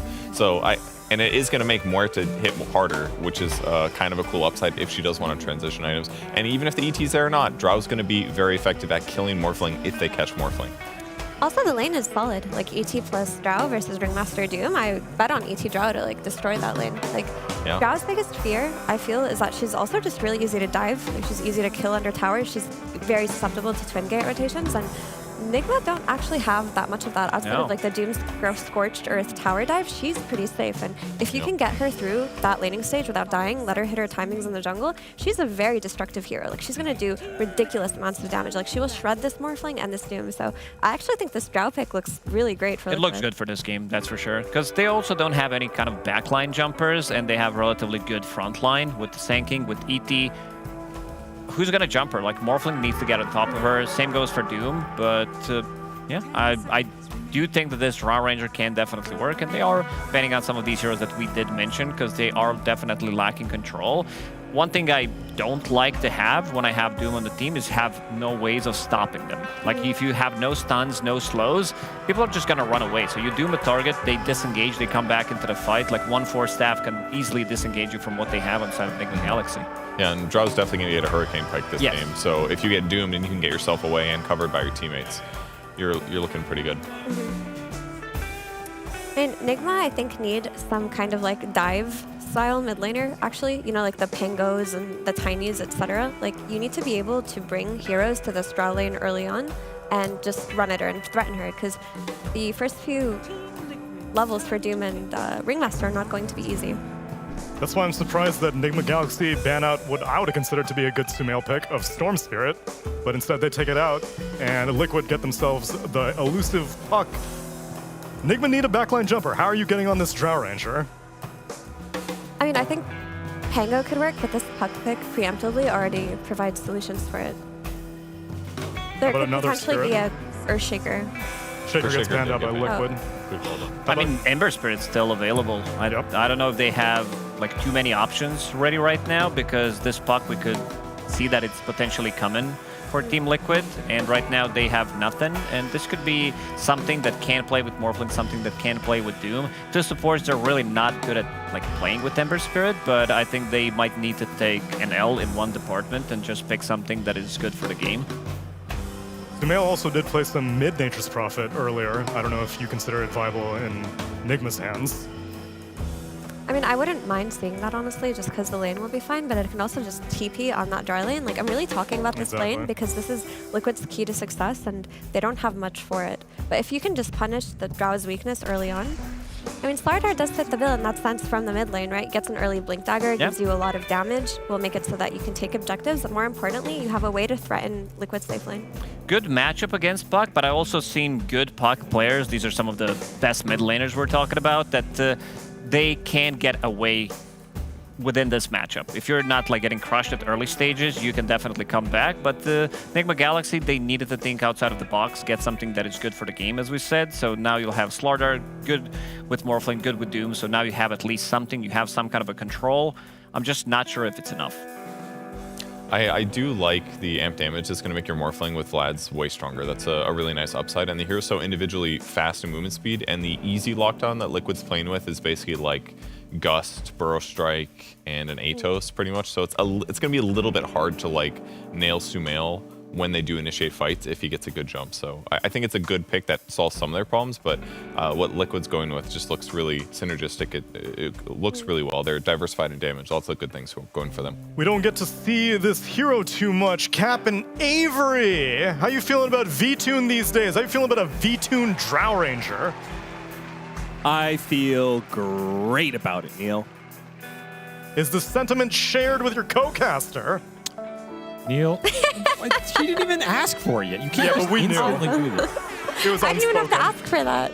Isn't it like a whole different production crew? It's like how's it instantly Some on this memes team? transcend time and space. Well, you know, Avery. Neil, I was gonna say, I think that draft is so good, you can't even shake a stick at it. Can we get a zoom in on Avery? Zoom into Sad Violence one last time. We can zoom into his voice. Last time before we bid him off to the great beyond. We'll zoom into his voice as we get into game number 2 with the PogChamp Pandas. Wait, what's that?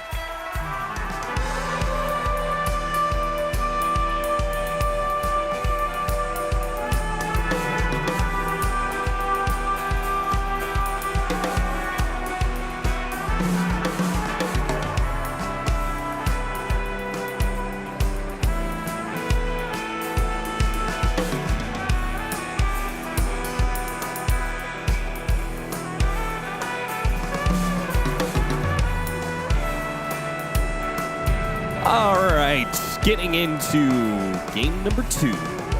Avery, we're going to see another Elder Titan, so I'm sure you're happy about that one. But an Elder Titan Drow Ranger. Hell yeah. If there's any way to enable a Drow Ranger, it's got to be with an Elder Titan against a Morphling.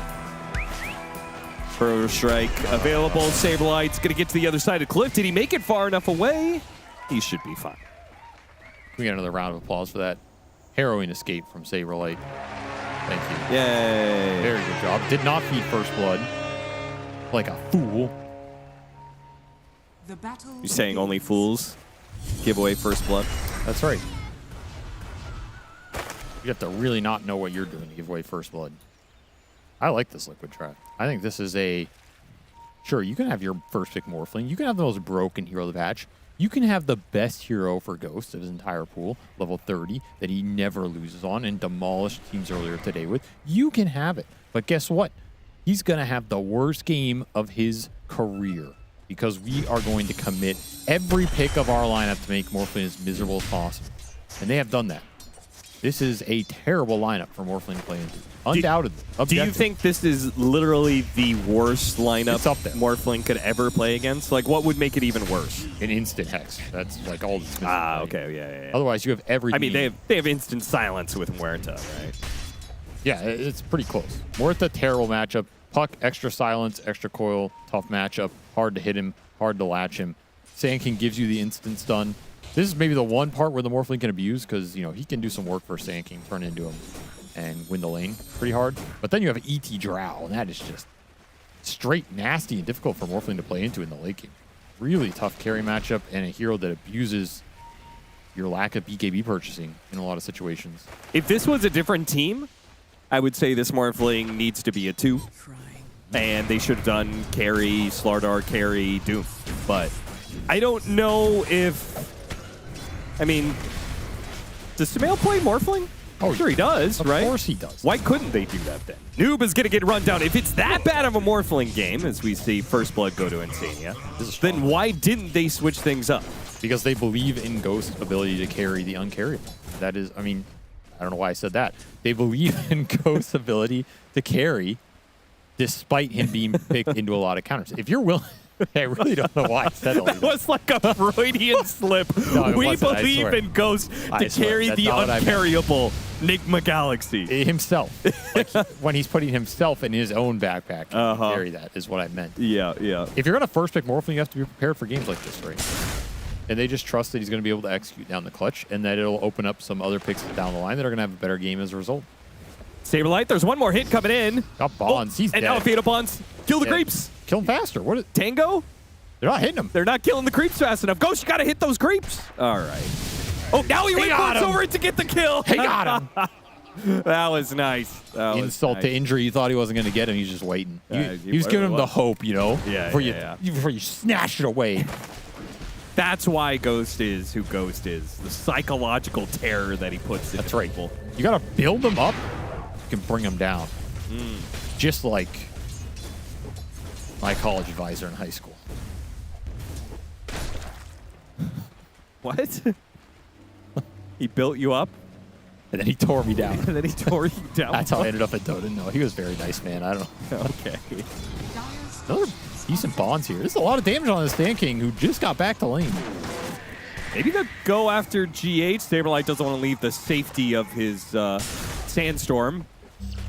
Burrow Strike, GH healing himself. I think he probably out-heals this damage. Yeah, he's good. He's chilling. He's got some stick charges as well.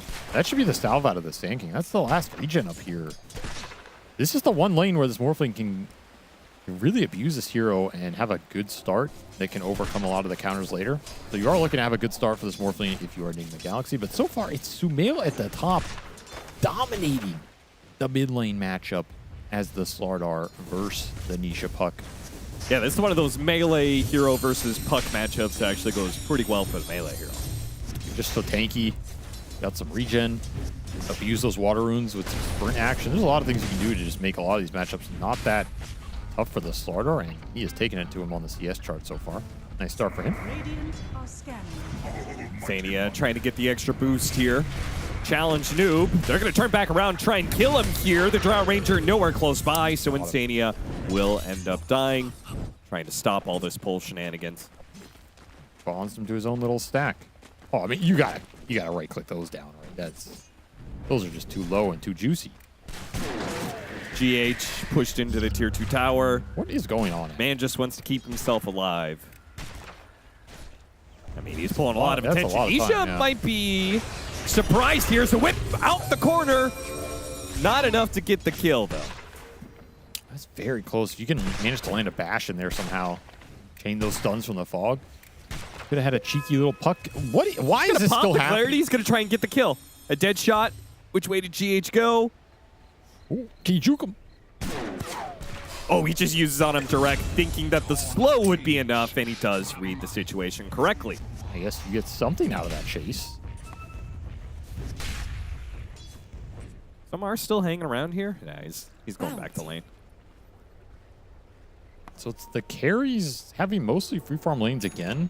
Vtoon at the top. And these offlaners kind of suffering right now. I mean, I guess, does it matter if can. Morphling is free farming if the... No. Liquid don't care, right? No. There's no way you care about free farm Morphlings. No way. Vtoon pushed away. Making a run for it. Does have a Lotus. Turns around, gets a multi-shot. That'll be enough damage that they should be able to get the kill on Noob in return. Can they get more? Insania is buff. It runs out. A lot of Not ice going to armor. be able to do that much more damage unless Boxy had more mana to work with, which he doesn't. They'll go back for Lotus. Meanwhile, yeah, Nisha's just dead. Didn't dodge the whip. Got greedy for the rune and gets punished and loses the rune. Sumail stepping it up in this mid lane right now. Taking over. The king. What is I don't understand. Like GH is this just somehow entire attracted every hero of Liquid to run at him at I some feel like point. we're just watching this Warlock run away from people. From their side of the map. Why?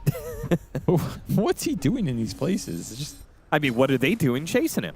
Good point. They're not getting the kill. Good point, Austin. 7-minute Wisdom Shrine coming up. Looks like no contest, if anything. Enigma Galaxy looking to kill wants this to kill Drow Vtoon again. Before he gets the 6, even out this carry matchup, give Ghost more time. Sneak around the side, GH, he'll lay a ward down, get a little bit more information. This is a hard kill, though. Have to land dagger and the whip. Yeah, you have to land the dagger, then feel strong enough to dive the tower. They're going to go for it, miss the dagger. And just like that, the gank is over. That's a tough go. The first one, you get him, you surprise him. If the lane's in a good position, it's a lot easier. If the Ringmaster can come from behind as Ghost with a solo kill. And Nisha getting very low in mid as well. Sumail didn't have the bash ready to go yet. Otherwise, would have had that kill, maybe. Should call him El Saber soloed. He gets solo killed so much. That was a pretty good one. Somewhere the cost chuckled. Oh, yeah, we were talking about how there needs to be more nicknames in Dota. I don't know. That's a pretty good one. I don't know if Saberlight appreciates that nickname. It's like Han Solo. Epicenter coil on 2, but Saberlight is Epicenter. It was just too far away. Couldn't get the burrow strike. It's a level 1 burrow strike, so yeah, you could only tough. get so much of that damage in. Also tanky, man. Vtoon is going to join them, though, as a dead shot pushes Sumail back in the hands of Vtoon. They're all here. And with the help of Nisha, yeah, they just Liquid have brought every single hero here. Noob, he's not level 6 yet, but maybe just through the power of Scorched Earth and body mass, he'll just run down these squishier heroes. Meanwhile, Nisha, he gets hit by the whip here, goes for the kill, though, underneath the tier 2 tower, collects it. Meanwhile, Vtoon pushing back the Doom. The Doom, no longer having the Scorched Earth, no longer having that damage. He's just going to be kited away. Vtoon is just going to slow him down, and Noob is just... He actually got him! Wait, but the Lotus keeps him alive. Never... No. Oh, he does actually get the kill. Vtoon, it didn't have to go this way. That was unnecessary. I guess he goes to base anyway. But Noob happy overall. That pushes him close to level 6. Should have Doom available now. And ultimately for Enigma Galaxy, it's another strong Shirley game, right? They have a super farm Morphling. They have pressured the Drow a little bit, and this Sand King got Omega punished. The mid matchup was won. Your Slardar looking pretty enabled here. Do we Which is have another any big stacks? piece of the puzzle. If you can use this Slardar to get early Roshans for the morph, that will also help him overcome the counters. Little bit of stacks for the Sand King, so there's still that to fall back on. But it's not about what the Sand King gets. It's about what the Morphling has gotten out of the Sand King. True.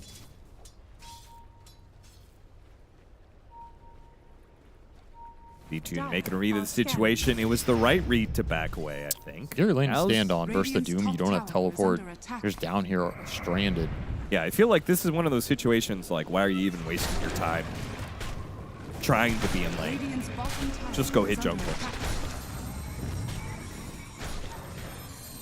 I would agree. Oh, amp damage room. Nisha rewarded. Now maybe you could hold that tower. If you want to make some sort of smoke move with an amp damage.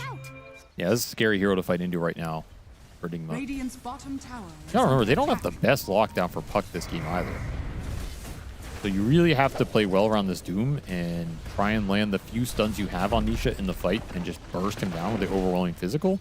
Yeah. Not an easy task. The scale for Nisha's game looks pretty terrifying. He's also having a fairly solid game. Radiant's bottom tower is He got under killed in attack. that one fight mid, but Radiant's other than that, structures are fortified. kind of cruising here.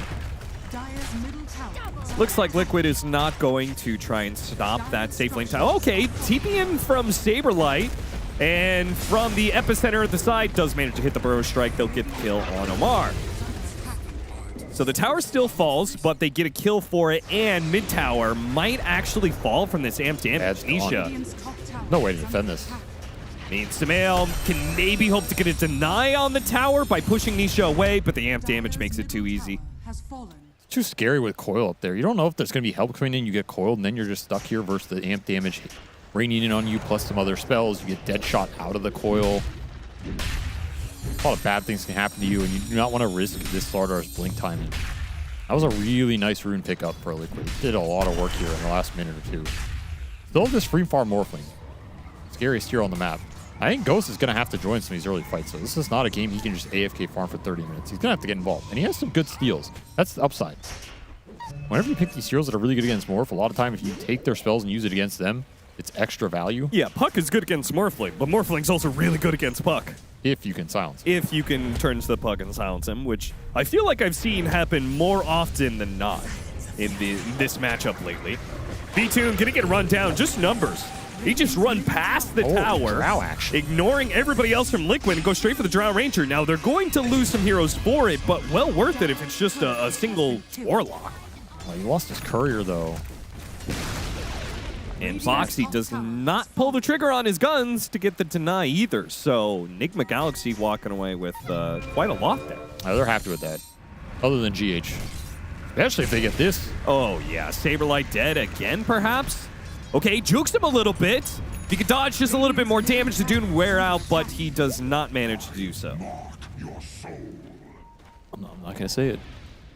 But he did get solo killed. He did get soloed. He's really not going to like that one. I feel like I'm moving up that Liquid hit list slowly, but I'm grinding my way to the top, you know? Who's One at day, the top? Nisha? I don't know. Who is? I mean, that's probably the most unassailable player. No, I'm saying they're the list they have where they hate everybody. Yeah. Oh, okay. Remember from last season? Yeah, They said yeah, they have a talent shit list. Yeah. And I wasn't even on yes, it. you were offended by the fact Yes, that... I'm trying to grind my way up. I see. I thought it was your hit list of hating on individual Liquid players. Oh, I don't hate anybody on Liquid. Epicenter all in on Samael. Good save from Omar. Does manage to get that off before the silences come through, but the coil just lasts too long. This team fight is scary if you are the ones getting initiated on. There's just so much easy follow-up. Especially between Muerte, Elder Titan. Like, man, you get hit by a Burrow Strike or a Coil this game, you are likely having it snap. You're getting silenced on top of it. You're getting amped up on top of it. You're just sitting in a sandstorm. It's miserable. This is one of those games where if you're Enigma Galaxy, you wish you could buy 5 BKBs because this is absolutely the strongest item you can get versus this Liquid lineup. Sure. Who is going to buy BKB in this game? Okay, Slardar, sure, but you're getting it second or third. Doom, sure, maybe third, maybe fourth, depending on if you want the Radiance build up or not. Morphling definitely gets one at some point. Yeah, again, you get it at some point, but that's where I'm asking. Is Not this early timing enough. ever going to align for Enigma where they have the triple BKB and they can take that fight? Right. Do they lose too much? Do they lose a Roshan before they have the BKBs to fight? They have to win these fights before those come out. They have to make some good moves. And we talk time and time again, that early to mid transition for Enigma is such a hurdle for them in some of these games. They just can't find the moves. This is another move. Should work out here, but it's a big time commitment. He does have his ultimate, and he could threaten the TP, but there will be the whip follow-up from Omar, so it's not too bad. I'll chase him down eventually. I mean, Box is still buying a decent amount of time for his death, but that is a dominating streak. So it's a good amount of gold, 613 They gold. want to go top. They want to defend this tower. Already got a Doom onto the puck. super That is perfect. Enigma Galaxy finding big openings on both sides of the map. And Ghost had Dust for the Sand King. Beautiful. Super well played by him. He is mega farmed. Is this where you just go gate and insta Tormentor? Yeah. Right. Hit the objectives while you can. Yeah, this is what you want this game to look like if you're Enigma Galaxy right now. Kills into fast objectives. Tormentor, early Roshans, pump this Morphling up as much as possible. He's going to hit incredibly hard. As long as you get the initiation like we saw there. If you can find some good Doom, good Slardar Crush, it only takes 2 Morphling hits. You're going to kill anybody. Yeah. Really nice sequence for Enigma, and they get a nice if only shard. they had a- They don't die on it this time, so things are looking up. Yeah. Epicenter on mid lane. Noob. He'll be the victim of that one. An overwhelming amount of firepower from Liquid employed to be able to kill the offlaner of Enigma Galaxy. 11-11, 3,000 net worth lead now for Enigma Galaxy. They're looking still for more. Escape backed away. Deadshot dodged. Omar will be fine. Liquid's just not letting Enigma get this middle lane out. They have no vision around mid. Everybody who's gone here to try and push it out has died. They are not getting the rune control. So that part of the map has been Liquid's. They have claimed it. They are refusing to give it up. The side lane action has been solid for Enigma Galaxy. And it's something to think about here as you try and angle for this Roshan. At some point, you will have to take some of that middle to go for this early Slardar Roshan. That move is going to be super pivotal for Enigma to make it the right point and for Liquid to defend it. And hard to find that right point if you're giving every power rune to a puck. That's the trade-off. Noob. Back-to-back deaths for him inbound as a pro strike into the Earth Splitter. It's a combination. Liquid playing off of some deep wards. Might be able to get some tier 2 damage in there as well. Rough double death for him. We can see the lack of lane shove for Enigma really getting punished here. The pickoff is really strong for Liquid. They can stay off the map with a lot of heroes, and you're just going to catch these clunky cores on lanes. They can't do anything about it. This Midas for the Doom, though, not feeling so great right now. Do you feel like this is the wrong item choice? No, it just doesn't feel great. Okay. You don't think that a Blink Dagger might have been more warranted to keep up the aggression? You said that their game plan needed to be fast kills into fast objectives, put pressure on Liquid. Austin, can you not bang the table? I'm sorry. You've just broken our monitor. I may have just turned off our monitors. The guy who is complaining about audio issues is banging the table every sentence. It's fine. I'm sure they can hear it on the mic. No, I turned it back on. We're all fine. Would you like to keep banging, or can I make my rebuttal That's how I now? make my point, all right? Very, very aggressive. Feel very aggressed on. Listen, just because you're trying to dodge out on analysis. Oh, Ghost. They missed the puck. They got the puck. They got the puck with the crush, but that stun doesn't last long. Boxy gets blown up for sure. Banisha has already had to make his way back. Meanwhile, a lot of shots being thrown at the Doom. Bailed out by the escape back, though. And a coil meant to keep the Morphling at bay. Hold them away for now. But now that mid tower is open for the taking, Ghost will make short work of that one. Not the worst fight for Enigma. You're trying to angle for this 20-minute Roshan on the bottom side of the map. Would make your life a lot easier. So as long as you don't lose any big fight right now, you're okay. But Liquid escaped. They're continuing to find farm on the big cores. They do have the Blink Dagger on Nisha, and he spots Can't. Ghost right now. Can they burst him down fast enough? Didn't get Maybe the the fork. Earth Splitter, the Bro Strike. Okay, that was a very nicely placed combo. Once again, Liquid playing off of the vision, coordinating their spells nicely enough. That one wasn't on me. He's banging the table again. I did not touch the table. Just don't throw your water on me. GH not going to make it out of here. And that's where Enigma needed more off that team fight, because the second you go back to splitting up the map, you're going to get picked off.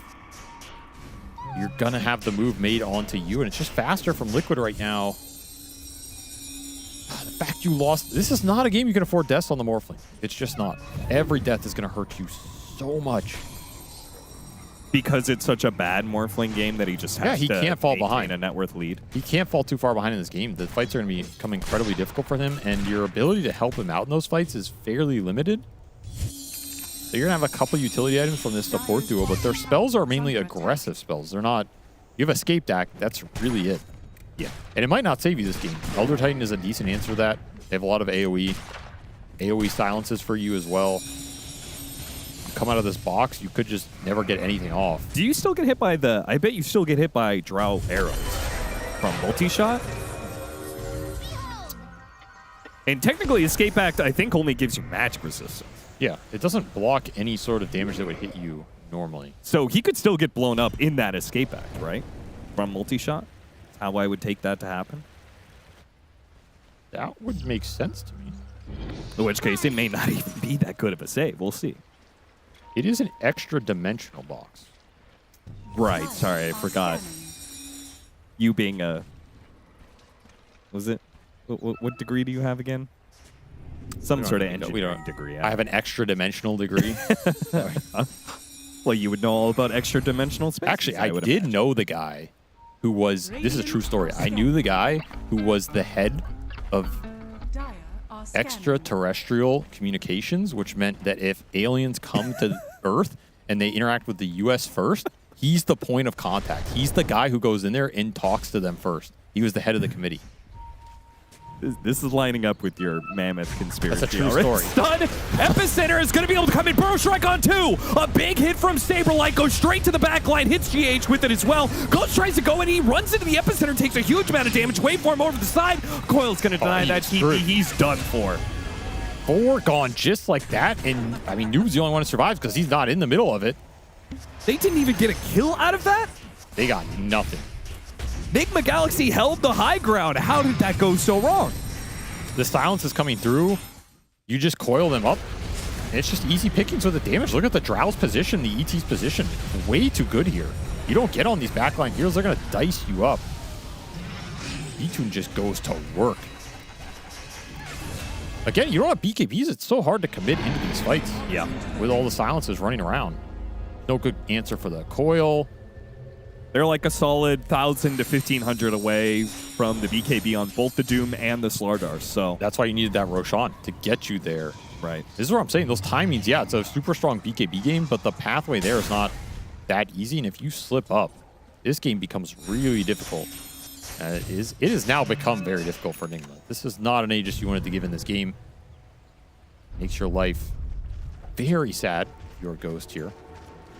As he is now behind the Drow Ranger for the first time in this game. The damage is ramping up right now. That's the scary part. Liquid got through this early game. Now they're just going to build to scale. They have ET to power all this magic damage. It's a nice engine. You have a really good puck game. He's 6-2. He's going to have Parasma, another magic amp. You have Morta who can output some extra magic damage. This Drow is just going to build to deal the deeps. And then you already have an Ag Sand King who can just go into Shiva's, your last magic amp. You're going to have negative bazillion magic resistance if you are Enigma Galaxy. Negative bazillion. That's NA math right there for you all. So wait, how'd you know this alien guy? Oh, you're actually interested in that story. I mean, how could I not be? Well, there's your BKB. Yeah, no, Noob is sticking around to try and kill the creep wave. That was, that is not what you want out of it. No. Because another wave is coming, and Liquid is coming to start taking some towers. They have the Aegis to back them up. Enigma is not going to take this team fight. I honestly think they're dodging until you have your 2 other BKBs. I don't think you're confident enough to take the fight, especially into Aegis, without the Morphling and the Slardar being able to just commit in. Now, that will be a big point in this game, what Enigma can do with the triple BKB when they get it online. That does look tough for Liquid. The positioning's going to have to be really on point. You can't let the Drow get gap closed. He's your one answer to that kind of situation. And Saberlight will have to find his impact off the stuns more than just existing in the fight. Tower is under attack. So back to your friend who talks Yes, to the back to aliens the or whatever. So there's actually a committee on this, Yeah. right? You know, in Washington or whatever. Yeah, And the yeah. committee determines what that point of contact looks like. Right. What is supposed to be said in the first few sentences of communication, right? Right, of But course. somebody has to be that person, the liaison, who says it. And this guy is that guy. Okay. He is him. He is the dude that when the alien asks, I mean, who am I speaking with? It's him. Wait, so when the aliens come, take me to your leader. We take him to that guy. Yeah, it's him. Like well, no, you don't take. He's not the leader. You take him to. He's the guy who says, "I Here's what understand you your say." request. Here is why you shouldn't annihilate us.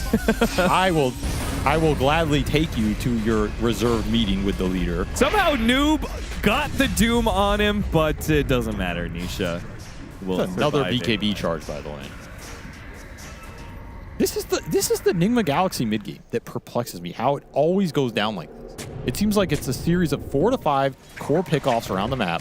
They don't group up. They don't take a proper fight. They don't bait anybody. They don't. Whoa, that's a little unfair. This one was them literally just losing that one fight next to Roshan. Yeah, sure, but then they bleed it out a lot, right? Yeah, but that's because the enemy team has Aegis. They have to bleed it out in some ways because they don't want to take a fight. Oh, look at this, though. Do they, Austin? That was do they? nice. That They just do was stuff like that? smooth. I'll give Ghost. That was a smooth hit right there. Would you say he's a smooth criminal? Just got struck by a smooth criminal, Boxy. There's the BKB for the Morphling. And so your triple BKB is done. You get a Blink Dagger on the Doom. You're super ready to go here. This is the turning point for Enigma in this game. Can you find an opening? 50 seconds left on the Aegis. 30 seconds for the Doom BKB, but you can absolutely fight without it. Spotted Omar Got on the found side. Wasn't sitting up on the high ground. Yeah, what is he doing there, man? That Gets is- picked apart, and now with their save gone, Nisha's just going to keep running at Heroes. They're going to pick up Noob because BKB is still on cooldown after all. Okay, now I'm with you on the whole pickoffs and perplexing situation. It's just not clean and decisive. And you can't give these kind of openings to top teams. Cost you so much. I don't think you had any business being there with this Aegis still up for a minute. I think that's a situation. You split the map, you wait for that Aegis to expire, and right when it's expiring, you can maybe look for that fight and instant go. Instead, you're going to bleed out 2 more kills. You're losing some of this BKB timing. Liquid get to regroup, back up, control the map. And now where do you go if you're Enigma in terms of the vision that you have to fight around? You have 1 ward on your own triangle? That's it. That's the only place you can go to look for in a jump. And it just got killed. So now you're really blind. 0 obs on the map for Enigma Galaxy. Tough. Really tough to make this move. You have your triple BKB and you see nothing to do with it. They're just going to blind smoke, run out there and hope that they run into the right situation. Which, judging by the way Liquid is currently postured on the map, it's not looking good.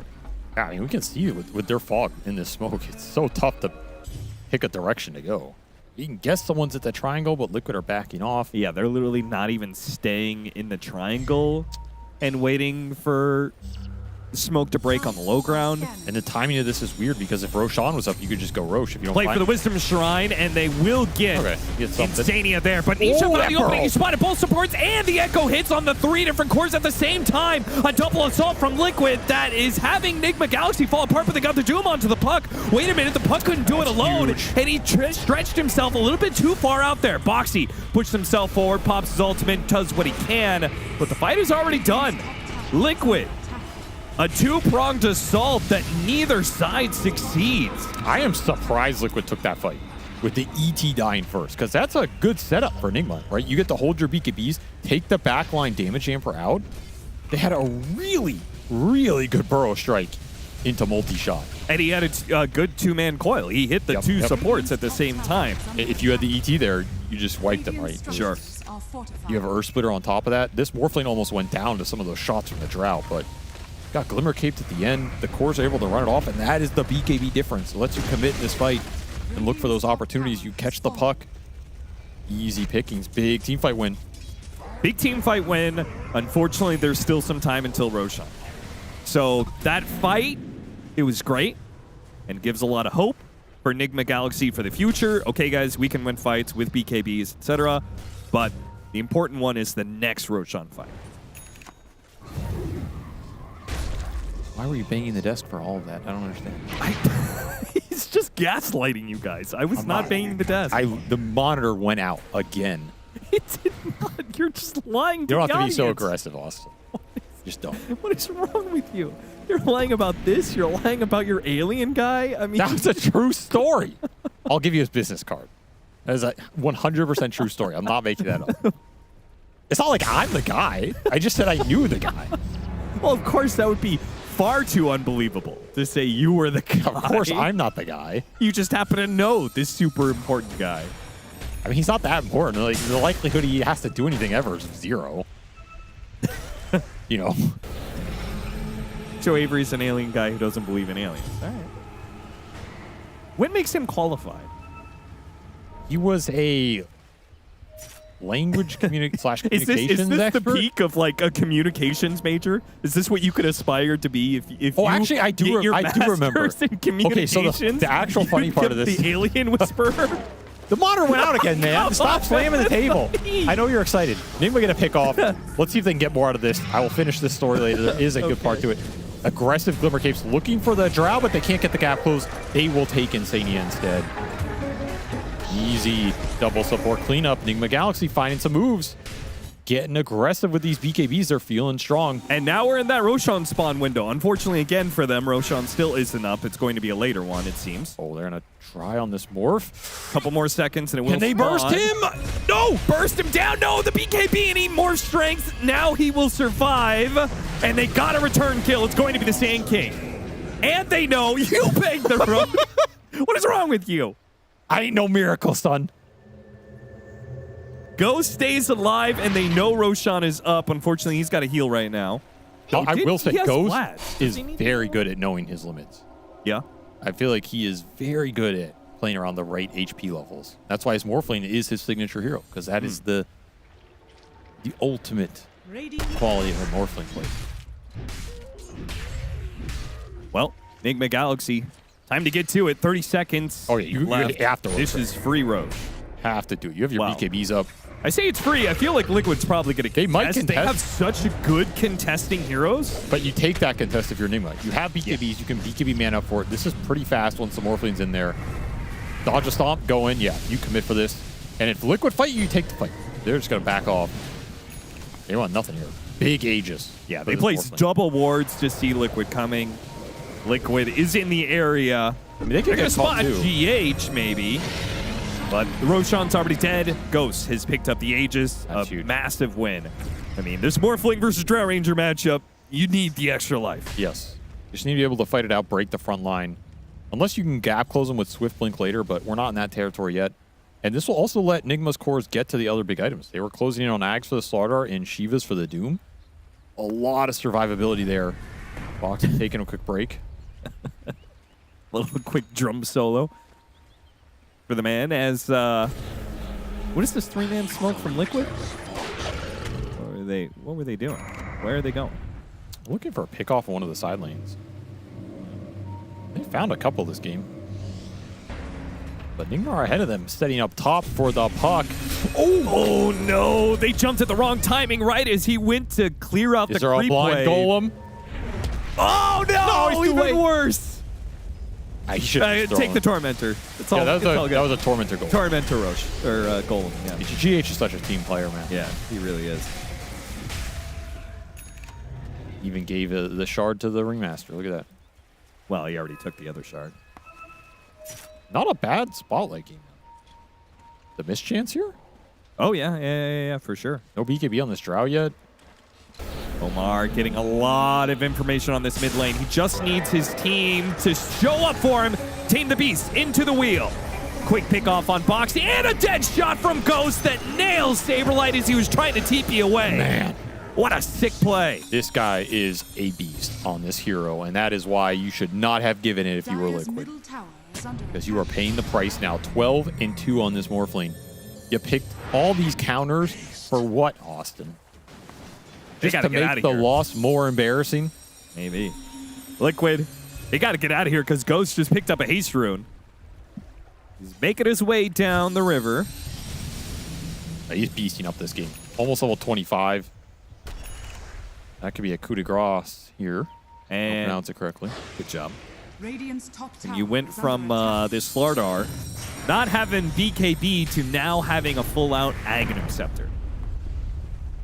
Radiant's bottom Dags tower and the Shivas are done. So your tanky frontline boys who are going to go in and try and give you the stun to do the damage, they're online. The Morphling's online. Enigma Galaxy up 10k, hitting their stride. Liquid, this game fell off the rails for them. They looked like they were bringing it under control, and then they just found nothing after that. You're going to have to rely on this Butterfly on the Drow to do some work in a high ground hold, potentially. The formation and the position for Liquid is everything now. Has to protect this Drow Ranger. You need to set the fight up in a way where the ET and the Drow stay alive. And you can maybe sacrifice this Mortar Stanking on the front line a little bit, but your big damage has to be there. Because you're going to have to get through a lot of HP now. And these BKBs do not make it easy. This feels like a flip of game one, where the BKBs caused Enigma so many problems. And now they're causing Liquid a lot of problems. Level 25 is coming in soon for Ghost. Oh yeah, he is cruising. He almost has Smoke is the up. Satanic done. He'll have it done for this next team fight. Enigma smoke behind the Morphling, letting him push this tier 2 while they're looking for the catch elsewhere. I like this play. This is very sneaky. They're maybe going to get rewarded if they look back. The Sand King's right behind. Oh, God. He breaks some of it. They get the jump still onto Nisha. Whip him into the wheel. They've got him taunted. He's dead. That was so well executed. Is not only the mid hero, 1,000 gold taken, but also the gem. And they barely dodged Sand King, catching them on the flip side. Now you can go high ground. MKB already done on the Morphling, by the way. Yeah, and the Satanic. So, oh my. Turns into the Drow Ranger. Good. Gets dead shotted in. That's a little awkward. So aggressive. Is he going to lose his Aegis here? Okay, Force Staff down to the low ground. He's good. BKB. And he BKB. A bit of a misclick there. Costly one. 45 seconds left on the Aegis. You're just looking for the 25 now, and then a good team fight. You get a team wipe, you're going to win this game right now. But the BKB does arrive for the Drow. That's a big item. Moxie and Amar running into each other in the jungle. Those gonna go? No. That's too close to the high ground. Too dangerous. Still has that Aegis a little bit. Yeah. Okay, but what's the next step for Nick? I thought you were going to ask about the alien guy. I genuinely thought you were like, okay, but the alien guy. You did say you were going to finish the story at some point. Yeah, so anyway, you were asking what his qualifications were. So yeah, apparently it's the committee's a mix of all kinds of stuff, but there's always like these communications experts on it, right? Yeah. Experts in language and human communication, the best ways to do that. And cryptozoology, right? But apparently this guy's core subject that he studied and like got a doctorate or whatever was geology. What? Yeah. And then he was a sub major. You know, he second majored or also had communications expertise. But he was a geologist first and foremost. So I don't know. I feel like geologists are the last scientists I want speaking for us. All right. Well, is he like charismatic? Is he really good looking? Is he very plain looking? I'm not gonna dox this guy. What's wrong with you? Be on the lookout for a 6 foot. I will tell you this. geologist. I will tell you this. He Minor hosted communications. very nice dinner parties. I will say that. He hosted very nice dinners. So that's what they got him for, his dinner party. And he knew a lot about rocks. I'll tell you that. If the aliens come and they need to know some quick, sedimentary or whatever, he's got us. Or whatever. He's got us, man. Like, we're good, Fantastic. All right. How did you know this guy? That's not important, Austin. What's important right now? I need to know what random internet What is forum important you've been trolling through. Right now, that Austin, some guy told you that is that Ghost has an amp damage. He is 25, and he's looking to end this game. He is peaking right now. This is as strong as this hero is going to get in this man's hand. Outside of that Swift Blink, which he's thinking about, I think that is a really nice option versus Drow. You can absolutely shred him. Sure, I mean, Instant waveform cooldown, positioning. Swift Blink forward, waveform yeah. on top of him, have another one up in 4 seconds. Enigma, they're hunting top in the river. But not Just there in time. Little too late. You also noticed the Mindbreakers. Double Mindbreaker picked up between the Slardar and the Morphling could cause the Puck some issues here. That's dirty, yeah. Not an item we see as much as, you know, some of these others. And double Monocle for them as well. A lot of cast range, a lot of silence coming out. These neutral items that seem a little more impactful than what Liquid got. Though Monocle on the Drow, that extra range does go a long way. It does. And also, Nisha's still holding on to this this Gossamer, huh? Yeah, he re-brawnied it. Yeah. That's a tier 4 Gossamer cape. Well, he's got to make sure he doesn't get Was there really, bashed by the Slardar. Was there really not a better tier 3 or tier 4 than Gossamer? Is that how strong Gossamer cape is? I don't disagree with it here. You just dodge that first hit.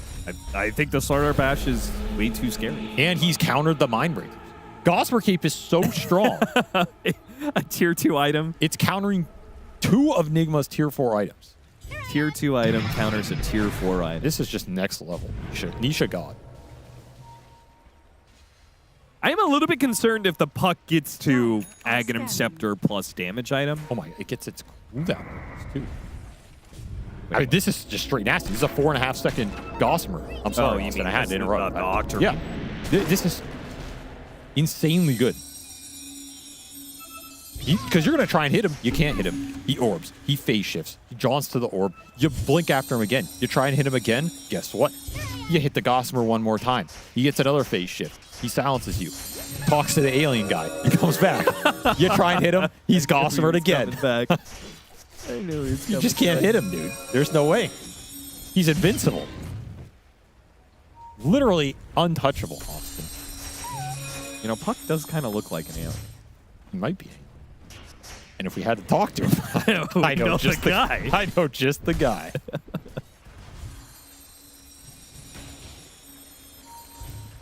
Okay, my last point, though. You need to tell me how you know this. No, we're not going to do that. It's true, though. This is absolutely true. It's so ridiculous, it can't not be true, right? Yeah, sure. You threw the red herring in there. Noob! He is untouchable. Look at that Gossamer cape go. He missed one of those hits. I mean, what can you do? You know, you can only protect against the physical. You can protect against the magical. You got to pick your poison here. Very nice find from Noob. Shadow Blade. Instant payoff. Enigma finding all the openings now. You know, that comes back down to his last pickoff because he dropped the gem.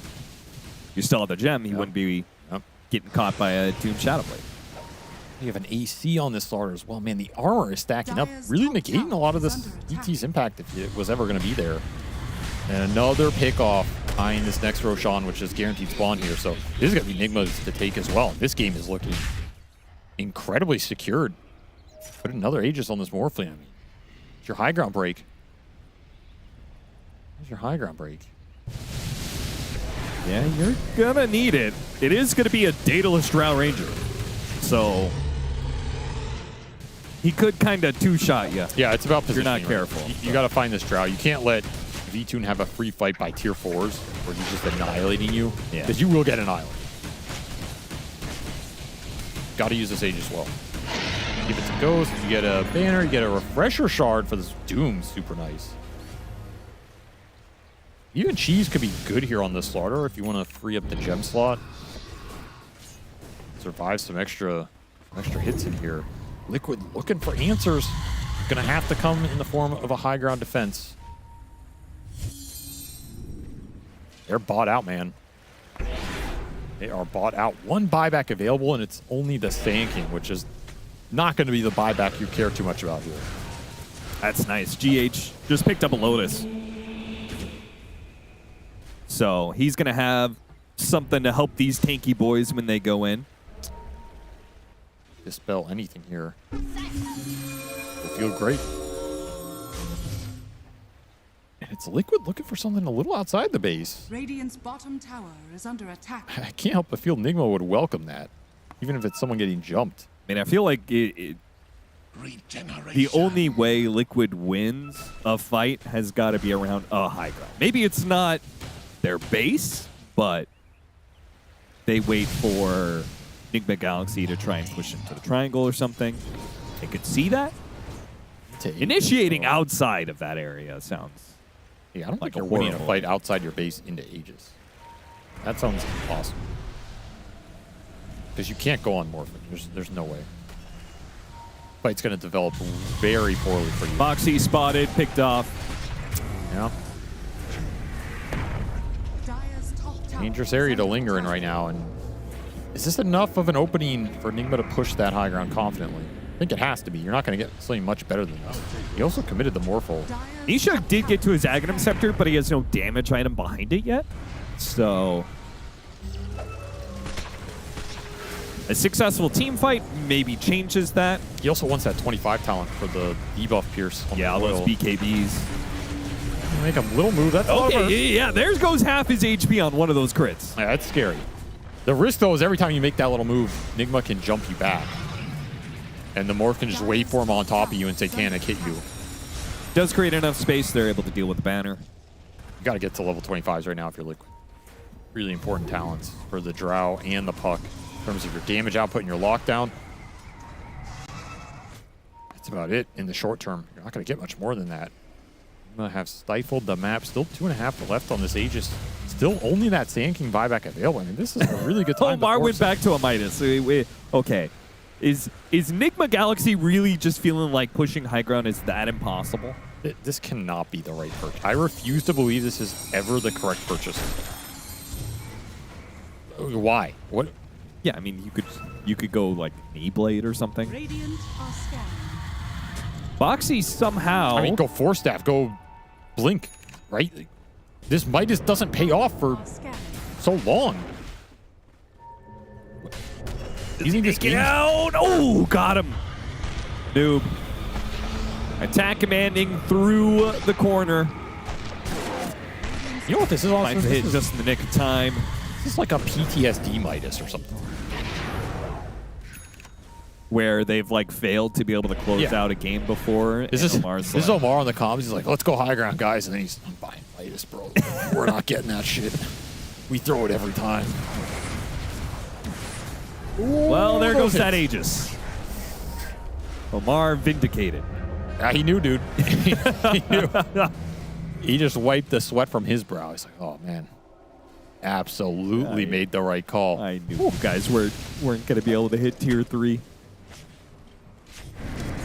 I still think it's... I mean, they're still going to get enough pickoffs that at some point in time an opportunity will present itself. They've got El Saberlito.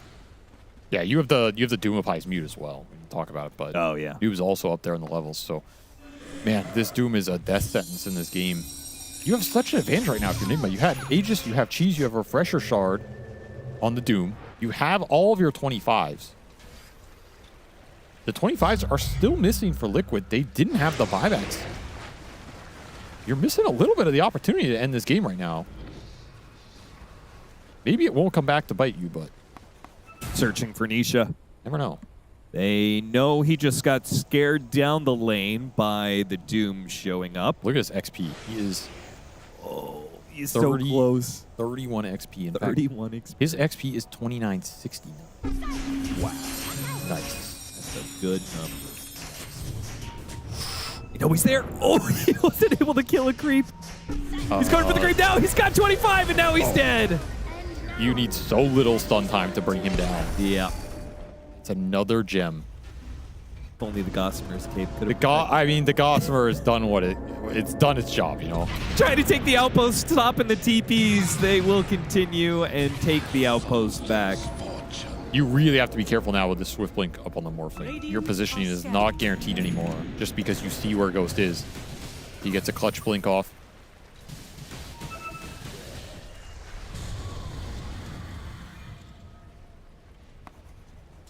Now Omar's like, well, I'm going to use that Hannah Midas gold to go back to a Blink Dagger. Did get Liquid to their 25s, I guess. Silver lining. Yeah, Extra marksmanship, very necessary here. And Dream Coil, perhaps the bigger one. I mean, it doesn't seem like there was a threat of the game ending anytime soon. They didn't push high ground with the Aegis. What are the chances they're going to push high ground without? I think there was a lot of threat of the game ending right there. Just because Nigma didn't seize it. Wow. And it appears the chances are quite high, Austin, as they go high ground. What? And he's instantly dead. Oh my god, he's gone! What was that? Why now? Is under attack. I mean, all I know is Omar, he knew, dude. He knew. Omar is too smart. He knows his team through and through. He's like, I'm buying the Midas, guys. I know what's going to happen. That is a really bad death. Didn't even get a fight out of it. They got 2,000 gold from the Doom kill. They got 3,000 gold for the Ghost kill. And they're about to get a lot more. Whatever else they're about to get as they push out into the map, are they going to be able to get buybacks? I don't understand that entire sequence. You had all these advantages for that Aegis period, and you didn't force it. And then you just blink in and insta-die. And I feel like Ghost looks surprised there, but this is the Drow Morph match. If he crits you twice, you're gone. You're not living through that. I don't know. Very questionable timings in which to not force it and then to force it. Of course, we have all the information, buybacks but are going to be used. They hold on to the Morphling one for now, but expensive buy. And it gets Drow to another item. Full Silver Edge. He is hitting like a truck. Nisha trying to stop GH. Got a coil onto the two supports. Liquid. They're not sure if they really want to push out. They will manage to get Omar. Boxy just in super deep. Yeah, kills him with the dead shot off of the coil. Uses his ultimate. Gets the kill. Does not get out, though. Sumail commits his own BKB to ensure. Can't let him get something out of him. Oh, in the side, though, dude. This is a dieback if he dies here. Pops the BKB. Yule's up in the air. He's going to come back down. They have to fight. They have to go for V-Tune, and V-Tune is getting shredded. One in our splitter, though. And the hit from the epicenters. Oh, Nigma Galaxy. This game has completely wrested out of their hands now. Liquid have seized it by force. Desperation for Enigma to find anything right here. They're almost like they're panicking. They are absolutely panicking. They got obliterated fighting on that glacial hill. That was just a nasty amount of damage coming out from the Drow. Killed the Morphling in 2 seconds flat. Hit him 4 times, you're gone. Where was the BKB, Austin? He didn't get it off. 2 deaths on this Morphling without using the BKB. Yikes. As Nigma just rumble. They were up 30K. They had it all. And now, left in a position where they have to make the initiation, but Boxy gets to jump first. Gleipnir on 2, Burrow Strike to follow it up. And this, Nigma Galaxy, this is them crumbling. Oh my. Throw the game away in the matter of a minute. That has to be one of the most drastic swings we have seen in a long time. That is a vertical graph. You do not want to see a net worth chart in Dota 2 go vertical, ladies and gentlemen, but it did in this game. It is a straight line up for the last 2 minutes. Liquid pull a rabbit out of their hat. They were playing it so slow and patiently. But that's not how you win this game. They used all that time to talk about what? They bought a Midas and didn't go high ground, and then they did go high ground. And the thing is, this game, even if you're up that much, these interactions can absolutely crush you in the fights like we saw. This Drow Morphling, there's no way to itemize around this. You have to just play better. You have to take your timings. You have to play aggressive. All of that nice gameplay from Nigma Galaxy to pull ahead, to win the Roshans, to use their lineup well, catching the puck, shutting Nisha down, is just thrown away here without even going for that push. If they had gone for the push with Aegis and it had failed and Liquid outplayed them and they maybe had some buybacks they weren't accounting for, whatever, and you lose that way, okay. You can talk about the misexecution, whatever. But to lose like that is just demoralizing. Rough way to go out of a game 2 that was surely in your hands, Nigma Galaxy. lose the series 2-0. An unexpected turn of events, I imagine, for many people who are watching the entirety of that game. It's not even like 90% of that game. I think 95% of that game was Nigma favored. And then we started maybe seeing some cracks in the armor when we were like, oh, a Midas on Ringmaster at this stage of the game. That seems a bit overly conservative, perhaps. And then a few pickoffs here and there. And then all of a sudden, Liquid is now on the dire high ground.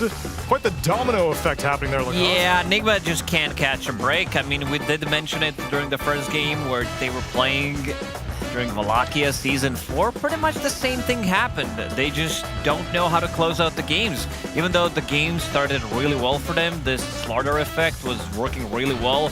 Ghost was getting super active. They were pairing up position 1 and 2, getting kills all over the map, but it was just not enough. Like, pushing the high ground, you can see that this matchup, Drow Ranger against Morphling, it's way too good. You just melt in 2 seconds, you're completely gone.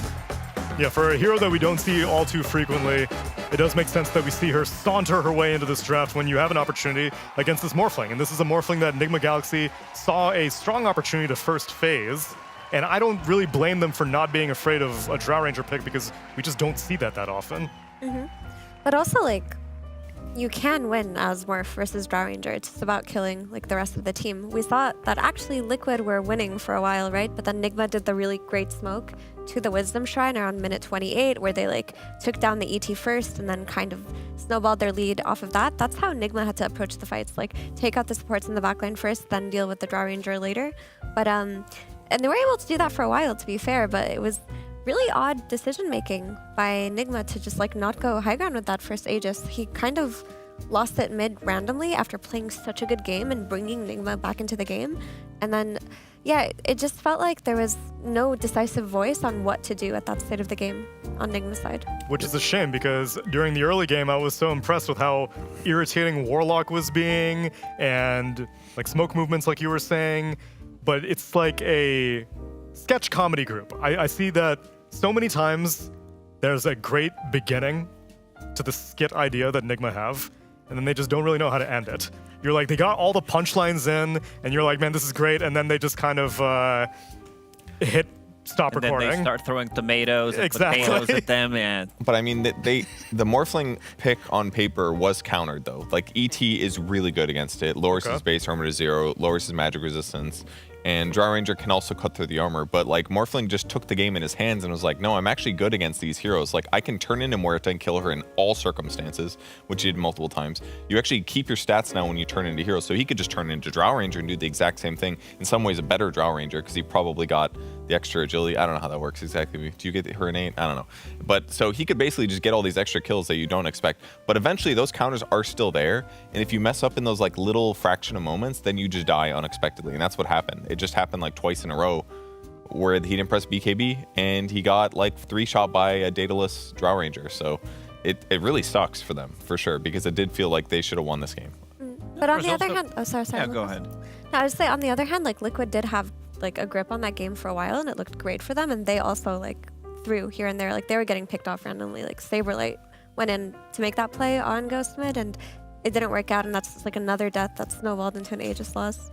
What were you saying, Lukas? Yeah, I was saying that Sand stun, it can't be Lotus anymore. He's pushing the high ground, they throw Lotus on him. He has like Satanic to get rid of some of these silences from Puck, from Drow Ranger, but Lotus Orbit keeps him in place. Sand can go in, stun him, and be like, whatever, he doesn't care anymore. Same thing happened with Lion Stun as well. So maybe some of these changes, recent changes, they're still not used to it, and he gets pretty much 3-shotted by Drow Ranger afterwards. And I'd asked you in the previous game about how observing your supports may influence your decision-making, such as the Marcy tossing in an Ancient Apparition. How about if your Ringmaster builds a Midas at 35 minutes into the game when you need to be pushing high ground? That's not a good sign. Not a good sign? This is saying this game is going to go pretty late. We have all this advantage, but we don't know how to close out the game. There's not much we can do. But I think they had the opportunity going high ground, as you guys said earlier, but also playing a bit of a more like pick-off game with this Slardar, because Slardar, as a hero, he's a bit of on the slower side, but once you get to his shard, once you get to your Aghanim Scepter BKB, you pair him up with +1, you can definitely grab a kill, especially if he's paired up with Morphling. I also want to say that I don't think the Ringmaster Midas is as big of a deal as we're making it out to be. Like, sure, maybe like the statement that it makes is like more important than the actual. But because Ringmaster doesn't need items. Like, he had Greaves Glimmer, the hero plays off of his abilities. Like, making an extra 4-staff like could have been cool instead of the Midas Gold, but I don't necessarily think that's what they should look at. They should look at why the heck they didn't go high ground when they had Aegis. That's the big question for Enigma. I mean, I definitely agree with that, but I also wonder, like, in those like small moments where Ghost did mess up, which was very few in the game, what if he had a E-Blade, or what if he had like a little bit of AoE armor? I think he was building Greaves, which was good, but or what if he had an Aether Lens that he could just box him to disjoint like 1 or 2 auto attacks? Lotus like, to dispel. Maybe that, I don't know if he needed to dispel anything. It was more just like stop the Drow Ranger from killing you in 2 seconds kind of a thing. But so maybe that could have changed things too. But yeah, I agree. It was mostly just execution. They needed to go high ground at the right times. They needed to not die in those little fraction of moments, find the right item solution for that, whether it's Ghost items or someone else's. Well, as a result, Team Liquid managed to get themselves a 2-0 victory in this series after falling 0-2 earlier against a BetBoom team. Enigma Galaxy, unfortunately, go down 0-2. But that's just series 3 of the day. Our first day here in the Jazz Club. And now, in this Jazz Club, obviously, we've been established for many, many years. So long, in fact, that we have a variety of regulars who like to pop in to our esteemed establishment. In fact, I dare say I see one here right now. My God. Bonsoir, Neil, mes amis. Bonsoir. A pleasure, a pleasure. Jean-Guy Tupperware, I believe. Well, have a seat, please. Thank you, my friend. I've been sitting here trying to enjoy this Dota tournament, but these players, they stink. Yeah, see, I've been hearing that from you, Jean-Guy. You've been around the block for a long time, right? And you're just not that big on modern Dota, it seems. Much of the influence of Dota can be attributed to jazz music, which is why I like the jazz club, especially when there's no musicians playing. They stink as well, you know? Where is the innovation, huh? Well, everyone is copying each other. No one has a signature hero that someone else doesn't have. It is all the same, the same, the same. Répétez, répétez. I see. So you're clearly, I am assuming, biggest Seb fan. He must have been top-tier innovation. Putain! That's what I call Seb. But not even your own countrymen? No! Unbelievable. Then how far back in time are we going then? What's your favorite patch? What's your favorite TI? How far back in the archives do I have to go to find something that you enjoy? If there's been any patch from that point on, Dota is dead. Original only. That is when innovation was maximal, huh? Now with the patch, the innovation is done for you. Oh, the new hero, the new map. Pathetic. I spit on it. I think I'm inclined to disagree. I feel like the skill ceiling for Dota has been going up. I feel like if you take any team from the past TIs, you stuck them in TI2, you stuck them in Cologne TI1, they would mop the floor with them. Of course they would, because they are copying the worst players in existence. I am talking about the guys who was there at the dawn of time, Neil, when Dota was a baby ready to be birthed into the world with innovation and brilliance. And now what do we have? Players copying merd after merd after merd! It's a lot of talk from someone who, did you have a professional career at any point? Did we see you innovating, pioneering ideas? Oh, is that the time, Neil? I think it is time for me to go, huh? My beautiful wife at home. I must make sure she is not with my neighbor once again. That's ever the Frenchman, Jean-Guy Tupperware. A pleasure, mon ami. The pleasure was all mine. Chance. Well, hopefully you'll be able to join us perhaps for our next series. I might bring my daughter with me next time, huh? Yeah? Okay. Yeah. We'll see if we can make it happen. As for all of you at home, though, I hope you've been enjoying as we prepare for our final series of day number 1.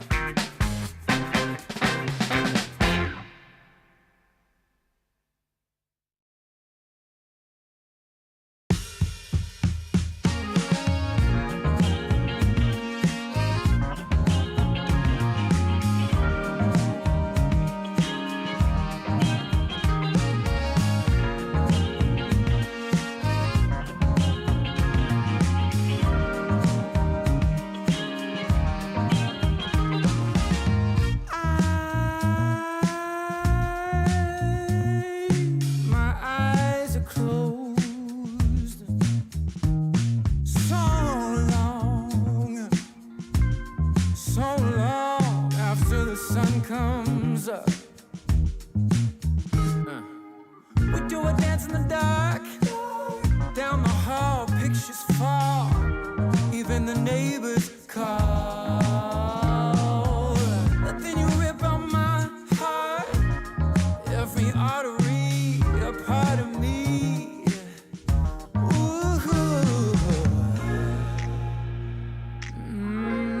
It's obvious to me that you love to watch me bleed.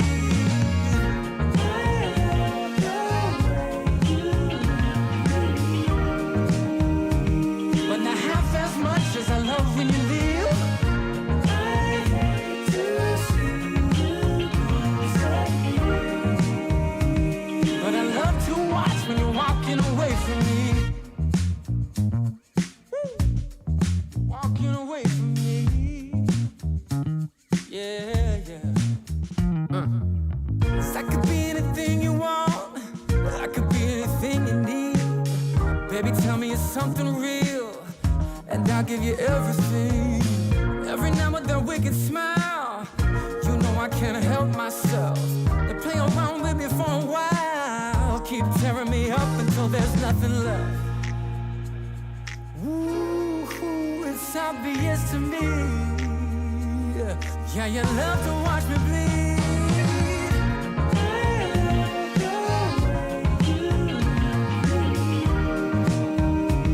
But not half as much as I love when you leave. I hate to see you go. But I love to watch when you're walking away from me. Yeah, yeah.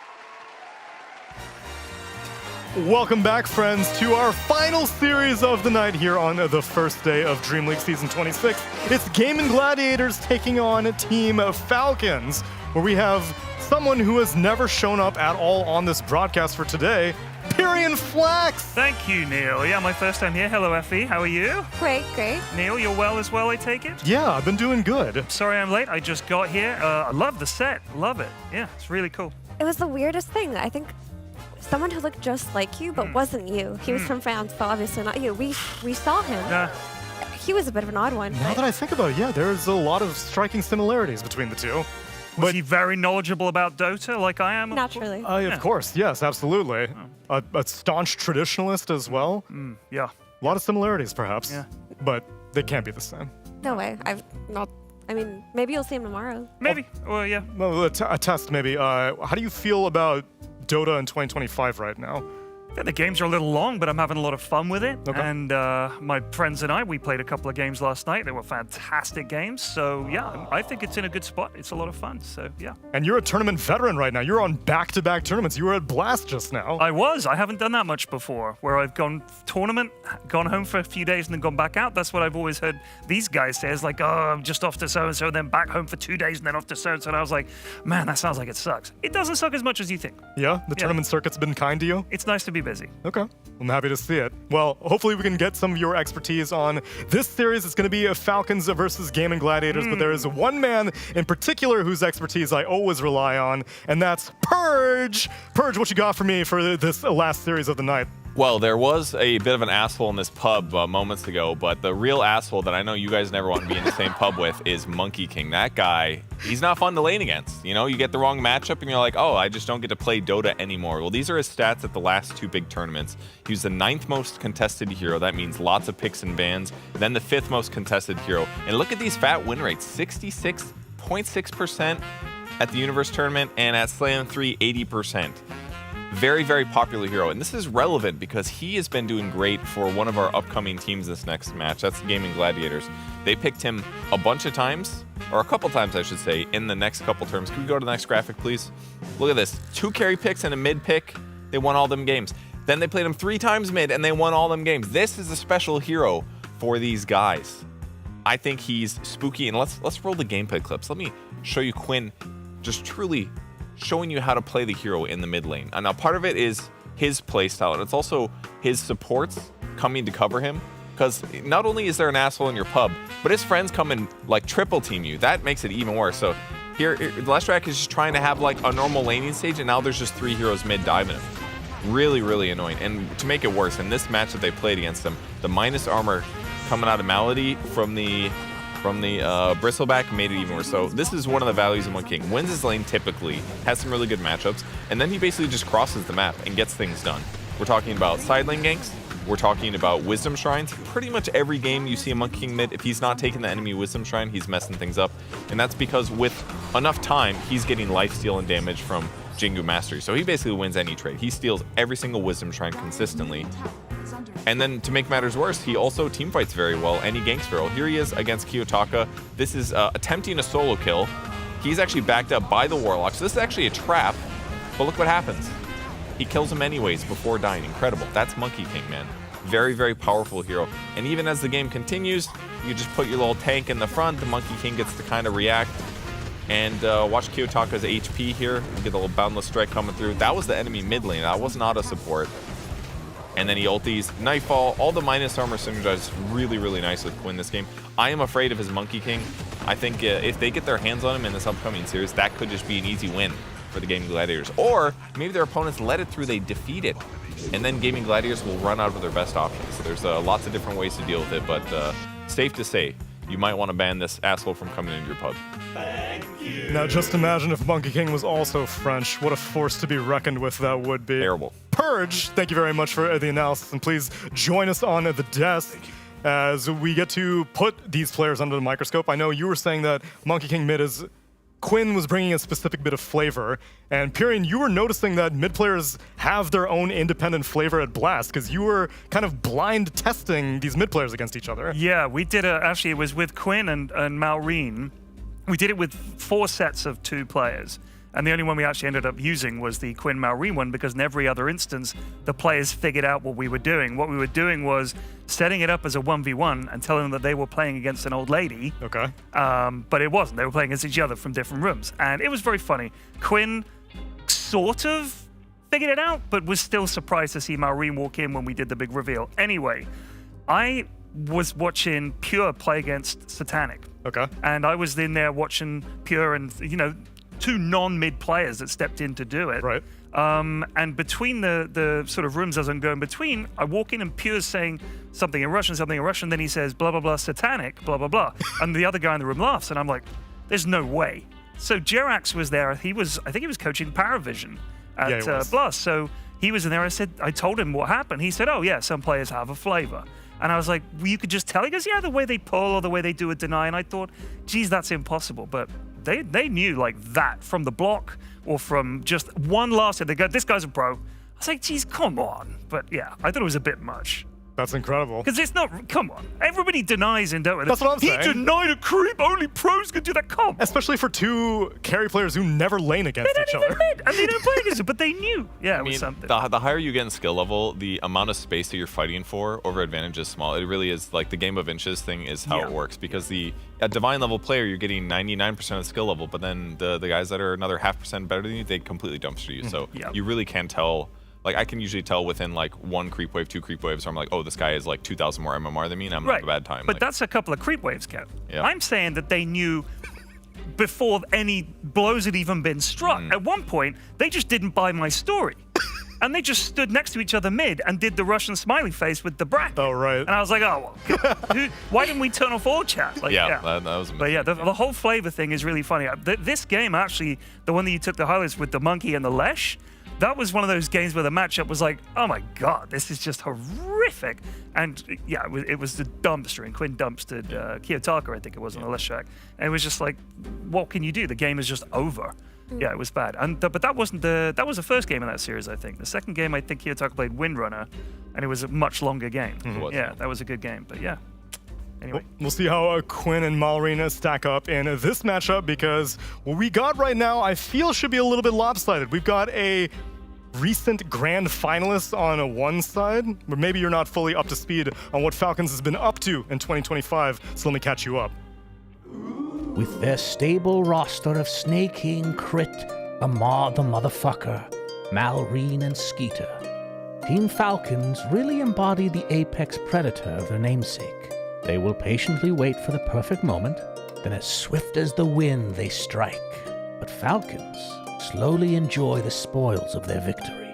Known for their methodical approach to Dota, in other words boring, Team Falcons won almost every event they entered in 2024, and consistently placed top 3 in the rest.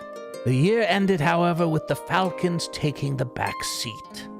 After placing 7th at Blast Slam 1, and 5th at ESL 1 Bangkok, the Birds seem to have lost their wings, recently getting a shared 9th place at PGL Wallachia Season 4. Going into DreamLeague, as teams are preparing for their opponents, people might overlook this once feared and respected roster. Is this really how they will go down?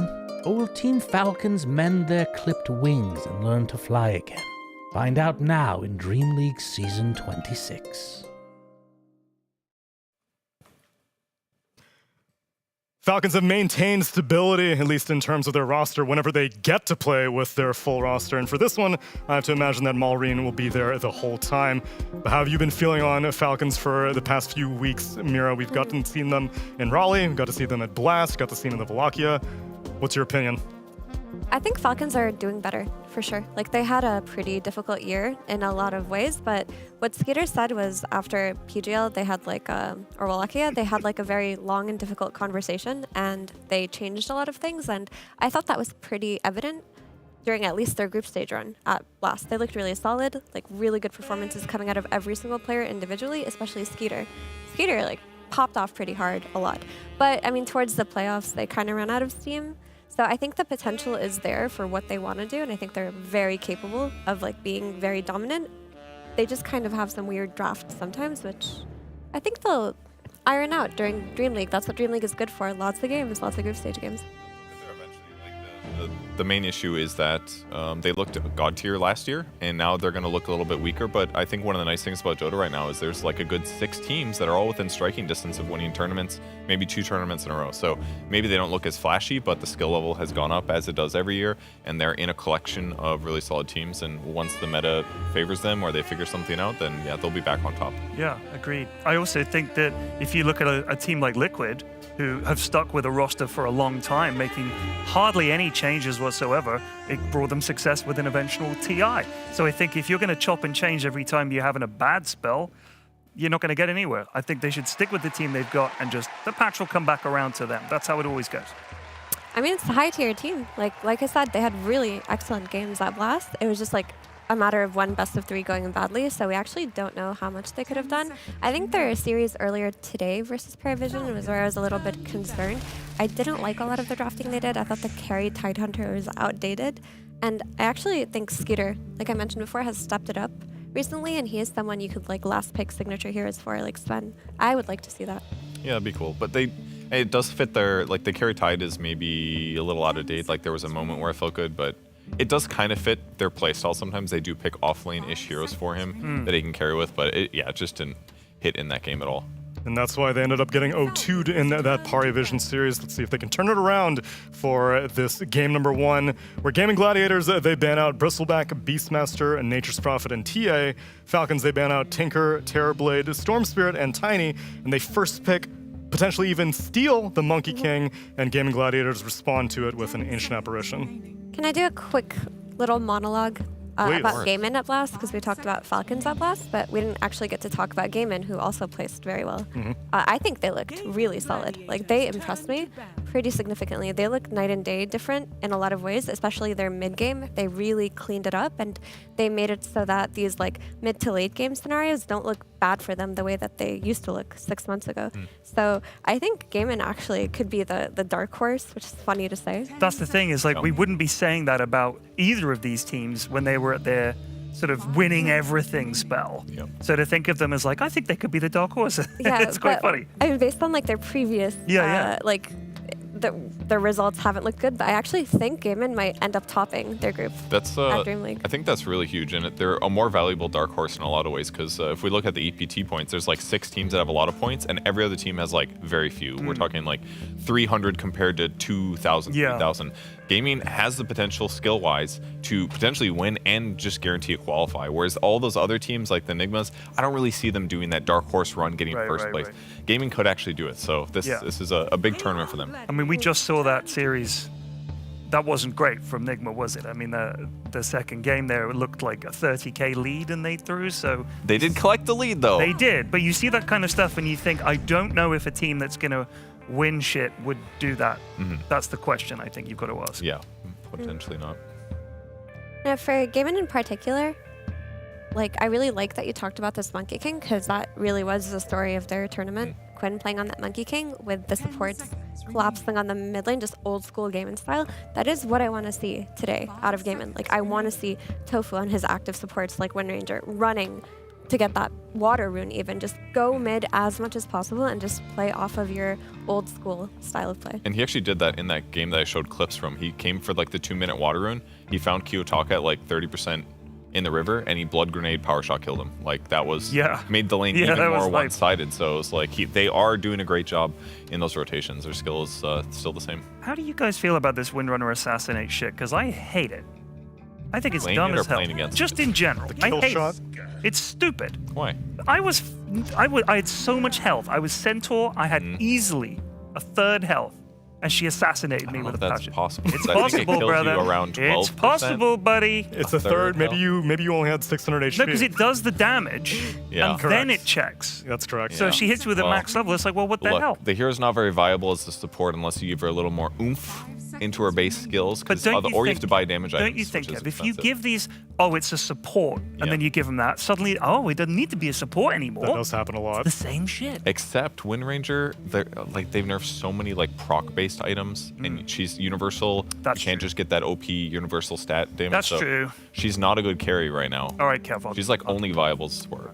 Also, I think it gives her much needed utility. Like, the kill shot I've only really noticed being super impactful on like the higher HP heroes, but you can do cool things with her now that you didn't used to before. Like, if TA refracts but she's low HP, you can execute her. Like, get her out of the game. You just power shot and she dies without, like, even though the refraction damage is being absorbed. I think little things like that are important to make her have a place. Flax isn't here, so I'm going to say it. Get her out the game. What about Armlet Thunder with Wind Ranger on your team?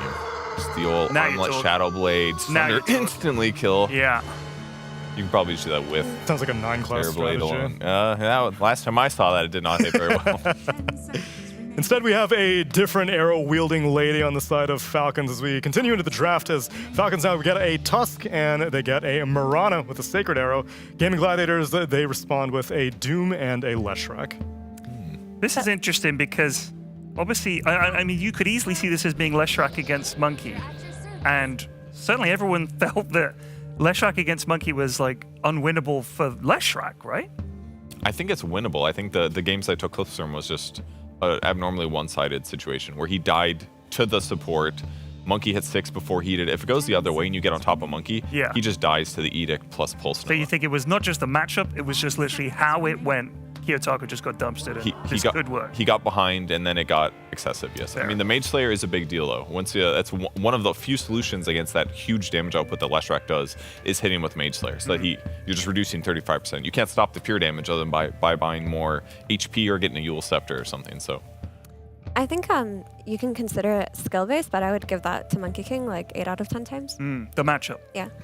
It's just like this hero is really tanky, high. Like, he's got a stout shield, high base damage. Like, Lesh has to like commit on him with Edict, which is like hard to do with a creep wave. Like, it's not very easily like played, but Quinn is a Leshrac specialist. Right. So if there's anyone who is comfortable in this matchup, it is him, because Yeah. he is the Monkey King that we talked about in the hypothetical matchup we've been discussing, right? The Medusa is kind of interesting. A lot of high mana pool heroes here. If you snake any of them, you're going to get more HP back. And that's a hero that just has insanely high raw HP. So if you're going to have somebody stand up against the Leshrac, that's a good candidate for it. But I do want to talk about something Falcons did, like preemptively in their draft, which I think is very cool. I think picking Tusk plus Mirana is very important, because the way that Gaimin played during Blast, which Falcons definitely saw, is that they're bringing, like I mentioned, Tofu's Windrunner to mid, they're bringing their supports to mid very early on and just playing around enabling Quinn, just like the old days. To play into that kind of aggression, you need supports that are ready to go mid at any point, and Mirana plus Tusk fit that bill very perfectly. It also gives them strong side lanes, so they're not really sacrificing anything in terms of draft integrity by doing this. Another cool thing is Medusa is great at setting up initiations on heroes. Mirana's going to be able to follow that up easily. Atos will come quick. Atos into second root, into Meteor Hammer. Like, you're going to land some monster arrows against some of these heroes. So they're definitely need a Force Staff on the Gladiator side to mess them up and to get past Ice Shards too. Be real, did you guys ever think Pos 3 Medusa building Atos and Meteor Hammer would be a thing? No, I think about that build sometimes. I'm like truly like one of the most interesting builds that we've had in many years to completely shift a hero's playstyle. If only I could talk to Jean-Guy Tupperware right now and tell him the brave new future that Was Dota that the guy that was here earlier? Yeah, he was the French guy. I mean, that's the kind of innovation that he was saying that isn't in Dota. And that just seems nonsensical to me. Look, that's the kind of opinion a lot of old men have. You know what I'm saying? They think it was better in their day. They're wrong. He'd be like, that mana shield's an innate. Ugh. Exactly. Back in my day, we had to work for our skill points. That's the kind of thing he'd be saying. Yeah, for sure. I mean, this could also just be a carry Dusa. It's a great carry Dusa game. You're playing against Doom, and like you're not necessarily threatened by anything Gaimin has going on. Like maybe Wind Ranger, she buys Diffusal, right? That's the itemization you do versus Dusa, but even that like requires Wind Ranger to have an item early enough where the enemy team can run at you. So I think carry Dusa is actually what Gaimin should think about right now. It's very possible, yeah. I like the idea. And as you can see, they're banning out offlaners, so they don't think this is a carry Dusa. And I say offlaners on the Pango, but that's because ATF was playing offlane Pango for a lot of Blast. Yeah, it was very interesting. He's always going to do those weird things. Anything else I need to protect the Medusa with? Anti-mage is a given. But regardless of offlane or carry, there are some things that Medusa is always terrified of. I mean, I think ET is difficult, but you already see Windrunner plus AA, so you're not worried about support picks being the counter. Unless if it's carry Leshrac, mid Wind Ranger. Darkseer makes sense. Get a free Dusa illusion. Could be pretty strong. Definitely makes it look like they carry Dusa. You could move some heroes around and get a Grimstroke. And then get the Ags. You want that illusion? And you get the Dusa illusion and a Monkey illusion. Easy peasy. They'd have to do carry Wind Ranger if they did that though. They could. Which is a bit spooky. Or mid-grim. I'm not saying it's good. Oh, okay. Don't worry, Kev. It's good. I was I'm not trying to say it's good. That is most inefficient draft you're discussing, Captain. Just take some time to get to the X, that's all. That's the downside. There's also... Okay. Okay. Is that what you're going to say? Yeah. I was going to say Morph, yeah. Okay. Yeah. Just scream Morphling next time. We'll know what you mean. I don't want to interrupt your conversation. I mean, there's also Dodge. just the option of killing the rest of your team with these, like, Morphling types. They waveform in, kill the backline really quickly, like make it so that they're hard to catch, and then you can deal with the Medusa later on.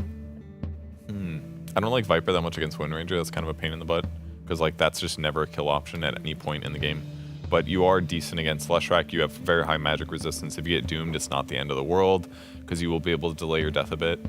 I don't know if he's going to go the facet that increases your magic resistance, but this kind of seems like the game for it, because there is so much magic damage. But I assume they're going to go standard one. And I don't know. Viper looks fine here. I do like the hero a lot, but it's not very popular. But it is one of Omar's signatures. I mean, I think the Viper is pretty cool. It's like a lot of range damage versus Leshrac, right? That's important, that you make it so that hero can't run around comfortably. Conceptually the same versus Wind Ranger. The issue is now that there's this Morphling win condition on Gaimin, do Falcons have enough? Because their disable is quite limited to like a Walrus Punch, a Boundless Strike into an arrow. If not, like I can see Watson popping off. But Falcons do have a really strong draft to work with right now. Yeah. I think it's going to be a good game. Looking at it. Haven't seen Viper in ages. Give me some more. Want to see Quinn Leshrac. Okay. Snake King on Mirana. I mean, Classic. come on, baby, let's go. Crit Tusk? You serious? I mean, it's a good lane for a crit as well. They needed a ranged offlaner, so they're gonna have tag team amplifying his damage. That's gonna get him low. Then his innate is gonna do more physical damage, and they're slowed the whole time. So it will be very easy for them to kill A. That's one of the upsides. A has to be super careful in this lane, or he's gonna feed. So the lane should be solid. It'll give him some other tower hitters. Like it'll transition them pretty well, and he can frontline for their team with his Sanjiasha, whatever else he buys, probably BKB. I'm into it. I genuinely play Viper like often, so I'm excited to see it. But I assume Why it's would you gonna admit that, Kev? Because I genuinely like playing the hero. This is a safe space. I don't just buy like I don't just buy like Treads, S and Y, BKB. You're gonna tell me you're playing Tinker next, Kev? He buys really boring items, but There they are are limits effective. to Pyrion's tolerance around here, but so far it seems like all the pieces are here for a fantastic game number 1. So let's take it away with Cap and SVG.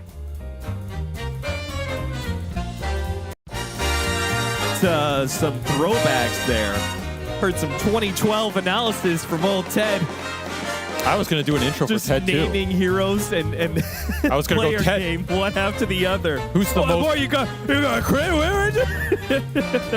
He really was going back in time. That was TI2 panels going on right there. At least he didn't say crit winner wire. Yeah, got that going. I was going to do a whole Winston Churchill bit. I don't follow. You know who's the most famous British man with a cane? We'll fight him on the beaches. Yeah. What else did he say? It's the only quote of his I know. Okay. Story time. Uh-huh. Nothing to do with the alien. I swear. Okay. That is a quote that a lot of people are going to be really confused by. As the smoke is going to come out from gaming, it's going to be delayed. I don't think it's going to latch here. At Blast Slam, there was a game that Gaimin played where they had Quinn on Ember, and the enemy team got the last pick Morphling. Yeah. The enemy team was Tundra. They put it mid on BZM. Yep. And they destroyed them with it. Yep. And I asked Quinn, were you guys that confident versus last pick Morphling with that draft? Or did you forget about it? And he said, we forgot about it.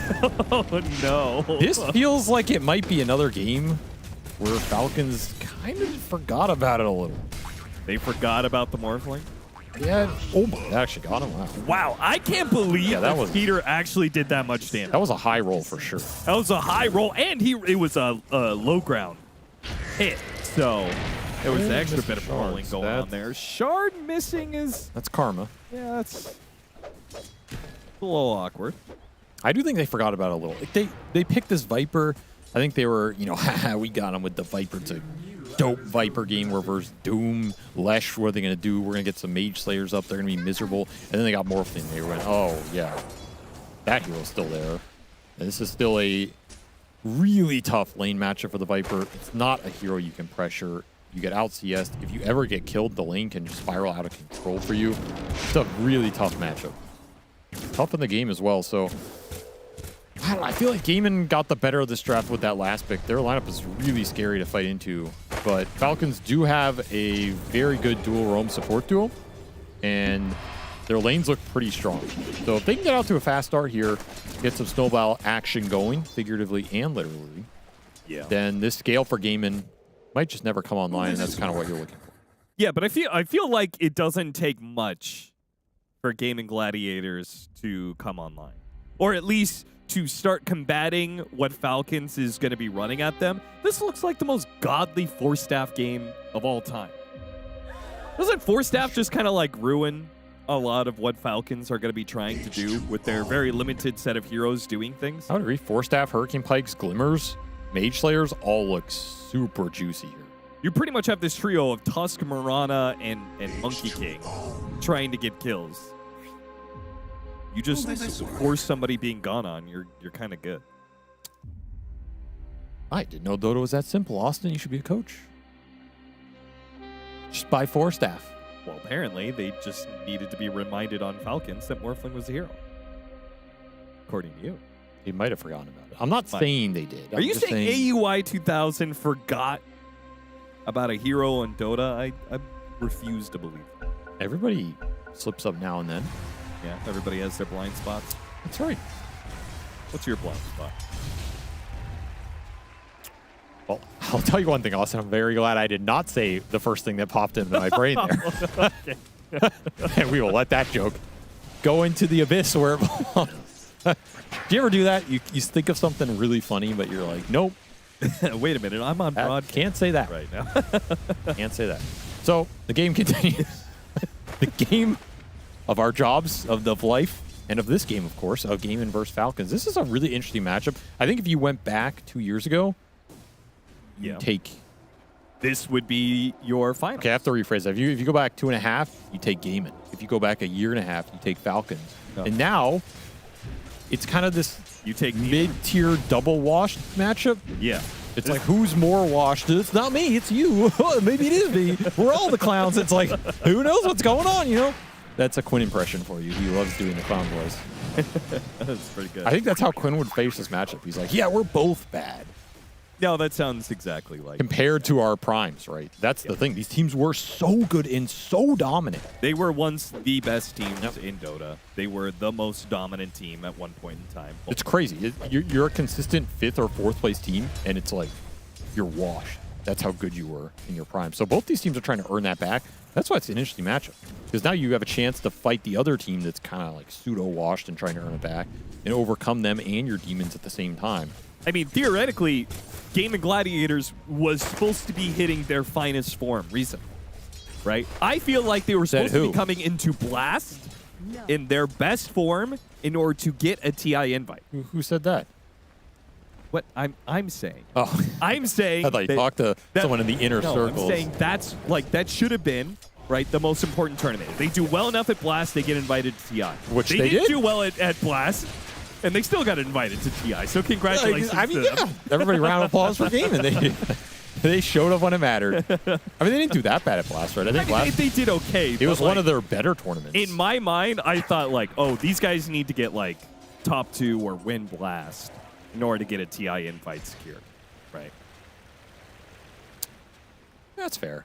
I still think they looked a lot better at that event. The synergy looked better.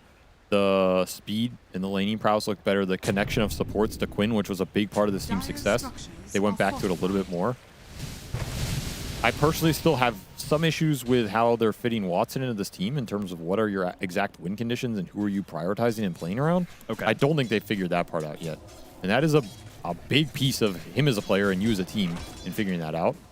Whereas Falcons, I'm not 100% sure where their issues have been, you know, this entire season, other than the meta just feels off for them.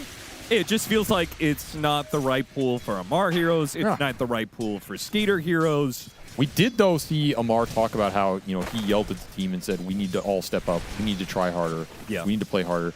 I did see some of that winner's burden of, you know, it takes a lot of energy and emotional strain to win that much, and then you let your foot off the gas and you slip a little and people aren't trying as hard and they're not as motivated because you've tasted victory and you know what that's like.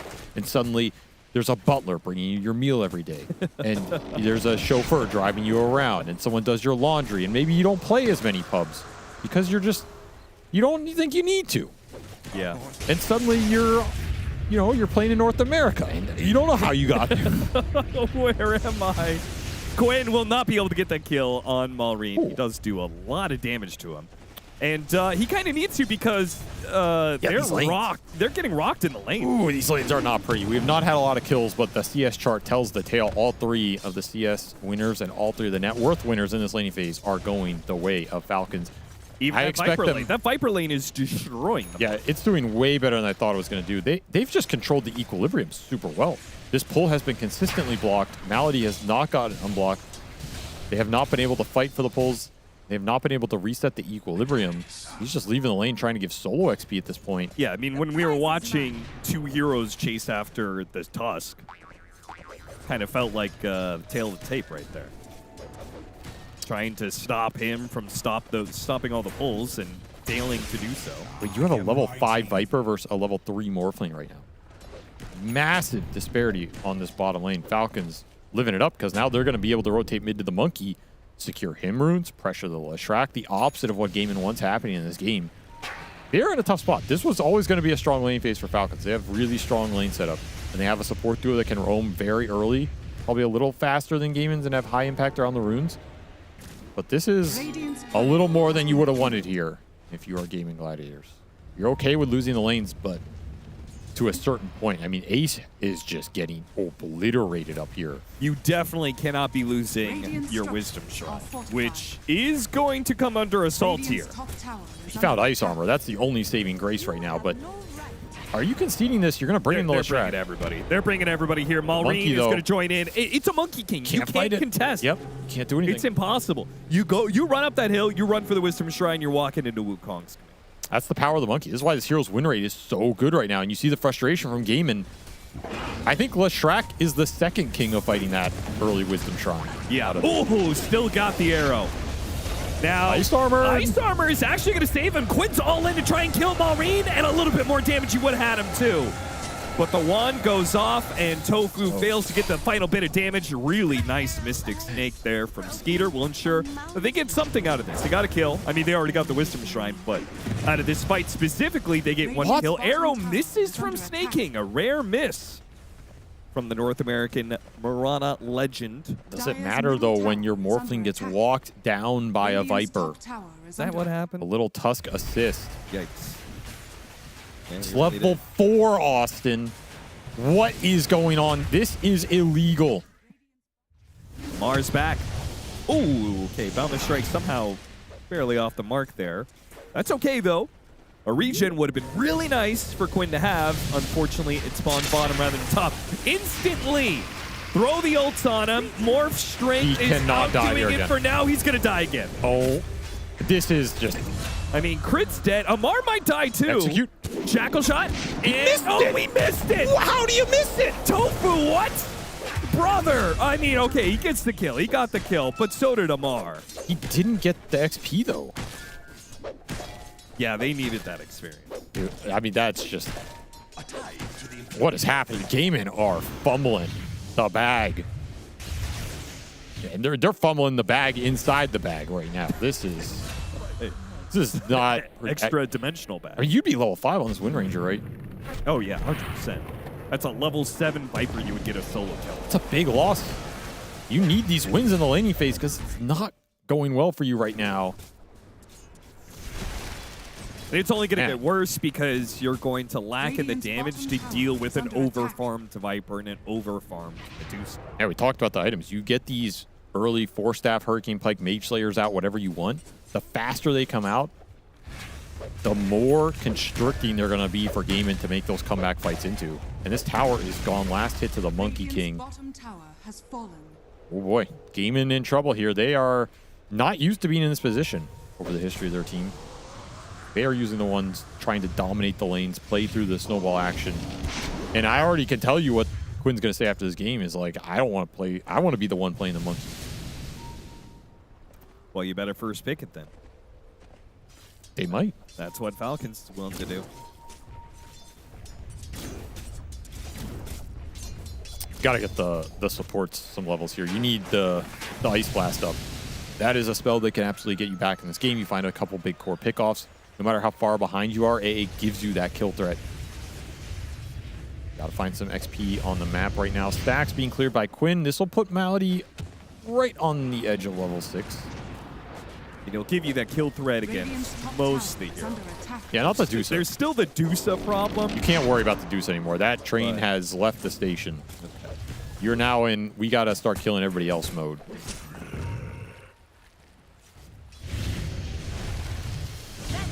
Well, Stacks going to Quinn, trying to recover his farm to match Malrine, which will get him a little close there. Snaking comes in with the Moonlight Shadow and cleans up 3 different Ancients and gets the kill onto Malady. Surprised Malady stuck around there. Man was desperate for some experience. He got it. You can make a move now. Very strong early game for Falcons. 4 to 5k up. Pretty much got your supports to 6. You've taken some tier 1s on both sides of the map, and now you're just eyeing that tier 1 mid to get a good fight around it, and they will TP the Medusa in. Skeeter on the front line, full mana, Lotus. Oh, yeah. That was so easy. It has been an easy game for Falcon so far. Where's the challenge going to come from? You got to do something here soon. This is a 3rd tier 1 tower by the 12-minute mark.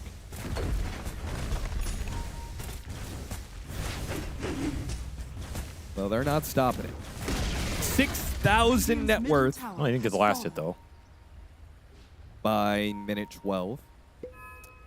Falcons showcasing why they were in grand final of the last tournament and not Gaming Gladiator. Shackle shot lands, though, and no kill is had. Just more missed execution a little bit. No stun available on the Lesh makes that a bit harder, though. That is true. Denied the bounty to, come on, That's man. the king right there. If you take a swing at the king, you better not miss. They missed.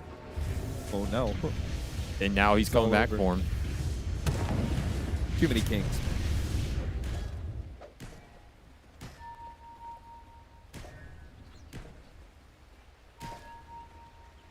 Nice deep ward on the shrine placed by Falcons. You already know what their next idea is going to be. Midas. Keep them under-leveled. Oh. What? No, keep going. Keep them under-leveled. Keep them under pressure. Keep Tofu from being able to get his level 6. Not that it would do anything. I am surprised that Ace is going to Midas here, but I guess what else do you go on Doom in this position? Oh yeah, you just have to all in on recovery. Does have the bargain. Kind of hard to turn it down, but man, you are going to be fighting such an uphill battle into all these early fightings, and it will be the BKB first for Mallory. He said, this is the monkey build. And he talked about this, right? He said, I don't care about Mage Slayer. I don't care about Diffusal. I just go first item BKB. You're a god. You scale a bit better. Screw you. Melody get run down by a tree. I mean, Falcons are they're just schooling on him now. Oh no! I told you, don't miss. Why didn't he listen? The spells are just not landing here for Gaiman. The side lanes collapsed. What is going well for them? Let's look on the upside, Austin. There's a game 2. That's an upside. That's a bit of a brutal replay to show, but okay, power to you. The Atos is done on the Lesh, so there's a lot more setup, a lot more chain stun And potential. here comes that Wisdom Shrine steal. I mean, if you're a game of Gladiators, you know this was coming.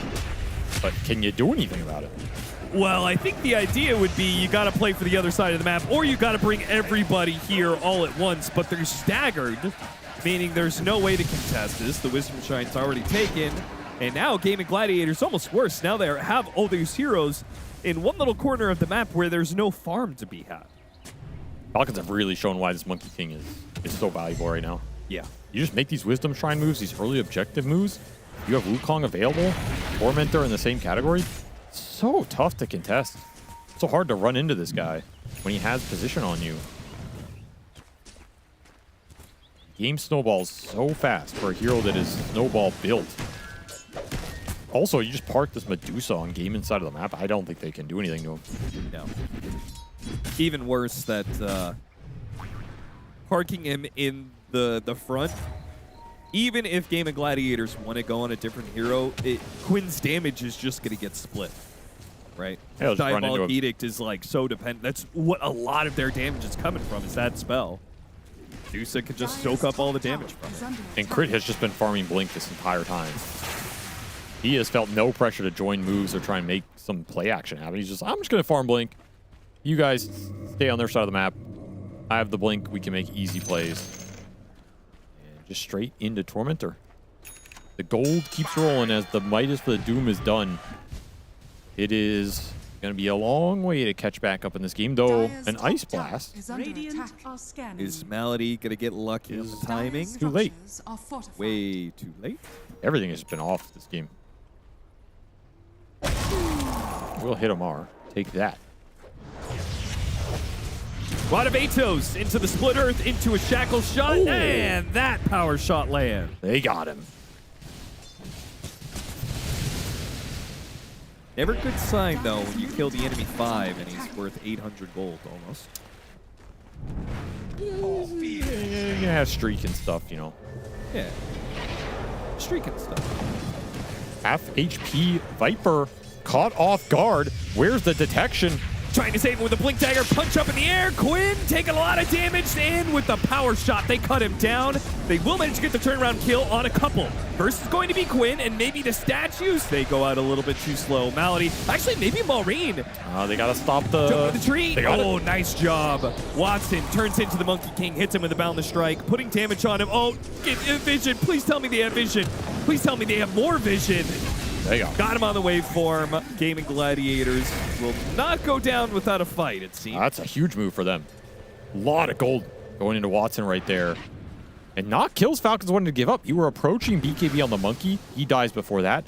Parking this Viper half HP in front of a tier 2 tower like that. Not expecting the invisible Lesh, but still. It's very, very cocky. You were just getting to your Tusk Blink. You were going to be able to make a play. You're close to so many big items right now. Bad time to die. Bad place of the map.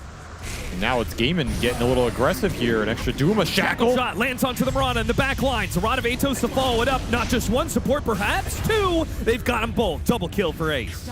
Gaiman finding the breath of life. Radiant's top tower is under attack. As Falcons falter.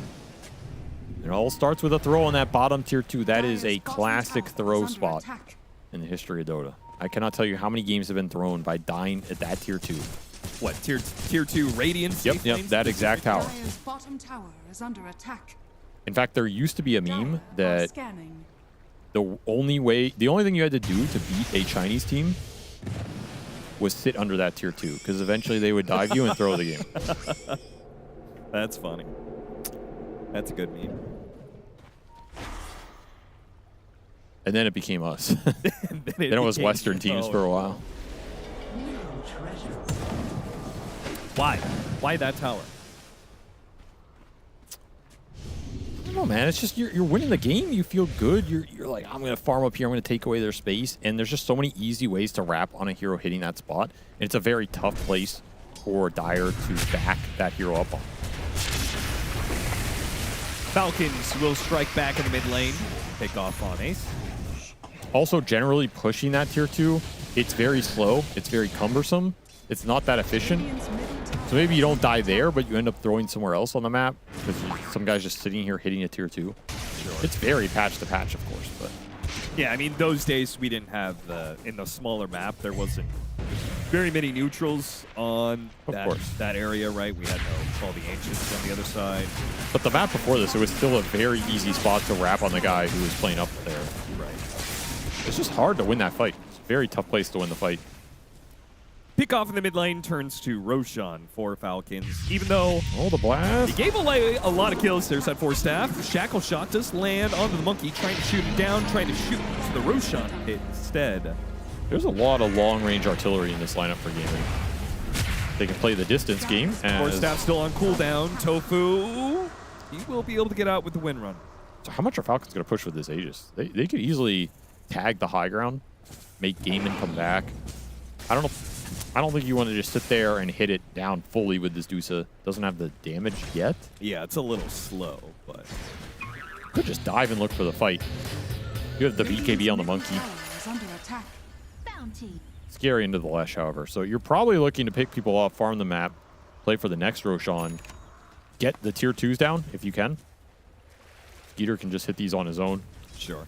Look for the pick off with the other heroes. You have Moonlight Shadow, you have Tusk Blink. Your catch is pretty solid. Build that net worth lead like they enjoy doing. Radiant structures are fortified. Is the Falcons' MO. Radiant's middle tower is under attack. Time to move.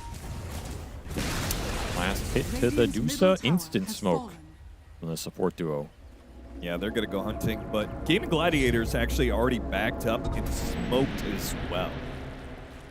Going on a little 3-man excursion here. This is for Wisdom Shrine, however. This map movement from Falcons is going to yield them something regardless of whether they find an enemy hero, whereas you're going to make the same move as Gaiman. Gaiman's going to be too late to mirror. I can't believe Gaming Gladiators hasn't made a move to the enemy Wisdom Shrine in all of this. Haven't had the map control. Its bottom lane has been in the whole time. I mean, even just one support trying to make that move. You know, just trying to slip up the side of the map. Yeah, they could have looked for it. For sure. That's a fast pickoff. Any rebuttal? This is not going to be the fastest kill on the toss. Maybe if the power shot had executed, it could have been faster. Malreen's taking a lot of damage, and with the Doom on him, it looks like he's going to take out. Too much for him to handle. Snowball save. Oh! Is that enough? Still dead. The Doom's still going. It's going to take on him. Power shot misses on Crit. Tofu will end up dying here. Starstorm as Watson turns into the Mirana to go after them. Arrow not going to land. Oh, boy. Ace actually shows up from behind and gets the Mirana kill. So somehow Gaming Gladiators still finding things out of the situation. Yeah, it's not a bad exchange for them, especially when you have this Aegis Dusa just sitting in your triangle. You can't go into him. You got to find action somewhere else. And a tip from Amar into Watson. I have no idea why. Well, the big bad Dusa is still the most untouchable hero of the game. Can we click on the Morphling real quick? Okay, that's good. What? What do you mean? Oh, you see what my Morphling looks like?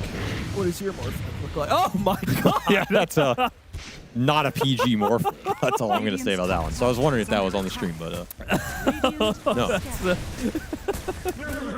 That was like a jump scare almost. Yeah. For anybody wondering, my Morphling is bugged because he turned into Mirana and turned back. That his profile is now just Mirana without the mount and without clothes for some reason. Why that exists as a bug in Dota 2, we will never know. Well, I mean, but I will tell you one thing, Austin. There's a Valve employee who knows. Oh, he knows. He knows. All right. He knows that bug very well. He likes that bug. Some would say a feature. There's a lot of Morphling BKB bugs. for Ace. Yes. Does that give Gaming Gladiators enough to take a full-on fight? Probably not. BKB on Quinn, though? Maybe double BKB is enough? Yeah, it helps you go in for sure versus the Viper.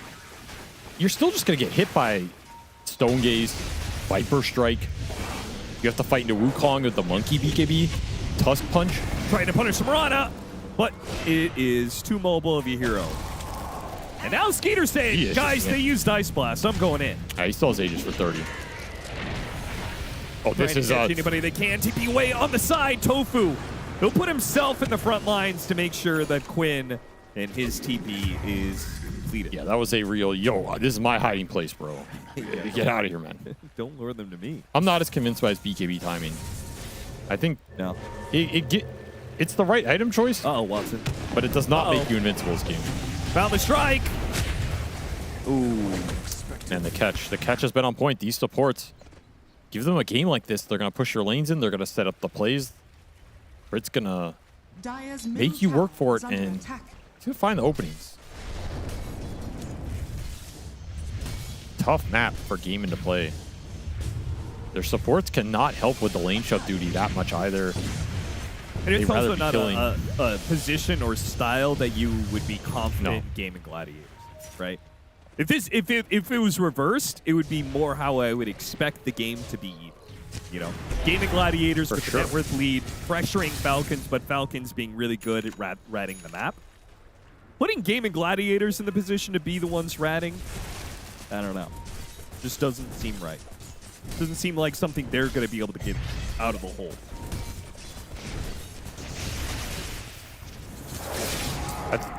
When they have the mobile here on Quinn, I think their ratting potential goes way up. That's true. Yeah. When he's on Pucks or Queen of Pains or Ember or Storm, they are not that bad at ratting on average compared to a lot of other teams. Okay. When he is on an immobile map hero, that goes down drastically. Right. Because he is arguably their most aggressive lane shover in those situations. Yep. Ward is spotting all of Gaming Gladiators right now. They are on top of this. Ward, Crit's going to make the jump. Punch into Arrow. Ice Blast, it's going to whiff. And Ace has found his initiation. Totally foiled. He used the BKB and won't even stay alive. Quinn, he'll TP out in desperation. Will manage to do so because of his BKB. But that alone saves him. That wasn't even a full fight for Falcons in terms of the spell casting. We didn't see a Viper Strike. We didn't see a Stone Gaze. No. So that's your BKB, and you ran into him, and you had to run away. That's why I was not sold on this timing for Gaiman. Falcon's just not giving easy openings. And he'll get another shard here. It'll go to the Viper. Nice little pickup. He is farmed on this Viper, all a product of that laning phase. You already have the Hurricane Pike and the Mage Slayer done here by that 25-minute mark, and then you get the shard on top of it. He is a juicy boy. He is ahead of this Warflame.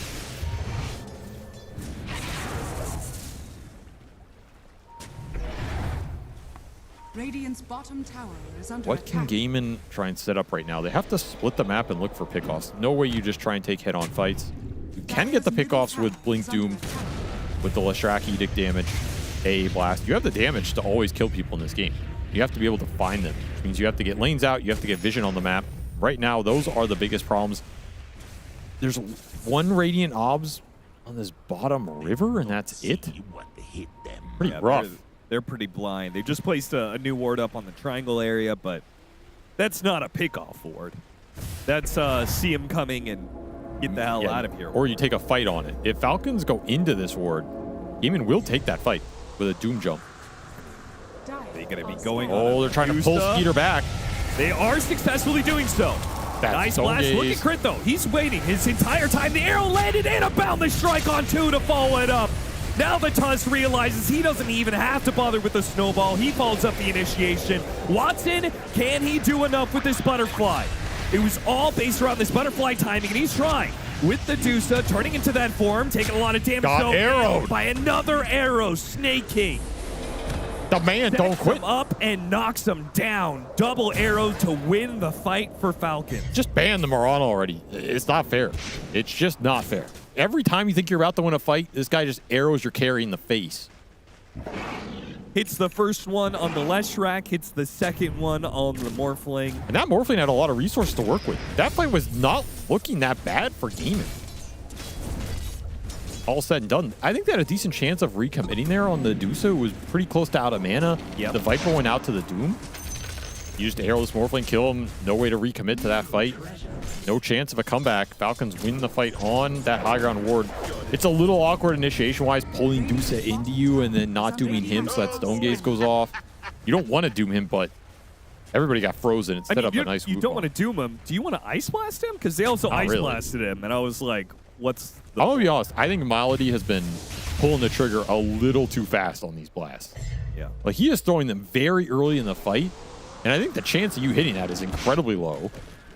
And I think that the biggest thing you can do with this spell in this game is dissuade the Monkey King or the Viper from manning up aggressively. Right. Because you can just nuke them. The Monkey can't heal. You can trade, bring him down, and then maybe doom somebody else. Because that's part of the pick of the Leshrac, right? The Leshrac, not just, you know, lane matchup, whatever, but in the game, you're supposed to be able to challenge the Monkey King inside of Wukong's command and all in.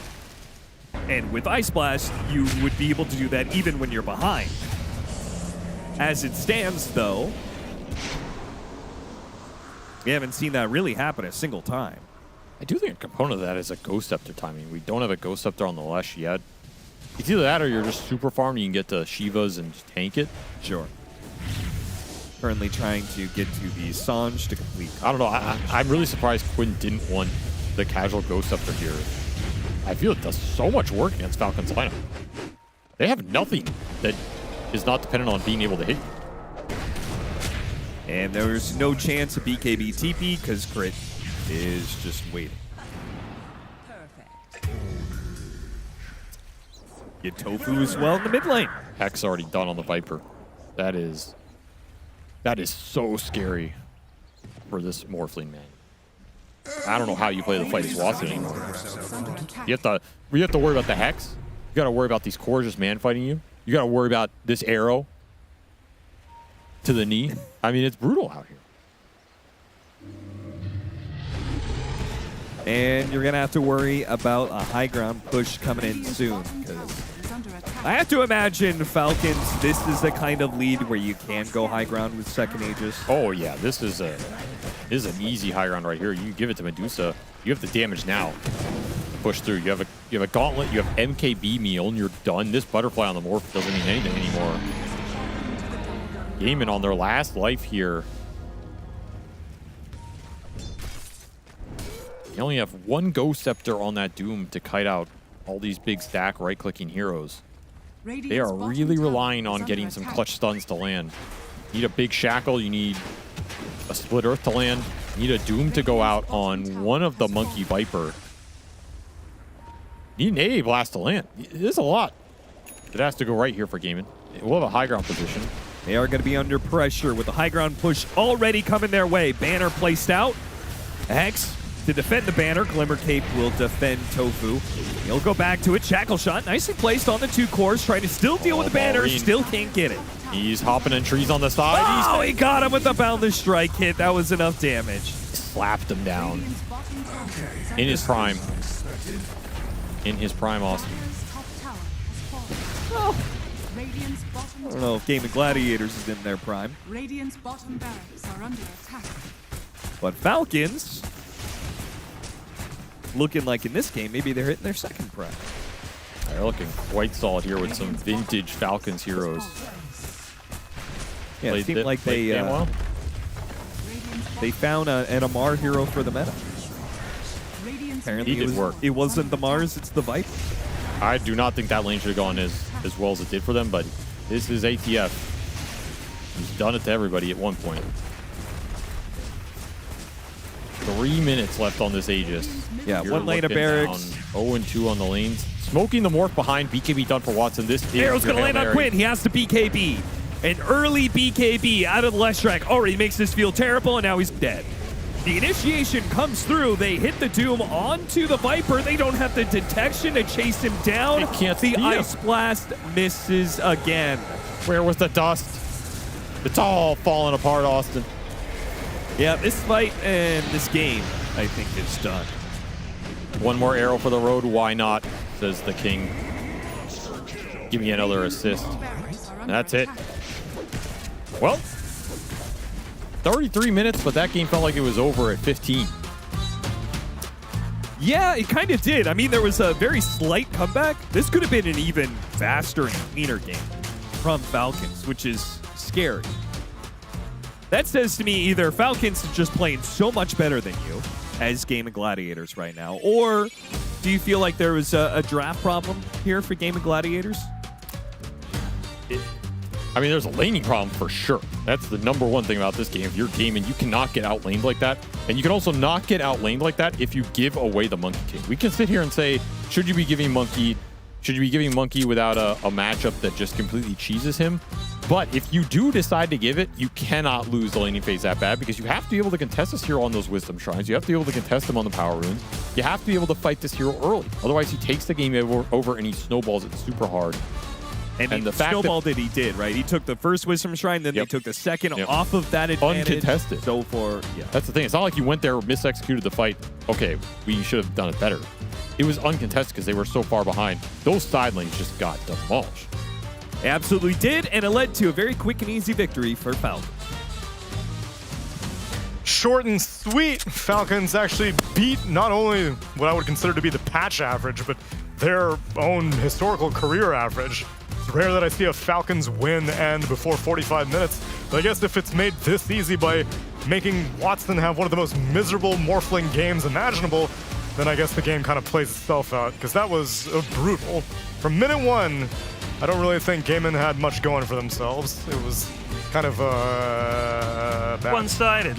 Dare I say it? I know the casters didn't appreciate it, but snaking Mirana? Oh, dude. Which I noticed Cap actually said during the cast. He was like, snaking Mirana? What is this, a 2012 cast, Cap, you piece of shit? It's true. All right? Sometimes if you get guys on their best hero, this is what fucking happens. The man did work. His whole team did. What were the other ones? You said Crit Tusk? Crit Tusk? Hey. Amar Viper? Amar Viper. Hey, oh, apparently. Oh, no, we can't say Mallory that. Like Monkey King? Cap sensibilities. Is there more? No, Skeeter Dusa was he played it very well, but it's not his signature. No, it's not. I would not say, at 4 out of 5 though, yes. Yeah, would and say I their didn't name. say Skeeter Medusa because of course you wouldn't. Yeah, you wouldn't. You never do that. Yeah. One wouldn't. Oh, I'm all animated.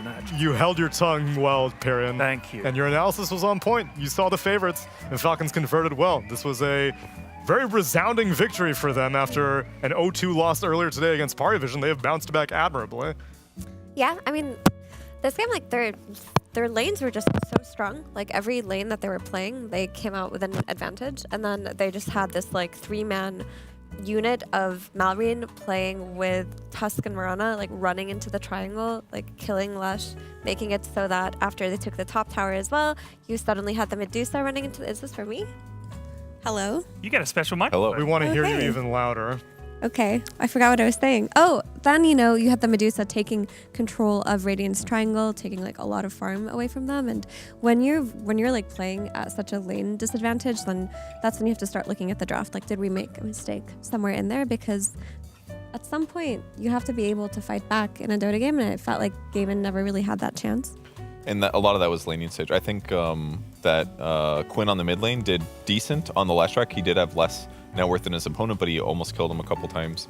And then the safe lane was the worst place for them. The Morph lane getting pressured by the Viper was really a lot. The tag team, the poison damage, like Viper does more damage the longer he fights somebody, which is actually good against Morphin, because normally it's like you put all this damage in him, he's like, haha, morph down, morph up. But if you keep hitting him with poison attacks and you do more damage with your innate, it goes a little bit farther than normal. So it was kind of a cool solution there, and they won that lane pretty resoundingly. It was a weird net worth chart on the left side at 10 minutes. Very weird. And your Doom is just playing catch up, right? Like Doom also didn't have a lane because playing into Medusa, he had to go Midas and sit in the jungle for a while before he could be relevant. And in that case, at that point, like Monkey King and the two supports are running around trying to take as much of the map away as possible. You're playing catch up on a couple of heroes. You don't necessarily have like a playmaker. Leshrac needs a BKB. Your Morphling needs a lot of time. You just weren't given the space needed to play that game. Yeah, made it a lot harder, but I don't know, it was cool to see kind of some of the similar things. And once again, no matter how fancy the drafts look, the laning stage is still king in almost all, Snake King, I dare say, in almost all cases. I mean, for sure, the other thing is, I mean, Cap did mention it about the fact that this is the first like sub 45-minute Falcons game he's seen. We've been saying a lot of the games have been running long, and that's true. But they do seem to have been one of these teams that sort of like, come on, you guys have won this game, go close it out. But this time they actually did, and I think that was because the lanes were so dominant that it was like, we can't help but close the game now. There was, however, one brief moment where perhaps Amar might have overplayed his hand. Purge, with his very keen eye, was able to observe something that may have gotten him into trouble that maybe the average viewer didn't see. You're right. I have a moment in this game that absolutely didn't change the outcome, but is worth revisiting. Take a look at this. This Ice Blast, shit, right? Way too late. Doesn't even land on ATF, but watch his HP bar. Okay. Watch how it changes when these items get delivered. Oh my god, he just took about 300 damage because his raw HP increased, but his current HP could not increase because he was Ice Blasted. And then when he gets ganked here, the power shot, Ted, assassinated him. That is exciting. It didn't matter. I like but that. It gave them a small net worth comeback. Like, what if he survives there with 300 HP? The power shot doesn't kill him. Right. Could have mattered. But they continued to stomp them. It was a good moment, though. Yeah, it was cool. Did you clip that before we knew who was going to win, and you were like, Oh, yeah, for sure. I was like, this was cool. And then it didn't matter. But And then the it's game was still over. a good Here clip. we are. That's a cool clip because it showed us what Gaiman's draft could have done true. had that net worth been more even. Like the Great point. tools that they had to fight, like what, like the shackles and the power shots and the ice blasts and things like that. Like that could have easily gone in their favor if they just had a little bit more to work with in terms of net worth. But back to the drawing board. There's still a game 2 for Gaiman. Do we have any new opinions on this Monkey King Leshrac thing that we were touching on during the draft? Any new information gathered after being able to watch this game play out? I mean, I don't think Leshrac is like a high tier hero at all. Like the way that Monkey King is, it's just something that you pick, and it's something that Quinn thought that he could play around. But I also talked to him at Blast, and he says that he thinks like Leshrac and Queen of Pain and a lot of his signature heroes are just objectively worse than things like Monkey King and Beastmaster that people are playing mid. But sometimes you just gotta go for it. Especially if your Monkey King gets stolen, because it was Gaiman's Monkey King that you were hyped about. Purge and Falcons immediately stole it away. If they could get it, it would be really good. And I think he played the last track well, but I think against these world-class players, they know that 1,000 damage is coming from a Diabolic Edict, and they make sure they don't put themselves in that situation. So he doesn't get to snowball like he does in pubs sometimes where people make more mistakes. I mean, the upside was there wasn't a ton of minus armor, so the Monkey King didn't shred the Leshrac. He could always get the monkey down to like 30% before dying, but it's a hard matchup to beat. You have to get your relevant items. You have to get HP, you have to get a BKB maybe, you have to get armor. There's a lot of other things to get, whereas Monkey King is in the middle of this, playing the entire map, being mobile just with his skill set. He doesn't have to buy any items to do that. He just needs levels, and that's about it. His Orb of Corrosion, basically. So. Yeah, I mean, I think melee heroes are just superior mid laners at the moment, with the exceptions of like things like Storm and Puck that have always had a place. But like you look at things like Monkey King and Beastmaster, I have to bring that hero up because he's banned every game for this reason. Like their base damage is higher than you are as Leshrac or a Queen of Pain or whatever, and they have damage block like built into the hero. They were given damage block, so like you're a Leshrac, you're hitting for lower, you're not getting the denies because his damage is higher, and every time he walks up, it's hard to punish because he's not taking as much damage as you are if you were to walk up and tank the creep wave. So it's just the state of Dota right now. It's a wild concept. I would have never imagined that melee heroes, like I was able to get on board with the fact that other lanes melee heroes became quite viable, but for mid lane, I always thought the river would be too wide for the average melee hero to be able to succeed in, or at least be top tier in. But maybe, I forgot his name, Jean Tupperware? Jean-Guy Tupperware? Jean-Guy Tupperware. The Jean-Guy You met him? Jean-Guy You know his Tupperware. name? You met him? I did. Wow. In the flesh. I mean, talking about Dota old school. I'm He telling was around you. before I was. That's I great. smelled him. He would I was seem- across the room. Oh, What does he yeah. smell like? Truffles. French Drakkar cologne, I Noir. guess. Truffles and wine and cheese. That's a good reference. That's an important Everybody reference. knows that one. An armoire. Very old. Drakkar Noir, very old. Very French. Very old fragrance. Oh, really? Yeah, haven't I have some. Do you want me to bring it in tomorrow? Please do. Please do. He got some like I got it for free. 30-year-old perfume for free at the store. That's quite cool. You're It is- thrifting perfumes? Yeah. And Effie smelled it, and she said it actually smells good, and I couldn't believe it. I just thought it was going to be cheap and bad. Does perfume improve with age or does it go bad? I don't know. I mean, it goes bad. It depends on how you store it. Like you have to store it somewhere like dark and cool. But like typically, like it's in its best state when you first get it. But it'll be good for a while. Like some people have Chanel perfumes from like the 30s.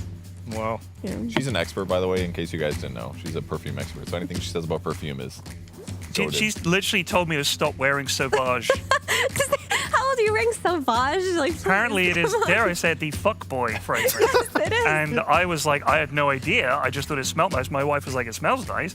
I'm worried now that it reminded her of all the fuckboys she hangs out with. But either Yeah. way, And then I switched to Armani Code. Armani Code. Armani But Code's then I beautiful. forgot that I had Armani Timeless. Code, so I got some Dolce & Gabbana stuff. And then I ran out of that. I got a new one at the airport. I went and I said to the lady, I'm looking for some perfume, but I can't remember what it's called. It's for men. And she said, she couldn't help me. And on that note, ladies and gentlemen, let's get ready for our final game of the night. We'll see you around after the break.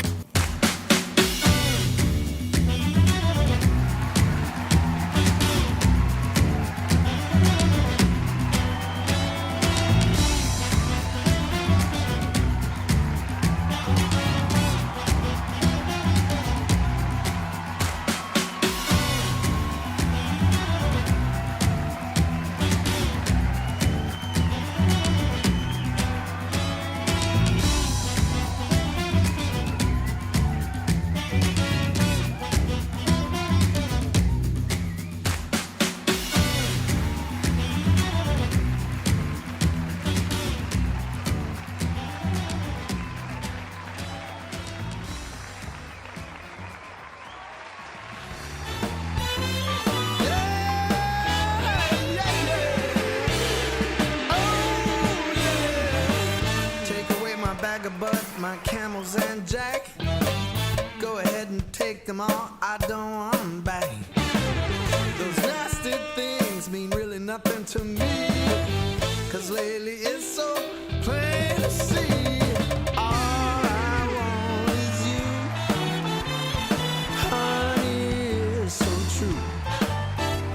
Give it to me, baby. All I need is you. Yeah.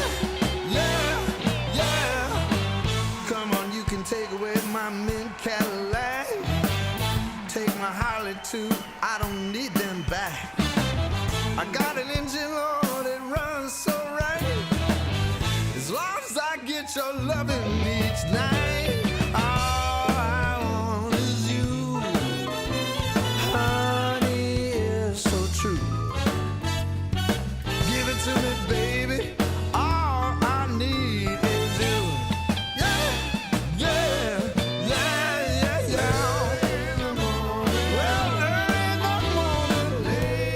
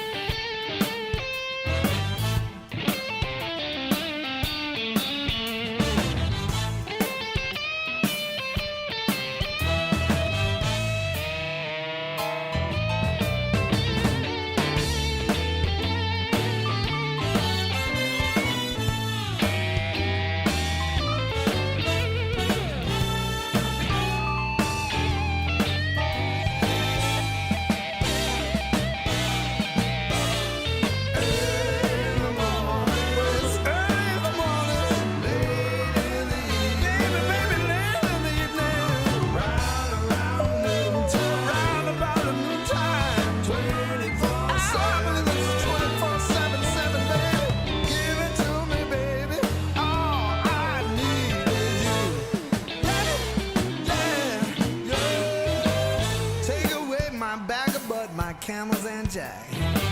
Go ahead and take them all, I don't want them back.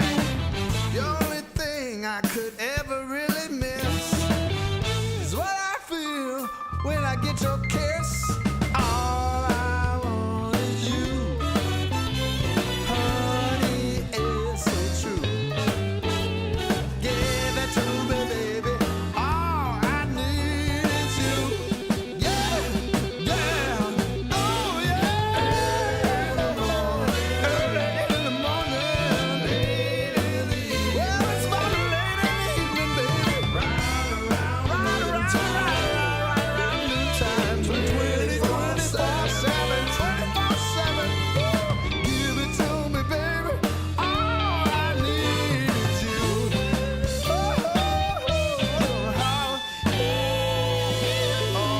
yeah, yeah, yeah.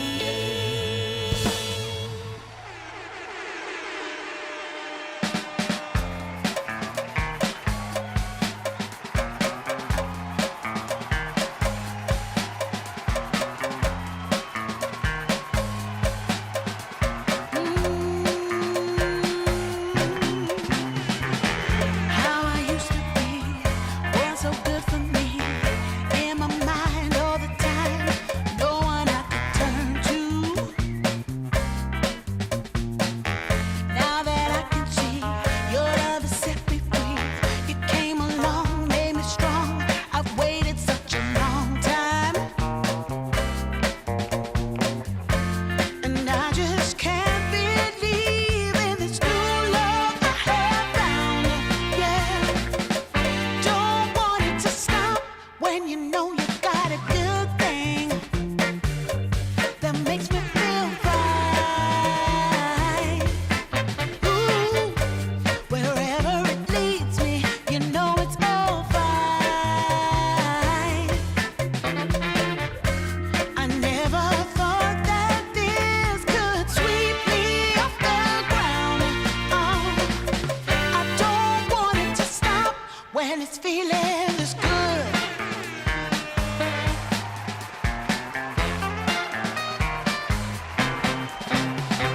Whenever you're around, my heart begins to pound.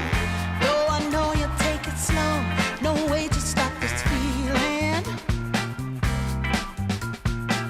For every single day, whenever you're away, in this place there's a space where I'll be waiting for you.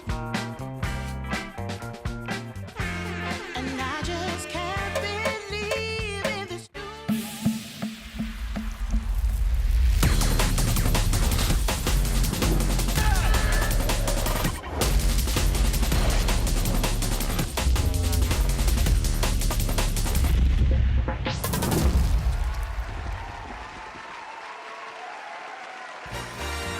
Final game of the night, friends. It's time to wrap up our first day here at DreamLeague Season 26 with Gaming Gladiators looking for revenge against Team Falcons. They faltered in Game 1 heavily. I haven't checked the statistics yet, but that's probably one of the fastest games that we've had at the tournament thus far. Out of a whole, let's see here.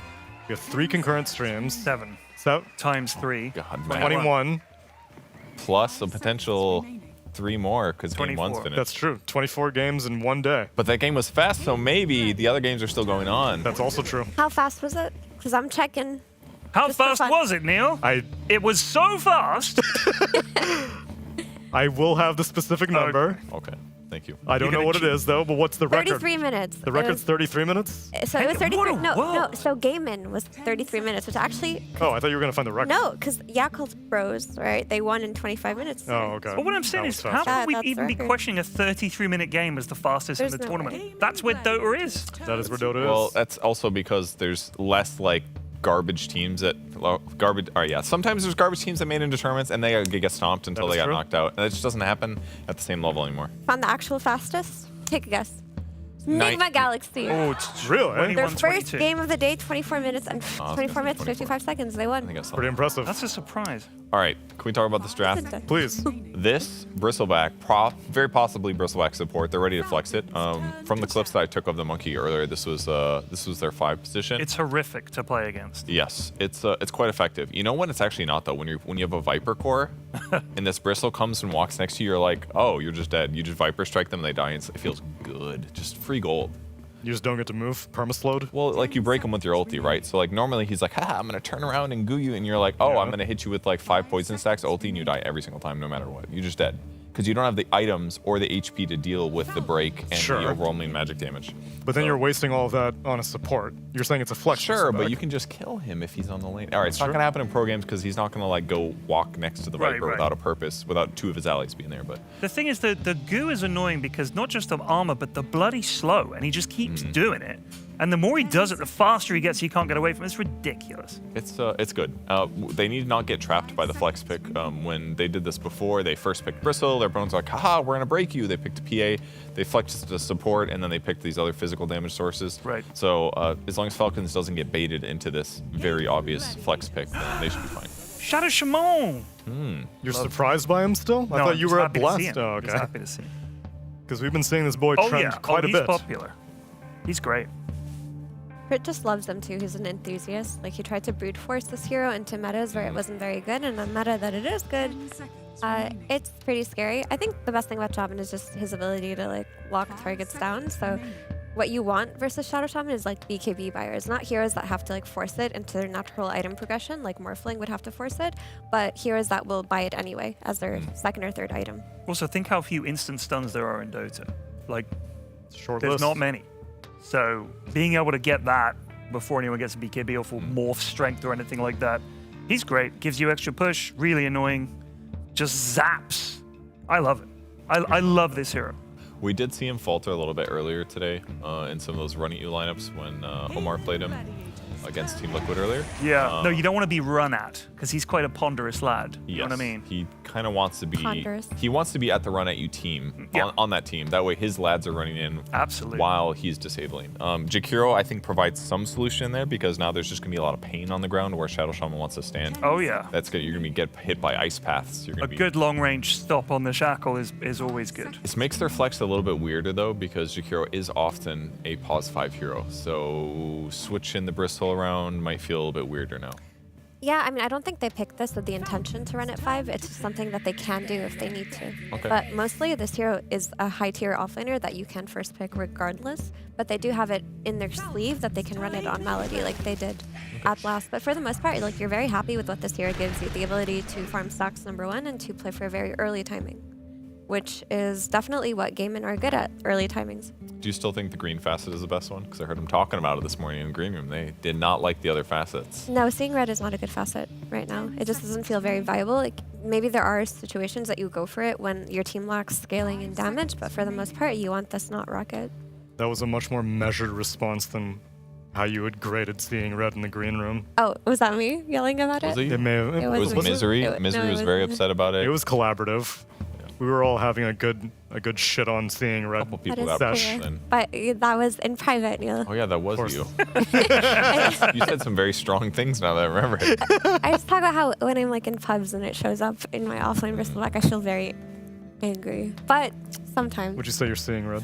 I would say that. I almost said it too. This guy. It does make me see red, but you know what? Tell me. Snot rockets make me happy. Oh, hell of a segue. Amazing. Love getting the good snot rocket come out of your face. Man, it's just stuck in there for so long. Ugh. No, but Falcons, like, they get 2 really solid picks here, like the AA plus Tiny. Like, with this, you have the ability to, like, kill whichever target you go on. Like, outside of how long you can lock down targets with Shaman plus Tiny plus Pangolier, Rolling Thunder, now you've got, like, the instant burst, like the blink from Tiny into the Ice Blast into an Ether Blast from Shaman. Like, Bristleback is gonna die. So here's my question then. Would you possibly bump Muerta up to carry and No. put Bristle as a support?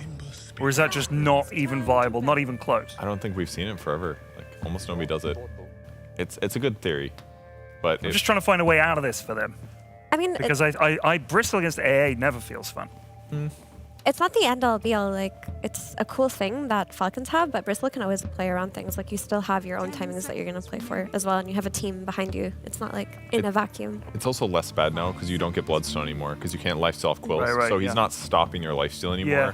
And you can still reduce the damage you take by turning despite being Ice Blast. Yeah, which So is ridiculous. What is that? that is literally the hero. But it doesn't in make his any defense. sense. If he's running in my macro pike, I don't Yeah. care if he's not facing me. He's standing in fire. He's facing fire. What if he's like sliding on his back like a Koopa or something? If he did that, I'm with Then it's okay. All right, well, But he change the doesn't. cosmetic, I guess. Needs like a Koopa shell spin taunt. Throw it out. That wasn't that funny. That's not a... It was. Yeah. I thought it was great. It's not. Badumtitious. Blue shell immortal. Badumtitious. That's a new Badum, verb, I think. Or is that an adjective? It's an onomatopoeia. I don't know what that means. Hey, do you guys like this Ember on 18? Like, I know that's They have a lot of disable. a Quinn specialty, but like typically, so I think Ember games look really good when, number one, you're negating a lot of the damage with Mage Slayer because that's your natural item progression, but a lot of the damage is going to be physical coming out of like Pango plus Yeah. tiny right clicks. So it's not like it's going to be game changing when you do get a Mage Slayer. And the second thing that you look at is like the supports, how easily can they control Ember, because Ember loves to pick on the backline. So AA does struggle versus Ember Spirit, but Shaman does have a lot of disable that he can provide, especially with like the Hex being instant. Yeah, I definitely agree with the Mage Slayer, like ideal not being there, and the disable from Shaman is scary. But it's kind of good for them to be able to spot enemies. He doesn't have to worry about getting repositioned if he has a Remnant down. Obviously, that's a way different conversation if he gets hexed, because obviously he's still gonna have a bad time. But if he doesn't get hexed and he gets repositioned and you can reset with his team, there's some good stuff there. Obviously, slight chains. Finding the supports on the backline is great if he does that, or if he locks down Pango. Like, there's some good things about it, but the Shaman scares me a lot. For sure. And it's also a run at you hero, which makes it synergetic with Bristleback's timing. Like, Bristleback does not want to farm for a long time. He wants to just like hit like one item, go into that mid lane, like tower dive, get key objectives, and just make it so that the enemy team has to play reactively for a while. So Ember does enable that kind of playstyle. What if he doesn't this go Mage Razor? Slayer? Who's this Razor for, sorry? But can we jump to that? I just want to say one more thing. What if he goes physical damage instead of Mage Slayer? Because there's minus armor from Bristleback. If he does some slight physical damage against these supports or the Pango or the Shaman, he could kill them quickly. I don't know about the Razor though. He can, if it is a carry Tiny, you can suck the Tiny's damage. You might get tossed away potentially. Yeah, it'll probably depend on Falcon's 24th pick. If the Razor can bully it, then give it to offlane. Or it's I'm gonna win against a Pango offlane maybe. But Swashbuckle's kind of good for getting away. Maybe it's not good enough though. Do you think it's kind of to force Team Falcons to pick something else that they maybe wouldn't want to pick? Sort of restrict maybe what they're going to pick? If Pango wasn't a flex, then I would think so. But they still get the choice of where they want to put the Pango. I think when you're in a position when you don't see the last pick and you're going to get countered, you need a carry that kind of works in almost every scenario, and Razor is one of them. Like, obviously the flex is there between offlane and carry, but it's like, what do you pick to counter Razor on lane? Really, the hero is not going to have any scary matchups coming out here, Morphling. Falcons. And you steal the leash. He's laughing. Well, if anyone has the answer, it They're would be Amar. laughing. Oh my god, it's mid Doom again. He did this at Blast. Oh, okay. It didn't look great that one time he did it, but Didn't. conceptually it's cool, right? You have this Doom as an extra means of control versus the Ember Spirit. It's something that will give you the scaling that you need on Falcons that maybe you were like lacking with the offlane Pango. And it's something that Gaiman didn't expect, right? It's going to create issues for all three of their cores. So it's an interesting pick for sure. He'll be able to frontline. You don't necessarily always want. Good thing I muted. Yeah, no one knows. Nobody heard that. He can frontline at least is a good thing. But I like what Gaiman's trying. They're trying some creative stuff. A lot of minus armor. Razor does that as well. So they have the potential to do more damage than we would expect from their lineup in abnormal ways. And if they can break the meta, at least for this game, I'm super down for it. I think more important than that, it's just they drafted strong lanes. Like last game, they did not have like the power to fight into Falcons lanes, but this time around, Gaiman do have the stronger lanes, and they shouldn't be in a position where they're playing with a net worth disadvantage that early in the game. And when they do have strong lanes on Gaiman, that's when we actually see them play the style of Dota that they're good at. So if you're hyping up strong lanes, what was it specifically, if you recall, about Malreen's Doom performance that did not really inspire confidence and Blast? It was so long ago, Neil. I But remember the game it was so long All you ago. remember It is just, all I remember is they didn't win. It gave you the ick. No, it didn't give me the ick. It was fine. They just okay. didn't win. It was all right. It gave me the ick. Oh, dear. And I was like, ew, gross. Yeah, that's the ick. You know what? I'm going to investigate right now. Could you define what the ick is, Ted? Yeah, it's just something that once you've seen someone do something, you're sort of like, I can't really look at them the same way. It's sort of like, yikes. Hang on. Hold. That was really accurate. Yeah. Yeah, I think that's Almost funny. like I know what I'm doing. He's got Gen Z daughters. You have 2 daughters. They've probably described that to you. Here's about the ick all the time. Gen Alpha. Right, is Are that they what both? Are one Gen Z, one Gen Alpha? Who cares? Who cares? I'll tell you what I care about, because FE is not able to pull up the number in the next 5. I'll find it for you post game. All right, fine. We'll get a post game. Right now, game though, that's going to be Cap and SVG. That's right. Time to join a couple of boomers as we cast Gladiators versus Falcon. God damn. That's What a shot! straight to the heart, Austin. Welcome to the peaky fucking blindness. I promised Ted I'd say that at least once today. Yeah, Ted really wanted you to say it. He was Yeah, like, he's a huge Avery, Peaky fan. please do your British accent for me. I really love hearing the Cockney out of you. In fact, I think they modeled some of that show after his life. Yeah, back his early days, back in his 20s. He was the inspiration for it. Terrorizing. He is John Peaky. John. As Amar is not alive. He will feed away First Blood in an incredibly embarrassing manner as Gaiman come out of the gate racing. You did say whoever gives away First Blood is the worst player on the team. It's true. It's true. Did I say that? You said something. I said he was a fool. Yeah. I'm not going to call Amar a fool, though, because we all saw what happened with Seneko, and I know I'm from America, so my health insurance is not great. So I got to play it safe out here. Amar didn't do anything. He just said, go ahead, swing. Yeah, he didn't do anything See the what first time.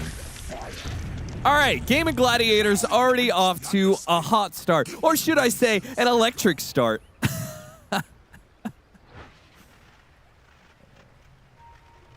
Okay. You get it out of your system. Nobody enjoyed that. I did. I enjoyed it a lot. Well, that's nice. Anyway, Game of Gladiators said, It's okay, really good you're married. we Austin, have to because make sure. You would not. What? We'll move past it. That's all I'll say on that one. Game of Gladiators need to win lanes. Well, they need to do better than last time, that's for sure. Yeah, and if they can win them, it's always great for this team because they are very snowball-oriented. And they have the Ember Spirit this time, a much more mobile map hero than the Leshrac. So if they can win lanes, they can control the map a lot better this time around. They can stifle Falcons in the same way that Falcons stifled them last time. Can absolutely see that. And they also went back for some comfort picks. I think these two support heroes were some of the standout, if not the standout ones for these players at the previous event as well. Okay. I think Malady has looked really good on the Jakiro, and I think Tofu has really felt this more at the where some of his other, cheeky fours, get it, cheeky, have fallen off. Yeah, but who hasn't looked good on the Jakiro? What fight position you're like, man, that guy's just a terrible Jakiro in this patch? You know what I'm gonna say? I'm gonna say something really brave here, Austin. Okay. That a lot of people are not gonna like when I name it. Okay. GH? Ooh, oh come on! That man has a front page thread about how nice he is right now. I regret saying it, but I only say that not because his Jakiro is bad. Okay. But because when I see GH on other heroes, you think he's just that it's like much better? seeing God. Oh, okay. When you see GH IO, GH Coddle, GH Nightstalk, GH Elder Titan, GH Tusk. These heroes, they got meat on the bone. I feel like putting them on Jakiro, it's like it's kind of meh. Yeah, that's like putting Maulrine on Doom when you have the highest percentage Doom win rate player of all freaking time in ATF Why do they do this? I will never know. Well, they've done it again and traded out Tofu for Skeeter. Gaming Gladiators getting the better of all their lanes, it seems. They are winning all of their lanes with Quinn being 18-5. He's owning against the Doom. Owning mid. He is destroying. Yeah, you had a big problem with this the last time. I did. And I you still have a said, problem with why it. would you take the Doom away from Amar? The funny part is that was in a game 1. And then in game 2, they ran. They did off. This was last pick Doom though, right? They weren't flexing it. Didn't they do it against a Razor too? Because I remember we thought he just manned up level 1 and they killed the Razor. And then they got level 3 first and they actually stayed winning the lane. Maulring does play the hero, and this is more just a counter pick for the Ember. It is a hero that can do some annoying stuff with if you get the Purge creep, if you get the Ice Armor creep. A lot of the innate creep abilities are really annoying for Ember, and then of course you can just do not winning the lane right now. Yeah, so, the lane like, is. What's I mean, the this is point? just Quinn showing up right here. I don't think it should be this bad. He's getting owned. But even in this situation, I feel like I'd rather just have ATF go mid on the Doom. Yeah. Like, he is the Doom guy. This guy has an 80% win rate all time on the hero. That is dead? disgusting. Another slight coming up in 4 seconds. Quinn could still take it to him. He gets hit again. He slighted. He's dead. Gotta be careful. Just means he's going to miss out on a bunch of CS. Crit is going to come over and try and save Malreen's lane, but he can't stop the Water Rune from being picked up, so Quinn will stay ahead. This is no bottle Doom build, so you can't utilize it either. Just have to go to base. Tank. He's looking for a creep. Burden. Not going to find anything. Snaking. He'll get run down, but Ace body blocked and the Cold Feet latches underneath the tower. Is that going to be enough? It's not. Yikes. Ice Path. Surprise. Malady. I don't know if he was holding on to the point or if he leveled it earlier. Either way, smart choice gives them a big kill. And Amar won't be able to stick around in lane for long with Watson having stolen all that damage. Surprised Amar stuck around for as long as he did. He's going to have to shield crash and swashbuckle to be able to stay alive here. Got a courier, but I think he's still dead. Plasma fields, and yeah, he's dead. Double kill up top, What's going man. on? Killing spree for Watson 5 minutes in. This is looking like game 1, but the script is flipped. Once more, it's Dire side just owning the laning phase. Oh, look at that. Malreen got a good creep. That is nice for this mid. As long as he can stay in the river. Yeah, it's definitely a situational creep, but can be super powerful. And you always like the stun here. The stun is just pretty good value. 40 mana makes this spell pretty bonkers. It's 40 mana? Yes. What? That's bullshit. Yeah, I mean, this is why we saw, one of the reasons why we saw 33 picking this spell up a lot, right? You can just spam it. It's pretty stupid. Yeah, that's crazy. It has very low cooldown as well. Yeah, 16-second cooldown? The thing that holds it back is the range. Yes. Pretty low range for a spell to use in the early game, but when you're in these melee on melee matchups. Quinn picks up an illusion rune, pops immediately, dodging a bit of the slow to catch up to Malreen, run him down in the mid lane, dead shot back into position, but they play it back a little bit. They are going to lose. Tentacle lands on the two of them, getting 1 kill, and Quinn low enough that he has just run away. I think he used a good amount. Yeah, he's just going to have to rend it and TP back. You had a level advantage on the mid lane. You have this Ember Spirit that is one of the best heroes to fight around. He's super farmed, super strong, and you end up losing a kill in the exchange. Not what Geeman we're looking for. And it's not like he can come back and really push the advantage he has on resources just because he might get doomed. It does leave bottom lane a bit exposed, though. Skeeter left alone. Deadshot misses. Tofu struggling with the power shots tonight. Yeah, skill shots continue to be a little off the mark for Geeman. These little executional errors are the difference between you being up 5k or only 2k if you can snowball the kills on the map and the wisdom shrines and all of this good stuff in the early game. Falcons weathering the storm right now. It's not pretty for this off-lane Pango. Yeah. But the other two lanes are surviving. And the Doom will recover in net worth. You don't feed any more bad kills away. This Tiny can farm the jungle incredibly fast. Struggle for Falcons might be finding the level 6s on their supports. Especially if you can't stand on lanes. Doom available, but no chance to throw it out there. You get shredded. Is under attack. As the power of the Watson Ember. has been holding this position for quite some time and will finally be rewarded with a kill. Not the one they were looking for, of course. They were looking for the Tiny, and, well, he doesn't even get the last hit on the kill. That's got to feel pretty bad for Watson. Still, though, cleaning house in the mid lane. Malady and Quinn find a second kill there and have fully secured the power room, rather. This Ember's out of control. It is one of those games where this Ember, he's going to be unkillable unless you doom him. You're going to have to find connections with this mid Doom pick onto him because you do not have the damage plus lockdown to deal with him anymore. And this is a really nice setup for gaming. This is like how they like to play. This is their preferred style. Snowball Quinn on mid, tri-lane him, get him every power room, let him run the map. Your two side laners play independent. They get ultra farm, and you're going to close this game out by that 20 to 30 minute period just off of raw map control. Formula's working out here so far early. The only thing that's missing is an Aura offlaner.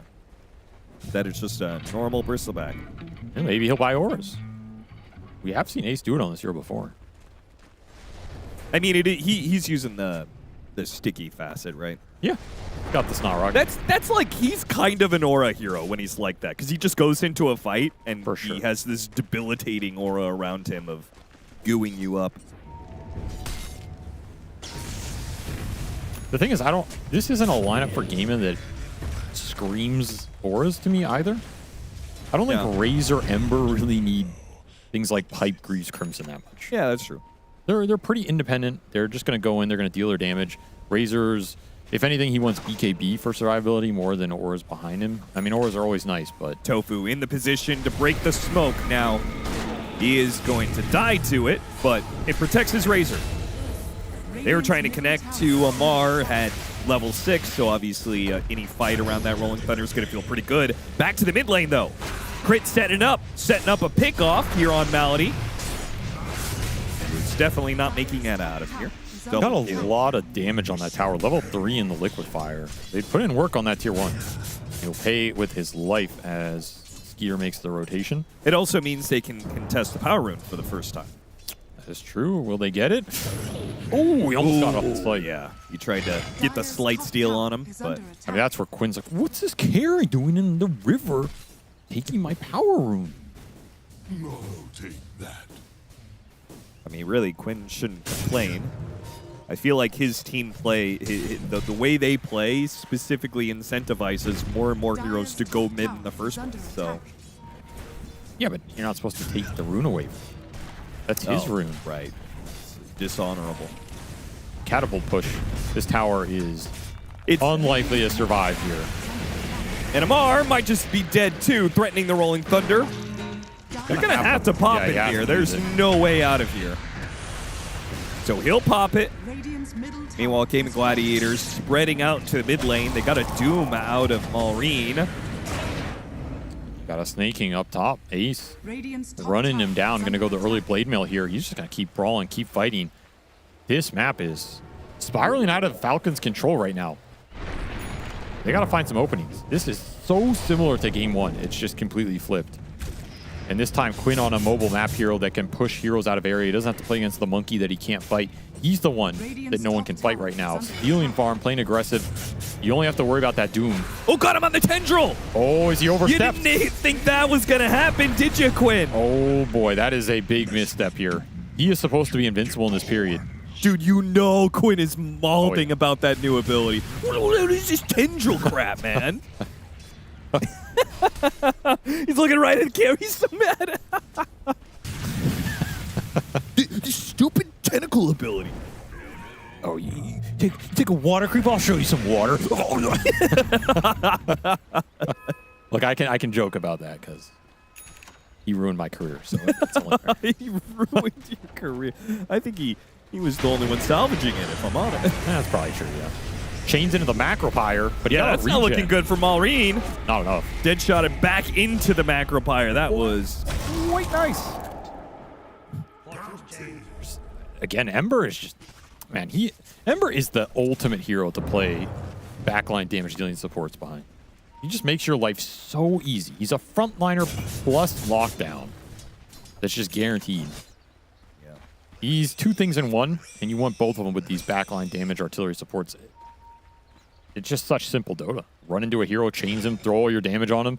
Very low committal.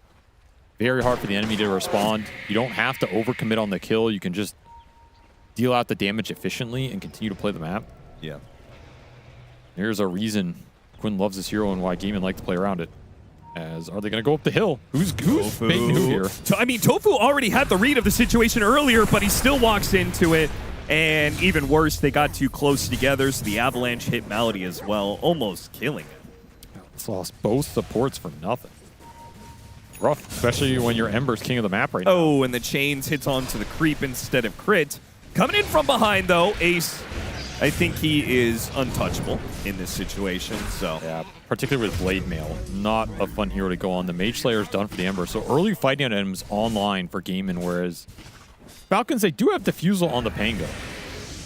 That's kind of your big ticket here in this early game, as ATF making a move top, as he bitten off more than he could chew. Plasma Field, he's got a Rolling Thunder if it's needed. I don't think it is this time. Oh, maybe it is, actually. Oh, that dead shot almost got there in time. Oh, he was very close to dying to the last right click. Amar, oh my god, he's going to go back in with a shield crash, maybe? Okay. He just wanted to give him the BM high five. Dire's middle tower is under attack. Well, that'll be Wisdom Shrine for Falcons. Yeah, I mean, Falcons doing, if you're talking about the script being flip in this game too, at least Falcons is doing a much better side of holding their side of the map, making sure that they have certain areas, their triangle, Wisdom Shrine. They're playing from behind a bit better. They're finding a little more in the terms of openings, making a little more space. And these are the things you have to eke out to make sure when that one team fight comes to get you back in the game, you're truly back. Though we did see Gaimin take that recovery fight in that bottom tier 2. So will it be the same? Will it now be Gaimin who overextend at Radiant's bottom tier 2 and throw, only to then ultimately recover it in the end? I mean, the Bristleback being there, that is a hero of overconfidence, surely. Quinn caught here and will be able to make the jump away. Crit's trapped there in the trees and will be burnt out. And there gets the Doom used. Blade Mail goes out, returning some of that biscuit. I mean, they're slowed down enough. Maybe Gaming Gladiators chase. Ember's back. Yeah, he's back into play, but it would require, I think, the Razor to be here. And Reen lingering down here. You got to be careful. This is... You're trying to bait something out for this Pangolier right now? Yeah, he still has the Rolling Thunder to use. And Maulring did find Purge. That's a big one here versus this Ember matchup. Yeah, that's true. So he's not as afraid of this Ember chaining him. Get rid of the setup. Get rid of Snake King pushes forward, and the ward that he was looking to kill gets denied instead by Game of Gladiators. That'll be Tormentor. Yeah. No A blast to test this with Snake King going down.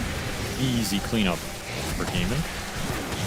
I guess not that easy, but they'll get it here. And Shard to the Jakiro. Not too bad. Especially when you put all those levels into the Liquid Fire.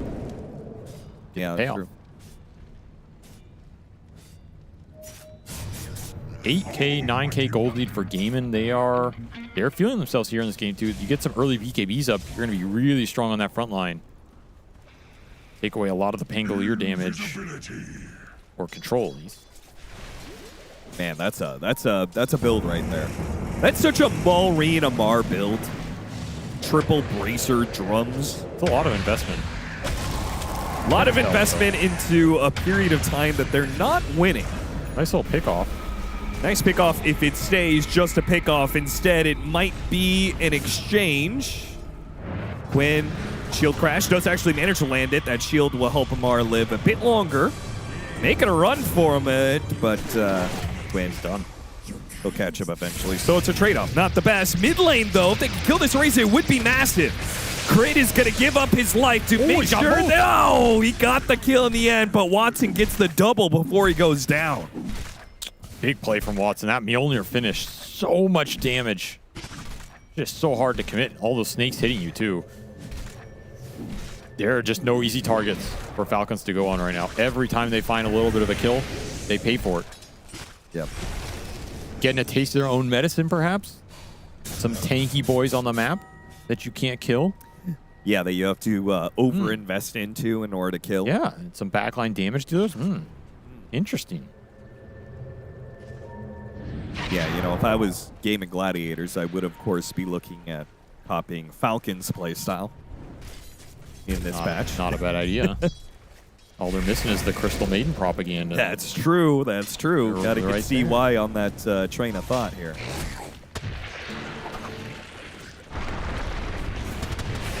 Toss back into the shackles. With an ice blast, Ace dies without really getting much done. Yeah, that was way too easy. And now the supports have been completely exposed by Ace getting hot. And the only hope is Watson, who comes in and tries to drain some damage away from the Tiny. A little bit too scared of Amar, though. He breaks the chain. Goes back in for maybe the kill on Malrine. Malrine, nice purge on himself in order to get away. Barely is able to get out. Damn damage in the river. Is there some turn potential with this? There's a lot of Yeah, burst. maybe with the Doom expiring, the Eye of the Storm still going out. They can do a lot of damage. You know Quinn wants to use this right here. Man, they're just going to let all these low heroes walk away. Guess they have to. That feels bad. I think you're stronger at the end of that, but pretty hard to chase in there, especially into the Purge, too. Purge did some work for Malrine. He's going to sell some of those bracers, pick up a Radiance. Use this facet to try and keep scaling and farming up in this game. Blink already done for crits massive in this game as well. In fact, he was able to find that with 5 deaths. It's a big deal. Even better if he can get the Tumbler toy for his tier 2. Cool. Always looking for Tumbler. He's sitting there stop spamming.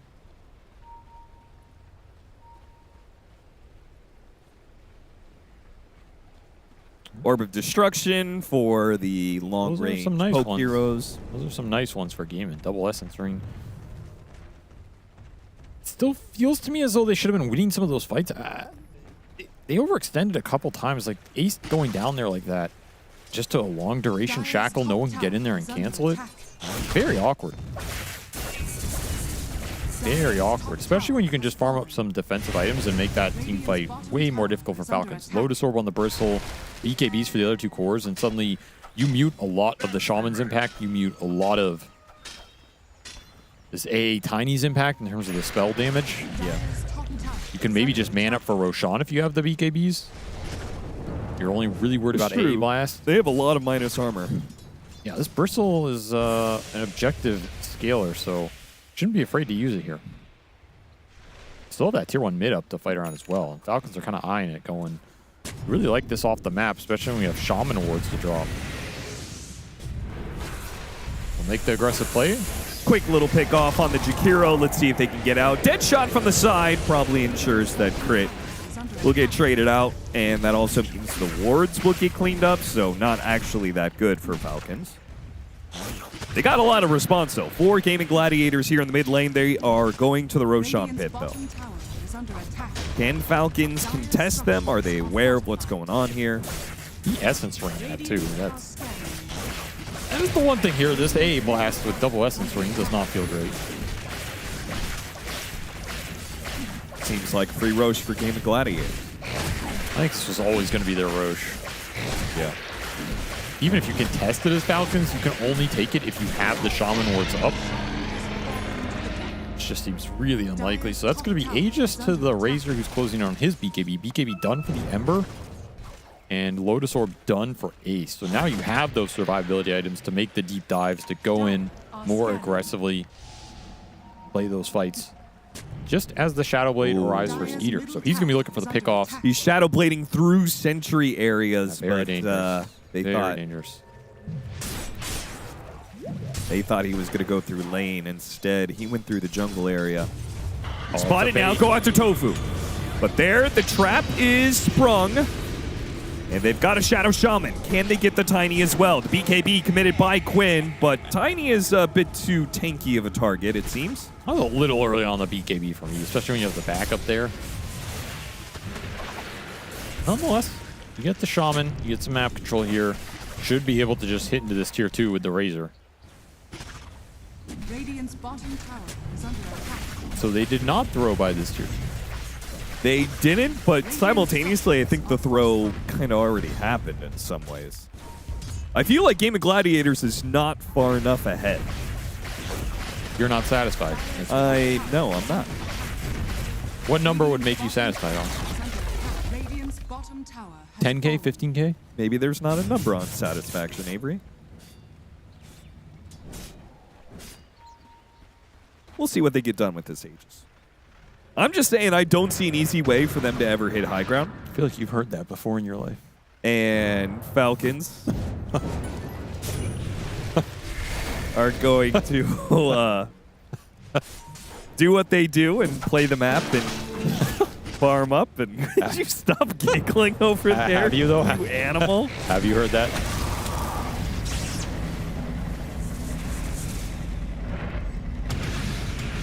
I'm not going to talk to you.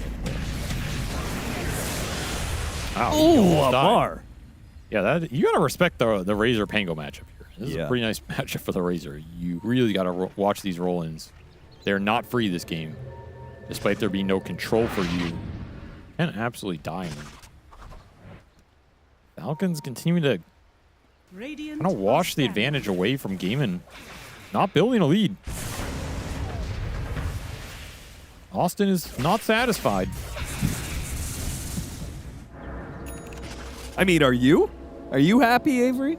I'm always happy, man. I'm That's definitely not true. That's whenever the I get biggest lie you whenever I told get today. to cast and watch Dota, nothing wrong in my life.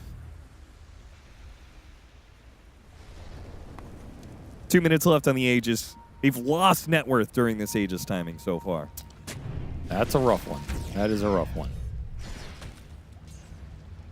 Also, why do you still have that cane? What?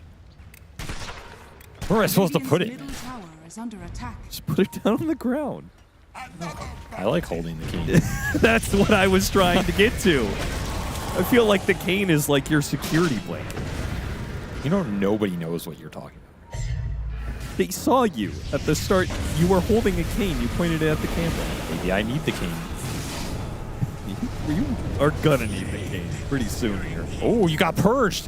What are you gonna do about that, son? Mid-doom. Mid-doom. Oh, You and can't the stop plasma me. field is off the You can't Mark stop II. me. Another purge. You can't stop me. What are you doing? He just keeps on Taunting purging. away. How do you like that, Quinn? He looks pissed off. I can tell you that much. You know, when you were saying that, it threw me back to your, like, the accent you put on the Mike Tyson story. Well, now I have to tell the story eventually. You can't just say that. It's good. People want to hear. People aren't going to believe my stories if I tell them all in one day. Like, I know the alien guy. I met Mike Tyson. No one's going to think these are real.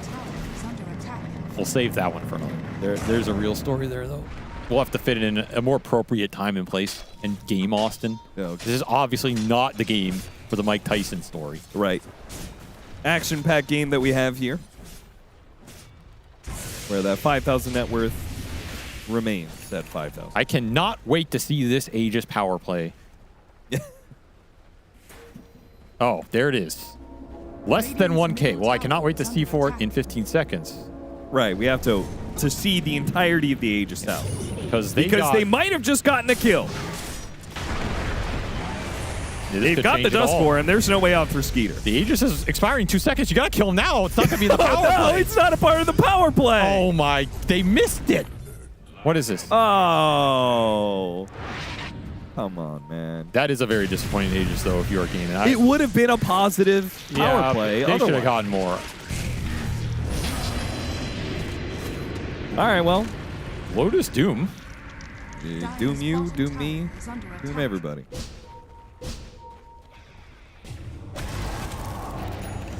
Great, you sticking around for the Lotuses? Oh. They'd be dying for him, too.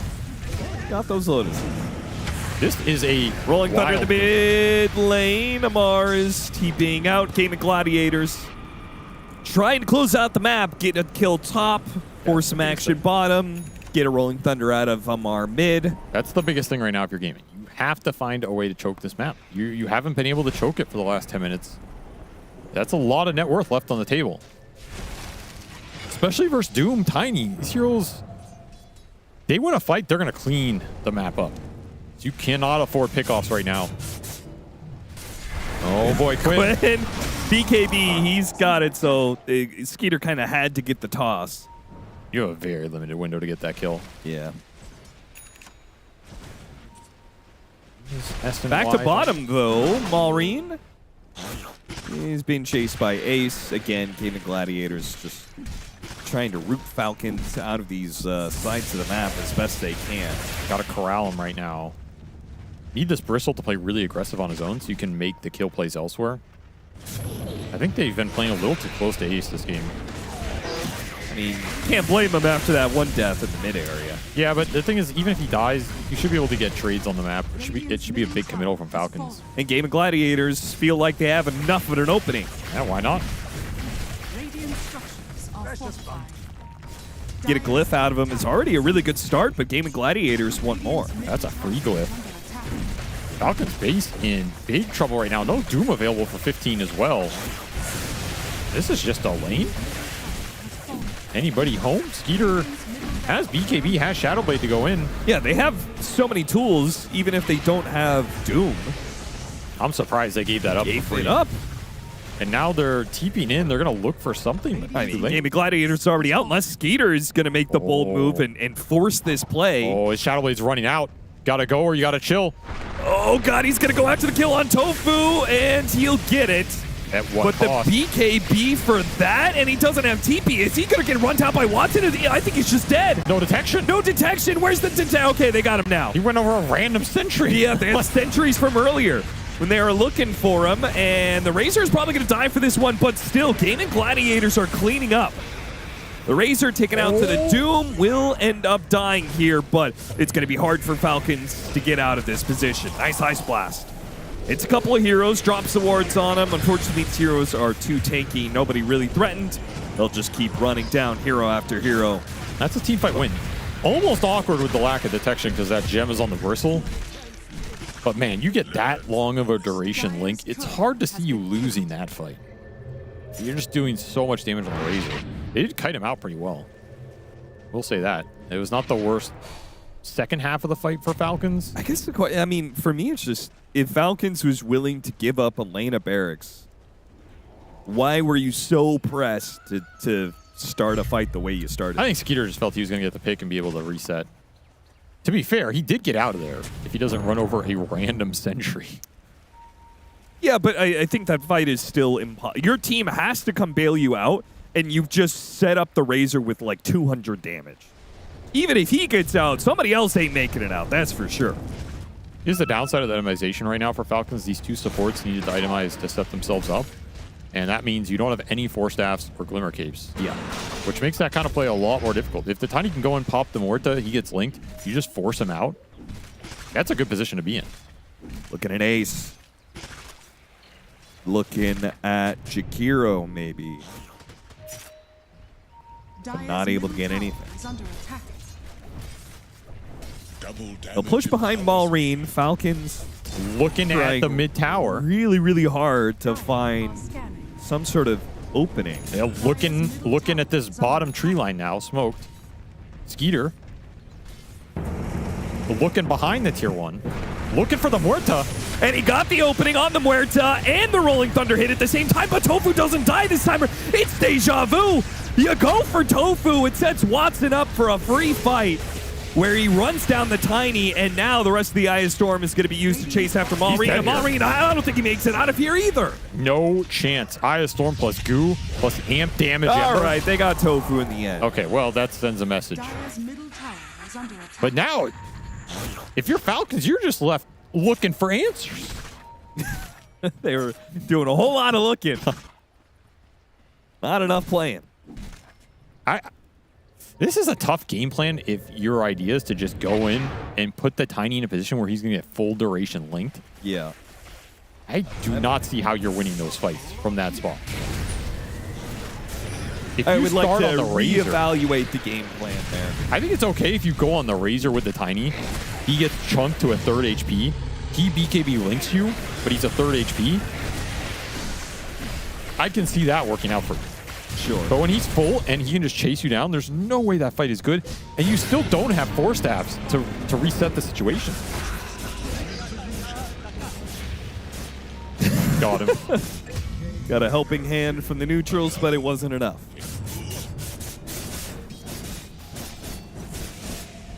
Oh, looking for the Doom. Got him on the Avalanche. Got him with the Doom. And an Ice Blast coming in as well. If only it had landed, it would have guaranteed the kill, but a toss back from the Lotus. That just killed both of them. Quinn gonna live. Amar's after Quinn. He wants to kill Quinn. He's gonna dance around him with one remnant. Amar, is he gonna make another charge at it? He's gotta keep rolling. He has no TP. Gotta keep running. He is out of the play completely. This is gonna be a second lane of barracks for Gaming Gladiators. That Lotus toss was just straight nasty. Completely broke that sequence. And that just might break the game. You did not have too many opportunities left as Falcons to make this Doom work. That was kind of your last chance. The Roan with an Aegis still up for 4 minutes here. Just when you thought Gaiman were back to the dumpster. No. You're back to the dumpster. They Lotus Storm Falcons back into the dumpster. So which of these teams is still washed and which is I unwashed? think they're both washed. Oh, they tied. It's like the Lotus Doom situation. You both got Doom. I see. So neither feels good after this series. Yeah, absolutely. And that is the purest form of Dota. That's true, yeah. When both teams walk away feeling like shit. That's fair. The last buybacks will come out here, but they will be in vain. No Doom available. Big Ice Blast needs to land. Where was It'll that clip thrown? through some heroes and maybe get the kill on Malady. That's what it got. Okay. You got him. Tofu dodging all the damage with his ultimate. The Razor's a little bit low, though. Of course, he has the Aegis. It does look like Game of Gladiators are just going to have to back away. I mean, you have a Heart Bristle and an Aegis Razor here. No Doom. Okay, respect shown. 26k gold lead. Can't argue with it. Unless you're Enigma Galaxy from that game earlier. You should have argued with it. They did make a very strong argument that they could lose the game.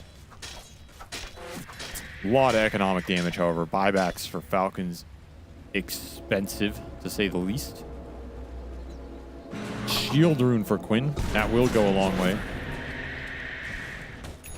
I don't know, man. This mid Doom is weird. It just feels slow. So slow in the early game. Especially if he loses his lane that bad. Then you're just a mid hero with like a Drum Bracer or Midas build into Radiance with no catch. No way to contest runes. I'm not sold on it. I get the spell power and I get the flex potential, but here they didn't even flex it. They just last picked it. I feel like you don't support a lot of things that teams are doing nowadays. You don't support the off-lane Dusa. Maybe I don't, Austin. You don't support the mid-Doom. Maybe I don't. Like an old man yelling at the kids to get off his lawn. Yeah, well, you know, sometimes I watch Seb stream, and that's all he does. No one complains about that. Well, that's because he's a 2-time TI winner. Well, maybe I am. Maybe you are, and maybe I am, maybe I'm not. Maybe go fuck yourself, Austin. How about that? As Gamer going to push in here, try and end this game. See what they can do here. They do have the Granite Aura on this Doom, so they are extra tanky. That's some beef. That means they'll live even longer for Watson to drain damage away from them. Got to get a toss back, and they got it on the Razor back into the fountain area, but they didn't hit him with the Hex. Where was the Hex? Oh, Crit bungled that one. He had to do the mid-air Hex and didn't get it. BKB goes off. But blast. now it means there's no BKB if they go onto the Razor. They're not going on the Razor, though. They're going the Bristleback. Why are they going on the Bristleback? Well, we're never going to find out, as Falcons are going to lose this game. And a 36-minute game. Very similar to game one. I feel like I was in a mirror funhouse. One of Ringmaster's contraptions where game one was you looking at your reflection and game two was your reflection looking at you. And both these teams left wondering who was better and who is less washed and who's back. It's Do we have an answer? Hard to tell. I will say figure it out? It does feel better winning game two, because then you're like, I mean, we would have won game three, of course, you know. Yeah, sure. So I feel like gaming comes away with that a little bit. And I do feel this series was a bit better for Gaiman just because the more they look in form, the more confidence they're going to get. They're coming from a lower position on the trajectory, whereas I think Falcons have been just more averagely consistent. Yeah, so for them to be dropping random games, it's like, oh, we just can't find the form. Whereas for Gaiman, it's like, yeah, we smashed them. Easy dub. 10-1 and 19 for Quinn, 11-2 and 8 for Watson. This is one of the better games I've seen from Watson. He was involved early, good laning phase. Yeah. Made some turnaround plays. It targeted some of the things that you said has been a problem with Game of Gladiators, which is slotting in Watson, playstyle wise. Yeah, they have to find ways to make that 4+ him work better. That's the biggest component that they need to figure out for this team. And so far this season has not been there. It doesn't mean they can't get there. We saw it last season with Liquid in 33, where he was the odd man out, and they got it to click at the right time. So that's all it takes. Down here in the Peaky Blinders. Yeah, Ted, what'd you think of that? The Peaky Blinders impression or the cast? They were both pretty mid, to be honest with you. Sorry, Neil, go ahead and do your job. No, I was more invested in your review of accents and casts and maybe the series as a whole. As we get a split series, Game and Gladiators do end up taking it in game number 2. And the one death that we did see on Quinn was due to some tendrils. It's just absurd. Absurd. I can't believe that that's how he ends up getting his one death on the board. Overall, though, a fantastic performance from his Ember. And Gaiman as a whole. Effie, you said that your dark horse candidate to exceed expectations at this DreamLeague was going to be Gaiman, and I think this was the kind of performance that had you thinking that way would be the result. Yeah, they look good. I mean, in that game 1, the issue really was they couldn't play the game because the lanes went so abysmally. In this game 2, they instantly corrected it by drafting strong lanes for themselves. I think the most interesting thing they did draft-wise was the Razor pick at 23. It's not something we often see Watson play, but it's something that made it so that they thought they'd be better off getting like a surprise Doom pick from mid than running the Pango mid, which would have been a lot more like traditionally easy, but they thought that they couldn't necessarily slot in an offlane hero that laned well versus Razor, and they were forced to put the Pango mid. Like, you could argue that because of this Razor pick, Falcons did something odd in the draft, so I think it's really cool that they brought it out, and Gaiman, when they have strong lanes, they do look really good. They play around that mid lane beautifully. Yeah, that part felt really nice for them because then they just took this net worth advantage, and Ember did get to play really aggressively. And yeah, maybe he got caught once or twice, it got a little hairy, but he got to be the frontliner that they needed to spot all the enemy movements, to make the supports a little bit scared. And then all that pressure wasn't going on his other cores and allowed them to continue getting more and more ahead until they got their BKBs and things like that. So it just worked out really nicely. Mage Slayer, he just went traditional build. Mage Slayer, so he didn't die as easily. He still gets to jump and disable opponents. Like, it's just across the board really good game by Gaiman. Can we talk about the elephant in the room, though? The Doom. Is it not the hero that didn't give you the ick? It's this is the second time in a few weeks Malrine has picked mid Doom. Correct. He was giggling. He was having a great time during that draft phase. Ted? Yeah. What did you think of that performance? I'll tell you what it looked like. I don't know if you guys bump into Smurfs as much at your level. Maybe you're not. That's their real account. This felt like that was me and my mates just picking whatever. I'm going to play Doom mid. That would be a good laugh. And the opposition picks good heroes and we're all whiffing spells, and they're playing perfectly. You look at their scores, and you look at the ranks. Like, there's no way this guy's Arc on 4. What the? Yeah, it's a Smurf. 300 games. That's Quinn played like a guy who smashes Ember first pick and has 200 games and gets 30 kills. That's what he looked like. So then if it was equal rank versus equal rank and not a Smurf situation, does the Doom mid win? No. Oh, okay. Apparently not. It gives everybody the ick. It should do. It's just. The weird thing is, I think normally if you have an Ember and you're up against a Doom, you're thinking, shit, I'm going to do something about it. If I get doomed, my hero kind of, what do I do? And instead, you just shit on him. It ain't good. Like Avery pointed out, it doesn't have rune control. Like, one of the basic things about mid, you need to be able to clear the creep wave so you can push the wave and go take the rune. He can't do that against Ember. Ember has more. He has basically 2 ways to AoE push. Doom has Scorched Earth, but that's like a 30 to 50 second cooldown ability. You can't just spam that thing to clear creep waves, and it doesn't even guarantee you the wave. And then when he hits 6, like, sure, Dooming Ember would be great. It's probably a kill. But what about the other heroes on the map? He can't Doom the Bristleback because he turns his back, takes less damage, and hits you with 4 stacks of Nasal Glue. Now you can't chase him anymore, and he just runs away eventually. Like, it just was not very good at all, other than killing the Ember. That part was good. They probably felt like they needed more lockdown and some tanky front line, but it just doesn't fit. And I feel like it was probably one of those in-team memes, like, oh, haha, he wants to do the Doom again. It's not going to be funny after this. They're going to be like, nope, it's done. We're never doing Doom again. It was funny the first time. It wasn't funny the second time. It would be offensive to see it a third time. Yes. Yeah. I can see it working under different circumstances, like as the last pick. Like, for example, the offlaner you're playing against is a Tidehunter. You need to be able to like counter this hero. There's no solution. Like, the team fight is too strong. And it's also a high cooldown hero, so you can run a high cooldown hero from the mid lane. But if you have this Ember that once he gets that Mage Slayer is going to be everywhere on the map, you have this Bristleback that all it took was one Blade Mail, and he was all over the place as well, and you're just playing on this incredibly long, high cooldown ultimate, you don't have that many like means to play into the game. And you factor that in with your Tiny needing time and needing to farm. You have two supports that can't really do much unless you are initiating for them. It makes it so that's incredibly hard to pull off a draft like this one. Falcons may have dug themselves into a hole for this game number 2. As a result, we get an opportunity to speak to the winners of game number 2, because we got Gaming Gladiators on the line. Malady, I've got some questions about your boot camp situation. So where are you guys right now? This is a nice looking facility. Right now we're boot camping at Lisbon in Portugal. Gotcha, This is okay. my first time in a boot camp with Gaming Gladiators. So that's what I was going to ask about. So you've been playing with them for the whole year, but for the most part, you guys have been remote, and you haven't really... You'll get to compete on LAN together, but I have never seen you guys boot camp together. Yeah, I think it is because of the schedule was like really busy, because we have to go from one tournament to another tournament, and we didn't even have a time for boot camp. Right now, I guess it's the perfect time to boot camp for a DreamLeague. It's it's time to finally win some tournament. I love to hear it. I already got, so I'll be honest, much like I imagine many of the Dota public, I thought that you were a quiet, reserved guy.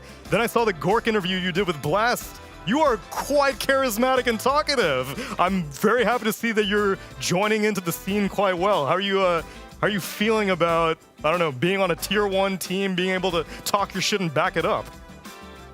I don't know, I feel myself like really confident and chill. It's finally, I feel myself enjoying the game. Like, when I get to the team where I enjoy playing like with everyone in it, I'm just feeling like straight confident. That's amazing to hear. So then how much of that comes from a bootcamp experience? Because so many times I'll hear from players that you can learn each other's personalities a bit like over Discord, but really spending time with each other every single day for, assuming you make it all the way to grand finals, it's going to be 2 weeks of you spending day to day with these guys. What's that like for bonding with each other? I mean, so far so good, because I don't know what to say, because it's like first day on the boot camp. We just arrived like, I don't know how much hours ago, like 20 hours ago, I guess. I didn't get like real good sleep. I took a nap before the game. That's why the first game was really sloppy. And I don't know, I feel something like jet lagged or tired. It's okay, we won't schedule for you for any morning games. I can tell you're a late night owl. We'll let you play, midnight or so, maybe, we'll see. I also got Purge with a quick question for you as well. Hey, in your first series of today, it looks like you played a Pugna support. The hero's been out of the meta as a 5, so what do you like about it right now? I don't really want to tell our secrets. I mean, alright, I'm gonna say like this one time. Like, it's really good into Tinker. Like, it's really, really good. So we... Hey, what the fuck, guys? Stop it. So we were like a bit experimenting with the drafts, and we figured out that it's really good hero into Tinker. I don't know, the guys are just playing with the lights. They're just memeing with me. I see. You see this in behind? Yeah, it's really annoying, man. These motherfuckers. That's tough. The Nether Ward's very good against him. I actually played this matchup recently, and I did like 6,000 damage over it because he rearms and marks the machines. Yeah, it's quite good. Are there any other support heroes that you're really into right now? Can you ask that question again? Sure. What are your other favorite 5-position heroes right now that aren't in the meta? I really like Jakiro, and Bristol back. I think it's a like really good flex on position 5, and I guess Ancient Apparition. Yeah, It's good meta These for three you. heroes. Yeah. Yep. You must be happy. Awesome. Thank you. Last question, Malady. If you could have any color in your light right now in your room, what would it be?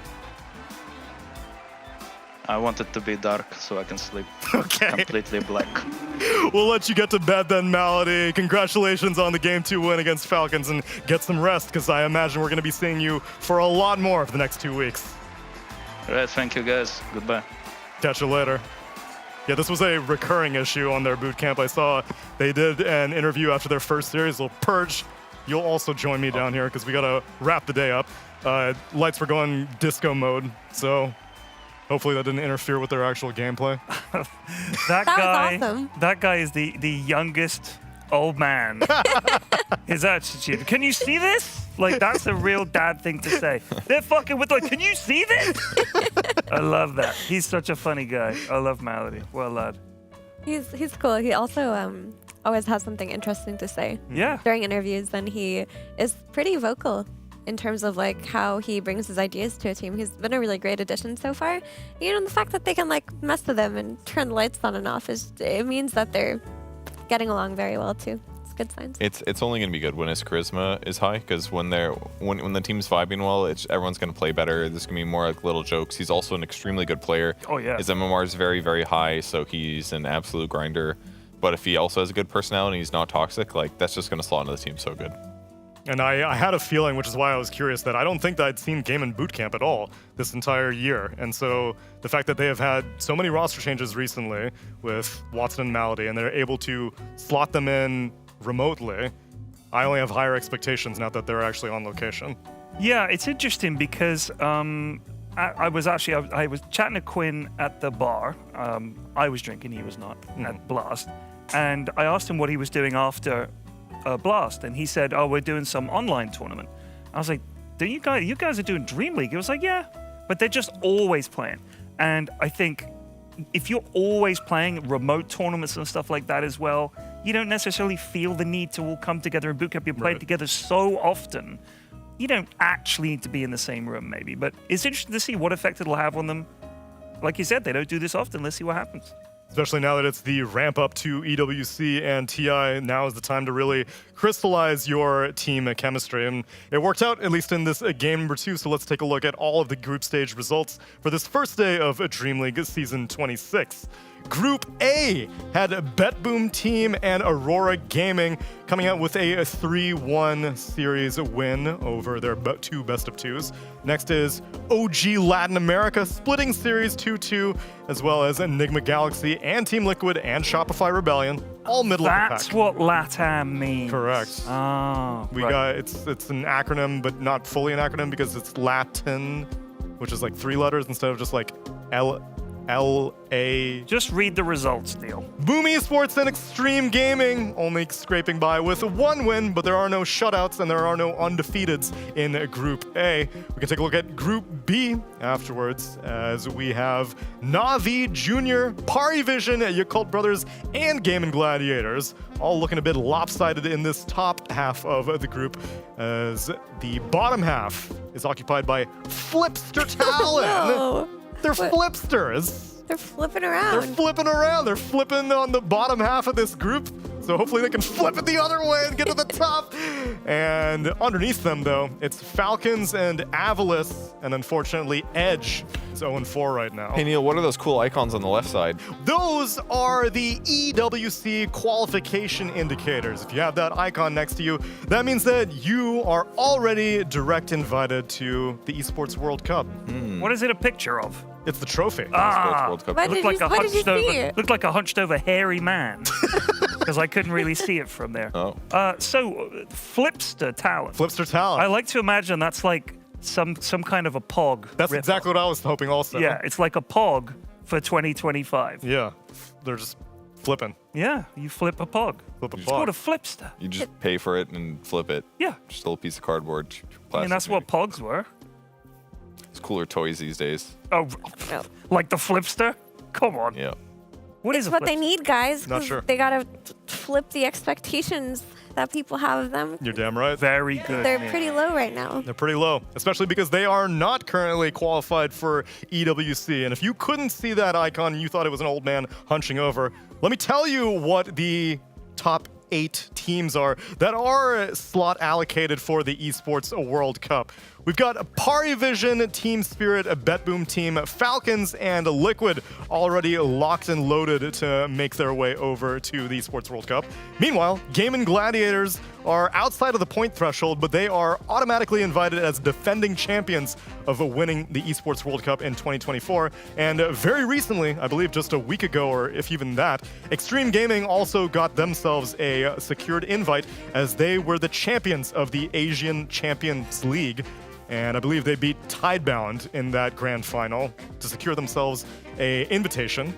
There are outcomes that may play out differently, like if Gaiman gets enough points here, then maybe they're in top 8 anyway, but they already got the slot because they're defending champions. Then we have to figure out, other slots, but those are all problems for 3 days from now. I focus on the now, the present, and maybe the very brief future.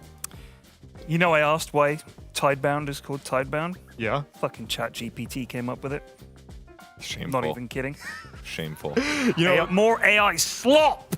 Carry on. No, you're right, because also they had actually had an AI team logo, and Liquipedia has a harsh stance on AI logos. Not allowed to have AI logos on Liquipedia. That's for you, Liquipedia. Keep up the good work. I doff my cap to you. What's Wikipedia's stance on AI girlfriends?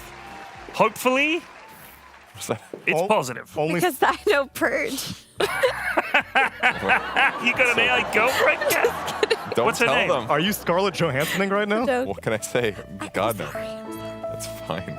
I didn't want It was them to a find out secret. this way, but now they all know. No, I could never do that. I would never. Yeah, she'd turn you down. I would never. I'm way too sensitive to rejection to form a relationship with a digital entity that doesn't actually love me. If you ever did fall in love Feel with a way too computer, bad. Kev, I'd come in with my cane and turn it off. Oh, shit. Murder my girlfriend, dude? That's Be like fucked up. Thronglets. Really fucked up. She can't die. If she's Can't an if I AI. give it the old. My emotions Just turn for it her off. will. Where's the camera? When Where's all of our which shared one? history goes Yeah. away. My girlfriend! That would be you, Kev. Damn. That's so cold. Heartbreaking. Yeah. That's tough. I'm already afraid. Not letting you know where I sleep. I know where you sleep. I bring my computer. I bring her with every If you trip. hear a little She's not in the knock, cloud? knock in the night, Kev, No. coming for your It's not girlfriend. special enough. I'll turn them all off. Click. Sorry, Watch Neil, carry out. on. No worries. Watch I out. usually do the opposite. You turn them off. And I turn them on. You get it? Oh, I I see. do get it. Yeah, thank you. I don't want to segue out of this. This man's though. riz is uncontrollable. We need to end the show.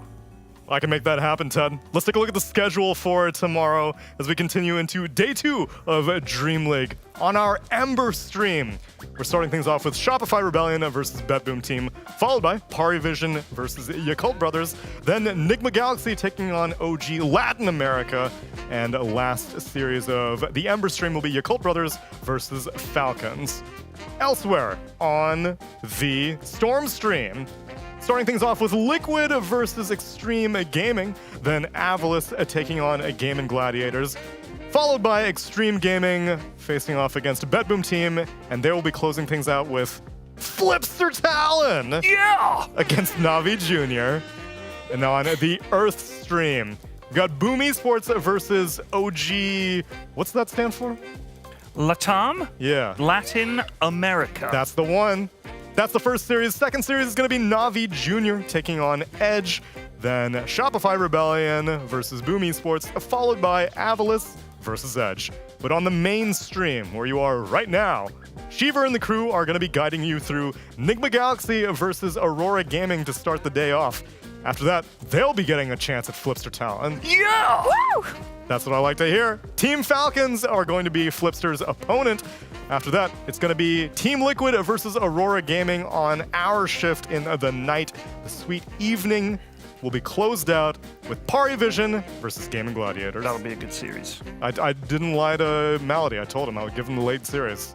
You were right. I That's right. thought this is definitely not something that Neil can offer. Not something I can because we don't control the schedule. I thought he's rolling the dice with this one, and Malady believed you. Good save, Toad. No matter what, Tsunami doesn't control the schedule. I don't control the schedule. Thank Wink, God. wink. No matter what, he has to play the second series and the fourth series of the day. As you command. That's just guaranteed. I didn't control it. If I did, So he says. I control the schedule. I control Purge's AI girlfriend. You're on the other side. Yeah, it was me. Oh my god. You know so much about You me. think now. it's 20? You think it's 20 NVIDIA GPUs, but really it's just me typing extremely fast. Damn, dude. Jeez. No wonder your sleep schedule's so weird. Yeah, exactly. You have to be up when I'm ready to go. Oh, poor That's why when you message, you up? Of He's course. He's always up. I'm always up. The only My time he gets boy. to sleep is when I stream. Mm-hmm. That's the only That's time when he the knows only I'm time safe. we all That's get when I to do sleep, that's when I do the machine learning. Yeah. To gather the data about what I might like. Whatever hero I get defeated by, you're like, that's my next cosplay. That's good. exactly right. That made me happy. I tip my cap to you. Thank you. My purge. My purge. Wait, so you're breaking up with your AI, Neil? You can turn her off now. Oh, was that what she sounds like? My purge. Yeah, I specifically asked her to sound like that. Okay. Gets me going. Oh, I turned her off. All right, well, I guess we'll have to close the show out the old-fashioned way. We'll see you tomorrow here for more beloved Dota. Good night, everybody.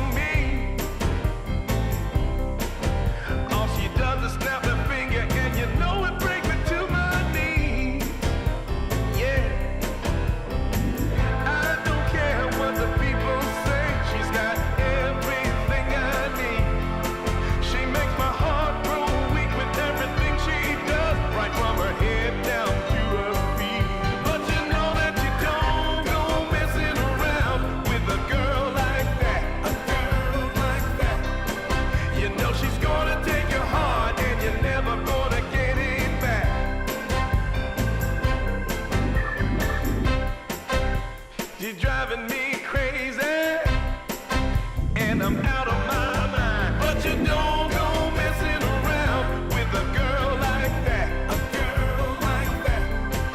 You know she's gonna take your heart, and you're never gonna get it back. So don't go messing with a girl like that.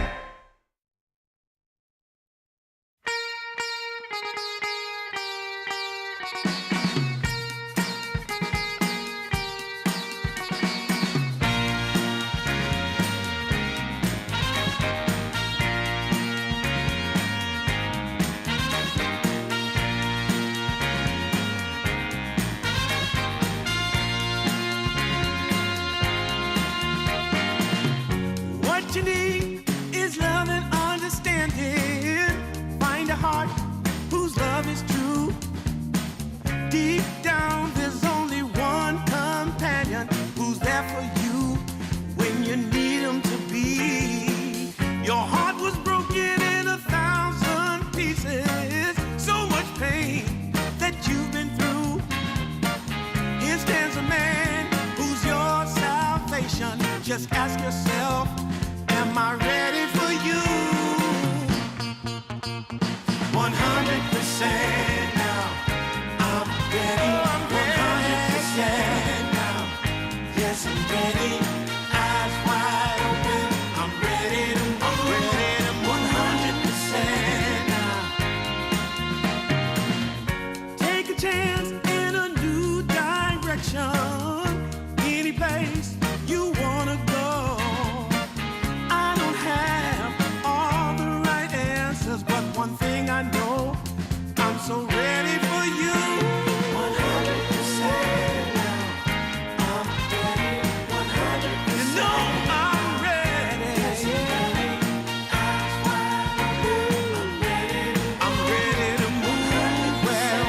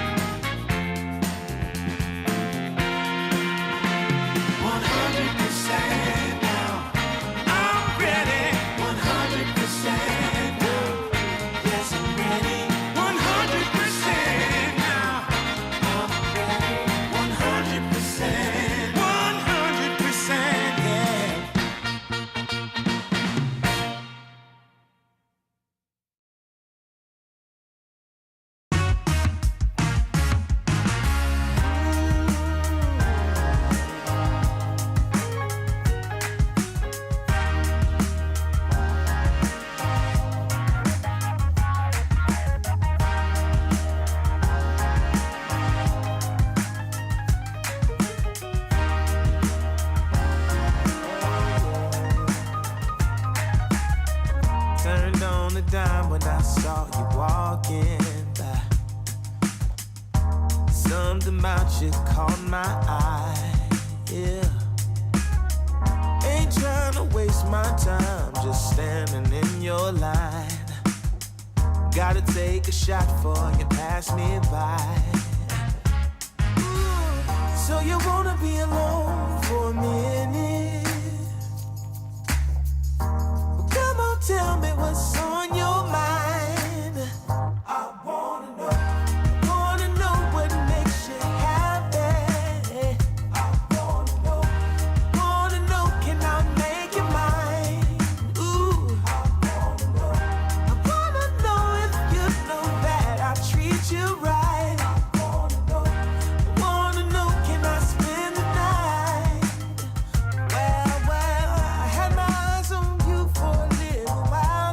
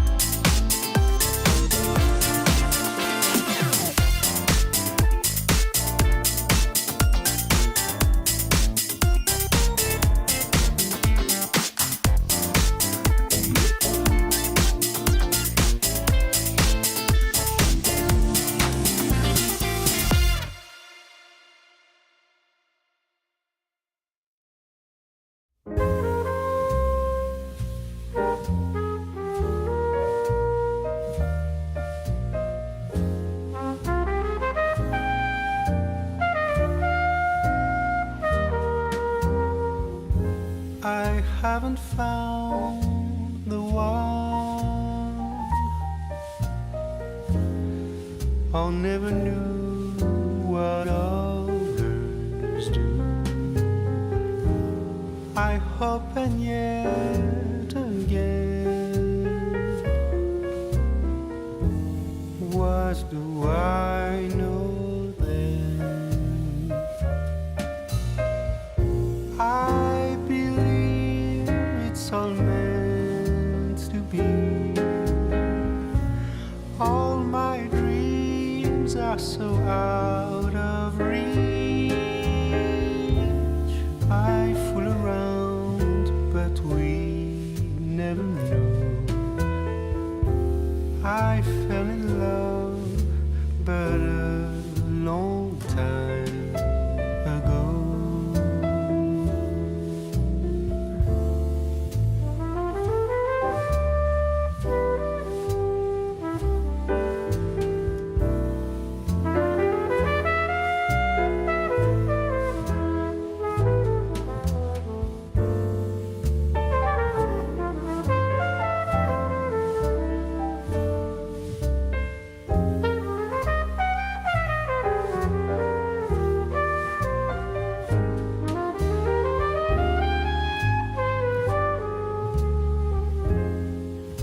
I sing the same old song, been going on for far too long. I hope and yet again, what do I know then? I believe we're all meant to be. All my dreams are so out of reach. I fool around, but we never know. I fell in love, but a long time ago.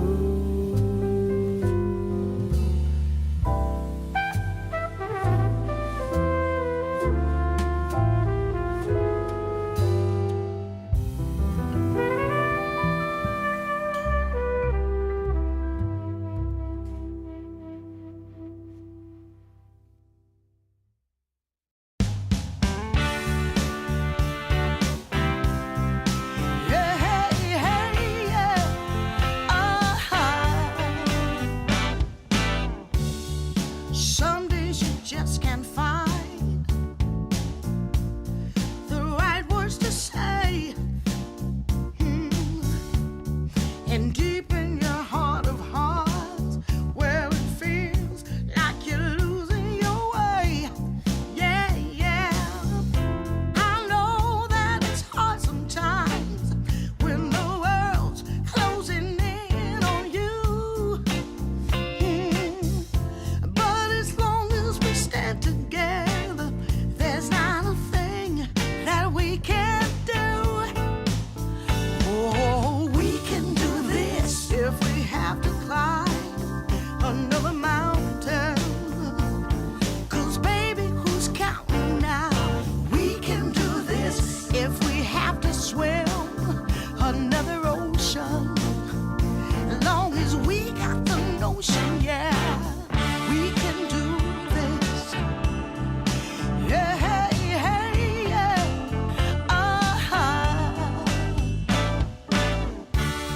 Sometimes you just can't see